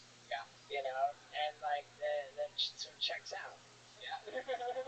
True. There's a very, very famous plane crash. I can't remember what it was called, but like 200, I think, some people ballpark around there died, and some little fucking... No, that was a different one, I think. Lockerbie. I thought that was a bomb. Yeah, it was Oh, yeah. Yeah. Yeah, could be. But anyway, yeah, a little baby survived from fucking an obnoxious height.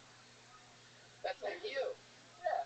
You're like that baby. You think you suffered any brain damage from that fall? fall? Definitely. Yeah. Do you remember it at all? No, right? 15 months now. Do your brothers remember it? I don't know. I don't ask them. It's weird that happened to you as a kid, and now you do that for a job, though. That's kind of weird. It's like you're not afraid of heights or something. Nope. All right. This is a big joke book, my friend. Congratulations. Here's some Zippix Energy toothpaste. Sip more and smoke less. There you go. Yeah, Steve-O. I want to know, are you going to see that girl again? No, she gave terrible head, Steve-O. Whoa. Damn, terrible head. Incredible. What an analysis. You would think that a girl that would let you come inside of her on the first hang would get a second date. I can't imagine how terrible that blowjob must have been. Yeah, well, once this comes out,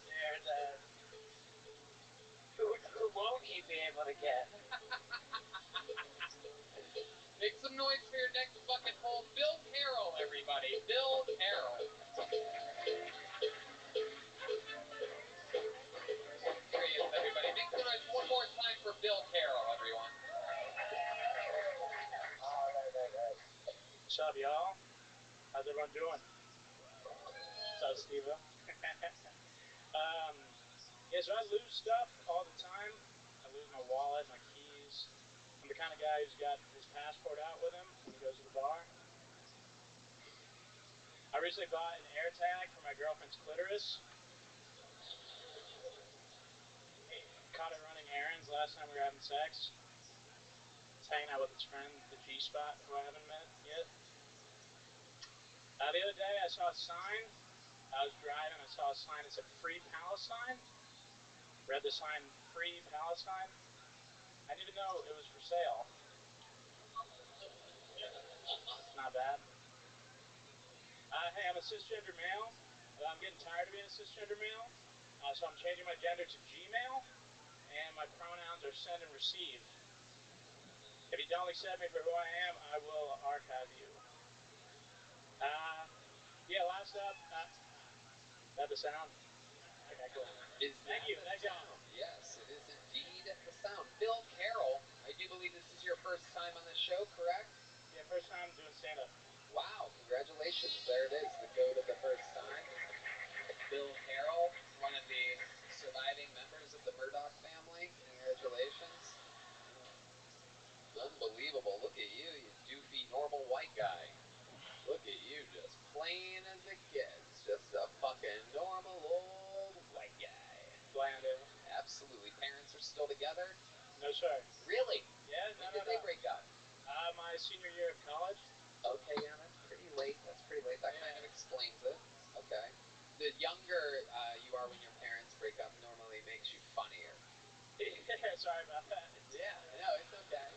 But it is your first time. I liked your set. You put an AirTag on the clitoris, but you seem like you would never be able to find that. My guess is that the AirTag is on the belly button of the girl that you were talking about. Yeah, I think it's out of battery. Uh-huh. Yep, okay. Bill, how old are you? 31. 31 years old. That is incredible. You are very young looking. You drink a lot of water, don't you? Yes, sir. You drink tons. Tell us how much water. Tell the audience how much water you drink. Like a liter or two? Wow. Yeah. Definitely one of the most interesting things about you is your water intake. I can tell already it is absolutely incredible. What else does a normal day for a guy like you look like? You eat oatmeal for breakfast? You eat the same breakfast every day? Nah, I work at a factory. Oh, what kind of factory is it? We manufacture like space parts for like rockets and things like that. Fuck. Yeah. All right. For the Challenger or what exactly? The what? Nothing. No reason you should know what a Challenger reference is. School is in session. So how long have you been doing that? 2 years. But yeah. What's that sound, by the way? Hit it again. What did you do? But that wasn't what happened. That was like a magical thing. Oh, it was Because one of the teachers was in the Challenger. It was a Challenger deal. Oh, boy. But I kind of heard like a ring, like that. No? Maybe D's hit a key or something like that.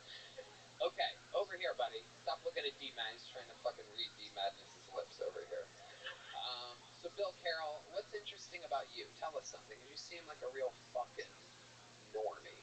I think I present normie. I think behind closed doors, maybe. I like this. Let's hear about closed doors, Bill Carroll. How many of you want to hear about closed doors, Bill Carroll? Let's hear about the wild side of a mild man. Yeah. Well, I mean, I think some of my coworkers are maybe watching this. So. Oh boy, I mean, I hope nobody sees this. Hey, whoa, look out! I'm not getting in the hot tub for a while. Whoa. I gotta tell you, I have a pretty wild life behind closed doors, Tony. Once those doors close, I chug extra water. Tell us about your wild side, Bill Carroll. Well, I think the stand-up part's kind of. I think I'm thinking about. I have like 10 years working. I'm thinking about just quitting probably. But it's very ill-advised. What's your plan to do if you quit? It's just like a. There isn't a plan. I think that's the thing. I think I'm at my wit's end and thinking. I'll tell you what, Tony. I am on my wit's end. This factory job has me by the balls. I'm telling you. Hey, we're taking a walk on the wild side with Bill Carroll here. I do jiu-jitsu and comedy basically. So yeah. Do it because YouTube will copyright strike us. Just play what he's. Okay. Again, this is the wild side of Bill Carroll. This is a segment we've never done before. Completely improvised in the moment. Tell us more about the wild side of Bill Carroll. Come on, really, just share with us the honest truth. Behind closed doors, what goes on? Sometimes I sleep for 12 hours a night. Whoa, 12 hours of sleep a night. Whoa. Wild, ladies and gentlemen. Come on, give us a little bit more. We want more. You want more wild, huh? Oh, my goodness. We got a liter of water and 12 hours of sleep so far. You can't even make it up. I don't think I've heard of anything less wild. But let's go. The wild side of Bill Carroll. Come on, Bill. You got this in you. Sometimes I'll stick a finger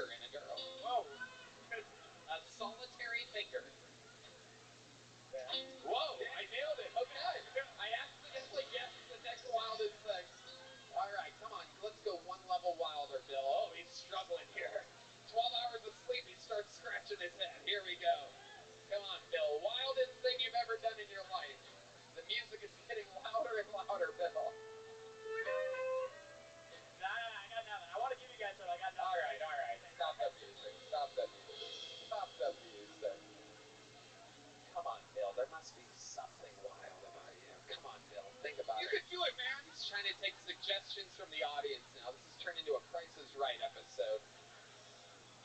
Have you ever gotten Adrian, what do you think about this? I feel like lacrosse player. Yeah. Lacrosse with Jason. My friends played lacrosse. I played soccer. Oh. You guys all rape the same girls.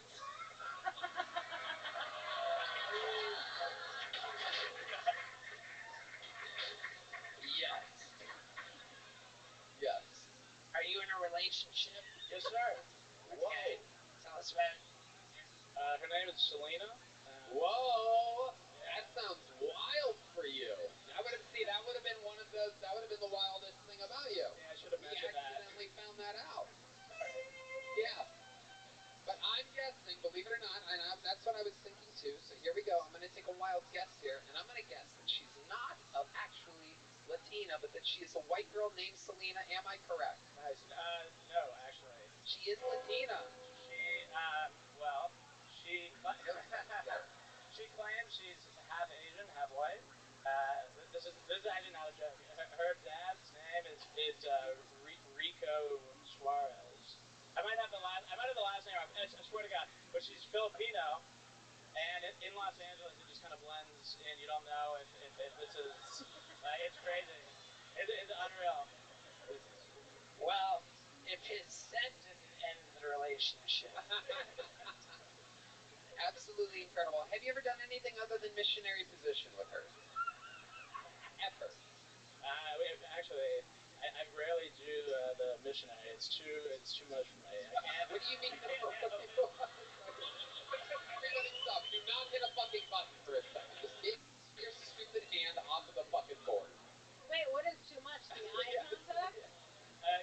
The eye contact is intense. I think it's the thrusting part that I don't like. Then I'm with me. I feel like.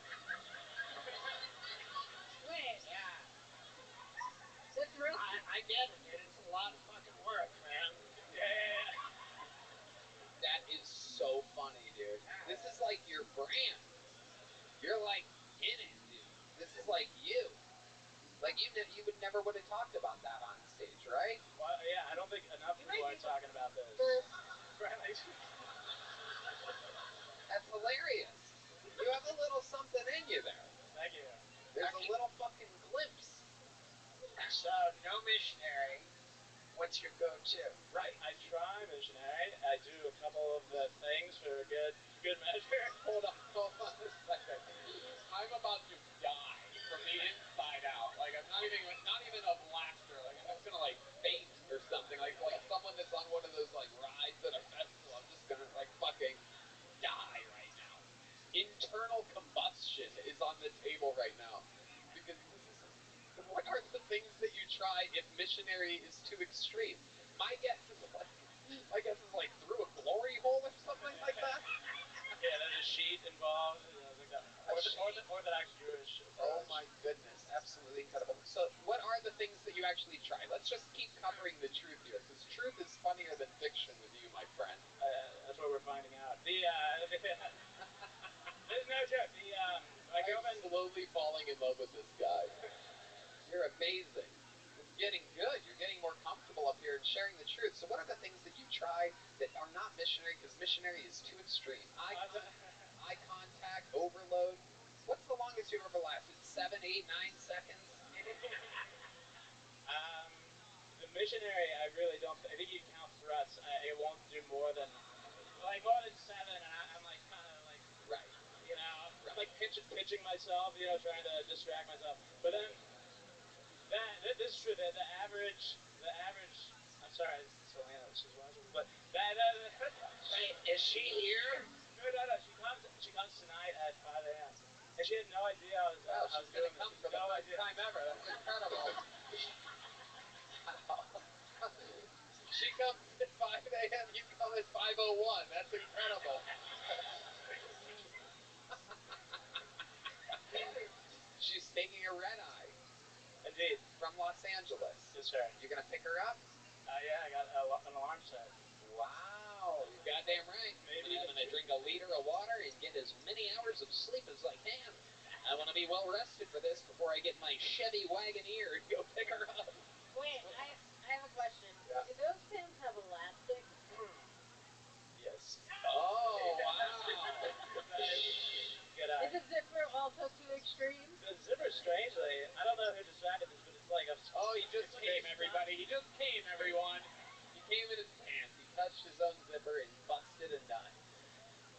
a stunt zipper though. Like, have you seen this? It's like, what was the It's point? fake zipper. There's no zipper there. Who needs that? So you just pull down the whole thing. Yes, yeah, below the butt. Wow, that's incredible. Oh, you don't even need missionary position. Looking at the urinal is too extreme. He's sitting down, everybody. Absolutely incredible. Absolutely fucking amazing. You are the mild child. Bill Carroll. Even your name. Even your fucking name. Need a stage name, maybe. God. Stage name? If you have any. Why? Why just it's bland. How about old Basic Bill? Maybe. I like him too. Red Bandit said I like him. Why don't you fucking... No, alright. It is true. He is very green. You are very green. Is this something that you've always wanted to do, stand-up comedy? How did you end up here? Yeah, actually. I think it's like something in denial about a little bit, like, because the parents would not like this at all. So I did, like, I ran for president of my high school and used the whole spiel as a... Sorry, I used the whole spiel as, like, a stand-up bit. So it was, like, 800 students and just did, like, this whole joke of a speech. What did you do there? What was the funniest part of your speech? For real? Sure. It's not funny. It's not going to work tonight, but... if you guys want to hear it. Okay. Nothing that you thought was going to be funny tonight worked. It's true. And the stuff that I brought out of you worked. Yeah, so maybe this will work. Just give us a little tidbit. So the idea was, I was like, hey, listen, I'm not going to be like these other candidates. No, not me. I'm going to really shake things up around here. That's why I'm installing vibrating desks in all the classrooms. Thank you. There you go. You were right. The stuff that wasn't supposed to be funny was funny, and your funny parts weren't funny. Intuition is shot. I like what happened here tonight, Bill. I like this. This was a rock-solid first appearance. Everything it got better and better as it went on. And you have a thing. You have a thing that sets you apart. There were a lot of boring white guys up on this stage tonight, and for a first-timer, you actually have a thing. You're not like anybody else. I think you keep writing. This is something you want to do? Yes, sir. Right. Okay. Keep signing up, dude. Thank you. Wow, thank you. Hell yeah. You like going to arenas? Because there's tickets for sale for the first show. Very few tickets left for December 30th. They're definitely going to sell out. I don't even need to promote it, but they are for sale. I think they start at like $55, $65 a ticket. Bring Selena along with you. Great. Yeah. All right, there. You know what? And by the way, since it was your first time and I liked your interview, I'm going to give you a big joke, bud. Why don't you start writing? Thank you. Get your shit together. There's the mild child, Bill Carroll, everybody.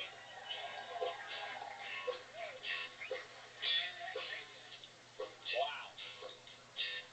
The missionary position being too extreme might be one of my favorite things of the entire night. That guy's accidentally funny.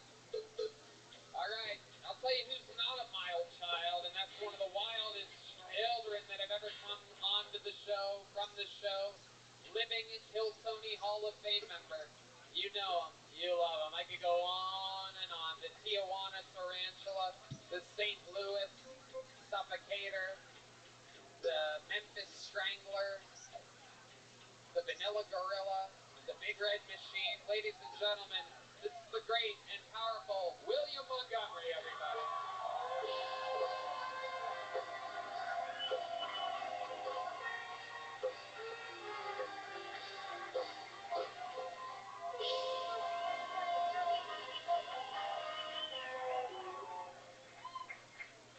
What's the difference between a skinhead neo-Nazi and a free Palestine activist? I was going to say shampoo preference, but I'm pretty sure neither party uses it.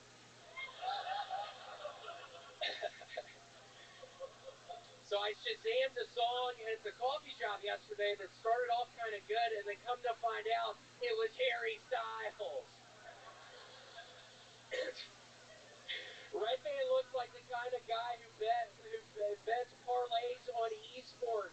Hey, Red Band, what's the over-under on the number of Elder Scrolls I can stuff up my asshole? 2, okay. Donald Trump's sister, Marianne, is dead at 86. In a surprising twist, she had to help Donald get into college. In an unsurprising twist, she was pumped for Apex when getting nominated for a 24 Grammy Award. She loved Apex when he's playing at her funeral Friday in Manhattan. Okay, that's my time. Thank you. William Montgomery. Hell yeah. Is that true? They got nominated for a Grammy? Yes, Apex Twin is nominated for his second ever Grammy. I'm super pumped. He and I, actually, Tony, since I've been talking about him a lot, we're actually in communication now. We've gotten to be buddies. Apex Twin and I have gotten to be buddies. So yeah, he's taking me to the Grammys. I'm super pumped. I'm going to be at the 2024 Grammys with Apex Twin. Wow, this is huge. It's insane. You're going to walk the red carpet with Apex Twin. I am.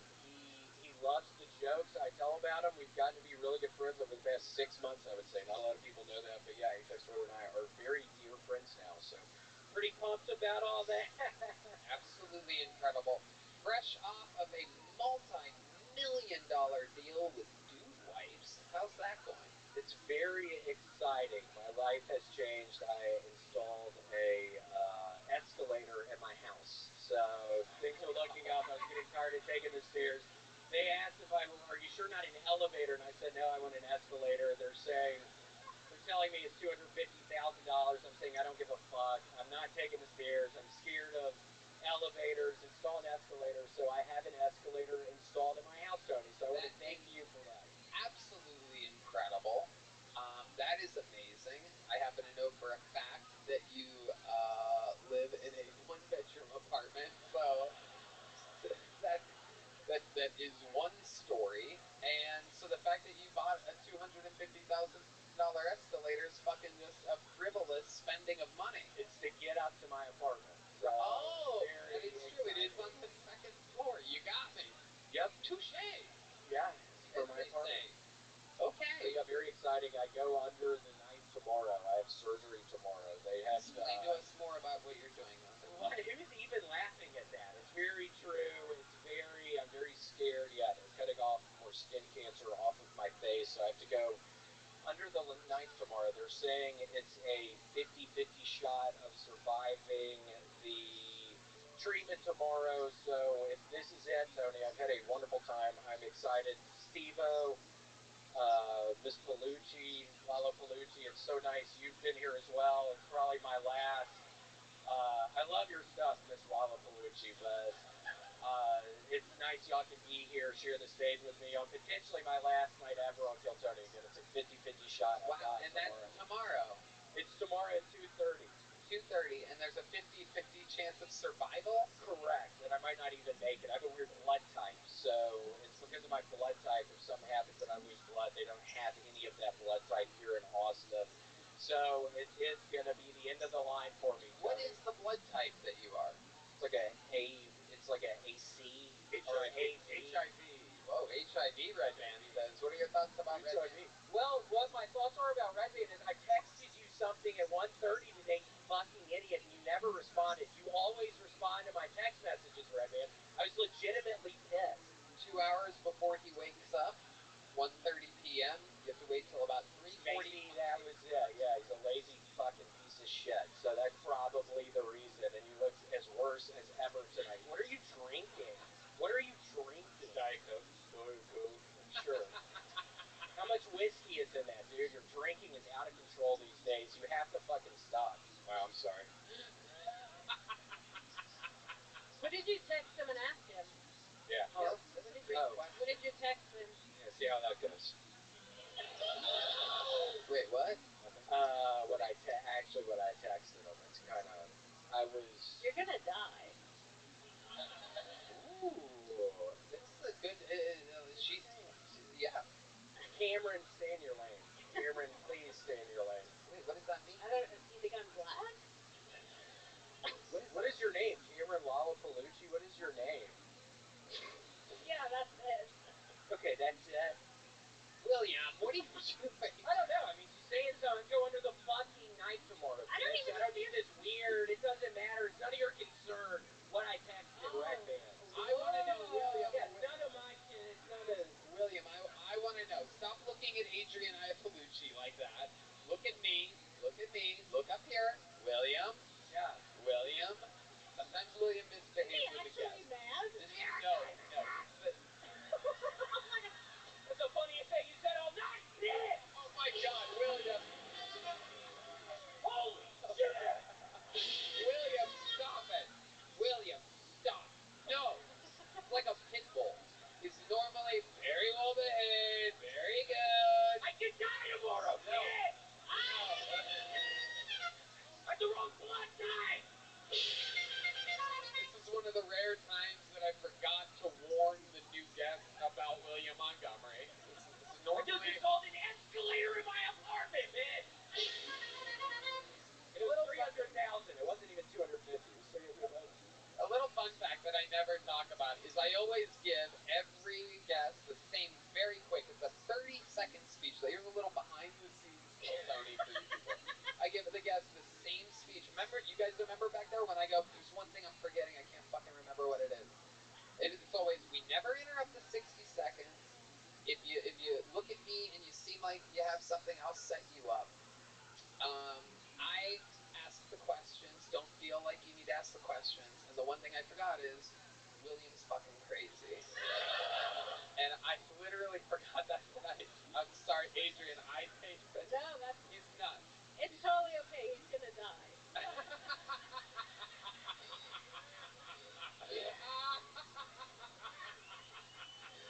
I'm gonna remember this scene tomorrow as I'm dying. Just everybody laughing at the fucking. What a nightmare I'm in right now. Oh my God. Come on. You really think your heart's gonna stop? You're giving me a 50-50 shot. You think your heart's gonna stop tomorrow?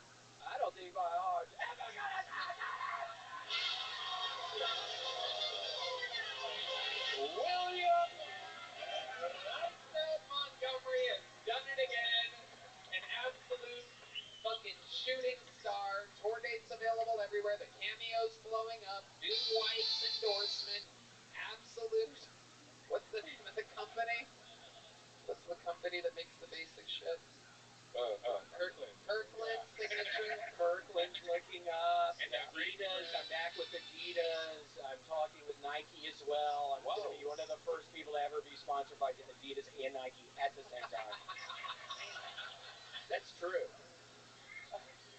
Adidas, Nike. I'm talking with Reebok too. I mean, I might try to make it 3 brands. That would be crazy if they all agreed to sign you tomorrow while you're dying. That would be amazing, wouldn't it?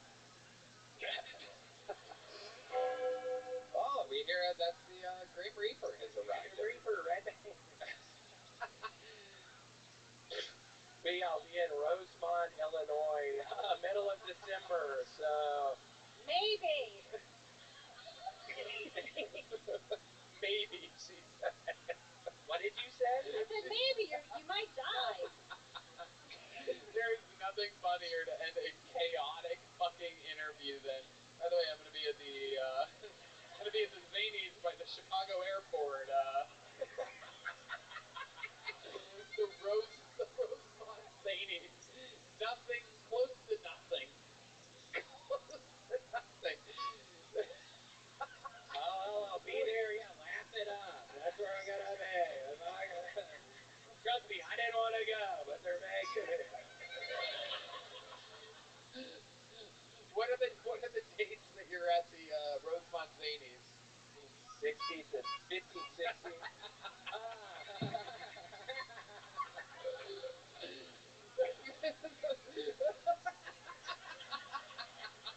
The 15th, 16th, and what?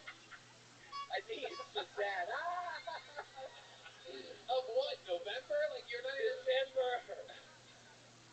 Oh my God. You know what's so funny about that is I used to do that fucking gig and they would always book me in the fucking middle of December. I mean, it is absolutely, you have never had a more cold, bitter gig than Rosemont Zanies in the middle of December. It is of those things. And you know what? It's fucking great because it goes to show that you're on some fucking trajectory. You know,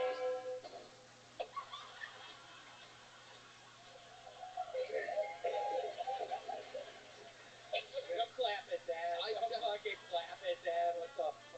my point is, I've done Rosemont Ladies in the middle of December, and you should be hoping for death tomorrow. How loud can this place get for the legend, William Rothschild, everybody?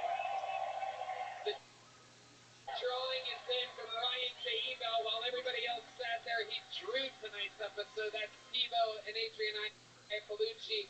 Check out Steve-O's new special, Bucket List, the worldwide digital premiere tomorrow, the 14th of November. If you're listening to this on the podcast, it's already out, so check it out right now. Let him see the fucking Kill Tony bump in real action on this beautiful Monday night. And how about one more time for Steve-O, everybody? And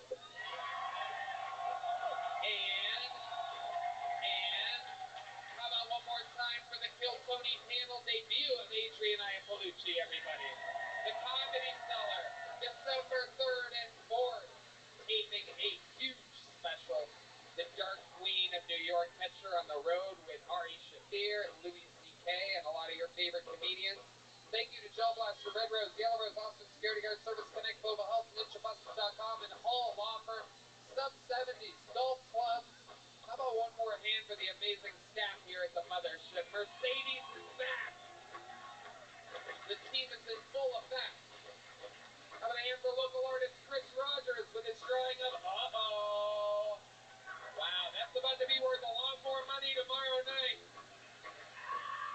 How about one more time for the best damn band in the land? That's Michael Gonzalez on the drums, Paul Deemer on the horns, Steve Magnus on bass guitar, Matt Yoling on the electric, John Dees on the keys, and the great return, as always, of royalty, Jesse Johnson, ladies and gentlemen. Guys, check out my comedy club, Sunset Strip here in Austin, Texas. SunsetStripATX.com. We love you guys so much. Thank you. Good night, everybody.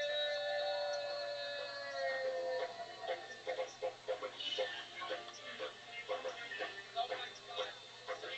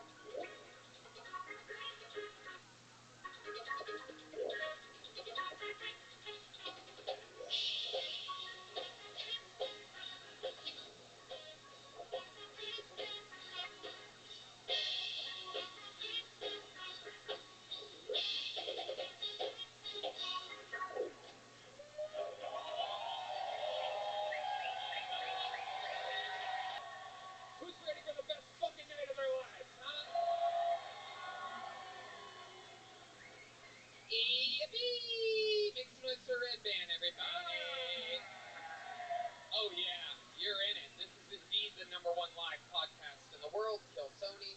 Brought to you by Gel Blaster, Red Rose, Yellow Rose, Ninja Buses, ConnectMobileHealth.com, where you can get great necessary service, and Hall Law Firm, the best law firm in Austin, Texas. DUI extraordinaires. I've never had to use them, but 100% they get everybody off their DUIs. It's incredible. And a special shout out to Don Carlos Burritos in San Diego, which is fucking the legend. They came to us when we did theaters in San Diego. In San Diego, you can't get a burrito like it here. It's so bizarre. And Screwball Peanut Butter Whiskey, still slightly almost done, proudly presents the Kill Tony Band, everybody. They're still holding on. I think this is the last week of Screwball Peanut Butter Whiskey. How about a hand for the great Michael Gonzalez on the drums? The magnificent Paul Deemer on the horns. The lovely Matt Mueling on the electric guitar. The bold, the beautiful John Dees on the keys. And the backbone, the great D Madness right here on the bass guitar, ladies and gentlemen. A very, very fun episode planned for you tonight. Everything is in motion, but before we start, here's a little bit more from the amazing sponsors that made tonight's episode available for you here, right now.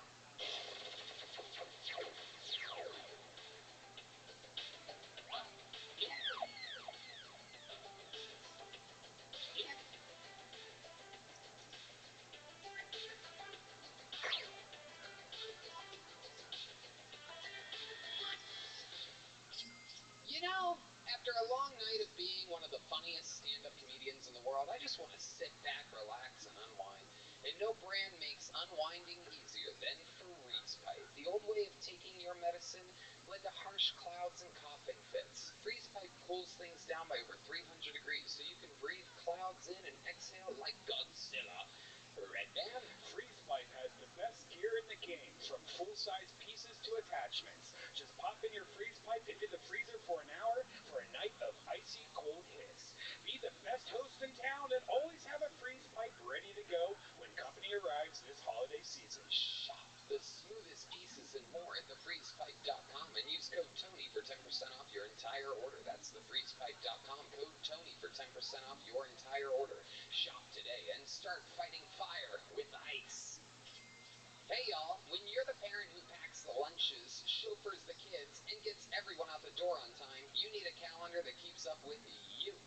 That's right, the Skylight Calendar is a smart touchscreen calendar and organizer for all your chores, groceries, and to-dos. It automatically syncs all of the different digital calendars and events your family uses and shows them all together on one beautiful touchscreen display.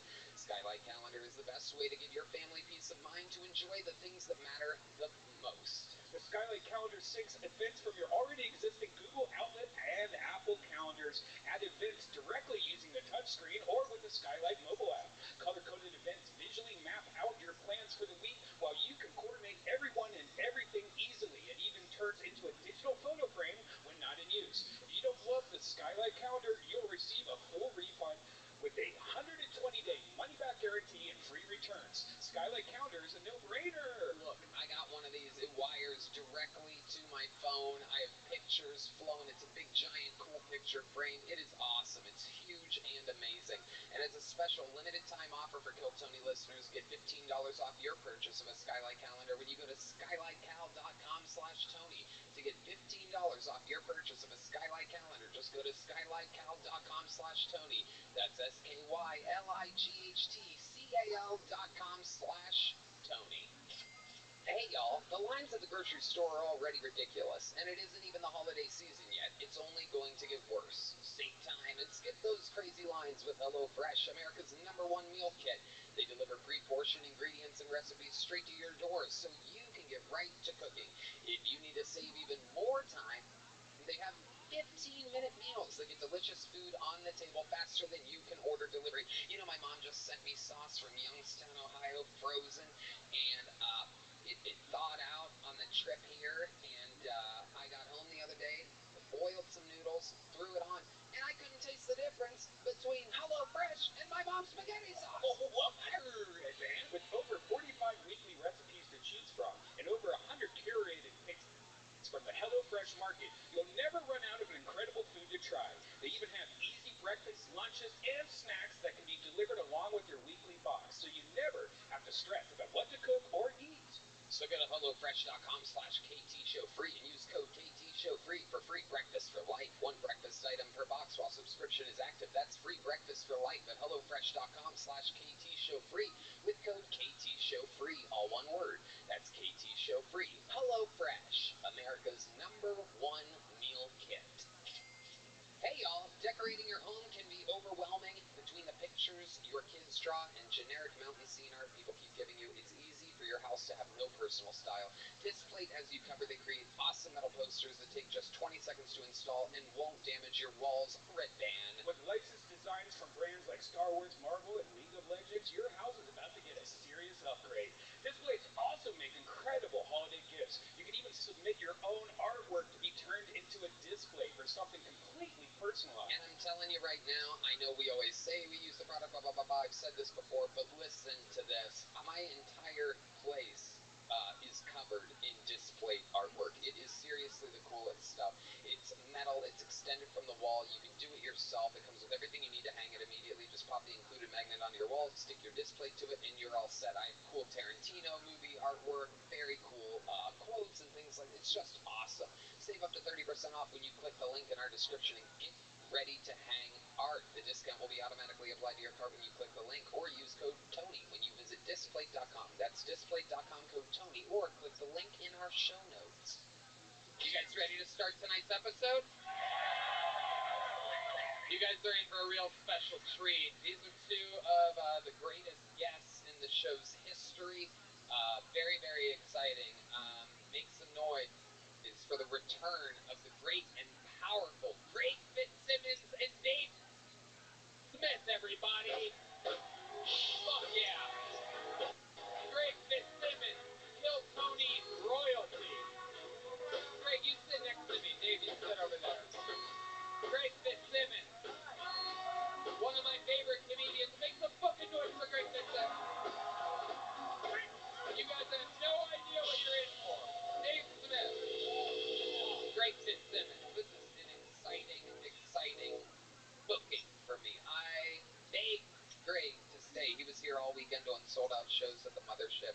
I begged him to stay, and I'm so glad that he did. Tony found me on the street. Yeah. And literally, he was begging. I forgot that I booked Dave Smith for this until he showed up 40 minutes. Was anybody here when we plugged in a mic and added a chair? See, there's actual witnesses to that. You can't make it up. The show is totally I was promised a hot meal if I came in. But Greg, seriously, probably one of the record holders for all-time appearances on the show, because we always have so much fun. And the last time you were on, it was the biggest panel we've ever had, like 5 people plus appearances by Gary Falcon, who looks a lot like Nick Swartzen, and Steve-O did a minute. It was like a crazy David episode. Hell was here. Yeah, David Hell, Yep. the GOAT. And the time before that, I just reminded you, was when Hans Kim got fucked in a janitor's closet. That's right. Nobody had heard of him back then, so it was really just the Asian charm worker. Yeah, he was brand new.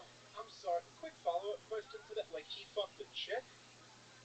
Yeah. Alright, if you're not aware of the story and you say he got fucked in a janitor's closet, it just sounds like something way more interesting happened Well, than that. if you know Hans, it's really, he's not the fucking type. He's expecting the pushback. He's not really, he's a sweet boy.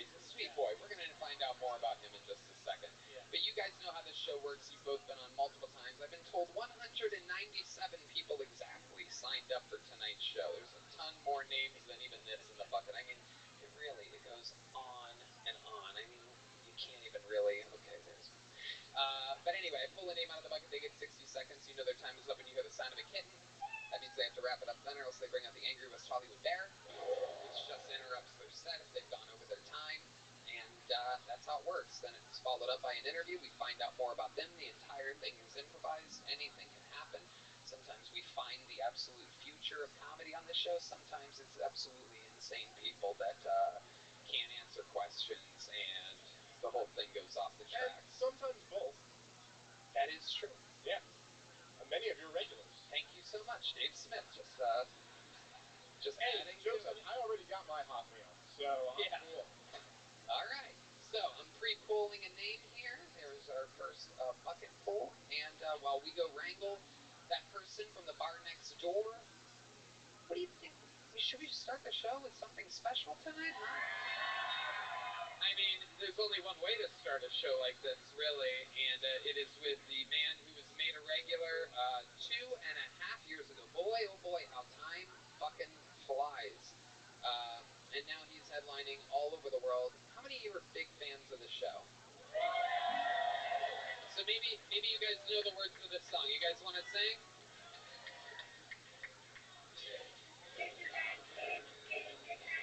This is Hans Kim, everybody! This is Hans Kim. This is Hans Kim. Hey! What's up, guys? It's good to be here. Love how cold it is right now, because now we all have Asian dicks. I love how Texans never honk. They'll be like, why would I honk at this guy? Just because he's texting at a green light. That's what my gun is for. It kind of scares me when I tell Texans that I bought a gun for the first time. They're like, good.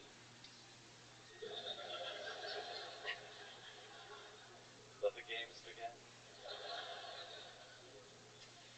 I went back to Seattle recently. Very tough to be from Seattle, my hometown, because all of my friends have transitioned and now I have to remember 2 sets of names.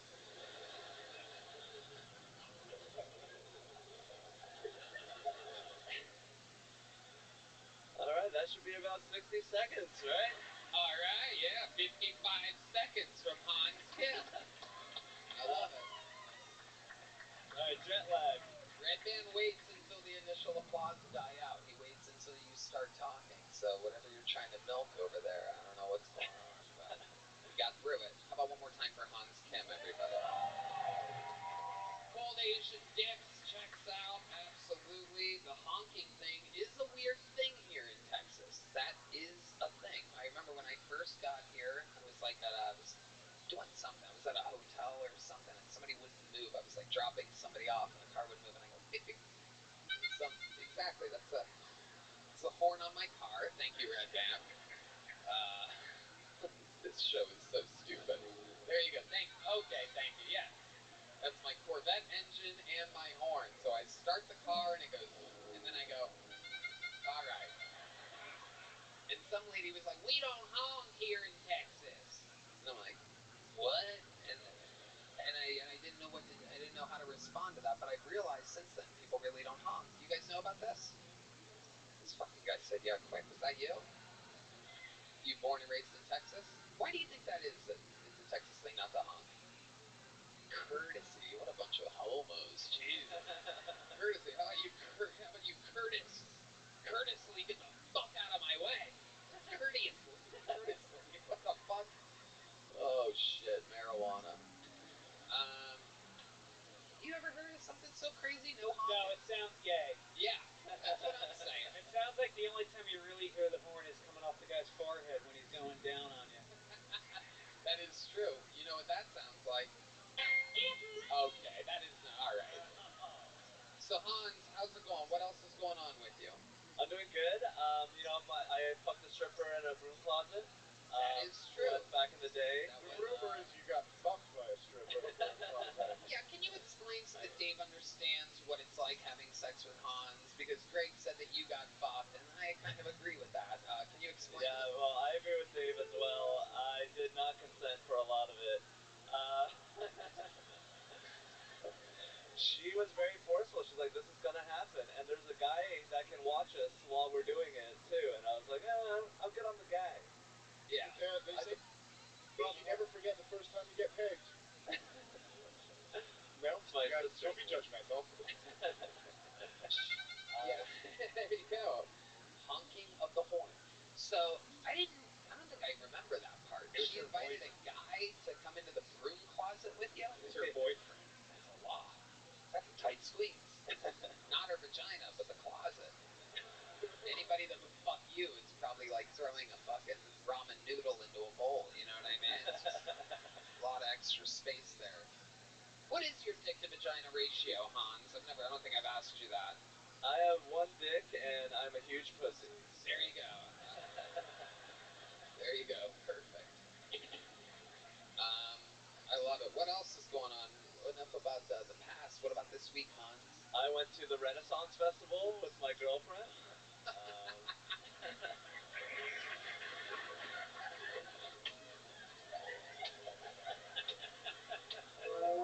Those of you that don't know, there's an awesome human being that comes to every show, and it's fun to hear what he laughs at. It's not necessarily punchline type of stuff, but our friend Chief here, when you said I went to a Renaissance, he just started cracking up. It's like he can foresee what's about to happen. Tell us more about you at this Renaissance Festival, Hans. How did you fit in? I've never seen an Asian person I've never gone to a Renaissance Festival, but I've never imagined an Asian person being there. What are you doing there? Are you just like dressed up like Genghis Khan or something like that? Just mauling people? What's happening? I was just trying to fit in, wearing my Western clothing, my peasant European white passing clothes. And I had a great time. Drank a lot of mead. They have straws in mead. I was just sipping it, and then I got really fucked up on the white man's juice. And back to the broom closet we go. The white man's juice. What would the Asian man's juice be? Probably sake or soju, or maybe even just like, ox milk. Soju, is that what? Soju, what is that? Is that when somebody doesn't leave a tip at a restaurant? Hey, Tony's first soju joke, everybody. Soju. 5%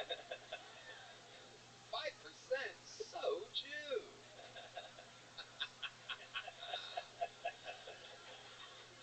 That's really sake. What was the third one? Ox juice? What did you say? Milk. Ox milk. Ox milk. What the fuck is ox milk? The milk of an ox. Or I think that's bull sperm, isn't it? I've been milking the males on accident. How do you milk an ox? Can you show us how you milk an ox? You're Asian. Oh, Jesus Christ. Holy shit, Hansy boy. My dear Hans Kim is a wild animal. How's your relationship going? My girlfriend is great. She is, starting fewer fights with me now. What was it like? I know we never plan any of these interviews, so I don't want to get you in trouble, but can you give us an example of what a fight was this week? Maybe it was bringing her to a Renaissance fair where they're known to rape the women. I was actually on this show. I actually said that I wanted to have a threesome with her friends, and she really didn't think that was a cool thing to say. Right. That'll do it. Yeah. Yeah. So did it last long? Do your fights last long? Do you solve them quickly? We solve them pretty quickly. I usually try to end it with a little sex. I feel like that helps. That's true. That's true. Okay. So you guys have a lot of sex. Am I correct? Yeah, we had a lot of sex. But I took her to Tacoma this weekend, and we didn't really have that much sex. We only had 1.5 sex. Oh, 1.5 sex. Explain to us and the people listening around the world what counts for half a sex. That's when I cuddle her, and then with this hand I jerk off onto her. Oh, wow. Ooh, the old cuddle and puddle. The old fucking ox milk over there. All right, guys. There is. Hans, so much fun. Way to get tonight's show started. Is there anything I'm missing? Anything you want to say? I had a great time at the Renaissance Festival. What did they let you in for free? They're like, just give us a shout out, dude. You're good. Come on in. Come on in, bro. We need some promos at the Renaissance Festival. A shout out to every Renaissance Festival.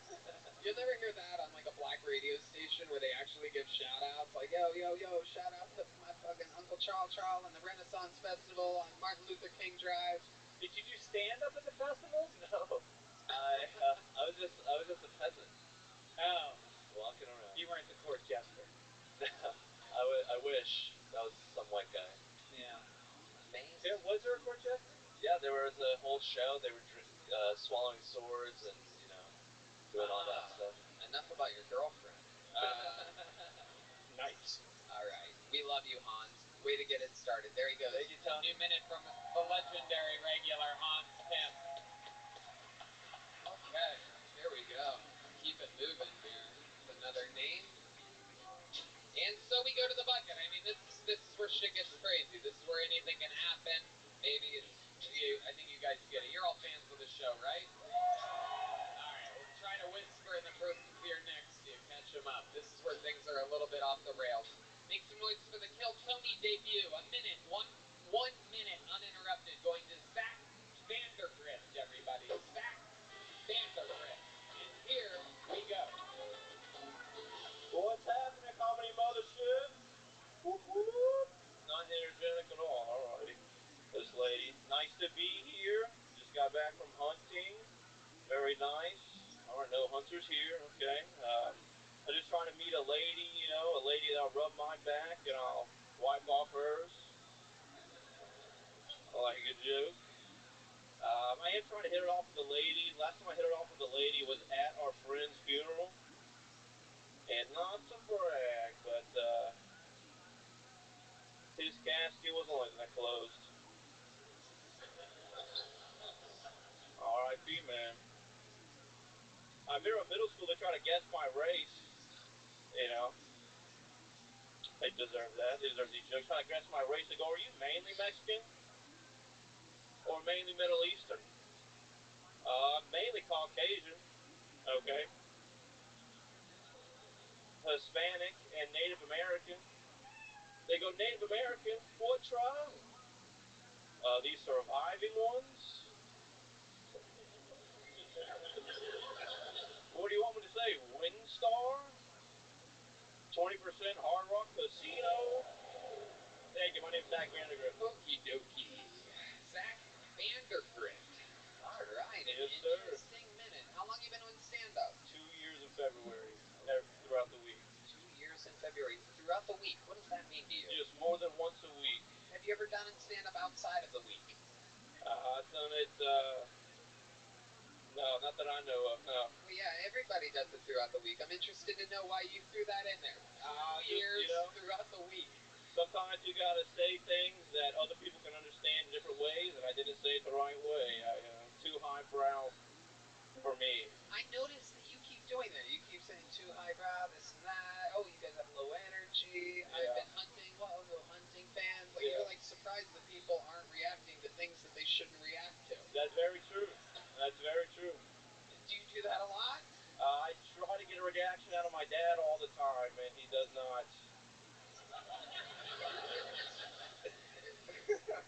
Well, it kind of works. It's a little bit. It's a little bit. You and your dad don't have a relationship? No, we have a great relationship. I don't have a great relationship with my mom, so I just say dad and throw my dad under the bus. Yeah. What do you mean? My mom. Weird choice, Brian. Yeah. That is nice. It's a little bit trigger happy. My mom left and came back twice. So that's the kind of relationship we have. But I love my mom. I love everybody in my family. I don't care, hate her. All right. We're not your fucking therapist. Jesus Christ. Jesus. Holy shit. God damn. What made her come back? If I was your mom, I would have stayed gone. I know. But she brought a stepdad back the first time. I guess she's trying to show off or something. I don't know. Was this sometime throughout the week? Yeah, this was, this is when I learned when a week was, yeah. Right. I started to learn after she left. Go ahead. How old are you? 24 now. And where are you from? Fort Worth. Fort Worth. Born and raised? Born and raised. North Shore Hills. Still live there? Still live there. What do you do for work? During the week. Okay. Oh, well, I mean, I work at a home. Holy shit. No, wait, pause for laughter. I know you don't know what that is, Yeah. but when they laugh, you gotta let them laugh. It's something you're not used to, but you accidentally said something funny there. Yeah. During the week. I mean, it's unbelievable. I don't know if that's just Fort Worth or you're just straight up retardation. I mean, that was fucking incredible. Yeah. It wasn't on purpose. No, not at all. Wow.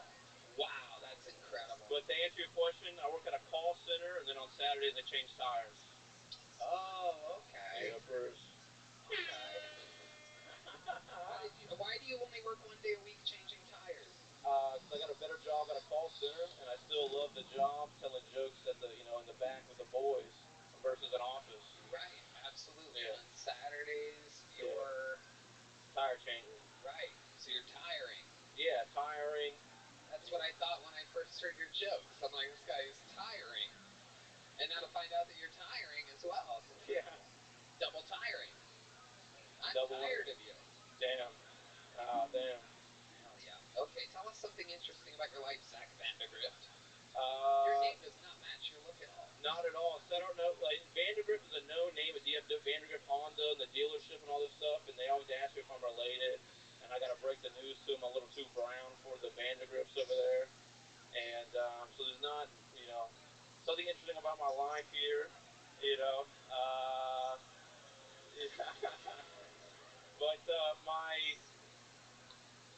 But my dad owns a club, and so he's a swinger, and he owns a swinger club. Ooh. And so I thought that was normal, and then found out that's not normal. Right. Moms don't go and come back and then leave. Yeah, and then well, that's my stepmom, my dad. Yeah. What? I have a stepmom. Okay. Yeah. So your dad has a full-time lady. Full-time lady, and then I'm assuming side ladies as well. Yes. Throughout his career. Dad sounds awesome. Yeah. I guess the apple falls pretty far from the tree here. The pineapple. Pineapple, there you go. Even he is making fun of what you're saying over here. Shout out to Club Eden. All right. Club Eden? Yeah. Wow. So does your mom bring her new guy to that club to swing? Good question. My mom, she did not have a stepdad, and so my God, they don't. it is unbelievable. Holy shit! And that's in Fort Worth too. Your dad's club? My dad's club is in Oklahoma City, Fort Worth, and San Antonio. Whoa, he's got a chain. Yeah. Wow. Yeah. Dude, I feel like I'm watching a movie where I have to lean into the person I came with and go, "Are you following what's happening there? Is that the same guy from the bank heist?" No, I think we'll find out later. It doesn't make sense right now. I'm sure they're gonna tie it all together here. And you have to lean in a little back to let the people out of the aisle that are leaving the movie. Amazing, Zach Vandegrift. This is really, really incredible. And it's called Club Eden. Club Eden. Okay. Well, you were eating it on stage. Yeah, I did. That's pretty incredible. Yeah, dude, worse than my hunting trip. What did you do? Like, is that a good minute? Do you have a better joke than any of the ones that you did here? Or are you like, I'm gonna try some new stuff on Kill Time? That was gonna be more the better half, the better minute there, and then I said so. I was thinking of doing some other things, and now I, gonna go back home and take a hard look in the mirror here with a joke book, and hard look. Yeah. Absolutely. Yeah, you died harder than your friend in that joke earlier. Yeah, I did, dude. R.I.P., man. I don't think the mirror is what you need to look at. I think a pen and paper might actually be better than a mirror. For sure. Absolutely incredible. You're a good-looking guy, though. What's your love life like? Non-existent. Wow. Women really do look for personality. I guess so, yeah. You're a good-looking guy. Like, if someone looked like that and was funny, like, you could fuck the world. Definitely. I got no confidence to fuck the world. That is incredible. Yeah. Like, last time you hooked up with a chick, what was that like? Thanksgiving Eve. Wait a second. That's like tomorrow. What are you talking about? That's tomorrow. Holy shit. We got Mexican and, the arcade games and stuff. What? We got Mexican food. She wasn't Mexican. We got Mexican food. And then we went to play arcade games, went to a bar, and then, Okay, dude, that makes total sense. But what you said to us was Mexicans in the arcade stuff. Yeah. How are we supposed to deduce from that what that could possibly mean? Yeah. Absolutely correct. Absolutely. That's probably how my dates go, and they're not nice enough to tell me what I'm doing wrong. Dude,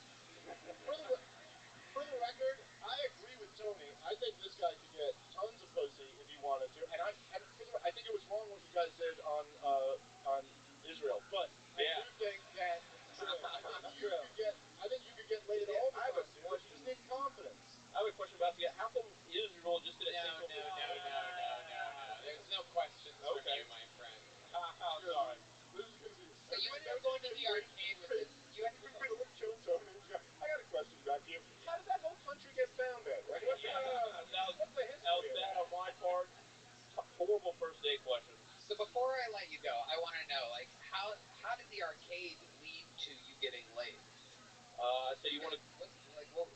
What were you? How does that happen? It's funny because your mom was like, "I've got a pack, man," and then she left you. Gotcha, Pac-Man. Yeah, but then packed away. There it is. That's right when you think I'm bombing, I fucking sneak one in. I just hit a bar afterwards, and then from the bar, I asked if she wanted to go back to my place from the bar, which is my grandma. It's not really my place. Right. Yeah. Yeah, this is enough. Zach Vandergrift, I'm going to give you a little joke book, though. You could write something in it on your long drive back to Fort Worth. Thank you. There he goes, everybody. Zach Vandergrift, the Kill Tony debut of Zach Vandergrift. And back to the bucket we go. This is the real deal here tonight, Greg. We're in the storm. Make some noise for Talha Usman, everybody. Talha Usman is next on Kill Tony. Come on, one more time for Talha, everybody.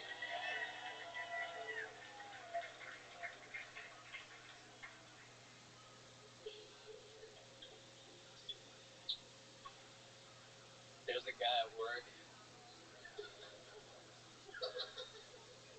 He's trying to convert me to Christianity. Dude got me 2 books. Got me a Bible. And then the second one read Seeking Allah but Finding Jesus.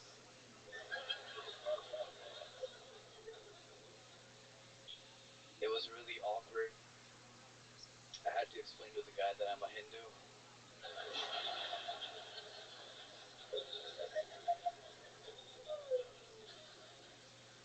Which really I'm not. But I wanted to see if he would go back and get another book.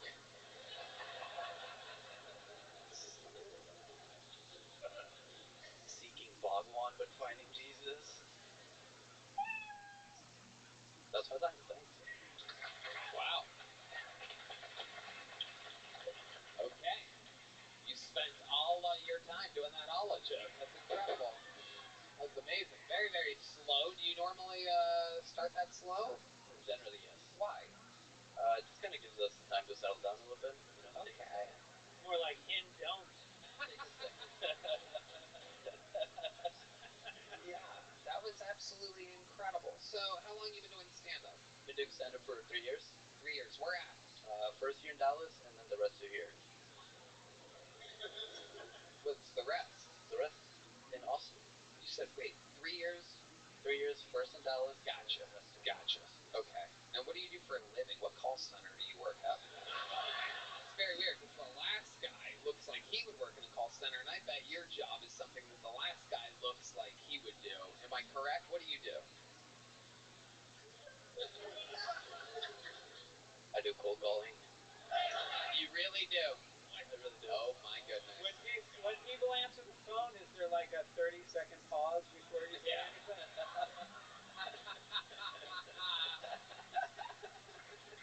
A lot of hang-ups on this guy. Steal money from work. You really do cold calling. What kind of calls are you colding? Yeah, so I'm trying to sell computers and servers. Wow, that is so you. Yeah. That is you. That is what like I do. everything that your people do. That's all. Do you sometimes give people physicals and doctor checkups or anything like that? I refer them to the right people. Right. Okay. So what ethnicity are you exactly? I'm Pakistani. What is it? I'm Pakistani. Pakistani. Pakistani is what white people call it, but you call it Pak. Like Tupac. Tupac-istani. Yeah. Okay. Yeah, it sounds cooler. Have you ever thought about calling it Tupac-istani? When there's the two of us.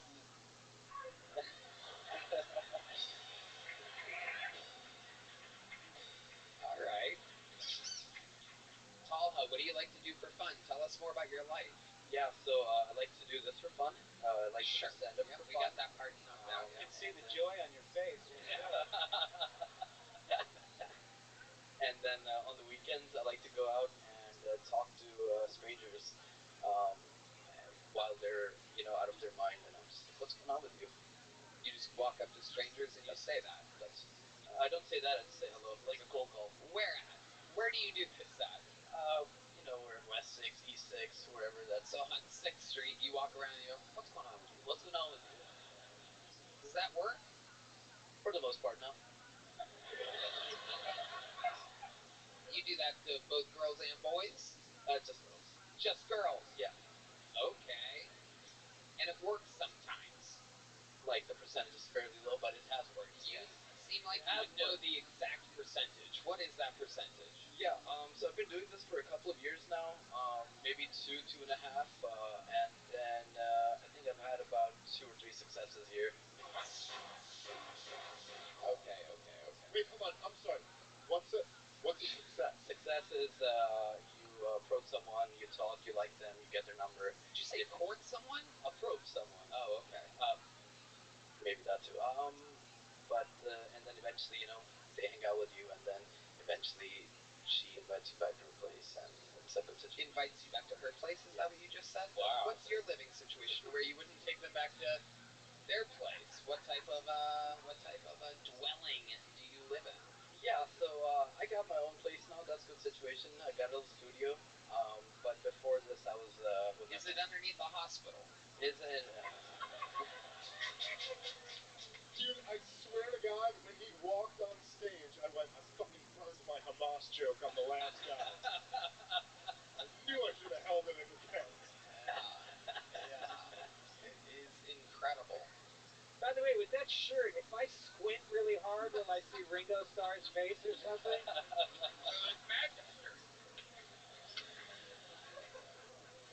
Yeah, that is an incredible shirt. Where do you get? Do you do your own styling? Yes, I did. I do my own styling. Where do you get something like that from? Where do you get that from?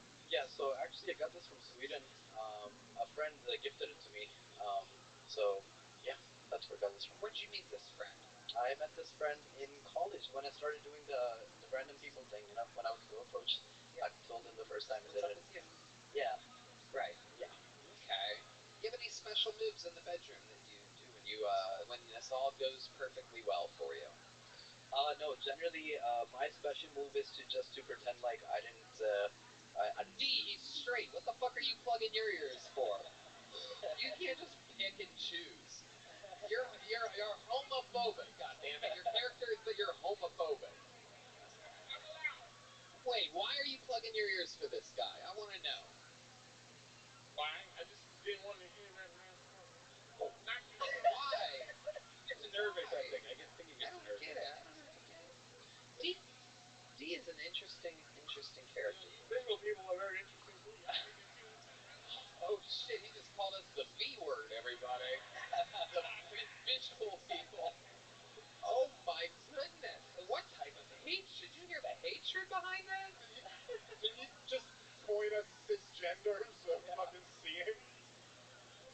And by the way, when he plugs his ears, that's the equivalent to one of you plugging your ears and closing your eyes at the same time. Like he's like a nose plug away from having no fucking idea what's going on. I do this right here anyway. Turn around. How'd you know I was turned around? That's fucking crazy. Have you been fooling us this whole fucking time? You think I'm turned around right now?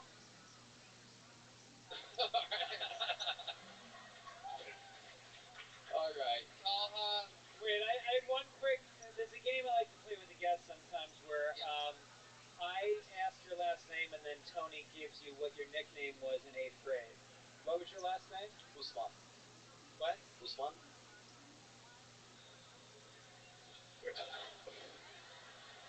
Wait, what's your first name? Talha.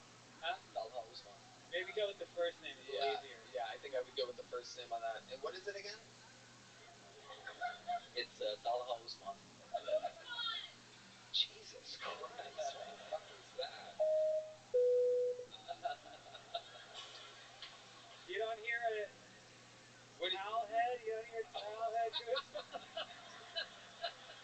It's Talha. Come on. You got it. I like that. I think we should reverse the roles. I'll ask the name and you do what their nickname was. Has anyone ever called you Talhead Usman? No.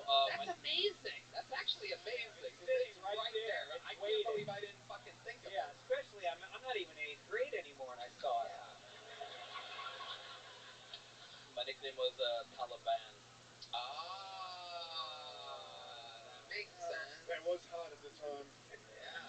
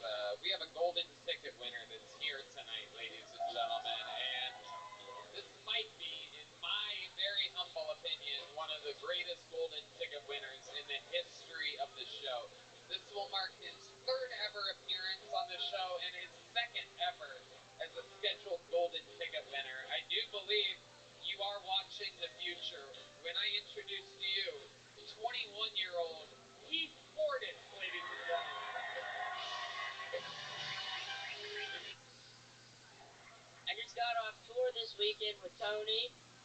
Yeah, it was fun. Could have been better. Told me we were going to Disney World, but it's fine.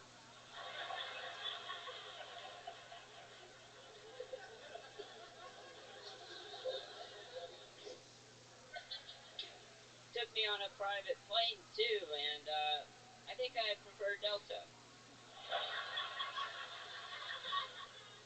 The jet was nice, but I would have liked coach more than flying in Tony's carry-on.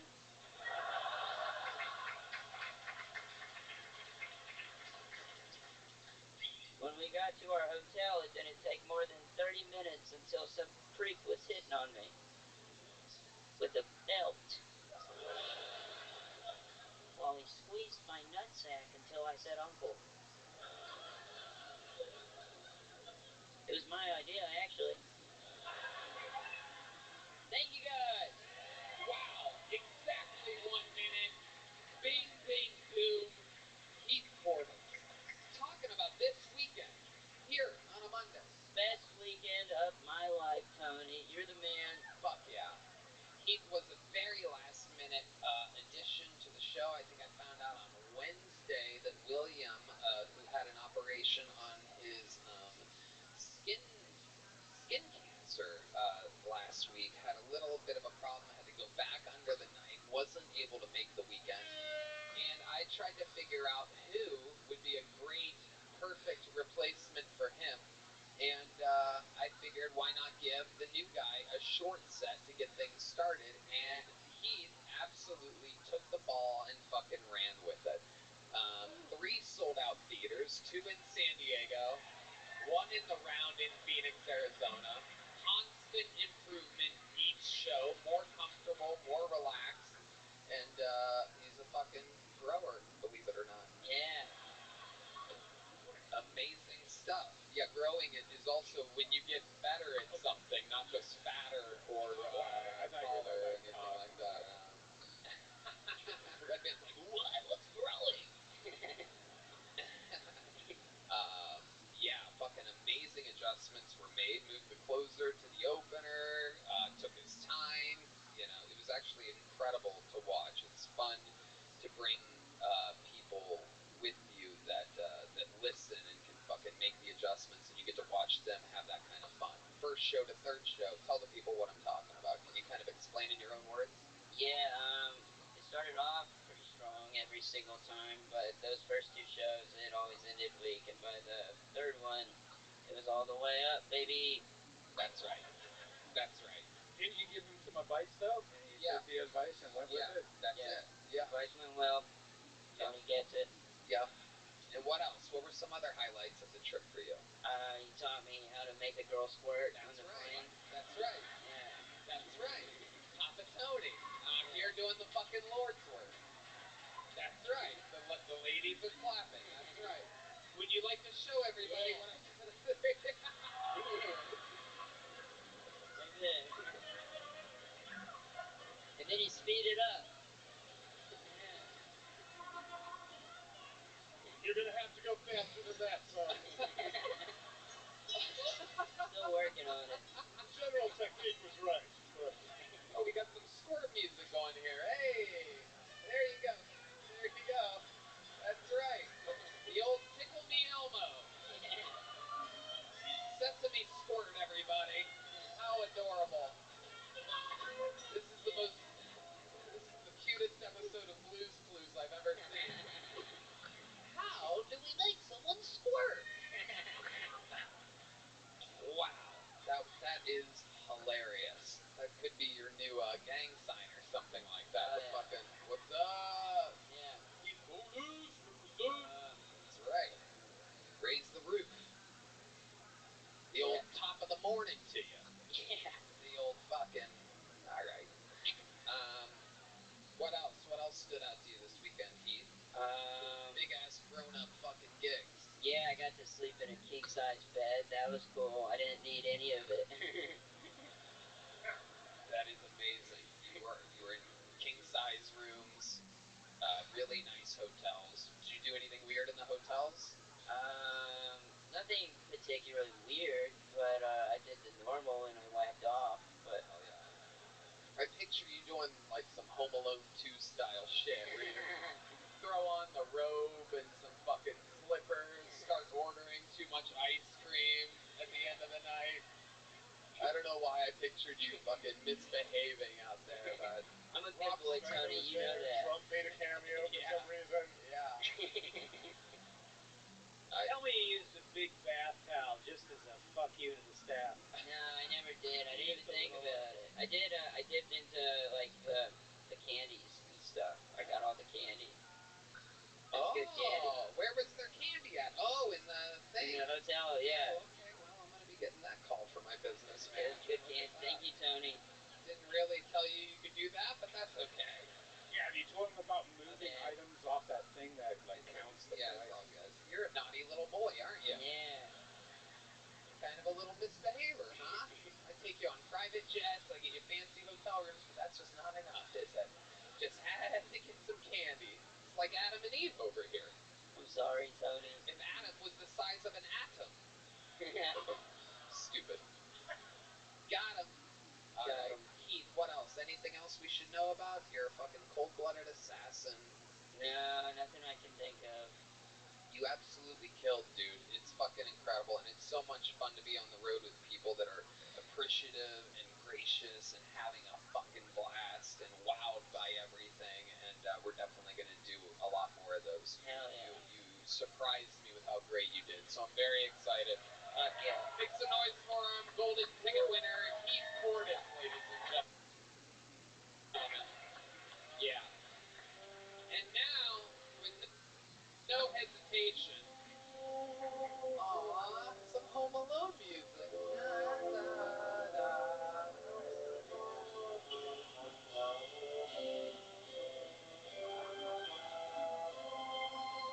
Hey, Christmas is right around the corner, everybody.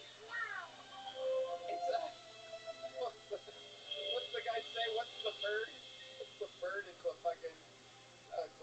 Hey Tony, before you call what's this, the thing from the toy store? It's a turtle dove. Keep playing. Play the fucking music. That's a turtle dove. And if you have the other half of a turtle dove, that means you have a best friend for life.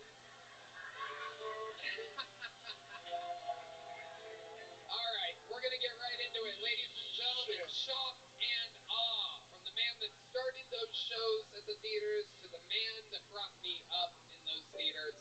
One of the greatest regulars in the history of the show. Ladies and gentlemen, this is indeed Cam Patterson.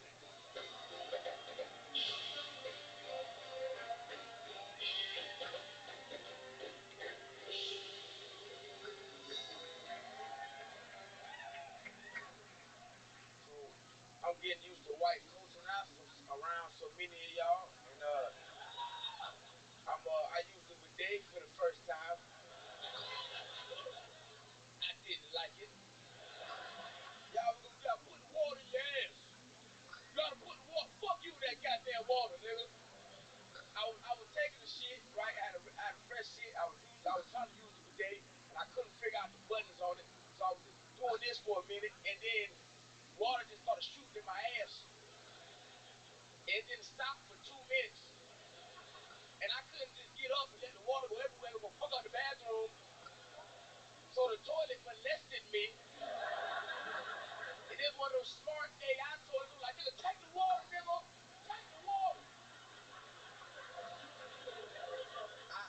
I told that joke to my cousin. He was like, you been around too many white people. That joke was gay. And Unbelievable. Hilarious. Was this the bidet in the green room up there? No, you told me I can't shit in there ever again. Was it this one up there? Oh! Wait, yeah, it was. Was it today? Nah, it wasn't today. I saw fucking water. There was It was today. It was?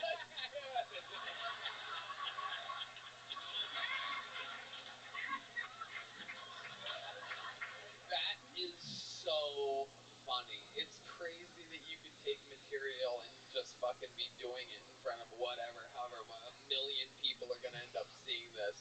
But right before we came down to start the show, I went pee, and for the first time ever, you know, and there's a fucking, it's a Joe Rogan strength bidet, by the way, to let you know, like, this is his club and that is his bidet. There's literally a button called defecate, which is like red. It's red and it has like a red X over it for some reason. Like that one was scary. That one was terrifying. I'm not even kidding. There's a button called defecate, which I don't have on my bidet at all. It's like a fucking Rogan strength bidet.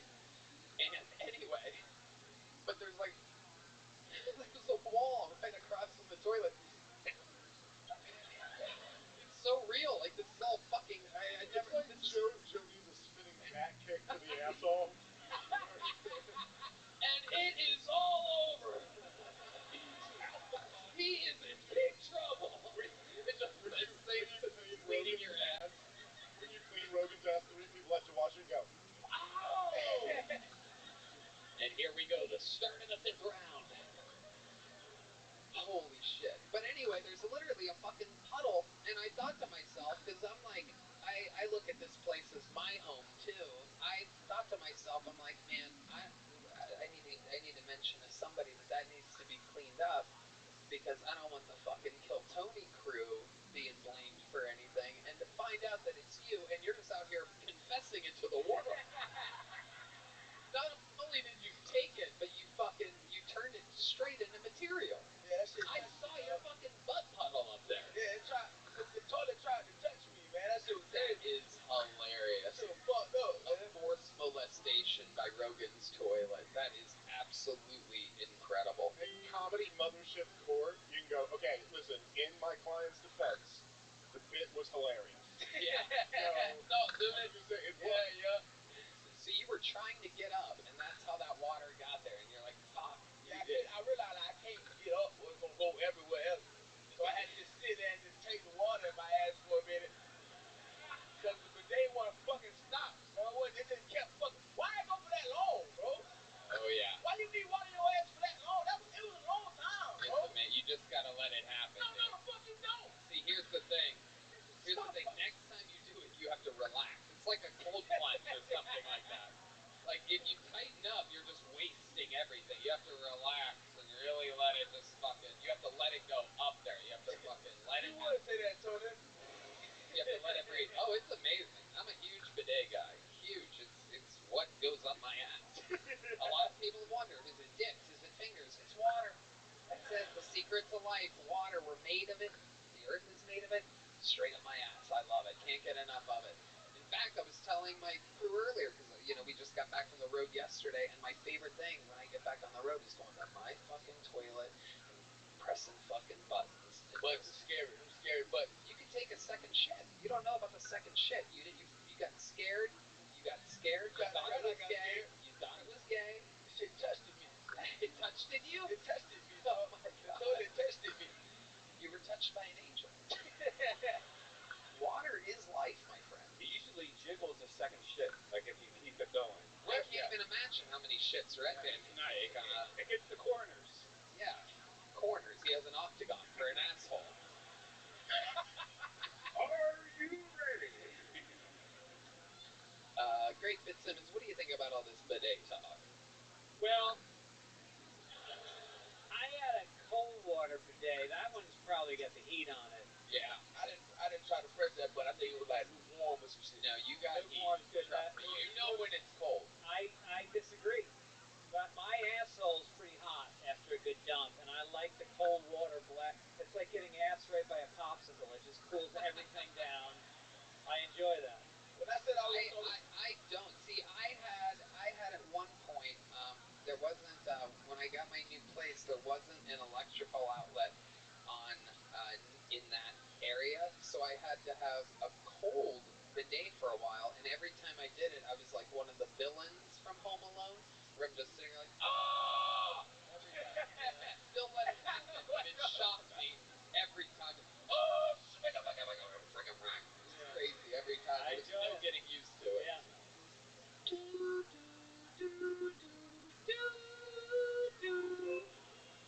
Home Alone references. Yeah, do that shit.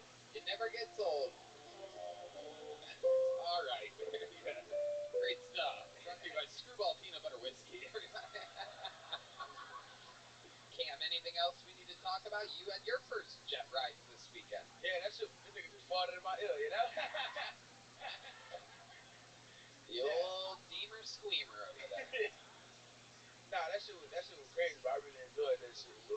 Yeah. That shit was dope. I was talking to all my homeboy, like, nigga, we should buy one of these and do legal things with it. That is so interestingly urban of you to be ready to buy a private jet already.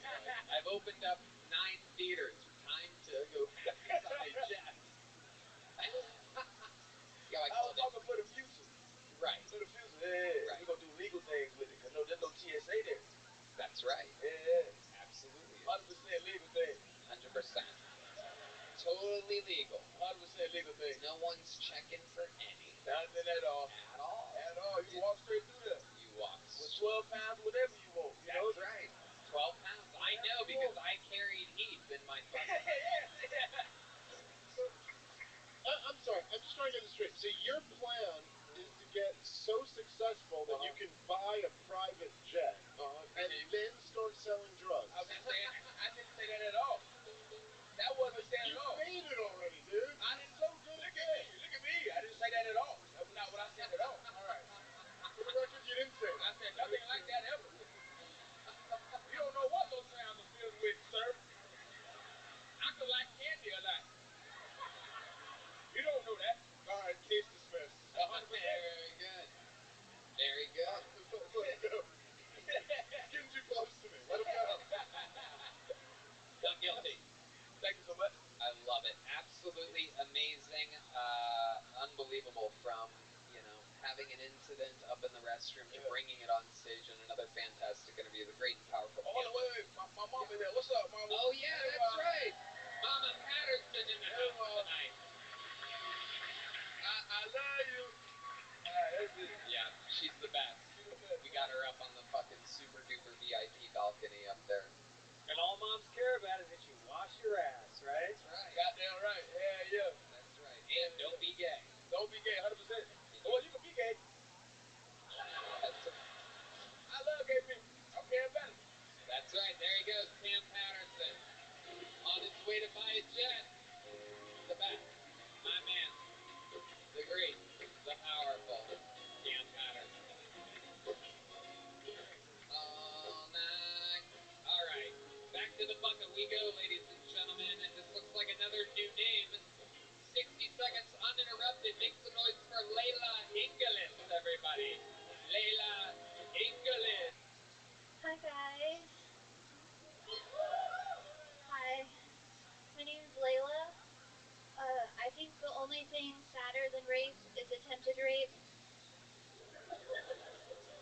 Because then not only are you a piece of shit, but you're a failure too.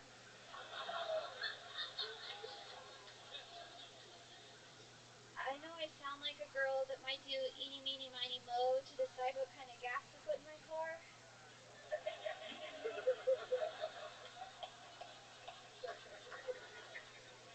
And I do. Today I got diesel.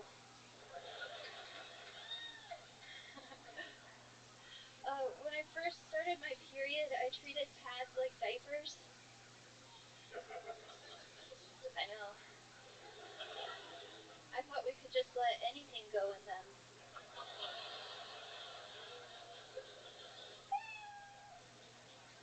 Thank you, guys. Fuck yeah. Layla Inglis. Welcome to the show, Layla. That was great. Thank you. Hell yeah. That was funny for a boy. Whoa. That was amazing. How long have you been doing stand-up? It's been exactly a year now. Oh, this guy's going to jerk off. Look at this fucking guy. Mr. Obvious over here. Moving his chair. Excuse me. Oh, just gotta pee out of nowhere. Gotta pee. So about a year. Where at? Well, I started exactly a year ago in Austin, last November. Okay. But, I'm sorry. Yeah, go ahead. I live in Ohio. I'm from Dayton, Ohio. Dayton, Ohio. Yeah. Okay. That's right. Go Buckeyes, the new #1 team in college football. Boy, oh boy, look who's making a run for it. And Michigan this week, who's no longer allowed to steal signs. Isn't that incredible? Gotta talk to you. Yeah. That's right. I sound really smart too. Yeah, absolutely. So, Layla, what do you do for a living in Dayton? What keeps you in Dayton, Ohio? I work at the Dayton Funny Bone. Wow, what do you do there? I serve. Okay. Server. But why? Thank you for your service. Thank you. Why do you stay in Dayton? Well, that's because I don't have a lot of money, and it costs a lot to live here. And I'm not like one of the people that are okay with being in their car. Right. Have you ever thought about saving a few $1,000s and starting here, and then you could serve here in a better economy and less taxes, and then... I have. My brother got a house here, so I could What? My brother got a house here, so I could live with him. But I don't know, a lot has been happening in Ohio. I know Austin is so much cooler than Ohio, but like, I'm getting a lot of opportunity out there. Well, don't you think you would get a lot of opportunity where there's more opportunities?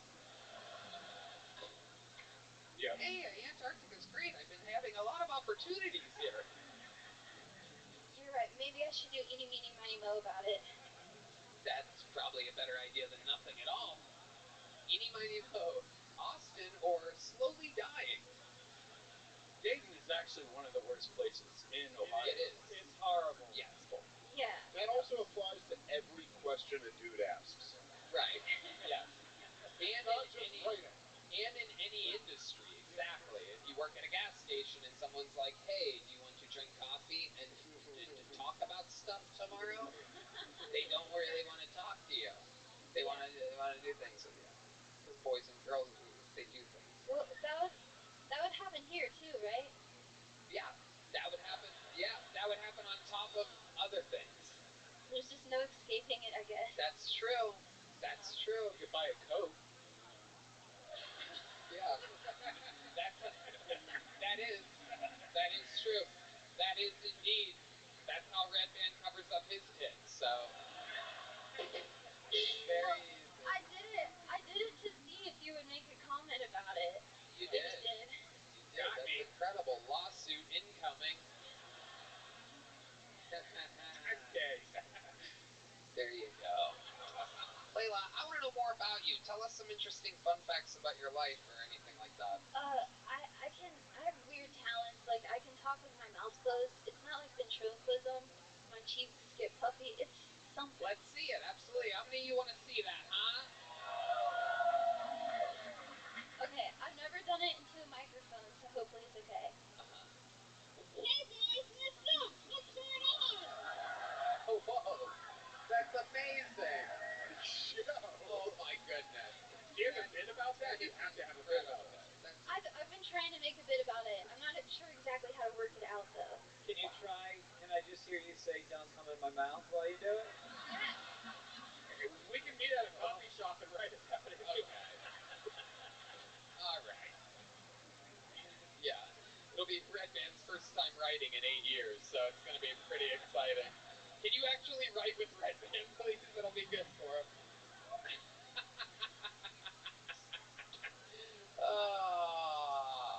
Layla, what else? Other than the talking with the mouthful of cheeks thing, what else are you into? What do you do for fun? I like to frolic outside. Ah, okay. Kind of a hippie. Yeah. Yeah. Smoke a lot of pot? Yeah, but never before stand-up. I can't remember any of my jokes if I do. Right. I only tried it one time, and I was like, I'm not as quick, so I don't do it before stand-up. So yeah. Okay. And have you thought about doing other things in order to make enough money to get out of Dayton, Ohio? Yeah, I actually saved up a couple thousand to move here, but then just so much opportunity in Dayton. What type of opportunities are you fucking talking about? Just so many guys want to write with her, Tony. Yeah, what are these opportunities? Well, I actually just got hired to be on a little sketch comedy show. Okay. So... Is it called Saturday Night Live? No. Right. So what the fuck are you talking about? What little sketch comedy show is being filmed in Dayton, Ohio? It's called Slapstick Comedy. It's actually out of Columbus, Ohio. Yeah, no one knows about We're it. getting closer to Cleveland. No, there you go. Very good. Thank you, Red Band, for the pointless sound effect. Thank you. Look up the fucking thing. Jesus Christ. Slapstick Comedy in Columbus, Ohio. I don't think they have anything out yet. So what are you fucked? You realize it's like the writing thing, right? Okay, I guess you got They're gonna me. slap their stick against you. Is what's happening. Yeah, it's come do some sketch with us. It's a slapstick. It's Red Band. Pull up the fucking thing. Oh, there's nothing. There's absolutely nothing. Is the verdict. So there really is nothing on the internet. So you're starting a sketch group in Dayton, Ohio. All right, I'm afraid to move. You got me. Okay. All right. What are you scared of? Well, I'm afraid because it's going really well in Ohio. I'm afraid. Oh my God! All right. So here's the first step. Listen, it's not going that good in Ohio. All right. It's really not. Okay. I'll stop saying that. I'm afraid if I come here, maybe it won't go well. But I can't let fear get in my way, I guess. That is true. Hey, Tony. Yes, Red Band. I have breaking news. I found Slapstick Comedy. They have 58 subscribers. What? That's not the thing. It is. It's not the right thing. Is that it? Yeah. Can you see that? Yeah. Then go back to the fucking main page, Red Band. Is that the thing? Yeah, Misha. Yes, Oh, that's Misha.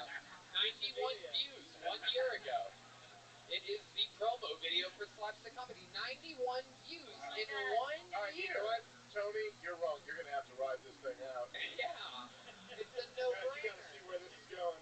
Absolutely. Absolutely. Right. Mo money, eeny, miny, mo problems. You know what I mean? It's an absolute no-brainer. This could be the gateway to doing improv in Toledo.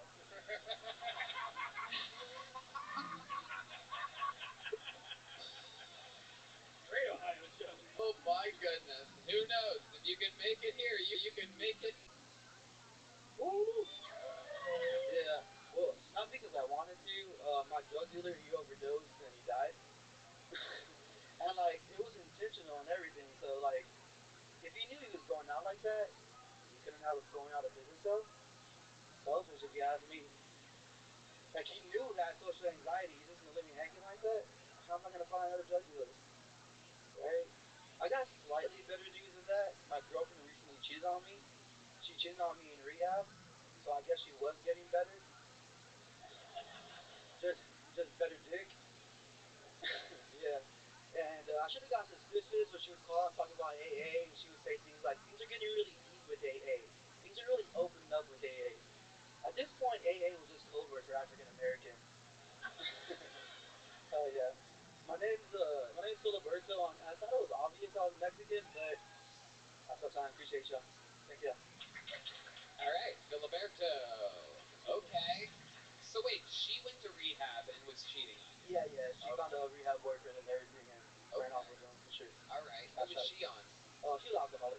She was an alcoholic. Yeah. Okay, and that's all true? All true. Okay. Absolutely. So someone was filling her Berto. Unfortunately, yep. So Filiberto, where are you from? I'm from deep South Texas. Deep South? Yeah, from the border town. Because people think like South Texas, like they think San Antonio or Corpus, but I'm from like a border town down in the Rio Grande Valley. Right, the Rio Grande Valley. Actually, Michael Gonzalez, our chief super Mexican correspondent, here with another layer of questions. If you're wondering how South he is, he's from Mexico. He was actually at a wedding that I was in. Wow, that is the most Mexican shit ever. Amy and CJ? I was at that wedding, yeah. CJ's one of my best friends. Even Michael Gonzalez is mind Shout out blown Amy and right CJ now. when y'all see this. I love y'all, man. I love y'all. This is more Mexican than being inside of a piñata right now, everybody. This is absolutely incredible. Don't hit me. Please don't hit me. I got candy in here, obviously. Oh my goodness. Hell yeah. Absolutely incredible. Oh, look, another blind guy. Here he is, out of nowhere. Oh. Hell yeah. I just felt the vibe. I know. I was just felt the vibe. Maybe we were on the top of level. I don't know. Wait, what? Dude, I don't know. Tony, this guy got picked out of 2 buckets in a row. He's fucking shooting his shot Yeah, right now. bro. What the fuck? What the fuck It was a natural reaction. I'm sorry. I thought we were on the crossing the top of level or something. Tony, we all saw it. You were coming out of this, dude. Oh, no. Oops. Was it an accidental wink or was it real? It was like subconscious. I don't know. I didn't do it on purpose. Well, I guess I did. Like, I guess the universe was like, whoop. Look right at you. You know what I mean? I'm sorry. Shout out CJ and Amy. I love y'all. What the fuck is going on here? A lot of things are going on, Tony. All right, what do you do for work, Filiberto? You just asked me, but I'll tell you again. Oh, pest control. That's right. Yeah, that's all good. That's all good. That's all So good. what kind of pest are you controlling? Okay, David with another. What? Same question. Yes. Wait, do you have? Hold on. Let's see how many. Let's see. Call them. Dave, hold on. Call your sister. Sister's best friend. Right. Yeah. Call your sister and have her call the best friends. Let's patch them in. That was what, in middle school, like 15 years ago. Filiberto, shut the fuck up. Okay. Shut up. Okay. Until I ask you a question, shut up. Okay. This is all gonna happen. We have to get. Yeah. You have CJ. Put the mic up. Deemer, you got it. Put the mic up there. Yeah. Can you send it to me? We have Just send it. Can you send it to me? Yeah. Send it to me really quick. Yeah. As soon as you can. What the fuck? These Mexicans never stop fucking. It's unbelievable. Can you send me CJ's number? Yeah. I think Heath's up there doing the fucking. Heath's out there on the loose right now. We gotta fucking. Oh my god. El Suerte. Right, hold on. I'll send it to you. Oh my goodness. We are so close for CJ. Can we bring back the Indian guy for the ultimate cold call?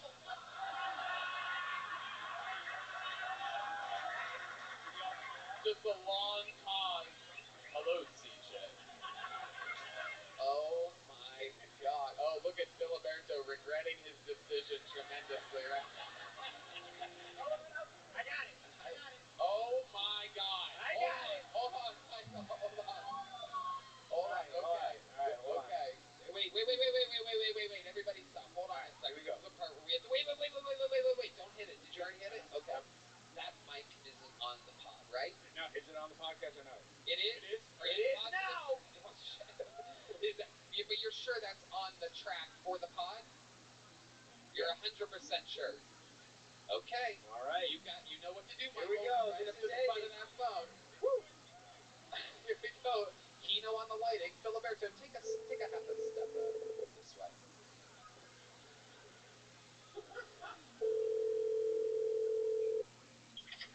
Hello. Hi, Amy. This is Mikey. Hey, Mikey. Hey, is CJ around you? You know, he's at work. Wait. Where did CJ work? Where did, No. It's okay. We can bleep it. Alright, you're on KT right now. I need, can you send me CJ's number? Yeah, I'll send you CJ's number. Okay. You want to write it down? I'm busy right now. I can't write it down. Can you text it to me? Yeah, I'll text. Hold on, Amy. Hold on. Tony's got a question. Hi, Amy. It's Tony Hinchcliffe.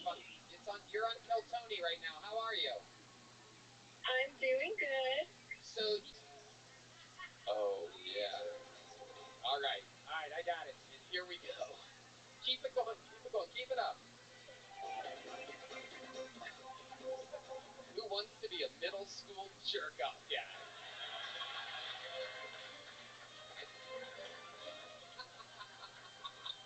Okay, alright, here we go. Perfect. You ready? Yes. And we are phoning a friend right now, everybody.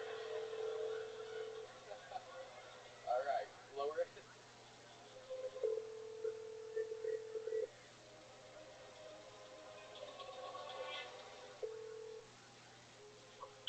Hello? What's up, CJ? This is Mikey. This is Bree's brother. How you doing, man? Good. Good. All right, so I have your homie here, Tune. I got this. Mike, tell him he's on with me. So check this out. You're on KT right now. Tony's got a couple questions for you. Well, I'm at work right now. I get off in 10 minutes. No. It's okay. You can take this question. You have 30 seconds. I can't hear you. You got 30 seconds? Yeah, 30 seconds. All right, perfect. Okay. So, you know what? Yeah, give me the phone. Deemer, give me the phone. Okay, can you hear me? Yeah, I can hear you, yeah. Okay, so, if you answer this question honestly and correctly, I'm going to Venmo you $5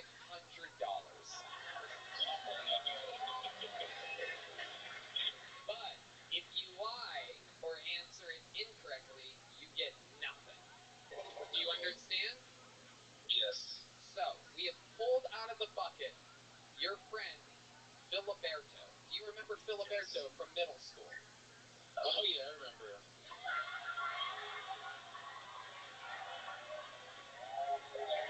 Hold on. Day for a year. It was brush each other's teeth.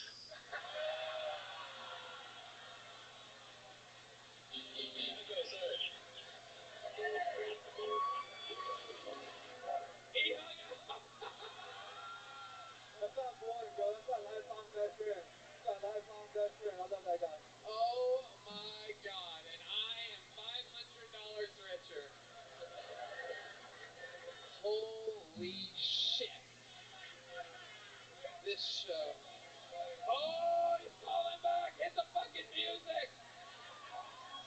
Oh my God. Give me that Who Wants to Be a Millionaire. Went straight to voicemail. Okay, we calling him back? Okay, let's call him back again. $200 if he answers honestly now.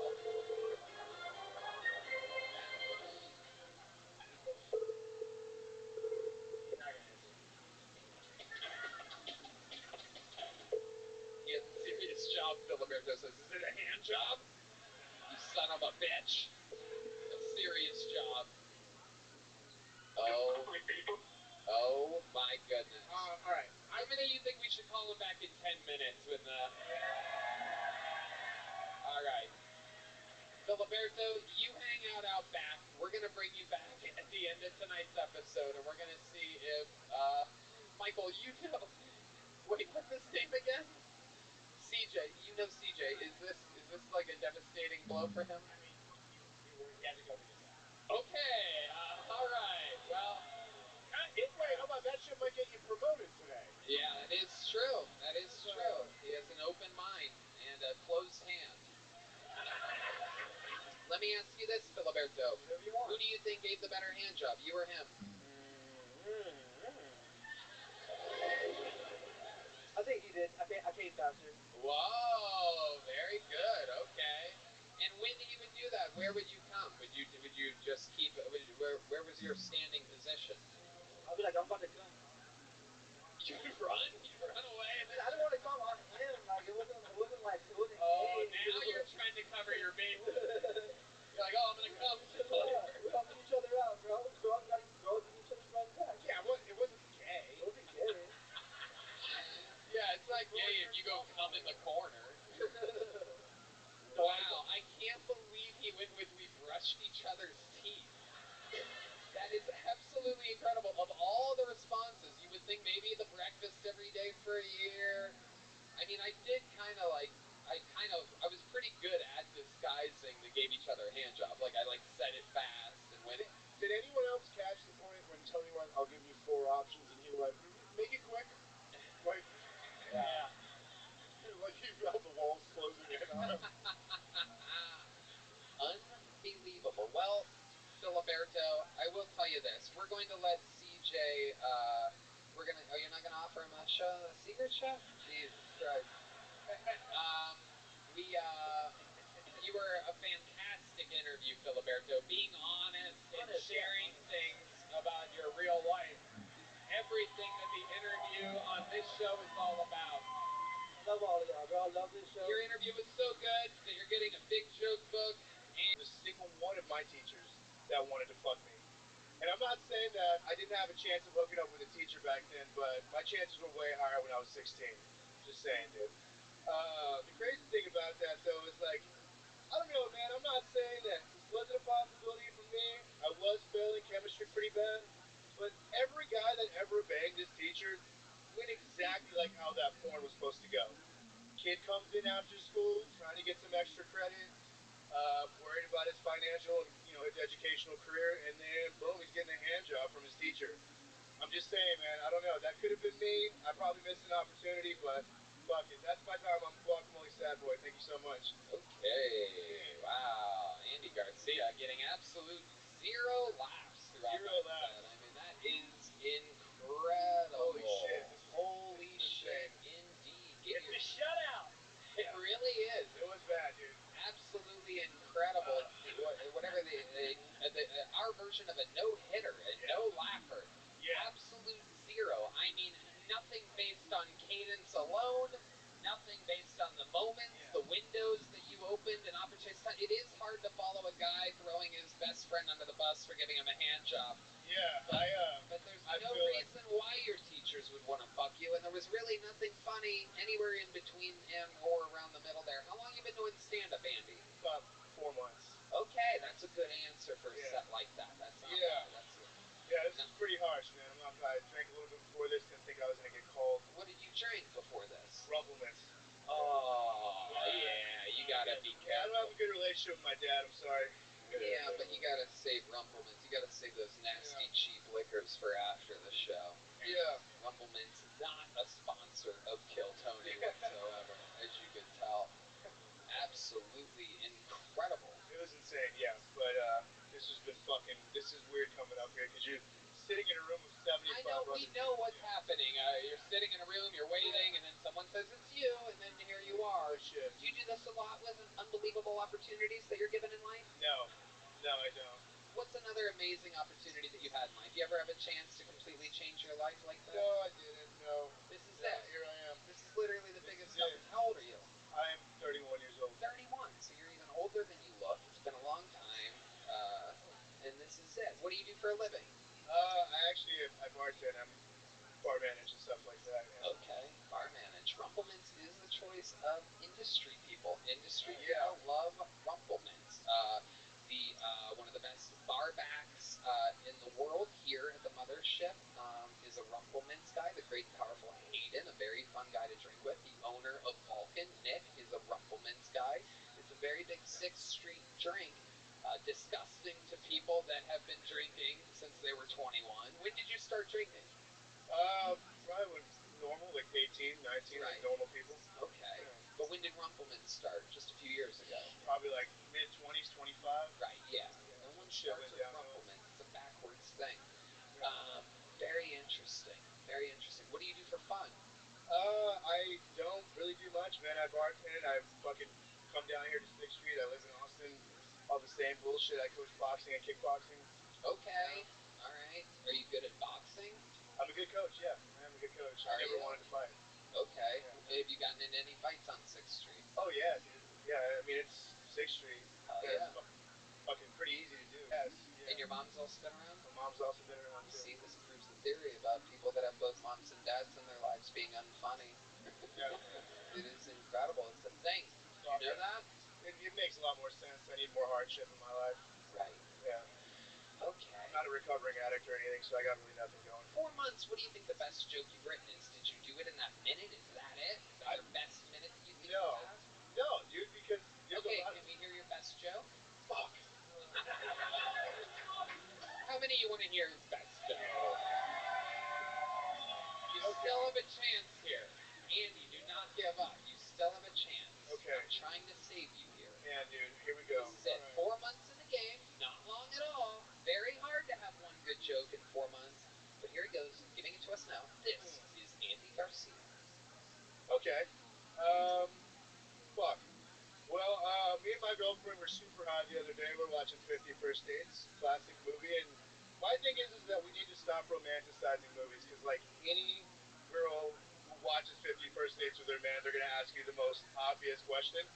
Would you do that for me? Would you make me fall in love with you if I lost my memory? Probably not, to be honest with you.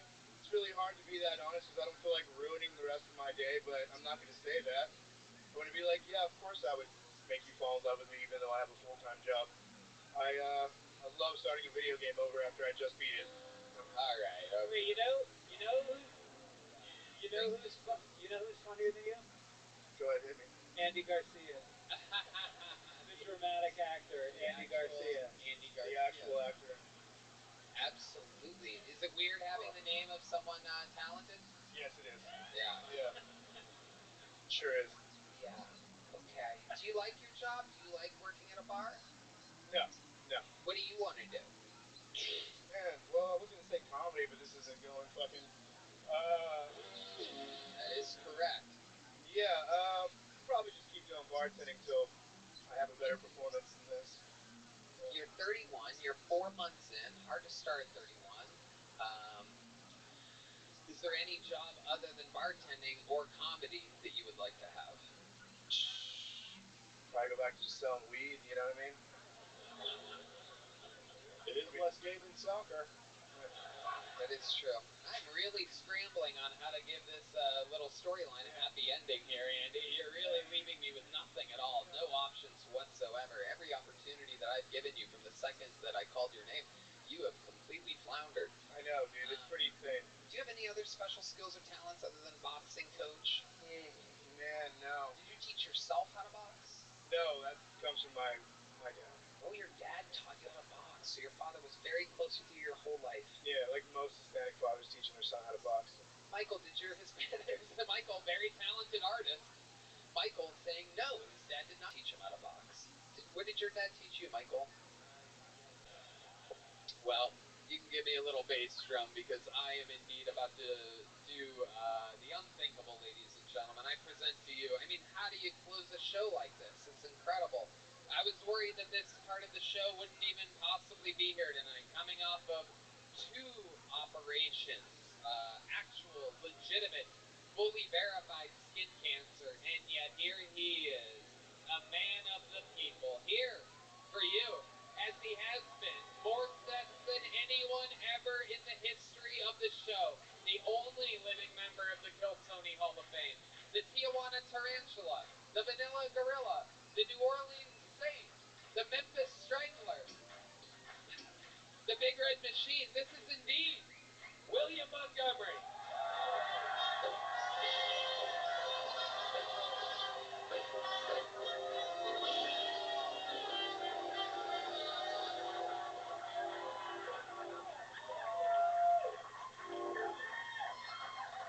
That dude's dad should have taught himself how to shoot himself in the fucking head. What the fuck?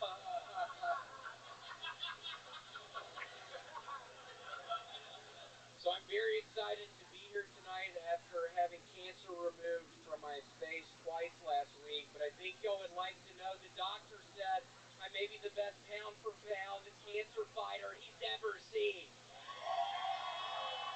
Before the surgeries, y'all don't know this, but I had a 50-50 shot. So after I came out on the other side, I think I'm going to get into sweaters. So I got this sweater today. I literally got, I swear to God, life is too fucking short. I'm going to start getting nice fucking sweaters. I was on my deathbed. Tony, I literally saw the light on Tuesday and Thursday. Tuesday and Thursday, that is true. So he had the operation last Tuesday. I get a call on Wednesday saying he couldn't sleep from the pain the night before, and the doctors called back saying that they looked at what they took out and they didn't get all of it, and they had to go back in and do another operation for the cancer. They had to get more out of you, so you weren't able to make it this weekend. Tell us more. So did they put you out for these? Yeah, no, Tony, when I said I saw the light earlier, my heart literally stopped. Reddit people need more anesthesia. They pump me with too much anesthesia. I do remember hearing doctors kind of yelling off to the side, but yeah, no, I was dead. I was clinically dead for a couple of minutes, Tony, and it seems like they would use a local anesthesia for that. I can literally see the stitches. It's about a 1-inch, inch and a half wound. It was really bad. You should have seen how big the hole they cut out of my face. I mean, Tony, it was brutal. I was on Advil, liquid gels, the whole fucking... I love Advil, liquid gels now. Oh, you do? Yeah, no, they really helped my face. I couldn't eat. I couldn't talk. I was eating SpaghettiOs out the frame. I could not stop eating SpaghettiOs. Were you eating them out the frame? Yeah, out the frame. I'd pop one can open. I'd be done. I'd be like, oh, I'm sick of this shit. I fucking died for a couple minutes. Nothing is guaranteed. I'd pop open another can. Fuck it. Eating those motherfuckers out the frame, Tony. I mean, one after the other. Popping cans of fucking those, eating Cheerios. I'm into circular foods now. After, wow, that is absolutely incredible. A donut? Do you have a donut? Do I love donuts, Tony? You do?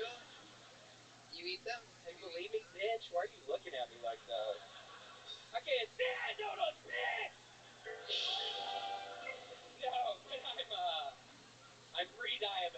the guy at the place who was able to tell me I found I was pre-diabetic, so I cannot eat donuts. The look of shock on this poor girl's face.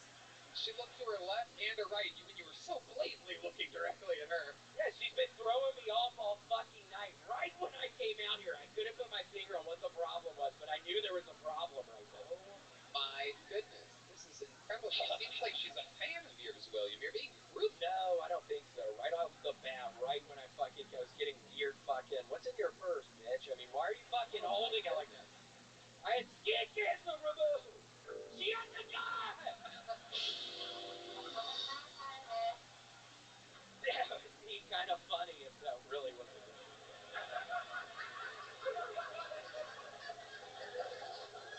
Wow. Amazing. The presence of the great William Montgomery. Again, the sweater to the beard and hair. I mean, you are a stunning specimen tonight, I must say. I think that skin cancer did you pretty good. Thank you, and I think I'm going to have a really cool scar. I'll be able to have a battle scar after this, so excited about that. Things are looking up, and hopefully, I think I'll see y'all Thanksgiving. Thanksgiving should be nice. Yes, we're going to give thanks together indeed. Have some Advil liquid gels, and what type of, are there any circular Thanksgiving Day foods that you're looking forward to having? Tough question. I tried to think of, I already tried to think of Thanksgiving, Red Band says Cranberry Jello. Yeah. Cranberry Yeah, Jello. Red Band with it. It's Red Band with it. Whatever, Cindy Crawford. Wow, he called you Cindy Crawford. He called you a supermodel. Thanks, dude. Bitch. But yeah, I don't know. Pumpkin pies, different kinds of pies. Yeah, I'll just be doing all kinds of stuff. Maybe some sweet potato pie, maybe some apple pie, maybe some... You like sweet potato pie, D? Yeah. Oh, wow, look at that one. We found something that D loves. I love that. Good to know. You know what? I'm gonna bring you a sweet potato pie next week. Thank you. I got $500 extra that I didn't.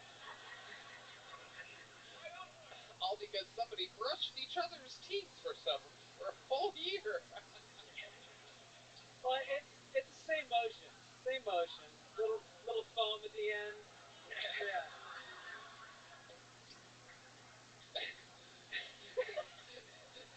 Except one you spit at the end.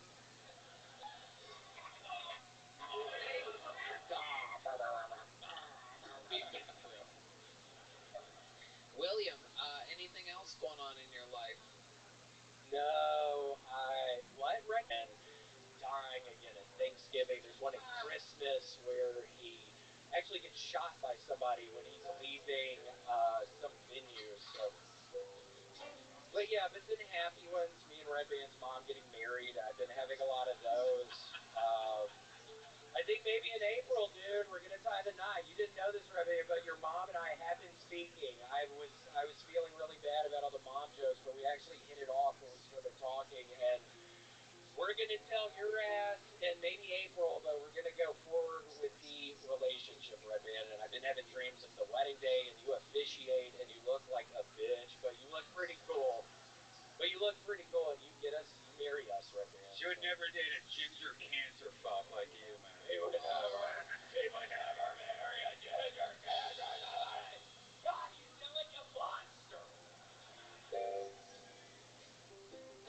He would never get with me. Well, we've already gotten together, bitch. What did you do with Red Band's mom? Describe to everybody. Describe to the people. Hold on. Let it happen. Yeah, I yelled "Who to you" right when I got in her fucking place, and then she just spreads those things wide open. Wait, what and thing? I get out a cucumber. Wait, what? Yeah, and then I put it in her pussy. Yeah, it makes a noise like that. And then what did you do? Put it in her butt, dude. Oh, really? No, stop distracting him with butt. No. Put a fucking cucumber in her butthole. Put fucking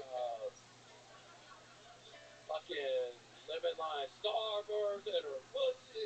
You put a Starburst in her pussy? Yeah, after I What sucked flavor? once. What flavor? Red, cherry, pink one, man. Wow. My goodness. And then how does it end? How does sex with Red Band's mom end? I'm done with your ass, bitch!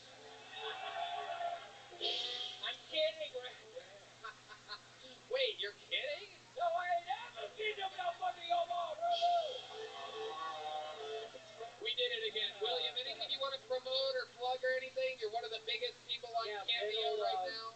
Yes, please. I can help divorce people. I can help marry people. I can help get long lost loves together. It's like a Craigslist. Misconnections. I basically turned it like a Craigslist. Where the fuck are y'all going?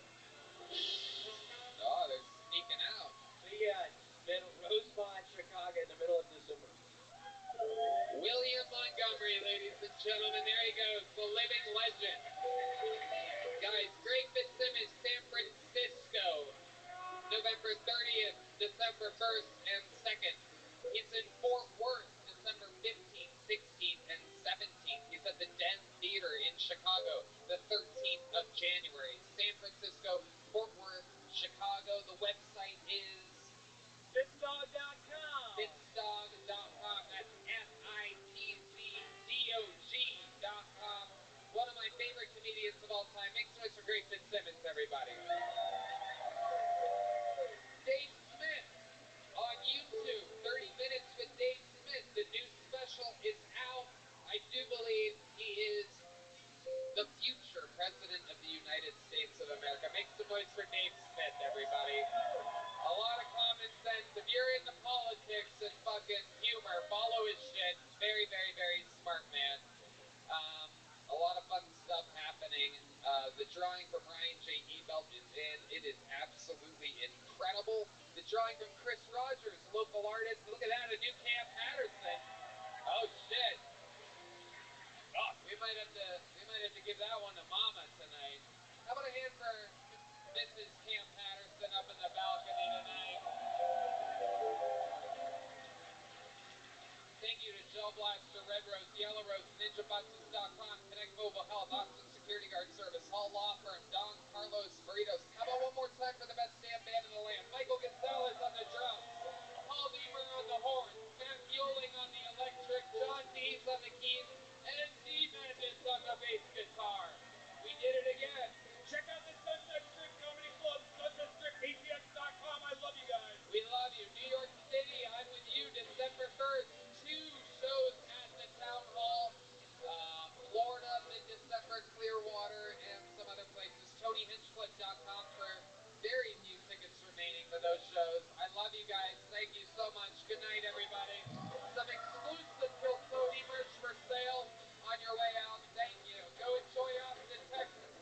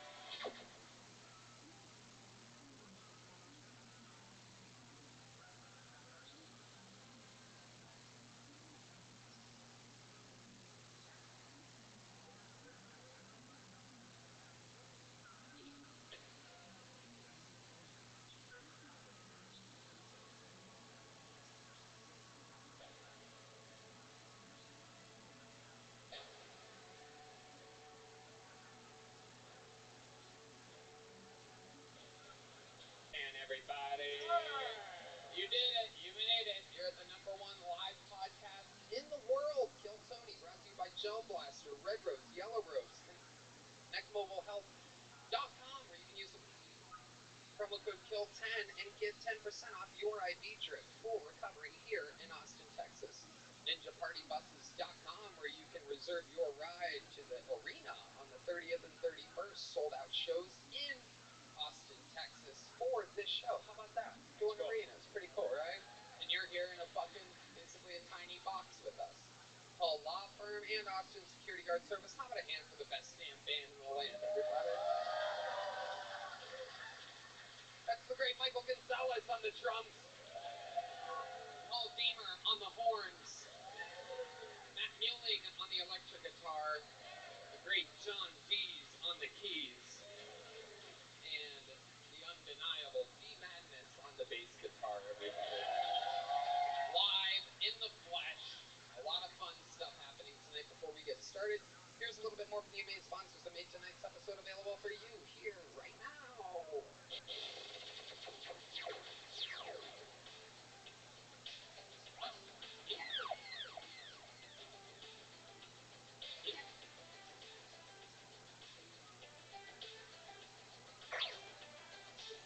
VPN for free. That's EXPRESSVPN for free. That's EXPRESSVPN.com/KillTony. ExpressVPN.com/KillTony to learn more. Hey everybody, when you're busy shopping for presents and hosting your family for dinner and recovering from the annual Christmas party, you'll need to stay hydrated. Stock up on Liquid IV so you're ready for the holiday rush. Now available in sugar-free, Liquid IV has 3 times the electrolytes of the leading sports drink, plus 8 vitamins and nutrients to keep you going. With just 1 stick mixed with water, you'll be hydrated 2 times faster than just water alone. Hooray, man. Oh man, I always keep a couple on me.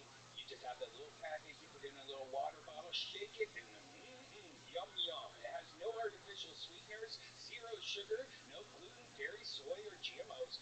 You're making a great choice for your health as well as your hydration. Grab your Liquid IV Hydration Multiplier sugar-free in bulk nationwide at Costco, or you can get 20% off when you go to liquidiv.com and use code TONY at checkout. That's 20% off anything you order when you shop Better Hydration today using promo code TONY at liquidiv.com. Hey y'all, keep yourself out of the kitchen this holiday season with Factor, America's #1 ready-to-eat meal kit. Factor delivers chef-prepared, dietitian-approved meals straight to your door. They're always fresh, never frozen. Just heat them up for 2 minutes and dinner is served. Choose from over 35 weekly meal options. Enjoy premium ingredients like broccolini, leeks, truffle butter, and asparagus. Red man. I just had the shredded chicken taco bowl today. It was amazing. Did you? Yeah, did you? I did. Can't you tell? Yummy. You can choose a lot of different meals, though. They have vegan, vegetarian, keto, calorie smart, and protein plus meal options. No matter what your goals are, Factor can help you get there. Head to factormeals.com/KillTony50 and use code KillTony50 to get 50% off. That's code KillTony50 at factormeals.com/KillTony50 to get 50% off. Man, oh man, I don't know what you're looking forward to on the holiday season, but smooth balls are the gift that just keeps on giving. Manscaped makes sure your grooming is in check with a fresh launch just in time for the holidays. Their new Performance Package 5.0 Ultra includes the Lawnmower 5.0 Ultra Body Trimmer, the Weed Whacker 2.0 Ear and Nose Trimmer, their Crop Soother Aftershave Lotion, and Crop Preserver Fall Deodorant. I love it. And what a perfect gift for the holidays. I'm going to get my dad and maybe my mom one of these. Ooh, wow. I use it all the time, especially the ear and nose trimmer. That thing grows so fast. Anyways, the Lawnmower 5.0 Ultra does all the heavy lifting with 2 next-gen blade heads. It's even waterproof, so you can knock out your shaving routine while you're in the shower. That's right. Scrub up on your Donner and your Blitzen this holiday season. That's right. Get 20% off and free shipping with the code KillTony, all one word, at manscaped.com. That's code KillTony at manscaped.com. 20% off with free shipping at manscaped.com and use the code KillTony. Hey y'all, this episode of KillTony is brought to you by Zippix Toothpicks. Zippix brings you a totally satisfying, convenient flavorful way to curb cravings, get a boost of energy, or simply relax at the end of your day. I absolutely love these things. Use them on the airplane all the time and anywhere else where I can't smoke cigarettes. I mean, you guys know what it is. Remember when massive vape clouds, ashtrays, and dip spit were awesome? Now there's an easier, cheaper, less messy, and more subtle way to curb your cravings with Zippix toothpicks. The best part about Zippix is that you really can use them anywhere. With 2 milligrams per pick and some 3 milligram options, Zippix toothpicks are long-lasting, extremely affordable, and available in 6 delicious flavor choices. A red band. You know, I've been subscribed to Zippix for over a year, like 2 years. Before they became a sponsor, I've been using Zippix. They are amazing because I love, I suck my thumb still. I love boobs. And it's a part of the oral gratification that my mom somehow transferred to my brain. And it's amazing sucking on these toothpicks with flavors that keep me coming back to Zippix. Also, if you need a boost of energy, try their Zip Energy B12 and caffeine toothpick. No doubt about it. You guys have seen us use Zippix on the podcast. Now it's time to find out for yourself. Go to ZippixToothpicks.com today and use code KILLTONY10 to get 10% off your order. That's ZippixToothpicks.com. Promo code KILLTONY10. Must be 21 or older to purchase. Zip more. Smoke less with Zippix Toothpicks. Who's ready for the best fucking night of their lives, huh? Every single week. Sometimes it's 1, sometimes it's 2, sometimes it's 3. There's been upwards of 6 guests on here at a time. This week is a special one. My goodness. 1 guest needed, 1 guest only. Literally, without a doubt, one of the most legendary guests in the history of this show. One of the greatest comedians on planet Earth. Our guest tonight is Austin's own Tim Dillon. Yeah. Fuck yeah. Make some fucking noise for Tim Dillon. Yeah. On a Monday night. Yeah, very beautiful. Austin, Texas. Tim Dillon, fresh off of Carnegie Oh, Hall. yeah, thank you. Touring the world. Thank you. I just got back. I was a hostage in the Middle East.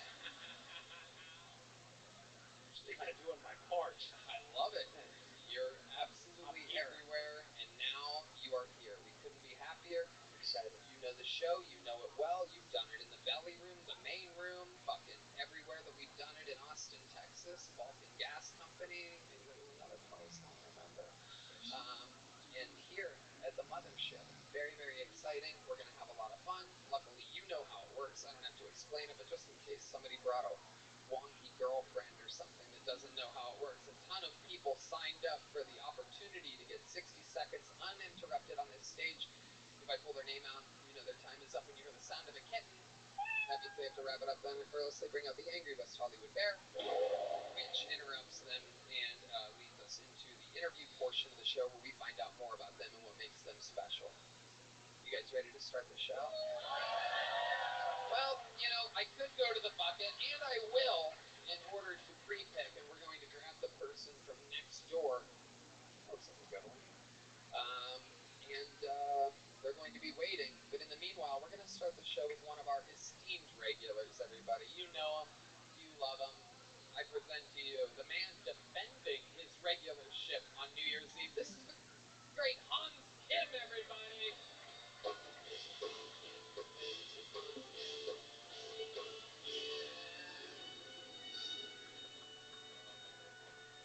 Thank you guys.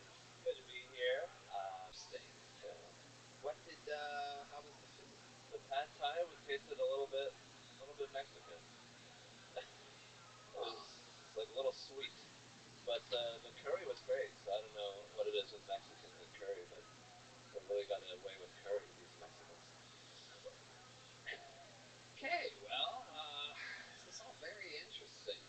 Makes sense. Mexicans and Thai people both have a love for rice. And this is like a Nazi cooking show. Like a white supremacist cooking. Yeah, rice, Mexican, Thai. So, Hans, you're all over the news this week. I can't believe you didn't really cover that. Oh, yes. You didn't talk about that in your brand new minute, you forgot that for the first time ever in your life, you are in the world news. Yes. Thank you. It might be worth acknowledging. I got on the news for telling a joke that the New York Post thought was off color, so, you know, that's a good sign. I take that as a compliment. They called you an idiot. What? They called him an idiot. Oh, the New York Post. Idiot comic. Oh, wow. And there was no one in the article calling me an idiot. They just wanted to call me an idiot, so they put it in quotes. Yeah, the New York Post quickly becoming TMZ, while TMZ is becoming more of a legitimate news source. It's kind of weird, but TMZ covered you this week, too. Oh, shit. I didn't know. You didn't know that? I had no idea. Okay. And the Rolling Stone covered you today. Did you know Yes, that? in Brazil, yes. Oh, it was the Brazilian Rolling Stone. My team, my council did not tell me it was the Brazilian Rolling Stone. Thank you, McVader, for... You see Hans in the Rolling Stone today? No, I didn't get a chance to read the Brazilian Rolling Stone. You fucking goofballs. Who's on the cover of the Brazilian Rolling Stone? Is anybody? The Brazilian Rolling Stone, funny enough, written by Thai people. You never know what you're going to get. There's always role reversal happening here. But it was a Matthew Perry joke, correct? Would you like to do the joke that got you in trouble? See if, see if we can get you in trouble again. Double Matthew trouble. Perry. Yeah, Matthew Perry. Matthew Perry, fat bloated corpse. Matthew Perry recently passed away. Very sad. You know, for a guy on a show called Friends, he could have used a couple. No, that's not it. You didn't even do your own I didn't joke. set it up right. I'm sorry. You did not set it up right. This is what you are really an idiot comic. Incredible. It's Matthew Perry drowned in a hot tub. For a guy that was on Friends, you'd think he would have a couple of them. Really not worth canceling anyone over. Definitely not.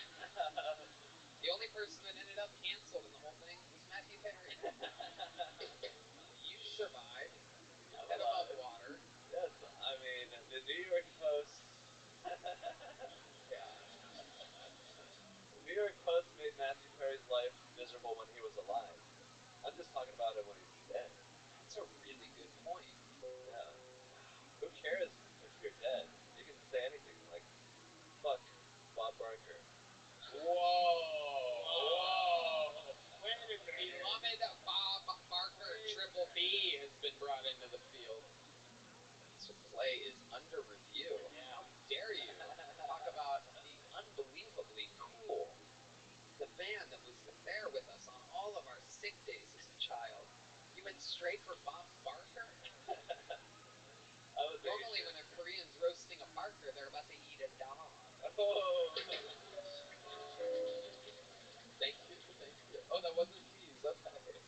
Oh, that was the Price is Right theme on piano, everybody. Red band over here. Yeah, you got it. Oh, 8-bit, that's always good. No, don't. Hans, anything else exciting happened this week? My girlfriend and I got into a huge argument. Let's talk about that. She wants me to come over all the time. She very rarely makes a drive over to see me. And I got really mad at her. I was like, you're taking away my time. I really want a podcast. You're not letting me podcast. And it really is hurting my comedy career. I was getting mentioned in Brazilian Rolling Stone. So what did she say to that? She was like, okay, I'll do more of what you want. And today I jerked off on her. Wow, you love jerking off on her. This is incredible. So when you're jerking off on her, is she fully clothed? There's a thing, like, it seems like she's not contributing at all. Is she awake when it's happening? Or kind of? It's better when she's not. Yeah. No, she's fully awake and consenting. Is she clothed? I can't picture She starts out clothed, and then she does one of these where she like lifts it above her tits. And that's where you... That's where I ejaculate on. Oh my god. Wow. You're basically just a one-man band. She does the Bert Kreischer move. She's like, I'm the machine. And you're just, hot.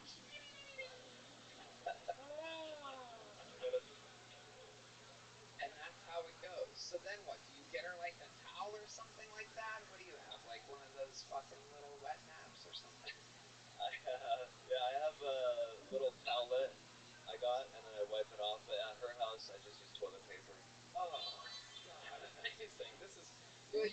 are really missing out letting Hans Kim be out there taken on the market. I'm sure this is what everybody wants, these little bits of toilet paper in their belly button. I mean, what an opportunity of a lifetime. Absolutely incredible. Double ply. Yes, the finest. Okay, very good. Absolutely. The quilted picker-upper. All right. Well, Hans, way to get the show started. You did it again. We love you. That's Hans Kim, everybody. We're going to get through tonight's episode. We're pre-picking another name, the bucket of destiny. Anything can happen. This is 60 seconds straight out of the bucket, ladies and gentlemen. This is the part where we find perhaps the new talent of the world, perhaps a completely insane person. Truly, anyone can sign up and anything can happen. Your first bucket full, 60 seconds uninterrupted, and then an interview going to Olivia Carter, everybody. Olivia Carter. Here you go. I hate my brother's fiance. She hasn't worked in a year because she's writing a children's book. And I was like, that can't take more than an hour.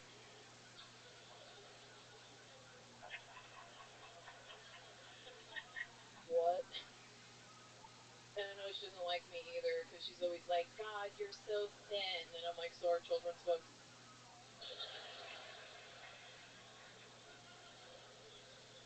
And I'm trying to figure out how I'm going to ruin their wedding. And I think I've decided I'm going to lose like a concerning amount of weight. Like a conversation's worth. And I'm going to show up like, I'm on a hunger strike until the children of America get a new book. That's it. Fuck yeah, Olivia Carter. Woo. Absolutely. That's a real comedy set right there. Thank you. Hell yeah. Welcome. This is your first time here, right? Yes, it is. Amazing. I love that children's book stuff. We actually have a friend that wrote a successful children's book, the great Jesus Trejo, one of our former co-workers and co-paid regulars at the Comedy Store, and he's very successful with it. And I was thinking, all those things that you said when I was talking to him about it. Yeah, they're for like children. Showing it to me, I'm like, wow, dude, you must really fucking like really worked on this. Like this is Gaga, and then we saw a dog, and then there's a dog. Yeah. I'm like, what the fuck? Like, how much are you making? Is she successful from that? No, she's done nothing. Yeah. Right. No children even want to read that shit. No, she's still working on it. What's it about? She didn't know yet. Oh shit. Inspiration has to strike when it strikes, you know. Because it's gonna be after she's married. That's amazing. What do you do for a living? I'm trying to do comedy. How long have you been doing stand-up? 3 years. 3 years. Where at? I was in Chicago. I just moved to New York. Okay. What made you go to New York? I want to do the scene in New York. Right. You want to stay cold through the winter. Yeah, I want to freeze. Absolutely. Is that where you're from originally, Chicago? I'm from Kansas. Okay. So you're making progress. Yeah. How long were you in Chicago for? 3 years? About, yeah. Right. And now you've been in New York City for how long? Like 4 or 5 months. 4 or 5 months. And how long are you in Austin, Texas for? I'm here all week, baby. Here all week. Look at that. Absolutely. The joke was fucking awesome. Thank you. Yeah, awesome. Thanks. Amazing. So how do you survive? Okay. How do I survive? I have a day job. I'm a sales assistant. Okay. Yeah, make dinner reservations and schedule massages for people. Which is means that you don't have a sales, you know. Yeah, I'm not very charming. Right. Yeah. Yeah. I just feel like you'd be like, so you want it? You're like, no. You're like, good. I get it. Yeah. I don't want this shit either. It doesn't work. You make dinner reservations and schedule massages. Looks like you really found your own jizz lane for yourself. Yeah, right. Yeah, it's not too bad. In terms of day jobs, it's pretty chill. I get to work from home sometimes, so it's not too bad. That's cool. Sick. What's your living situation in New York City? Very expensive. It is really expensive. We just had a couple move out, so we were splitting it 4 ways. And they moved out because they thought we lived in a dangerous area. It's not. What area is it? I live in Bushwick. It is. Exactly. When you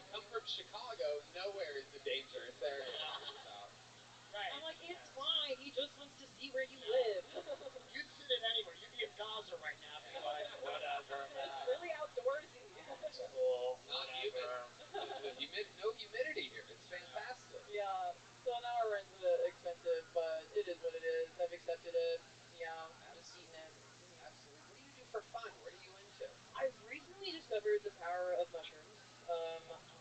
I've been microdosing mushrooms, and it's changed my goddamn life. I didn't know I could be so happy all the time. To be fair, I'm not sober all the time.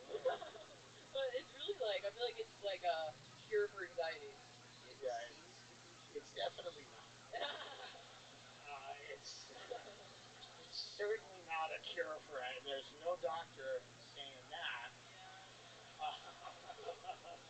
But it's not a bad thing to do. Dr. Joe Rogan thinks that it is. Dr. Joe Rogan, yes. He's been right about everything. You think it's a bad thing to do? No. Yeah. But you don't think it should like cure you should use it as like a microdose, like daily thing? Well, eventually you'll have to start macrodosing. Yeah, then you're just on mushrooms. That's yeah. the problem. Then you're just eating 8 shrooms yeah. in the morning. Like, it's not a problem. You know? yeah. Merry Christmas, you know? Yeah. Well, it's a lot. It's a lot. Yeah, I get that. Yeah. You don't want to get too energetic and alcohol. I'm already off the walls. Yeah. Right, yeah. I love it. So, what do you like to do after you eat the mushrooms? What's something? I'm a runner. I like to run on mushrooms because you kind of don't feel your body. Yeah, and you can just go. Sorry, I farted. I don't know. Is there something chasing you when you're? I do have an app that it tells you that zombies are chasing you, so you run faster. Really? Yeah.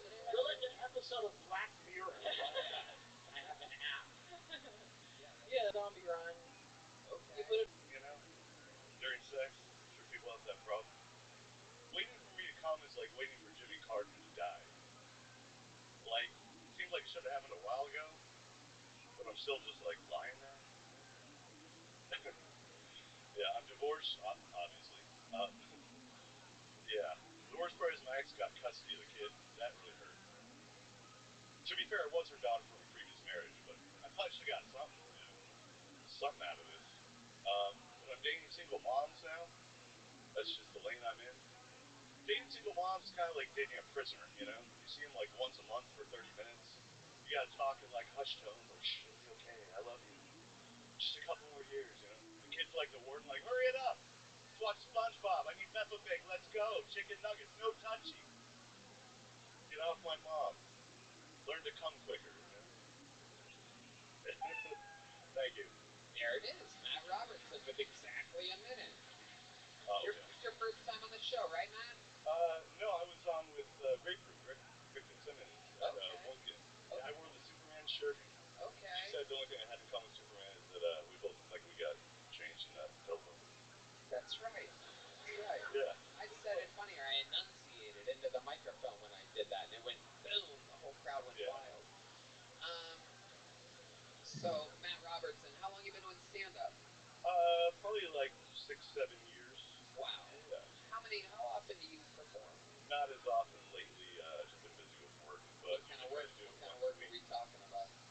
I was doing set decoration for films and stuff, set dressing, but then the strike happened, so I went back to waiting tables. I would get to the Japanese restaurant. Gotcha. All right. The single mom journey was good. Thank you. Thanks, Tim. It could be better. But yeah. good, Oh yeah. You know, it could always be better. It's not the greatest. Yeah. But it is good. Oh, thank you. That'll keep me going.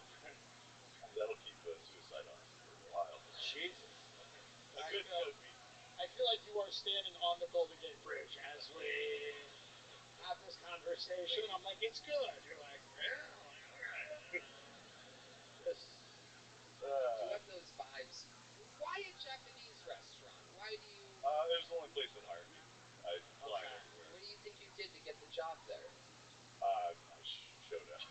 I applied to a lot of places. Why did they hire you? I don't know. Yeah. I'm not very good at it. And I do my best.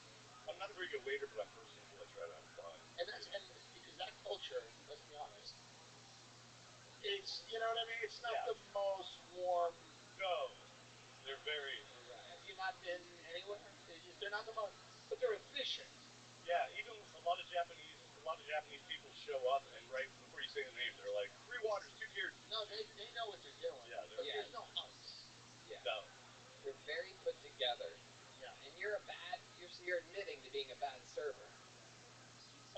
I don't think I'm the Those best. people are at the table table like, Oh, yeah. God, is this waiter ever going to come? Yeah.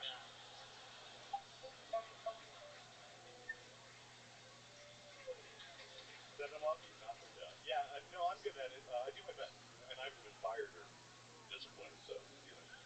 You've never been disciplined? No, I mean, that's a good thing. I've never been cause written up once. So. Do they know you're working there? Yes. Okay. Yeah. They're aware. What did you get written up for? A lady said I was high out of my mind, which is impossible. It was like 3 hours after that. And then... Wait, a customer said that? Yeah, but I was like, it was 110 degrees, and I was on a patio. I was having, like, heat stroke and shit. And I was like, can I get you more? Dude, that's the best. Yeah. That a customer went to, probably a Japanese person, right? No, white lady. Like, oh, and she gasped at me, because the whole time she was like, it was so great, and then she left. I was like, fuck that, I didn't have a good time. I hated it, actually, and, like, wrote my manager. Like, she was laughing the whole time, and then retroactively had a shit time that she didn't let me know about. I would have changed something, but... Maybe you thought she was having a good time, but you were high. I think that a lot about women. That happens. Is everything that you talked about true? You really take a long time to come? Not so much anymore, because I'm off antidepressants. It's like the opposite. It's like 30 seconds, 30 minutes. I would get back on them. Yeah. Well, no, just from the... no, because the last girl I was dating, I think, because I never came, she kind of left. Like, she would, like, jerk me off for a long time and blow me and then try to fuck me, and I'd have to go through When you say jerk you off a long time, was this at the Japanese restaurant? No, I probably would have come, but, jerk you off long time? Oh, yeah. That's the verbiage. I see what you did.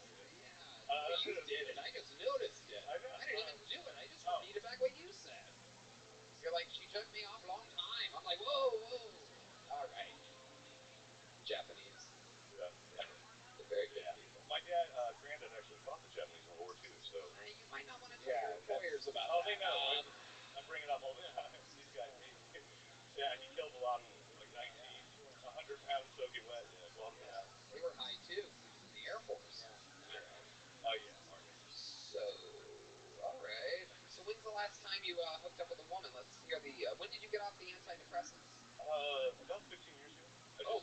Well, I went to rehab, and they took them away, and they lied to me. You went to rehab for what? Alcohol and weed. Sounded like heroin there. There was a real pause. Really stumbled over your alcohol. I kind of did everything. Like, I was kind of a dirtbag. I would do coke from a guy at the bar named JD. He's in jail now. Prison. Okay, wow. But, yeah. Thanks for telling us that it was prison, not jail. Yeah, he's a heavy hitter. He's not a pussy. He's prison, dude. He's not a bitch. He's not in fucking jail like a bitch. He's in prison. He's still in federal holding. Yeah. So he's a bad man. He likes young girls. How long are you sober? I'm not sober. I drink now. I can do it good now. Oh, yeah, you can do it good. Yeah, I mean, I figured it out. Yeah. It is a game. You can hack it. Oh, yeah. Well, I did shrooms before I came up here, so I think that might have made it less shitty. But so I'm microdosing a little right now. So well, there's a theme tonight, everybody. What is going on? Heroin, a special microdose episode of Kill Tony. Yeah. I'm out of my mind tonight. You know what that sound means, everybody.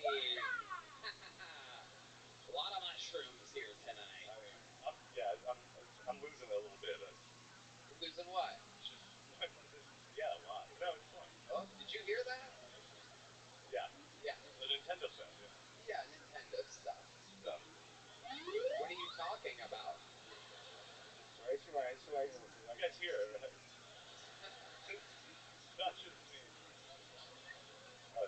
Matt, I like your style, dude. You've been doing it a long time. You probably should have had a slightly better set. But it was good enough for a big joke book. Wait, did you get a joke book last time you were on? I got nothing. You got nothing? I got the booze. Well, here you go. You ready? You ready? There you go. Here he goes. Matt Robertson, everybody. Thank you so much. Yeah. Let's get another bucket full. I like the momentum that we have right now. We're going to keep our next regular warmed up back there. Let's see what happens here with the comedy stylings of Heath Underhill. Heath Underhill. It's a good name. It's a good comedy name. Make some noise for Heath Underhill, everybody. just got a new job working. I'm selling like HVAC parts, working in a warehouse. Okay. All right. What were you doing before? He was my personal trainer. We've been making some progress. Starting slow, building, well, revenge. Getting there. Revenge is a dish best served cold. So. And hot. And ice cream and spaghettios. We take it hot or cold, man. I love it. What do you like to eat? Everything. You know that. I do? You How do I know that? You say that like you ate my ass this morning. You know that, Tony. Oh, yeah. We actually have a recording of it. My ass-eating face. Oh, that was good. Hey, Gerbil, get back in there.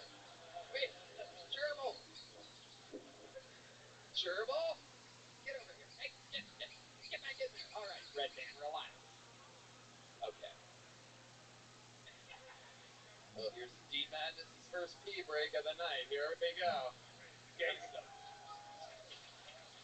I like to call him Pee Madness sometimes. That fucking... This guy urinates like someone with 4 eyes. All right. Okay. Keith, since you were last on the show a year ago, what's happened in Austin? Give us a good something a night or a day. What's a good something that happened to you here? For a few months, I was working like stupid dog shit out of people's yards. So it's fun. Oh yeah, that's a job. Not if you're smart. If you know what you're doing, you don't do that as a job. Hell yeah.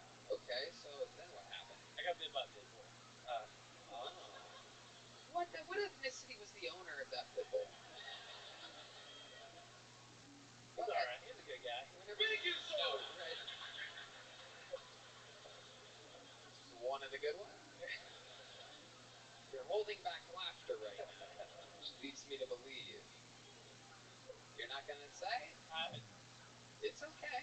It's a question. Let's just say it was a couple and they were mixed. Mixed with what?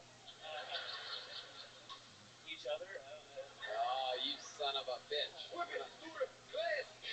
There you go. That's the official sound effect of mixed people. That is Eco Sanity themed to friends, everybody. Amazing. Wow.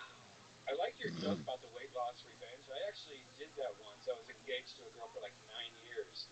And I lost 65 pounds in like 3 months because I was so pissed off.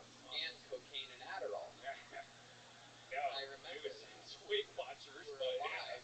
You were alive back cheated then. the point system. You were so alive. I remember. That's when I met you. You were like a little skinny boy. Yeah. You still use those pictures in your avatars online. You know me.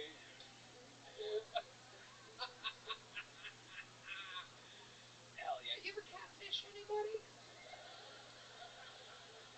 I tried. You look like you... Can you explain to us how you try? You go on dates? I'm really good at gaining weight, so I'll take like a thin picture and then just gain all the weight. It's been a month. How does a thin picture work? Take those, enjoy those, sip more, smoke less. Mix toothpick. Alright, I mean, we just gotta get it going.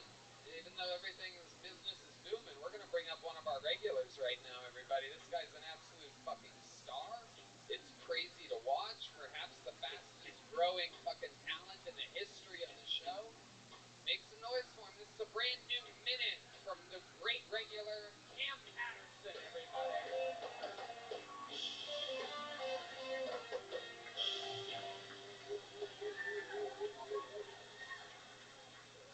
I want to be an actor real bad, bro, but you got to pick your roles very precisely. And your first one, if you do your first role too good, that's your role forever now. Like, I used to like a show called Snowfall, and there was a guy that robbed the main character, and then the main character hired somebody to rob him back to get the money back, and the guy he hired fucked him in the booty. He raped him, dog. And they zoomed into his face getting raped. That guy hates Batman.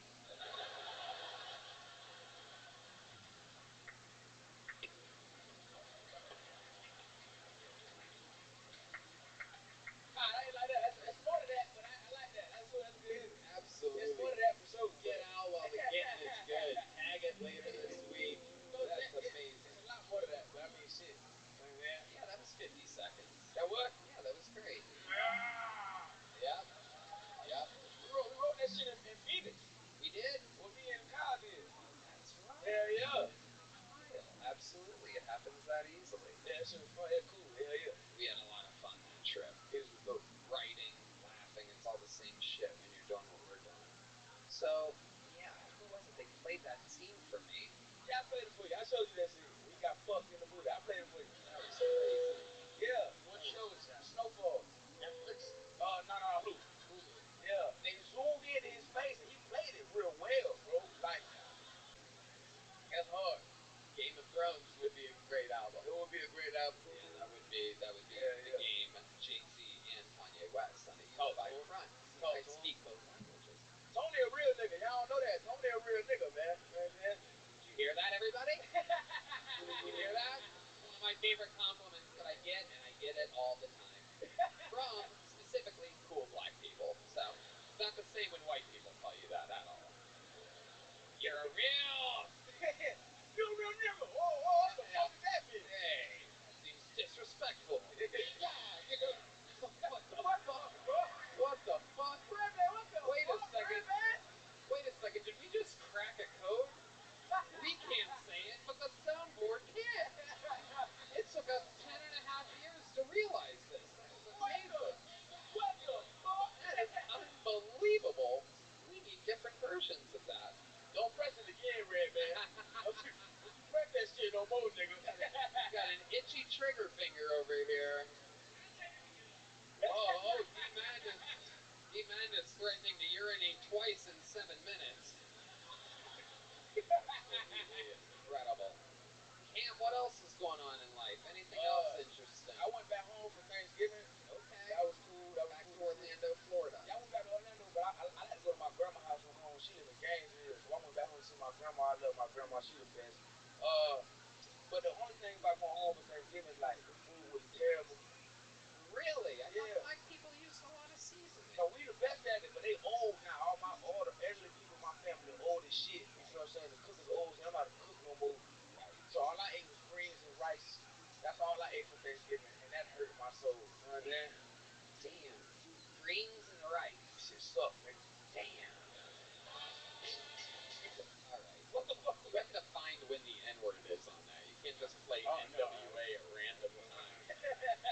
Jesus, Redman. But great stuff. No. You have to... There you go. There you go. This might get taken down off YouTube. Oh, geez, you're booing the N-word? He said it, man. Come on. What's going on right now, man? We're having a conference on whether or not a soundboard is allowed to say the N-word on this show. It's very exciting. I get Tim Cook on the phone. What? Yep, that's right. It's Red Man Fingers. You know what? To be honest, you guys were saying that our real N-word, and I was like, I know a song that's called that, and that song's called Real N-Word Don't Die. I just hit play at the beginning. I didn't know that was at the beginning. In his defense, I think his finger can do it because it is thick and white, and you know who loves thick white things. Hit the fucking button, right, man? All right, okay. Right now, Tim's like, am I gonna get to do Carnegie Hall again? What am I doing? This is AI. This is the problem. It's true. This is why people worry about AI. AI can say it. TI can say it. Right. Very few things can say it. Yeah. Okay. Cam, I fucking love you. It's amazing the work we're doing. You're absolutely killing everywhere, everything. You are a fucking beacon of what is possible on this show. From the bucket to fucking selling out and crushing all the time. Thank you, bro. Full, unbelievable shit. Cam Patterson, everybody. We found him out of the bucket. And now, back He's to the like bucket we go. amazing. He's unbelievable. It's insane. Every single week, with the new minute, and all. What's up, Texas? I just moved here, and I gotta say, I don't give a fuck what Governor Hot Wheels says. You give me 68 Michelob Ultras, I'll punch that fucking baby out your stomach. Cause I'm progressive. Y'all cocaine is different around here too? I forgot about geography. Mexico's like right there. I didn't know we were in bump territory. I did one line. thought I was on Yellowstone? I was like, I will fucking die for my ranch. PSA to sluts. You don't have to pierce your nipples. Just develop personality.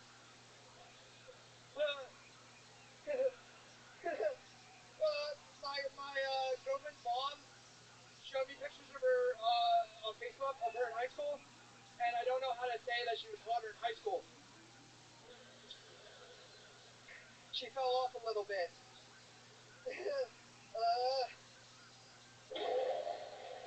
Alright, there you go. Joe Smith. Welcome, Joe. Thank you. Is that your real name? Yes, sir. You don't have warrants or anything? No, I do By not. Joe Smith? No, I do not. Yeah, it's my real name. Wow.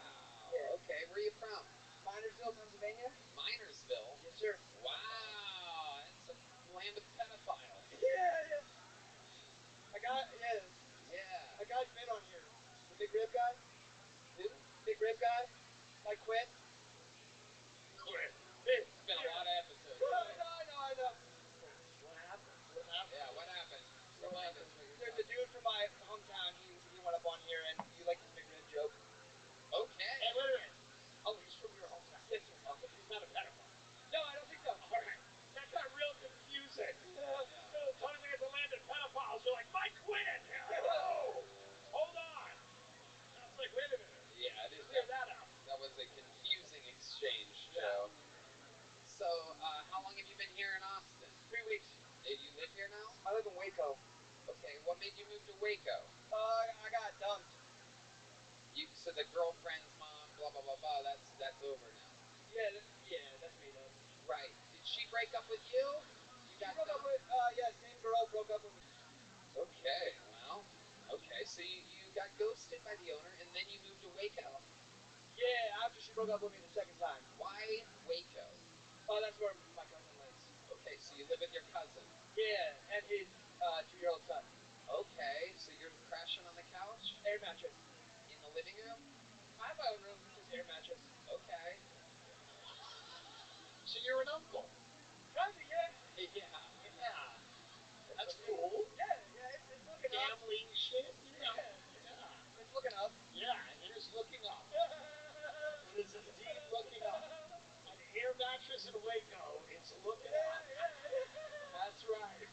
That is absolutely right.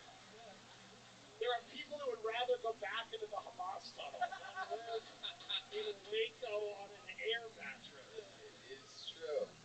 It is true. It is, Are you trying to get another job? I got a job as a bartender. Oh, yeah, okay. Yeah. What kind of bar? Just a bar? It's a burger joint. Yeah. The burger joint. Okay. Yeah. That serves alcohol. Is that in Waco? Yeah. Okay. Jake's. You smoke a lot of weed? No weed, I just look like this. Yeah. You wear that shirt? Yeah. With no weed? No weed. At all? No. No Waco and Baco? No, just Waco and cocaine. Any drugs? Cocaine, yeah. Okay. Just cocaine? Just cocaine. Yeah, for the most part. Okay. For the most part. By the way, makes total sense. Yeah. There's no. Yeah. We believe you. You know, we get it. Yeah. No doubt about it. Where do you get this cocaine? You get it at the bar, the burger bar? It's not good cocaine. Right. That's what I'm wondering. It's something like. Yeah. This seems like the kind of guy that would have to keep Narcan under the air mattress. You know what I mean? No, just dudes. Just dudes. Just dudes under your air mattress. No, the cocaine. Right. No female cocaine salesman. Not yet, no. Right. What's the craziest thing you've done on a bender? Jerk off a long time. Whoa! What a wild night. We don't really hear these cocaine people. Oh, I did a line off a tit. I just snorted off a girl's asshole, not you. When you say a long time, how long? Yeah, that's a great I estimate like 2 hours, 45 minutes. Whoa, 2 hours and 45 minutes. Oh my god, you fucking Schindler's fisted it? That is incredible. Did you not get bored 45 minutes in? No, I had to come down. Oh my god. You know? Relief? Coming down from cocaine, you jerk off for 2 hours. Always, yeah, usually always, yeah. For 2 hours? Around there, yeah, it's always Around 2 hours. It's off for about one of those hours. So you, right, that makes sense. And you get on the air mattress and you're just sweaty on the air mattress? And yeah, You're sticking to it like a Haitian on his way to America? What? Jerking off? Like, it is, because it's just a Cuban refugee, like a migrant. And a 3-year-old nephew peeking through the door. And it's deflating, so it's like I'm floating, like a refugee. It's amazing. This is a beautiful country. It really is. It is amazing. It really this is is. where someone barely surviving can find a little bit of cocaine and jerk off for 2 hours and 45 minutes. If I had to estimate, 2 hours and 45 minutes were your exact words, which makes it look like you had a clock that you were timing yourself with. No, Oppenheimer was on. Oh, okay. Oppenheimer is on. That makes complete sense. That makes complete sense. And meanwhile, you're just What an dropping intense movie to jerk off to. What a special on an air mattress in Waco. Yeah. Staring at nuclear explosions. Yeah. Working on your own Manhattan project That's over right. there. Absolutely incredible. That's wild. Did you time it so that you came when the bomb went off? I was hoping, yeah. You dirty bastard. I love history. Bro, I can't wait to see what you do when you find the Pearl Harbor movie, dude. You're gonna fucking lose your shit. Oh my god. Well, I mean, I don't even know what to do with you. But, you know, I'm gonna give you a big joke book. We're running out of them here tonight, but it's okay. Oh.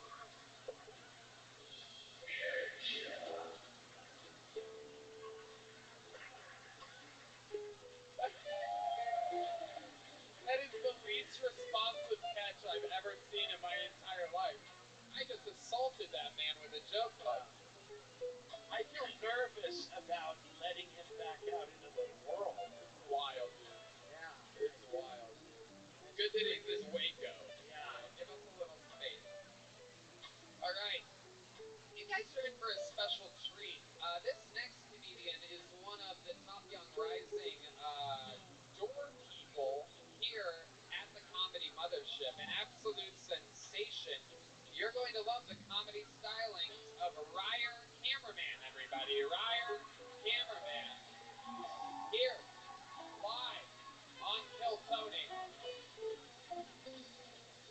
Here we go.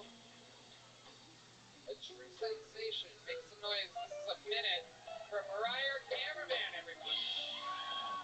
Hello? Is anybody home? The door was unlocked. Right, relatable. Talk about the hole in the pen cap. That's what they want. I've been going to the gas station to mingle. I tell myself, all right, don't tell anybody you're scared of them, and we'll get a vitamin water on the way home. Orange, always orange. Well, if they don't have orange, I can get yellow, but if they don't have yellow, maybe red. Because winter is compromise. Storm? And I'm going to give a Reese's Sticks king size for everyone that asks to be royal.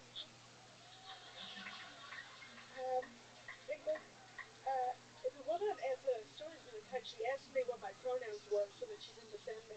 And I got really scared and I said he, which is not true.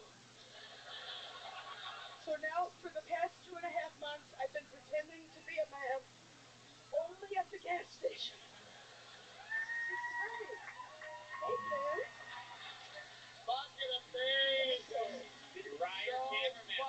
I'm telling you, the staff here at the Mothership is fucking powerful. Powerful. Powerful.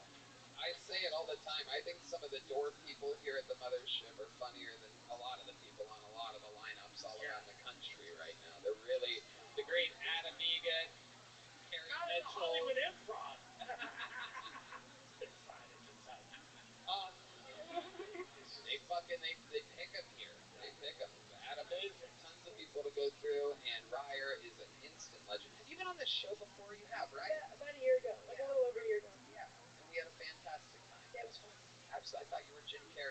entire time. And I'm not. absolutely.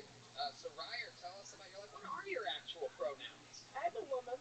Yeah, you just go straight up woman. Yeah, well, I mean, I would love to be a man, but I'm not. So I just, I'll just be a woman. Right. You just take what you can. It's not. I'm not going to pretend to be something else. I love it. Right. Only with your barber do you say I'm a man. Every exam. So, I mean, okay, I have a whole slew of questions here. This will just be about another 95 minutes. Tell us more about yourself, Ryer. Tell us what we don't know about you. Well, I'm 22. I live in Austin. I used to be a preschool teacher. It was crazy. That seems like a weird job for you. Yeah, it was really odd. The kids didn't know what to think of me. I think I'm better with kids because they have no perspective. Right. You know what I mean? Right. So I'm not weird to kids. Right. You're cool to kids. Oh yeah, kids think I'm great. They think I'm so normal. Which is probably indicative of an issue. What's not normal about you? What would you say? You know you better than anybody. I mean, we can only see what's on the surface, which seems fucking wild. But tell us what you know about you that we don't know. I have severe social anxiety. I worry that everybody thinks I'm retarded. I thought you thought I was retarded. I love you. Thank you. I've always loved you. And I've always thought, I feel like she thinks that I think she's retarded. Yeah. But I've always loved you. I always make a real point. I'm like, hi, Ryer. Like, if I'm walking by and stuff, and you're like, hello. I know that. Well, because when. I see it. It happens all the time in these hallways. You'd be shocked. I'm like, hi, Ryer. I'm like overly nice because I don't want those types of people mad at me. You know what I mean? I go out of my way with the special ones. You're so sweet. Social anxiety people, that is. But one time you said hi to me, and it was like, hey, how are you? Yeah. And after that, I just was convinced that you thought I was retarded, and I got really scared, and I didn't want to talk to you because I was worried that you really were going to, That's kind of retarded. It's kind of retarded. I have a lot of anxiety. No, we all do. We all handle it different ways. You're the first person on tonight's show not blasted on mushrooms, so, I mean, might be surprised to know. You take medicine for that? Yeah, I take a lot of antidepressants. I'm on 2 SSRIs, which my pharmacist says is not safe. Right, right. Almost anybody in the room would say that's not safe. People that barely know What's it. your UTD? Why choose? Well, so I recently started having these really bad panic attacks, so I got on Zoloft to help with the panic attacks. I'm also on Wellbutrin. I get it. That's our late great friend Brody Stevens, who they also doused with medicine and led him to hanging himself. He was on Wellbutrin. That was one of his very famous lines. Do you have a Wellbutrin line? It is somewhere, right? We have an entire Brody soundboard because he's dead now, everybody. He was also hilarious and had anyway, it doesn't matter. It's kind of depressing. Really leaving us hanging like Brody Stevens did, Red Band. Anyway, let's talk about it.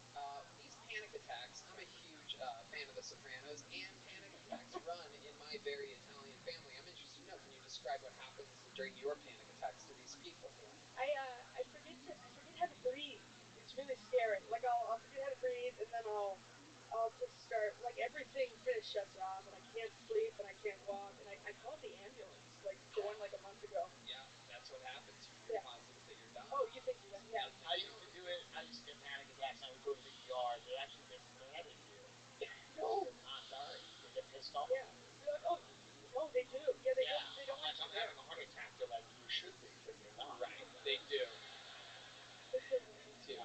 They do hate that. Have you had this happen to you? You've shown up to the hospital and they're like, nothing is wrong with you. Well, I thought I was having a stroke, and I was like, I think I'm having a stroke. My limbs went numb, and she's like, it's not even close to a stroke, which is crazy to say. How do you even measure like that? Yeah. Right. Yeah. She said it's not even close. Yeah. Right. Yeah, because they're looking at blood work and your heartbeat and everything. I was like, that's so mean. I don't know. And it's so real when you have one. You think you're convinced you're having a real stroke, and then these cunts at the ER. No, yeah, it's true. And also the people close to you are denying you as well because they know, right, that you have panic attacks. They're like, Ryer, nothing's happening. And you're like,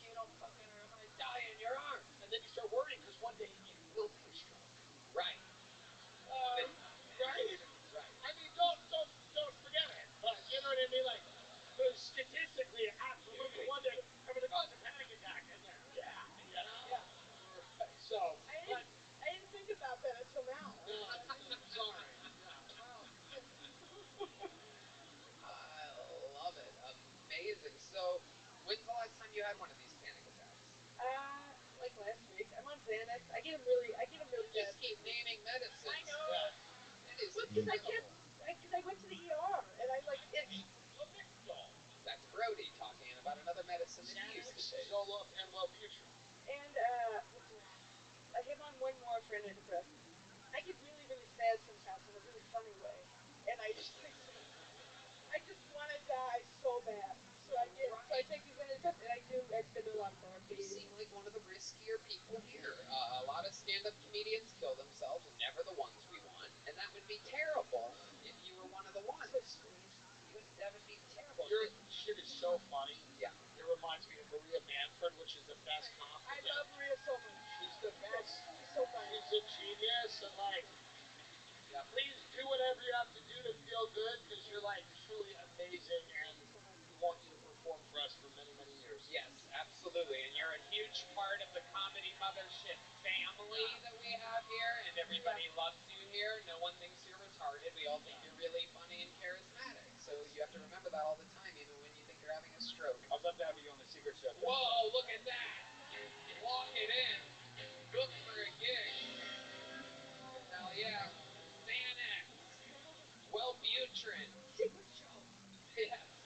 It just keeps getting worse and worse. Instant depression activated after your spot on I'm Thursday. really excited about it. I haven't even make it seem like that. It's amazing. The ceilings are so high there, you can't hang yourself at the sunset. Right.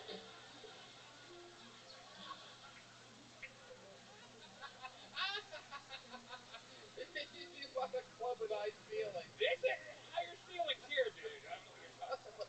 Still set. But it's higher ceilings. Okay. Ryer, we fucking love you. Everybody loves you. Ryer cameraman, everybody. What a magical little show this is. All different shapes and sizes and she's and theys and fucking everything. And that's just all the getting was good. Austin, Texas, 3 years ago. Yeah, 500 was like one of my second episodes, I think. Right.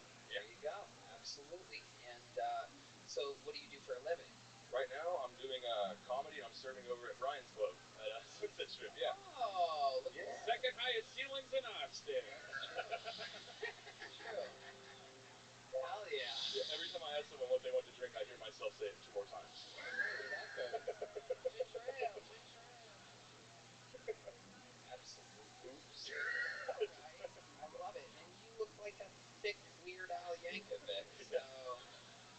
So, what's your love life like? It's going great. I'm 2 years into a relationship now, so it's pretty good. Smashing something other than watermelons. I see. Dude. Fat Gallagher joke. Yeah. Old Fat Gallagher here. Yeah, she's from Laredo. She pronounces it Laredo, which is fun. She's Latina? Yeah, she is. Whoa. Yeah. How often does she start arguments with you? I'm at the point where I put AstroTurf in the living room just so she'd sweep more. Does that make any sense? No, it doesn't. She doesn't. I'm trying to figure that. Yes. The AstroTurf would stay. No lawnmowers inside is typically what I have to say to her. No, this is bad. I'm sorry. I'm pulling out of it. Okay. Pull out of it. Yep. You do that with your Latina girlfriend? I have to. Yeah.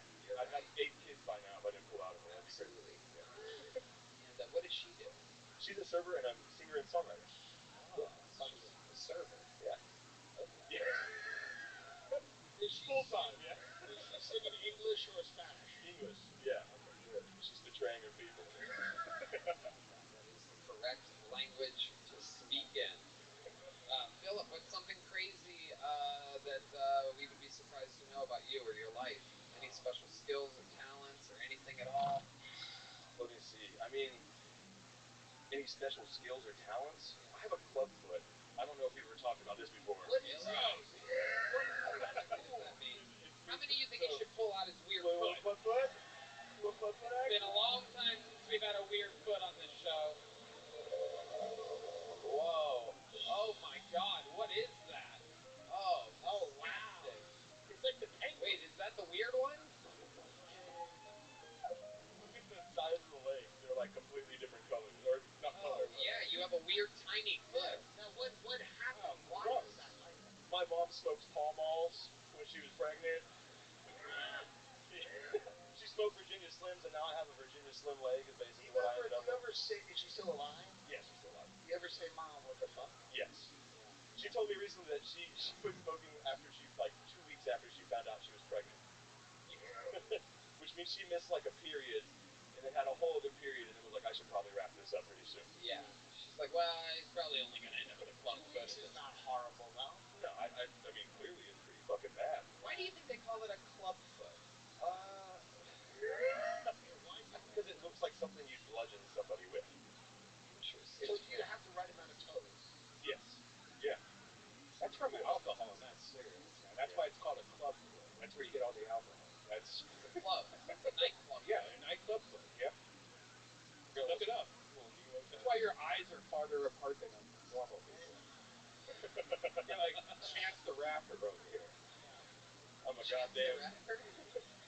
You're saying his eyes are farther? Yeah, look at his eyes, man. That's alcohol. At least you know when your mom was pregnant, she had a good time. Right, yeah. That's cool. I'm trying to keep it going. Yeah. Dylan, congratulations. Very fun stuff. You've been on the show before. Here's some Zippix toothpicks. Zip more, smoke less. Thank you. There goes Philip Garcia. We're going to keep moving on. We've got another. We're going to see what we can do here. Make some noise for your next bucket full. Nick James, everybody. Nick James is next on Philso. You guys having fun out there? All right. Here's Nick James, everyone. What's up?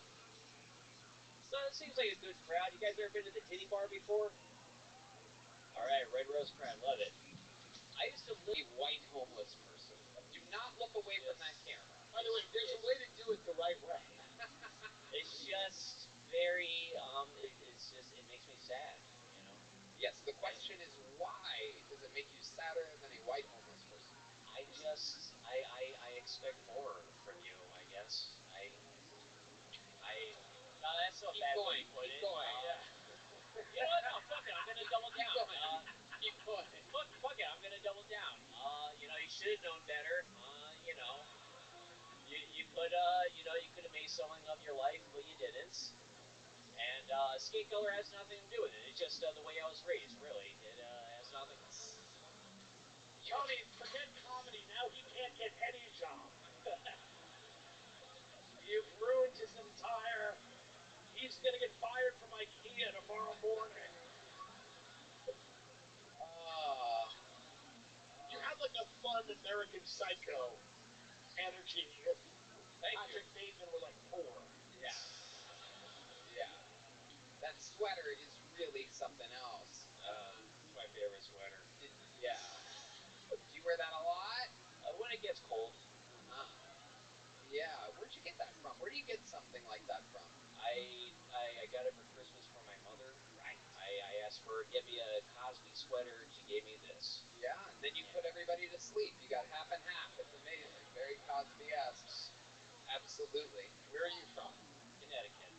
That's right. You have a sense of humor if somebody's from Connecticut. This is incredible. Did you grow up with like rich parents or middle class? You know. What did your dad do for a living? He handle things. Someone set themselves on fire. Get out of the game. And that is such an interesting way to avoid the parking charge. There's the word I was looking for. When they interviewed you, they were like, you don't have a problem watching people burn to death? We found a guy that's perfect for this job. Michael Myers Energies over here. Hey, for $18 an hour, I'll do more than that, man. $18 an hour? That is incredible. You do basically nothing. Oh yeah, but it's full benefits. I get like 2 or 3 meals free out of the day. Do you have a business card? What's up? Do you have a business card? I wish. Okay, let me ask you this though, because it's an interesting job, an interesting position. Sometimes people come to you for you to let them out. Maybe they lost their ticket, maybe this and that. Have you ever been bribed or anything like that?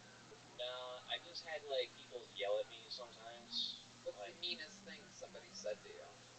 Why won't this fucking thing work? Wow. Wow. And this is the time when the detective goes, and you don't know anything about the 3 bodies in your house. You don't know anything about that? That one thing? Yeah, ever help you solve any, Do you live in Texas? Currently, yeah. Currently, as in you're thinking about moving soon? Potentially. I still got another 7-8 months in my lease. You know, we'll see until, like, if I run out of money by then, I might have to move. So where are you thinking about moving? Where would you go where you don't need money? And why do I feel like that haunting music follows you everywhere, not just here? I don't know, man. I'm just white like that, I guess. What was my question 2 questions ago? Where would I go? Yeah.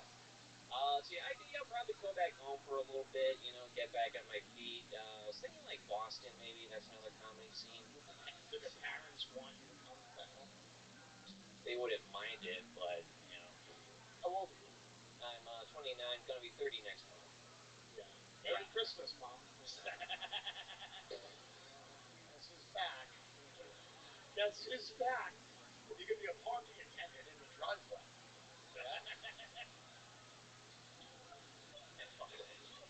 Well, Nick James, you've been on the show before. You got a little joke book? I did. Okay. There you go. There he goes. Nick James, everybody. I got another one, right? We're flying through them tonight. We're going to get another one up here. Another chance. The bucket of destiny has spoken. Big noise for Stephanie Robertson, everybody. Stephanie Robertson. We make our smooth descent. Thank you, yeah. How's everybody's Thanksgiving? Oh, you guys are honest. Good. That's nice. Yeah, mine sucked too. My parents pulled out the baby photos, you know how they do against your will? And I was looking through my nursery album with my twin brother and I realized my mom themed our nursery after Noah's Ark. I like this part because I can tell who's read the Bible. You godless sons of bitches, what the fuck? Yeah, well, apparently my mom didn't know either.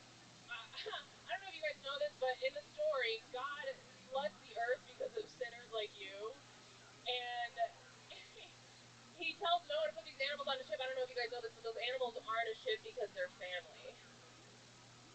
Yeah, they're there to fuck each other. Yeah, and so I was like, Mom, what were you thinking? Putting my twin brother and I in a crib under these pretenses. Did I run out of time? It's a 0. I don't know. What am I looking? Am I still... Sorry. Oh, fuck me, you guys. Okay. Just go ahead. Yeah, go ahead, talk. There was nothing that was good that was going to happen anyway. Nothing happened during the 60 seconds. That said 0 the whole time, which is how many punchlines you have. Bogus. Yeah, I know. I fucked that up. I've never practiced a 1 minute. Okay. Yeah. How long have you been doing stand-up? 2 years. 2 years. Yeah. Where at? In Chicago. Chicago. Yeah. You're just visiting us? Yes, I am. This is my first day here. First day Or here? second day, yeah. Day. Day and a half. Okay, how's it been going so far? Pretty good up until this. You know what I mean? Yeah. Okay. So a minute, and nothing in a minute. How many minutes does it take for you to get to something? That's a fair question. Couple maybe? Sure. Well, I don't know. How long was that out for? Goddamn. It was a minute. When you said, is that a minute? It was about 57 exactly a minute. seconds. Okay. And then the cat came in. Yeah. The clock was rolling. Yeah. You want to keep going with the Noah's Ark thing? Yeah, how does it wrap? Okay. Was the joke just 40 more days and nights exactly, or?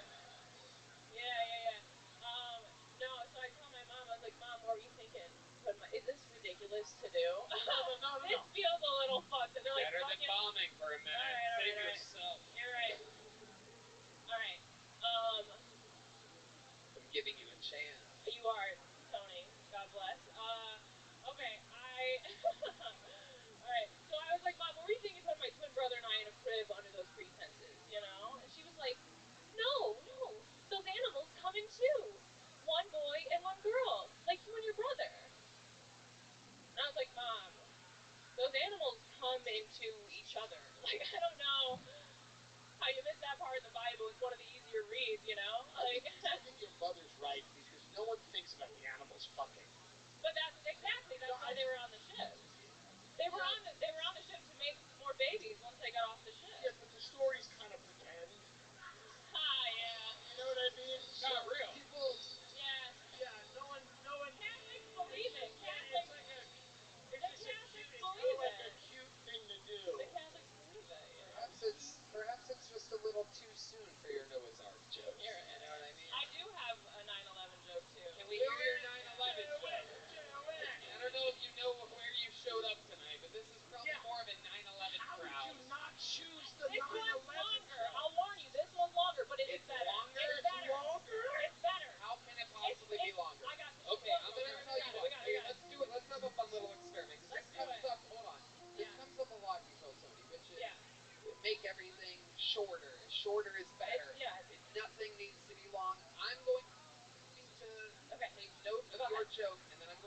what parts you can edit out afterwards. Okay. So we cried in school, and then luckily my brother came out as gay in high school, you know, and so that was cool for him, except for it made my mom cry a lot. And I was like, wow, Steven, you were you were in hiding, you were gay. Oh, fuck me, you guys. All right. I was like, oh my god, what a humiliation, you know. No, this is good. Oh my god. No, it's fine. Finish You want me to it. keep going? Okay. God damn it. All right. Okay. So he cried. He was gay in school. It made my mom cry a lot. He made my mom cry a lot. You know, or it made my mom cry a lot. She was crying like it was 9/11. Oh my god. I didn't like that she was crying. I didn't like she was so upset that my brother was gay. And so I was like, maybe I should fuck with her and tell her I'm gay too, you know? Because my brother and I are twins, like the towers. Stay with me, please. And I just love the idea of being like, Mom, I'm gay too. And then she'd be like, oh, they got the second one, you know? Hold on, I'm not done.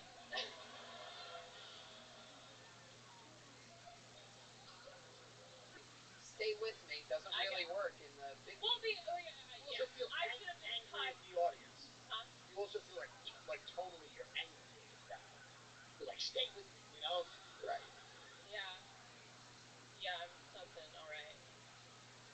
Do you love stand-up? Do you love doing this? Does it make you feel good? I do. I do. What do you do for a living? I worked at a venue, an entertainment venue up north in Illinois. Okay. Is it a comedy venue? No, it's like all arts. Okay. Yeah. All right. What do you do there? I book shows. Okay. What do you do for fun? I go outside. I like nature. I like swimming. I like the lake. Yeah. Who cares at this point, right? No one. My goodness, no, I'm the host. You're right. I get to decide when this ends for you. Yeah. It's unbelievable. I'm like, it's a real power play. You know what I mean? It's something that I really built for myself. I'm just trying to find a redeeming quality about you, something that'll make the people, you know, something we find a special. Maybe you have a special skill or a talent you could show us. Have you ever seen the show before? I absolutely have. Yeah. So you kind of know. I just didn't expect this to even be on it. Right. Yeah. Why would you not expect to be on it if you signed up for it? We hear this all the time. You're right. I guess so. Just, you know, luck of the draw. You hear it every time. The draw indeed. You can't win if you don't play. You also can't lose if you don't play. You played. Am I playing? You're playing. This is it. This is your chance. So like of all the You're making me. Tony's. Yeah. I'm making you what? You make me sweat. Right. Thanks. This is what people sign up for. There's a chance. Of course, you see it all the time. Like, whoa, this person signed up and their life changed. Oh my God, they're just selling out on the road. Yeah. And then there's the risk reward. The show could be called Risk Reward. Let's change it. It could be called that. But it's not. It's not. It's still Tony. It's not. It's called Kill, and then the guy who decides how much longer you're out here for. Oh, here, we think she's gonna play a song. It's just a little bit longer, like your setups. Is that Tony? That's enough. Red Band, that's enough. Tony, Lisa Loeb. Is that the advice that you wrote down on that paper among all the other things? Is to cut it up? There was a lot. You don't need the when you were alive. You don't need the Osama hiding. You don't need the brother in the basement. You could do a brother in the closet joke there, though. You could punch that up. And then he came out as gay in high school, went down like the two towers. I already had that about 30 seconds before you said it. That your brother went. And then there was she or he. She. Okay. And then my old hookup was in town, and we got bored at a bar. Bored at a bar? What were you doing? Telling jokes? Yeah. Hear what I want to it. You're funny. That's funny. Shit, Stephanie. I don't know what to do with you. I know, Tony. It's upsetting, isn't it? Everyone back at home is gonna see this. That's like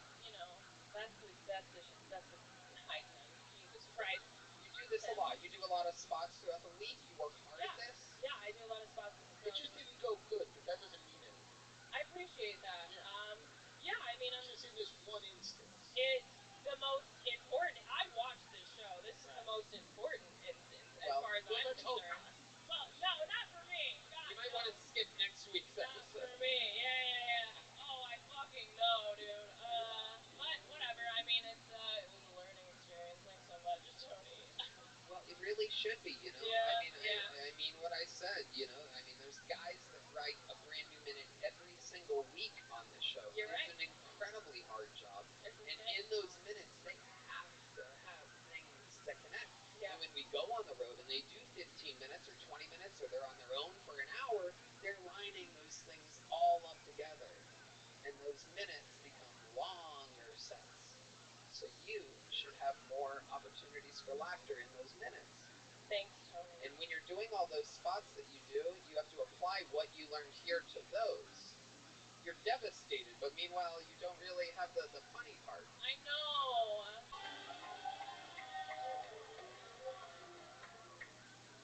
I was born in motherfucking Corpus Christi, y'all.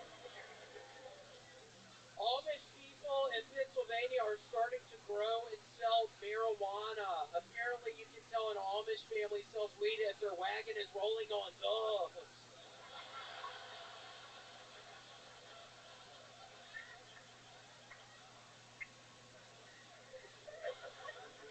But seriously, I bought some, and the only problem seems to be the delivery time to Austin is 8 months.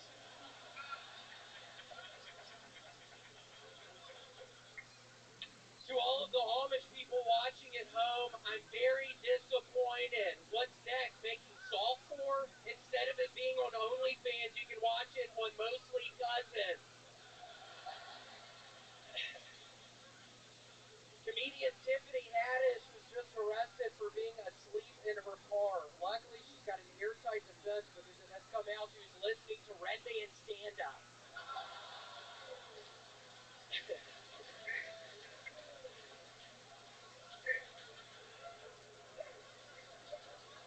I'm starting to think we should let the police go back to abusing our civil rights. For a while there, I was pretty upset about the neck stoppings, but with all the random violence and crime, it's probably worth a few Rodney King whack-a-mole exhibitions to get society back in line. Okay, that's my time. Thank you. Boom. Boom. Boom. Boom. Again and again and again. Somehow never disappointing. Always coming in over the top. The great William. How about one more time for William? A thankless job closing these fucking shows with authority. Start clapping! Yes! There you go. You sound like your woman. Tony, I swear to God, I am a changed man. This past weekend, I swear to God, I discovered a cereal called Kellogg's Oat Bran Buds. Tony, I took 4 shits earlier. I feel so much better. I had so much fecal matter in my tummy area, I guess. Tony, I swear to God, I took 4 good shits earlier. Wow, how much of this cereal have you been eating? I ate a big-ass bowl last night. I ate a big-ass bowl in the morning, so I'm eating 2 big bowls. It has 60-something% of your daily fiber. So I'm eating probably several servings, but it has gotten me. I don't know. It's just cereal. That shit was... It's Kellogg's what? All brand Buds. I don't know why. Why is it Bud? I don't know. They're just these little pellet-looking things. So. You're basically eating... Oh, that's gross. Dude, all you eat is fucking pellets, you sick motherfucker. Yeah, at the hospital. That's what he asked for. Y'all still have the buds? Y'all still have the little pellets? He's always fucking... He pretty much lives in the hospital these days. People don't even know that. At least I wiped my ass after eating some great stuff. He lives in a fucking hospital right now. Red William Man wipes is his dying. ass. He has a new mega deal with Dude Wipes. This is all happening. And I was thinking earlier, I was actually using the Dude Wipes earlier to wipe my butthole. And Tony, I promise, I had this realization last night. I think I'd said in the past I stopped wiping my butthole because sometimes I would be wiping and there would still be doo-doo on the fucking toilet paper. I don't know, 20 minutes into it, and I made a discovery last night, Tony. It was starting to happen with the dude wipes, and I get up and I look at my asshole in the mirror. I do it all open. There was some piece of shit in my asshole, Tony. So it must have been I wasn't getting all the doo-doo out my butthole, and I was just, that's why I could never finish wiping my butt. Like a 3-year-old. I'm opening up my fucking, hold up here right now, man! Trying to get deep with you up here, man! Fucking idiot. Was strings attached to everything, and I don't know if y'all are used to dealing with strings in a 1,000-piece puzzle, but that was really messing me up. I was hitting that fucking 1,000-piece in record timing, and I get to all these fucking just ropes all on this junk truck, and I'm thinking, what the fuck am I supposed to do with all these ropes? I mean, all the luggage is looking the same, Wow. I love that. You should do more puzzles. You describing the puzzles thing, I mean, that's an instant hit if you ask me. You just have all these strange things that happen organically all the time. I mean, people are out there wearing Kirkland signature shirts. They're out there. Where are they? Can you raise your hand if you were one of those people? Not here tonight exactly, but I mean a lot on the road. I was going to say, get the fuck out of here, Golden! Runs against his own fan. My goodness. So you're eating a lot of fiber, everything's good, you're killing. I counted literally 9 more punchlines than the girl that was on in front of you. An incredible statistic. She had a rough go of it. Yes. Yes. She's 6 months away from a shot at redemption. That's right. That's what I like to call a storyline. You know what I mean? A real shot at something. Now, if she goes bad again, I mean, let's just face it. It's gonna. Someone's gonna. I don't know exactly how to tie one of those ropes properly with the fucking thing. You know what I mean? Like the perfect. That seems like a tough knot. And I'm gonna be honest with y'all. It was a couple of Wednesdays ago. It was my cousin and I. We double teamed that bitch. I mean, it was a blackout Wednesday. Holy shit, she was blacked out. Yeah. No, I get it. William, I mean, I don't even know what else to possibly say. Before we go, is there anything else you're passionate about this week? I'm getting rid of the escalator in the apartment. Whoa, you just got that escalator. A lot of people don't know this. He signed the Dude Wipes deal. That is real, by the way. The Dude Wipes deal is real. And he took the money and decided to build an escalator in his apartment. Now, this is not a joke.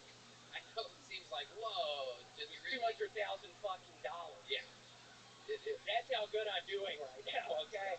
He spent $200K on an escalator. His apartment, it's not in his apartment. He lives on the 2nd floor. He put it outside to go up to his apartment. So That's good. That's awesome.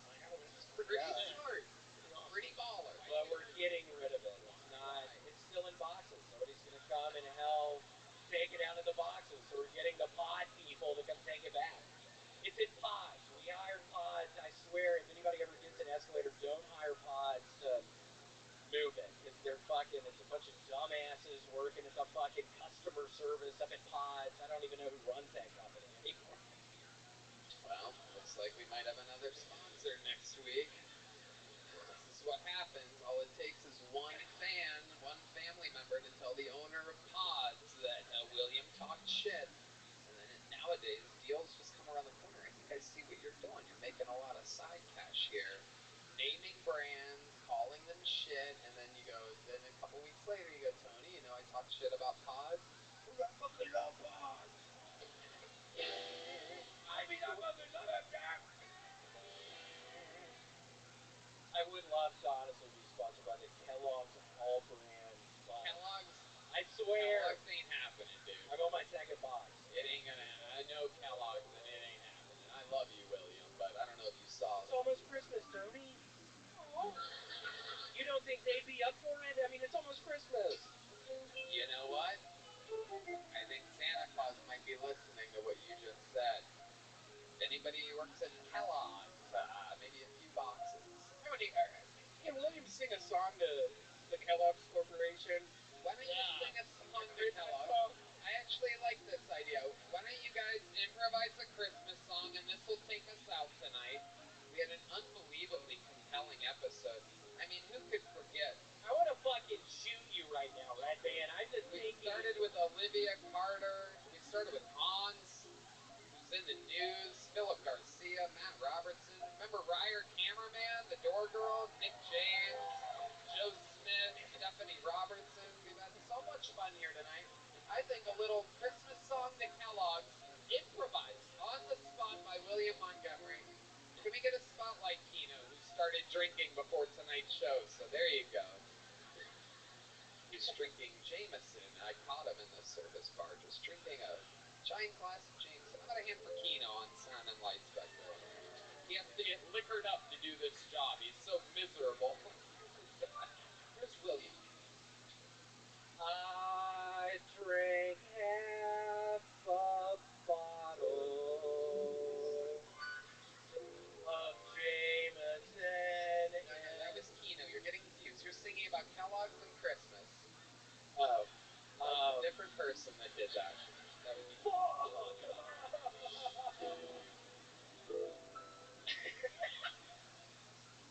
I ate 2 bowls of Kellogg's on Christmas Eve last year. It was 2 with blueberries and milk. My mom was missing, as always on Christmas, but we had Kellogg's all Christmas. I love Kellogg's on Christmas. It's wonderful. Kellogg's on Christmas is one of my favorite Christmas things to do when my mom isn't home. But I love Kellogg's on a snowy Christmas. Sometimes you eat Kellogg's on Christmas. Sometimes you don't get Kellogg's on Christmas. But next year, if you really pray to Santa Claus, he will bring you Kellogg's next Christmas. Yeah! Wow! I mean, Hootie Hoo has been called on the field. How loud can this place get for William Lights Out Montgomery? Hell yeah! And how loud can this place get for one of the greatest of all times, Tim Dillon, everybody. TimDillonComedy.com, the Tim Dillon Show, available everywhere. Truly, one of the funniest fucking human beings on planet Earth. Such an honor that we're still able to get fucking a guy like you to go from Carnegie Hall to fucking dealing with goddamn people pulled out of a bucket. The drawing from Ryan J. Ebelt is in. It's unbelievable. Let's look at the drawing from the great Chris Rogers. Ooh, William Montgomery. How exciting. That's up for auction. There's exclusive Kill Tony merch for sale in the lobby on your way out. There's still a very, very few tickets available for December 30th. I'm on tour, New York City, Clearwater, Florida, and all of January through June. How exciting. Check out the Sunset Strip, atx.com. See the Secret Show every Thursday. We have shows all week. Shout out to Gel Blaster, Red Rose, Yellow Rose, ConnectMobileHealth.com, NinjaBuses.com, Hall Law Firm, and Austin Security Guard Service. We love you guys so much. How about one more time for the best damn band in the land? That's Matt Mueling on the electric, John Dees on the keys, Michael Gonzalez on the drums, Paul Deemer on the horns, and one more time for D. Magnus on the bass guitar, everybody. We love you guys. God bless Texas, and God bless the United States of America. Good night, everybody.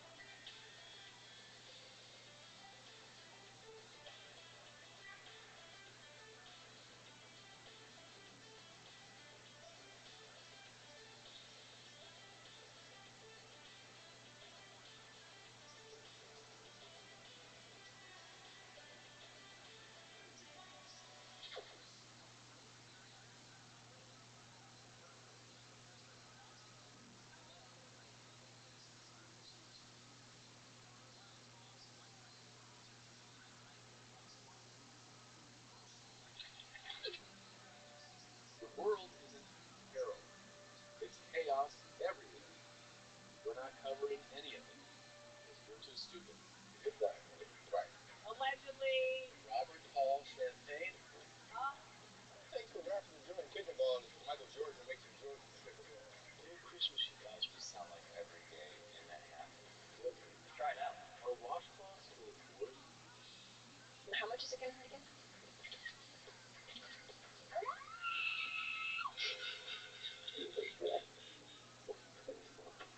Ever heard of the Pulitzer Prize? We sure haven't. Go to YFAstudios.com to get your tickets right now. Hey y'all, it is a super duper digital event like nothing we've ever done before. A 2-night experience unlike anything in Kiltony history. Go to KiltonyLive.com and get your live streaming tickets for the 2 arena shows. So much insanity.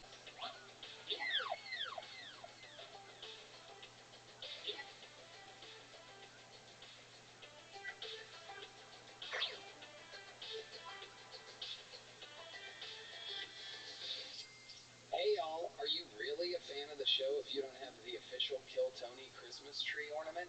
I mean, even if you only celebrate Hanukkah or Kwanzaa, now is the time. Go to killmerch.com, take one of these ornaments, stick it to your menorah, or whatever you possibly have. Maybe some of you have palm trees or a cacti of some kind.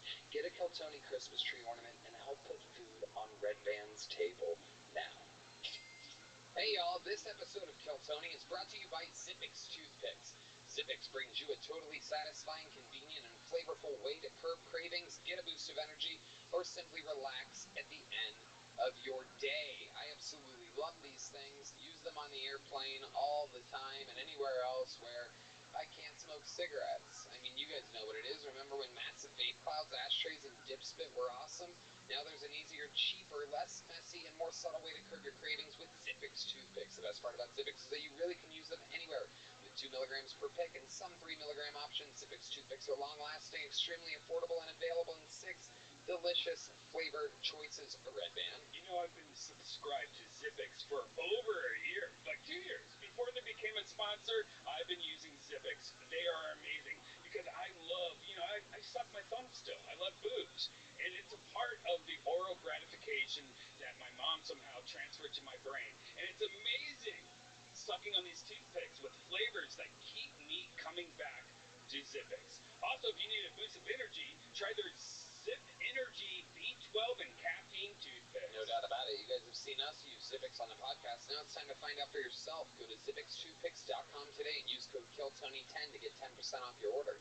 That's ZippixToothpicks.com, promo code KILLTONY10. Must be 21 or older to purchase. Zip more, smoke less with Zippix Toothpicks. Hey everybody, if there's any organization nerds out there, listen up. We've got the perfect holiday gift for you. The Skylight Calendar is a smart touchscreen calendar and organizer for all your chores, groceries, and to-dos. It automatically syncs all of the different digital calendars and events your family uses and shows them all together on one beautiful touchscreen display. Skylight Calendar is the best way to give your family peace of mind to enjoy the things that matter most. The Skylight Calendar syncs events from your already existing Google Outlook and Apple calendars. Add events directly using the touchscreen or with the Skylight mobile app. That's what I do. I have mine bumping. I use it all the time. I have all these cool pictures in there. And the Skylight Calendar syncs events from your already existing Google, Outlook, and Apple calendars. And add events directly using the touchscreen or with the Skylight mobile app. A Red Band. And with color-coded events visually mapped out, you can plan your week while you coordinate everyone and everything easily. It even turns into a digital photo frame when not in use. If you don't love your Skylight Calendar, you'll receive a full refund with a 120-day money-back guaranteed and free returns. Skylight Calendar is a no-brainer. As a special limited-time offer for Kiltony listeners, get $15 off your purchase of a Skylight Calendar when you go to skylightcal.com/Tony to get $15 off your purchase of a Skylight Calendar. Just go to skylightcal.com/Tony. That's SKYLIGHTCAL.com/Tony. Hey y'all, when you're spending all of your money on presents, save on your food budget with HelloFresh. HelloFresh is America's #1 meal kit. They send pre-portioned ingredients with delicious recipes straight to your door.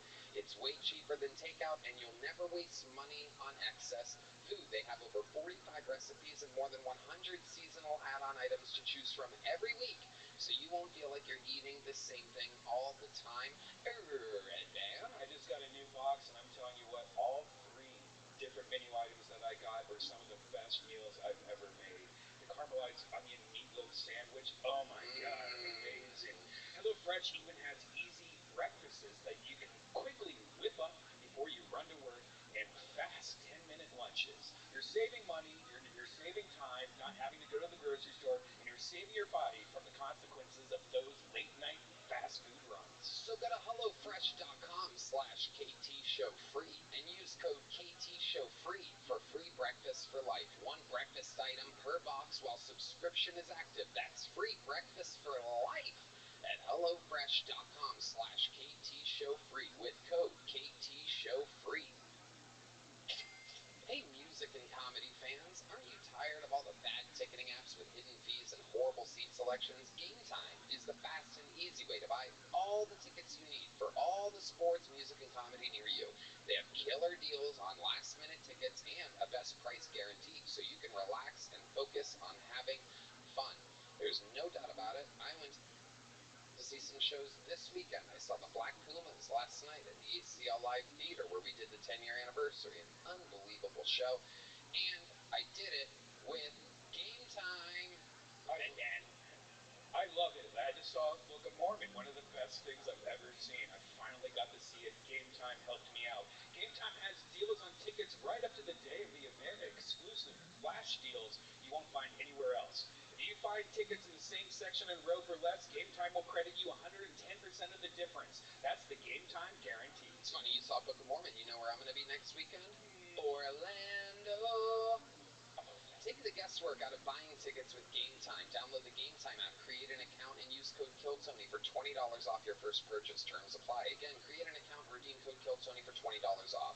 Download Game Time today. All last-minute tickets, lowest price, guaranteed.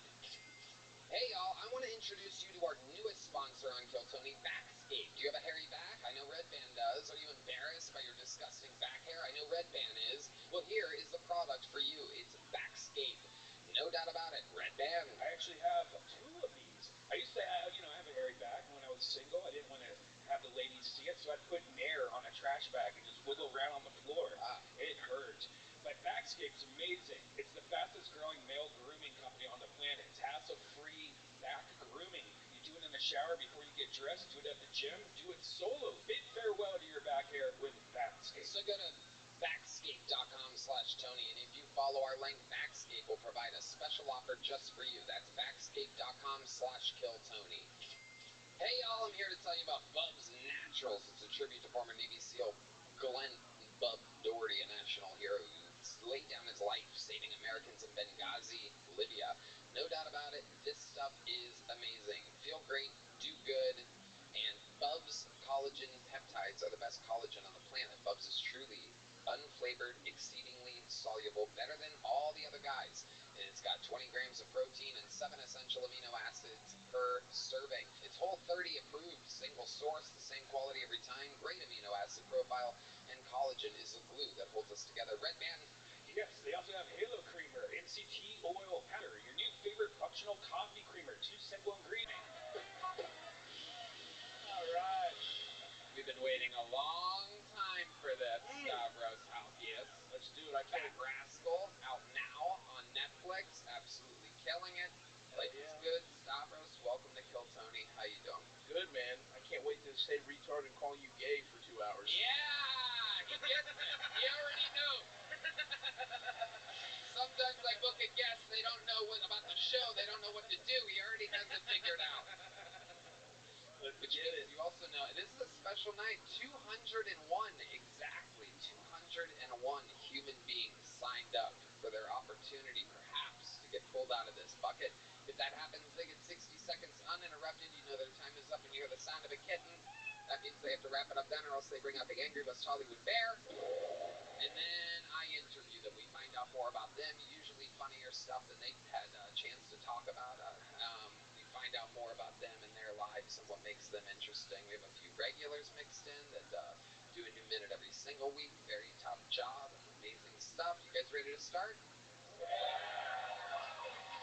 Austin, Texas. So you ready to start tonight's episode of Kill Tony? All right. I'm going to pre-pull a name. We're going to get them from the bar next door. And while that happens, we have one of our greatest regulars in the history of the show here to start tonight's episode. He writes and performs a brand new minute every single week, headlining all around the fucking world. Sold out shows, adding shows. I have his location on my phone. I watch him. I see him. He's coming in hot from Seattle today. He was at the SeaTac airport at fucking 2 p.m. today. I'm excited to see what happens. You guys know the words of the song? Let's see if you do. Hot Kim, everybody!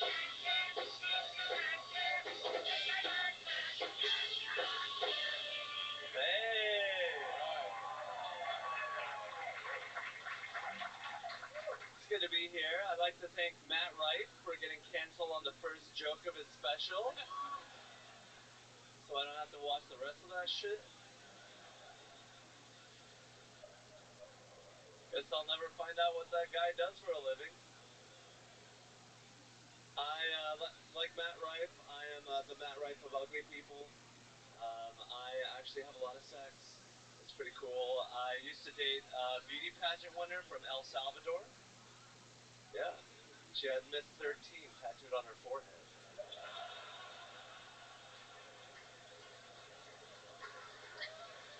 Thank you. What's up, man? I hate poor people.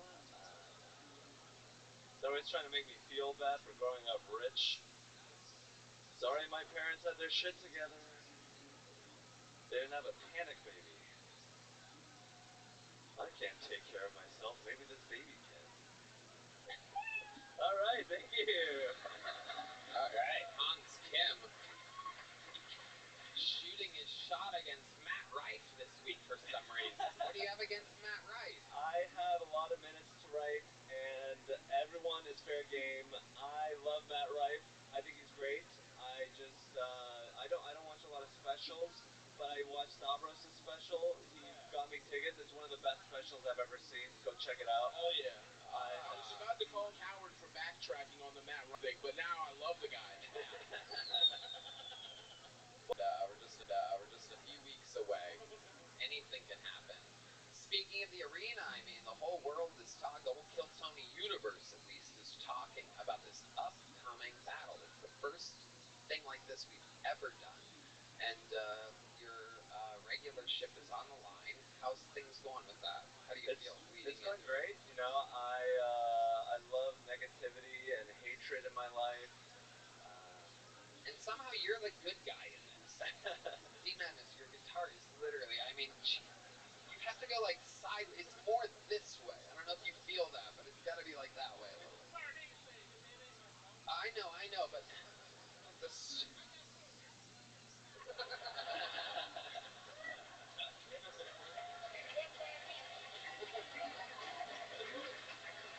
Alright, that's right. I'm gay and I'm an asshole, everybody. I love it. Welcome to my show, everyone. Welcome to the Gay Asshole Show, everybody. Here I am.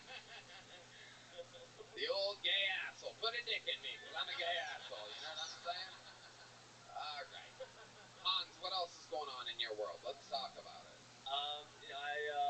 I recently installed a bag of water above my bed, and I'm sucking on that. That's pretty cool. What the fuck are you talking about? This man lives like a hamster. Do you put wood pellets in your fucking bathroom too? You just shit directly on the floor, Hans? Is that Korean efficiency? He has little tunnels in his whole place that he just crawls through. You are what you eat. You eat hamsters. I mean, yeah, I'd give it a shot. I love it. So, let's get into this more. What the fuck do you mean a bag of water over your bed? I got them. How are things with the girlfriend? She's great. You know, she's very American. I'm Asian. You know, she, I'll ignore some of the nice things I do for her. She's like, oh, you're here? Oh, can you give me some water? And you're like, here's my tooth. Just take it out of your mouth. Yeah, I put a water bag above her bed. Are you fucking serious? Yeah, Well, yeah. I mean, she has her own house. I live at my house. It causes a lot of stress because she likes to spend a lot of time with me. She does. Yeah. That's an ongoing theme. Yeah, it's crazy. It's like I'm a podcaster by nature, and she's just taking away all my podcasting time. But no, she's uh, A podcaster by nature. So let's talk more about this water bag. Do you drink it all in like one night? Do you refill it? Do you let the water sit there for a few days? How long does it take you to get through this bag of water? It's like 5 days of water just hanging above my head. Wow, that is incredible. Yeah. Why? What the fuck? You don't want fresh water, motherfucker? Well, if you have a cup, you have to like turn over and like make sure you sit up and drink it. If you have a thing, you just like lay there and just suck on it. Oh my! But that's cold. That's room temperature water, but gross. It's just like you're just like when you're laying in bed, the thing that gets you out of bed is like dry mouth. So now I solved that. The thing that gets you out of bed is dry mouth. You have a tube you piss into as well? Yeah. Is this a perfect cycle? Yeah, dude, that's the next thing. You need fucking filtration to piss into, and then you just drink the water. And then it's infinity days, not 5 days. You're just your own human centipede at that point. You don't ever need to do anything. And then, if you add a podcast mic into the mix, you can literally just do everything from there. A Zoom screen across from you, have everybody zoom in. Your annoying girlfriend can stay in the room with you and feel like you're with her, right? She can keep an eye on you. Right. I thank you for this advice. I know you're joking, but I might actually do it. I want updates on it. I'm excited to find out how it goes. There he goes, ladies and gentlemen. Hans Kim with a brand new minute, a brand new interview. We found out a lot. Motherfucker's got a bag of water on the wall. You can't make this shit up. I swear, I don't talk to these people throughout the week like, hey, what are we going to talk about in the interview? I find out with you. Like, you can't even write that shit. He's got a bag of water. Like, no sitcom would do that, because they'd be like, oh, that's unbelievable. Who's going to believe that he's sucking out of a bag of water? One more time for Hans Kim. Hans Kim. All right, I pulled a name out of the bucket. This is where shit gets crazy. Anything can happen. It might be the fucking future of comedy. It could be, see that? Get the personality of someone from Wisconsin. Very soft, polite delivery. Yeah. Yeah. Those are the most timid rape jokes I've ever heard in my life.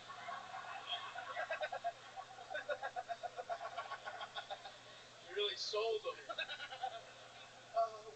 Maybe a lady might, and at night, something bad could happen to her. And am I a Nazi, by the way?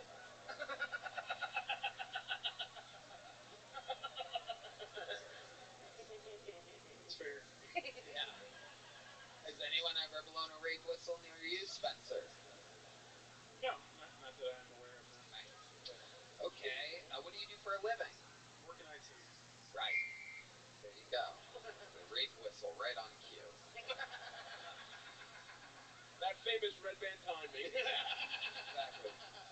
Just how he likes it. A good 10-second delay on a rape whistle so he can come and run and get away with it all. There he goes. No, you don't have to do that. You don't have to hit buttons when you're uncomfortable. Okay. So there you go. Snuck one in there. Do you have any special skills or talents? Have you been on stage before presenting anything? On stage presenting? No. I've done open mics, but with like 20, 30 people maybe. Mm-hmm. Yeah. So the biggest show you did before this was 23 people? No, I've done the open mic, the ship open mic once. The other one, like Creek in the Cave, and did spots where there's like 10 to 20 people. Yeah. Okay. All right, Spencer. What do you do for fun? What's interesting about you? There's stuff too. Like what? It's interesting that you started wood burning. I was trying to like lead with something different that you haven't heard before. Yeah, it was good. I got that wood burning gallery joke. Never done that in 10 and a half years. Okay, go ahead.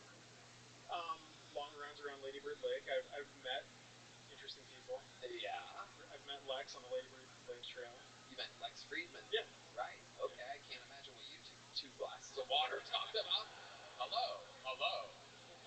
Hello. Hello. Nice to meet you. Nice to meet you. I'm on a run. I'm on a run. You two fucking robots. Just fucking full malfunction. They're just Well, I guess I should be going now. What direction are you running? That way or that way? I'm going to run with you now. It's pretty close, yeah. Yeah, exactly. I love it. So you guys started running together. No, we just like talked that time, and when we see each other, we wave. That's about it. Damn, fucking awesome brag, dude. So I saw him on Sunday. I went past him, but I was running and he was walking, so I didn't want to stop and talk to him, so I just waved. Oh my goodness. I like your style. You are just a fucking old bag of water, you know what I mean? You keep this kind of personality up, you're gonna be nailed to Hans's wall in no time. This is absolutely incredible. No spice to you whatsoever. But you have decent jokes for a guy 7 months in, I'll tell you that. I mean, you're kind of like, I don't know which one of the Culkin brothers you are exactly, but this must be a special time of the year for you. What are you doing for Christmas? Do you have any special plans? Are you going to put up a plain pine tree or something like that? No decorations? I'll fly back to Wisconsin and see family. Oh, yeah, there you go. The old Wisconsin winter wonderland. No doubt about it. Nothing more fun than that. I did almost die once, so that Let's talk about that for a second. That's a good save there. This might be interesting. Yeah, so when I was 11, I crashed an ATV, hit a tree, and then it rolled down on top of me, like into a ditch. And I saw a bright light and everything, and I had that whole experience, and I woke up in a hospital and had to learn to walk again. It took like a week to get out of bed. And now I know why your personality is how it is. This is good. It's brain damage, everybody. Very exciting. I have a master's. I went to grad school, so you did? Maybe if I didn't have that accent, I would be like an astronaut. Are you a Badger? Yeah, I went to Madison. There you go. That's a yes. Yeah. In what? What was it in? I have a master's in IT management, BS in international business. Yeah. There you go. Well, I would say don't pursue that. Keep telling bad rape jokes. Don't start a family and save up some money for retirement. Spend the tail end of your youth in shitty bars, bombing. Sorry, man.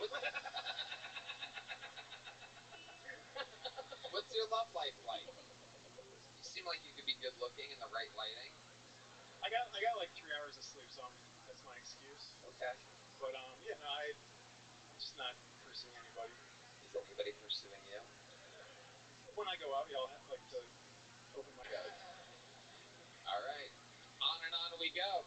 This is a very special bucket full, everybody. I love the fact that this show is so crazy. There's special bucket full, everybody. I love the fact that this show is so crazy. There's so many characters that have been on before that I can reach into a bucket with 201 fucking names and pull out a fucking pretty much a legend of the show's history. This next comedian is had a very famous moment here where she won opening spots with me and with Roseanne Barr. She's an absolute killer. I truly believe, I mean this, one of the top young rising comedians in the world. Make some noise for Celia Contreras, everybody.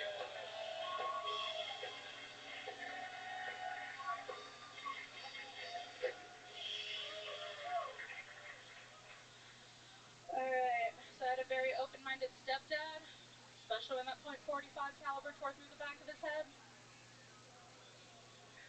It was a hollow occasion, but we know he had a blast, right?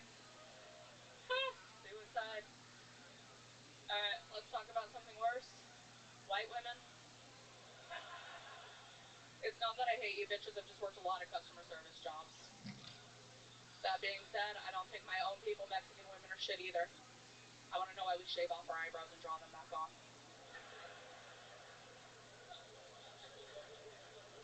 Like, just the audacity of it. It's like, I can do better than God.